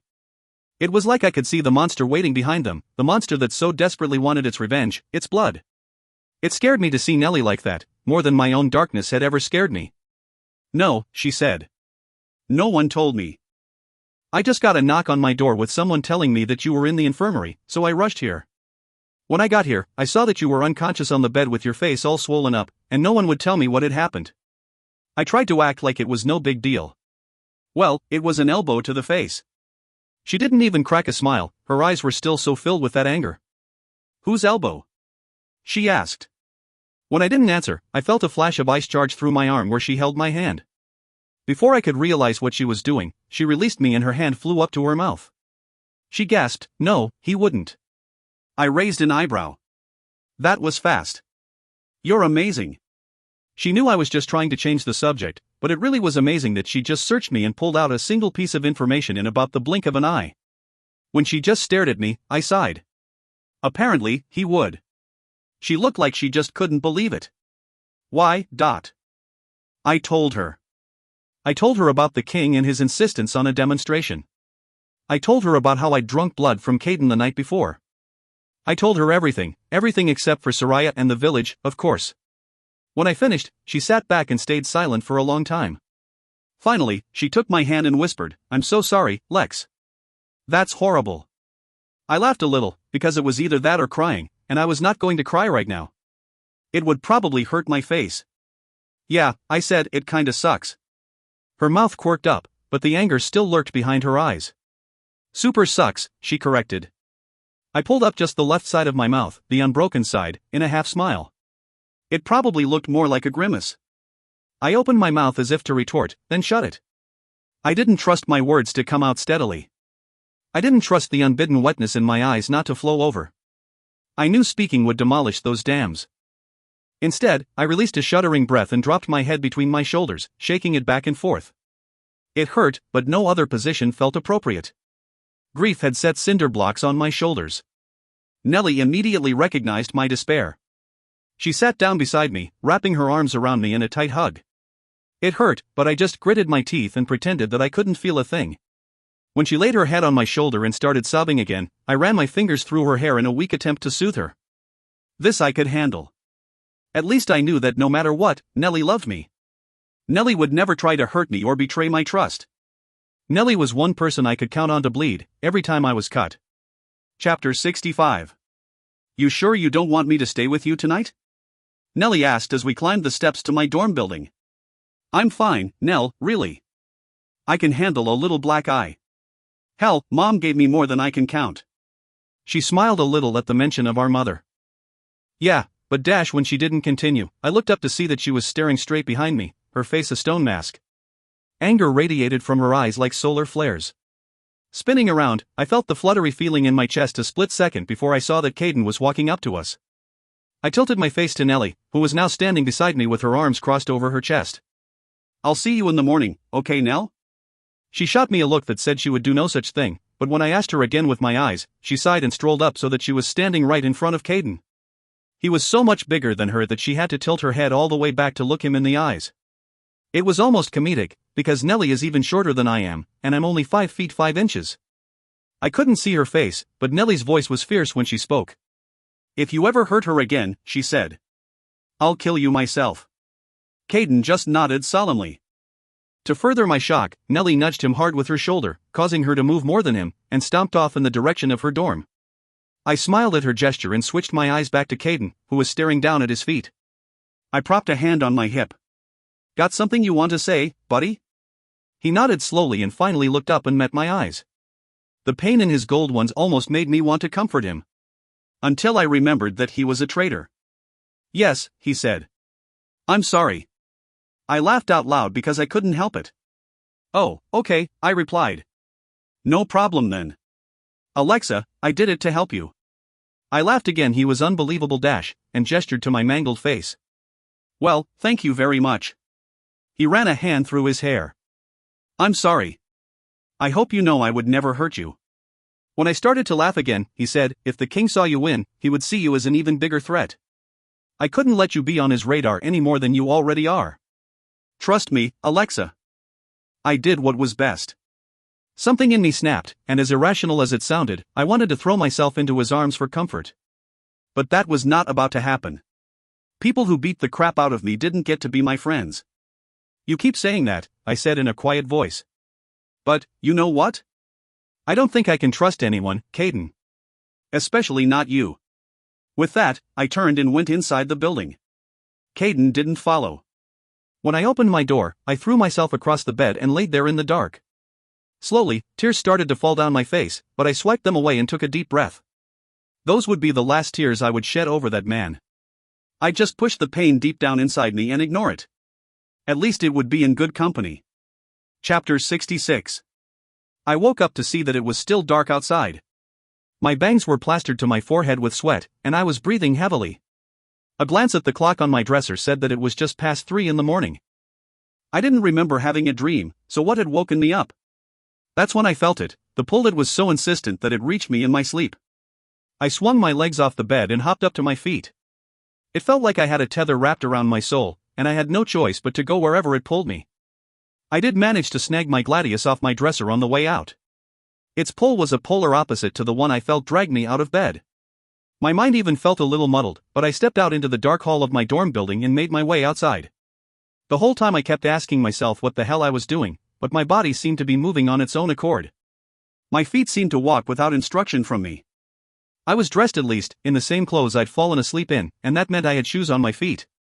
I was grateful for this when I was tugged into a line of trees and was made to walk through the forest for what seemed like several minutes. I had no idea where I was going, I just went. It was kind of like being the passenger in a car, with no control over where my body took me. When the trees ended, I was staring right up at the top of the very high, south end wall. My hands reached up then, and grabbed the rough stone, pulling me up and up so that I was scaling it. It wasn't easy, and the stone bit into my hands when I gripped the surface, but my body just kept insisting that I climb to the top of it. When I made it to the top, I jumped down on the other side, sending pain shooting through my legs. I looked up to see that I stood on the bank of the large river. I also stood across the river from Melania. For a second, I thought I was dreaming, so I rubbed my eyes again and refocused. But no matter how many times I blinked, the beautiful monster was still in front of me. I knew her facade to be misleading, her mouth had shark teeth, her soul black ink. I was no longer being pulled by the force that had brought me from my bed, so I just stood there, staring at the vampire across the river. When she started laughing, and that hissing sound that brought back so many terrible memories escaped her mouth, I knew this was no dream. I studied her for a moment and realized that I recognized her. Since I had only ever encountered Lamia once in my life, I knew from where. This was one of the monsters that had killed my mother. The thought made my own beast roar to life inside me, breathing fire through my veins. I could feel the heat of it all the way down to my toes, and if the river hadn't been about 20 feet from bank to bank, I might have tried to leap over. I tightened my grip on the sword, and the blade shot out from the end of it. The Lamia hissed again, and her black eyes flashed with warning. "Easy, warrior," she sneered. "There SSSS no need for violence." I stood there completely dumbstruck. What in the hell was happening? "What do you want?" I spat, finally finding my voice. She smiled, displaying a mouth full of razor-sharp fangs. "Your sweet blood would be nix." She inhaled deeply and licked her lips. "I can smell it from here." My fury scorched the earth beneath my feet. "Then, come and get it." She clucked her tongue and flashed another terrifying smile. "Clever little warrior, you know that I can't." I considered trying to throw my sword at her, but the thought of losing it in the river stopped me. The sword was the only gift I had left from my mother. Then, I thought about trying to swim across the river, which was stupid for obvious reasons. So, I ended up just standing there. When I decided that this was pointless, I turned and went to climb back over the wall. The Lamia hissed again behind my back. "I called you here for a reason, warrior," she said. I spun back around to face her. "You have no control over me. You didn't call anything." I knew that was a lie, but I was just really pissed off now. I had to get away before I did something reckless. She laughed again, and the sound was like nails on a chalkboard to my ears. "You have our blood in your veins. Of course I can summon you." She tilted her head a little and smiled again. "So doest that sister of yours." I wanted to scream in rage, or better yet, send my blade through this bitch's neck. Taking a deep breath, I said, "Tell me why you came here, or I'm leaving." The Lamia shrugged, and the normal gesture looked very odd on her. Her black eyes stayed locked on me as she spoke. I came to deliver a message. I clenched my fists and spoke through gritted teeth. What message? She smiled again and I got the strong urge to knock her fangs right out of her head. If I could only reach her. A deal has been broken, she hissed. So, I've come to break our end of the deal, I just stood there waiting. The whole hissing thing was getting more than annoying. I was beginning to think that no matter what message she had for me, it wasn't worth hearing another word out of her mouth. Finally, she told me what she had come to tell me. But it was not a message that I had ever expected to hear. It was not something that I had even thought was possible. With one more flash of her fangs, she said, "Your mother liveth, warrior." Chapter 67. You're lying. The Lamia rolled her black eyes. I have no reason to lie to you. Do what you will with what I've told you. She turned to leave, but I called out to her. Where is she? Her head whipped around, and a slow, jagged smile spread over her face. What do I get in return for that information? I almost growled in frustration. I had nothing to give her that she would want, and I wasn't even entirely sure I believed her. But was I willing to bet my mother's life on that? No. Glancing around, I picked up a large rock, then, I used my sword to cut my palm open. Blood welled up on my hand and across the river, the Lamia hissed loudly. I rubbed my palm all over the rock, covering it in my blood. You want this? I asked, holding up the rock. Yes, she hissed, with her eyes locked on the rock in my hand. Then tell me where my mother is. This made her laugh again. The monster raged inside me. Clever little warrior, she said. Give me the rock and I'll tell you. I rolled my eyes and pretended like I was going to toss the rock in the river. She hissed again and spoke quickly. She SSSS in Dangion. My breath caught in my throat. Why would she be there? She hadn't committed any crime. And if she was in the prison, that meant that the Lamia were not behind what had happened to her. The anger that I always kept so close to me threatened to take over at that moment. But I took a deep breath and tried to regain control over myself. Thanks, I said. Then, I tossed the rock into the river.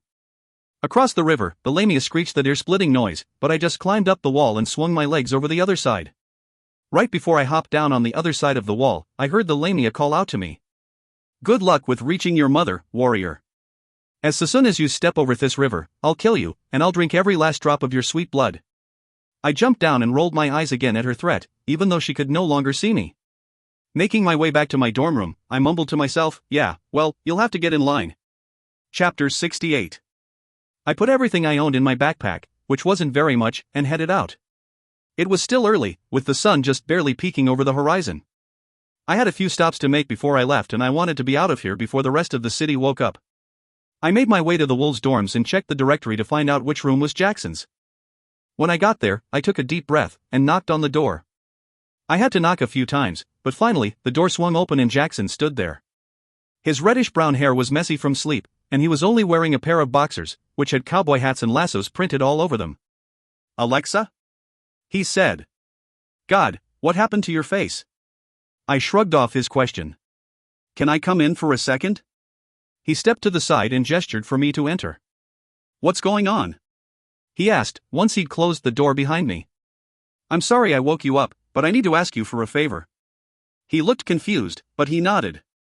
Anything. Taking another deep breath, I said, I need you to keep Nellie safe while I'm gone. Okay, but where are you going? I sighed, wishing I could tell him, but I had to do this on my own. I wasn't going to put anyone at risk while I went on a mission that I wasn't even sure was real. I just have some things I need to take care of, Jack. I need you to trust me. Will you keep Nellie safe for me? He nodded and pulled me into a hug. Of course I will. But, you will be coming back, right? I pulled back and kissed him on the cheek. Of course. At least, I hoped I would. He sighed and ran a hand through his hair. When he spoke, his green eyes were full of affection. I'll wait for you then.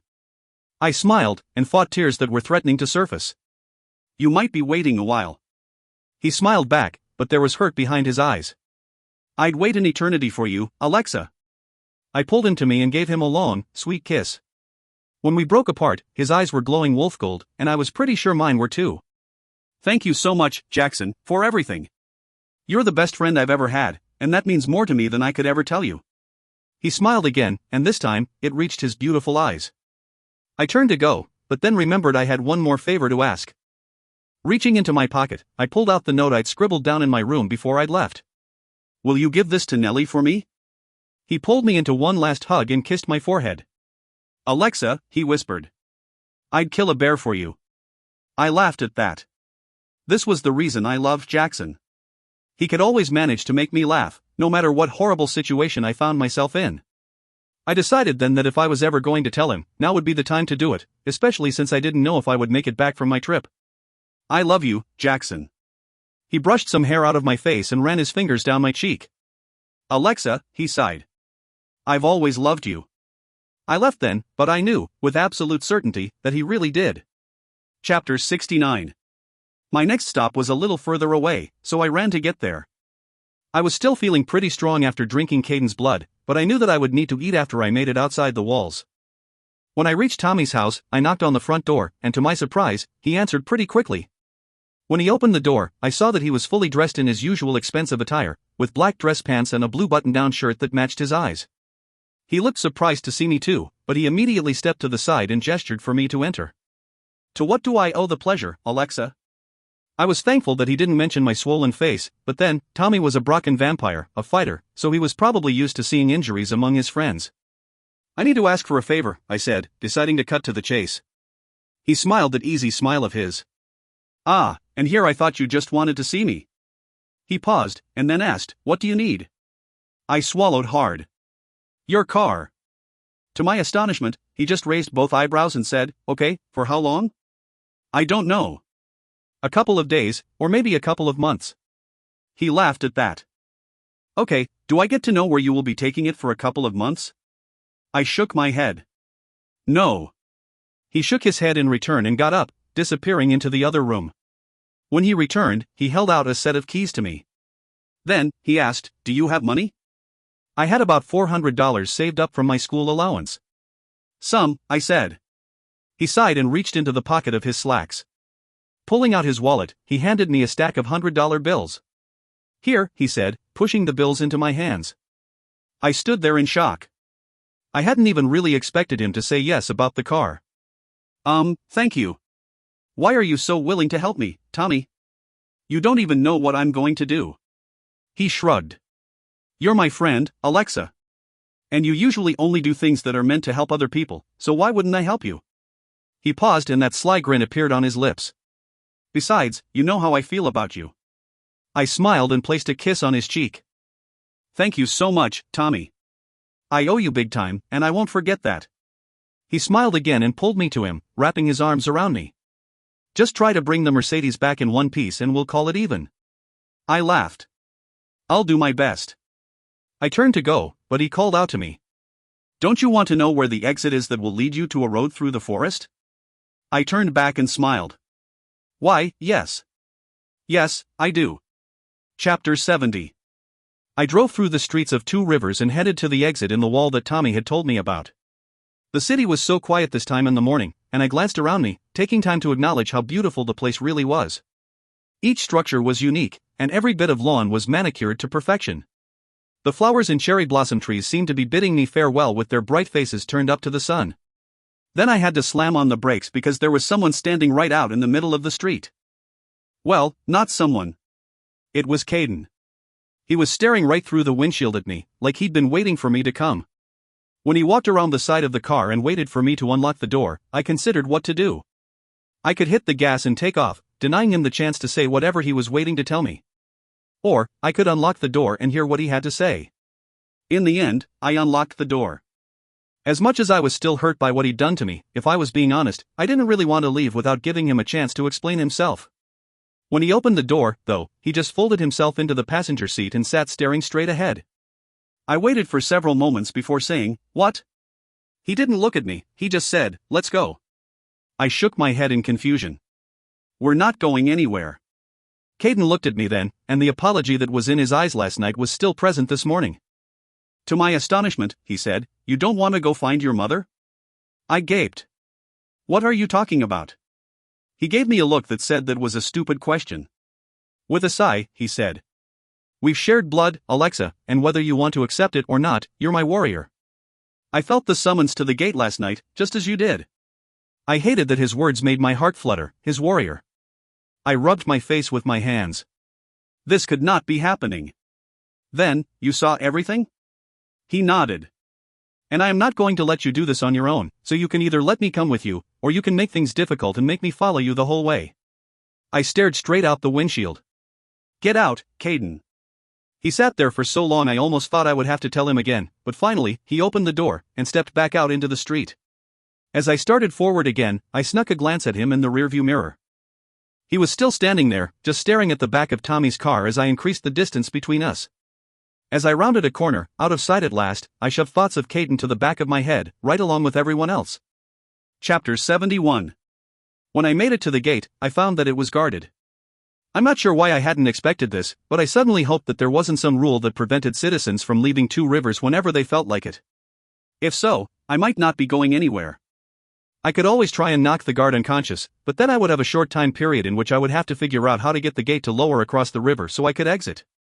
I pulled up to the gate and stopped at the small guard station that was positioned to the side of it. When I rolled down my window, I saw that it was Gavin who was on post. I wasn't sure if this was a good thing or not. Giving up already, warrior? I shook my head. I don't give up on anything that's important, but I need you to lower the gate for me. I have some things I have to go take care of. I hoped that sounded convincing. To my surprise, Gavin winked. Will you be coming back? If I'm lucky. Then, good luck, warrior. I look forward to your return. Then, he lowered the gate.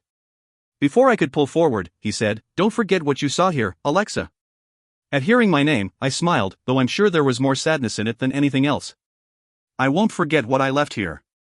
Gavin gave me a genuine smile then, and though it was a little lopsided due to the scar that ran down the side of his face, it was the first real smile I'd seen from anyone in what seemed like weeks. So, I left. I left behind everyone. Everyone I loved and cared about to go on what might be a suicide mission. It had occurred to me though, that if my mother really was alive and at Dang Eon, then the Queen had deliberately lied to me about her death. This made me wonder what else was a lie at Two Rivers. I could only hope that I was the one who would be in danger by leaving, not the people I'd left behind. The end. For now.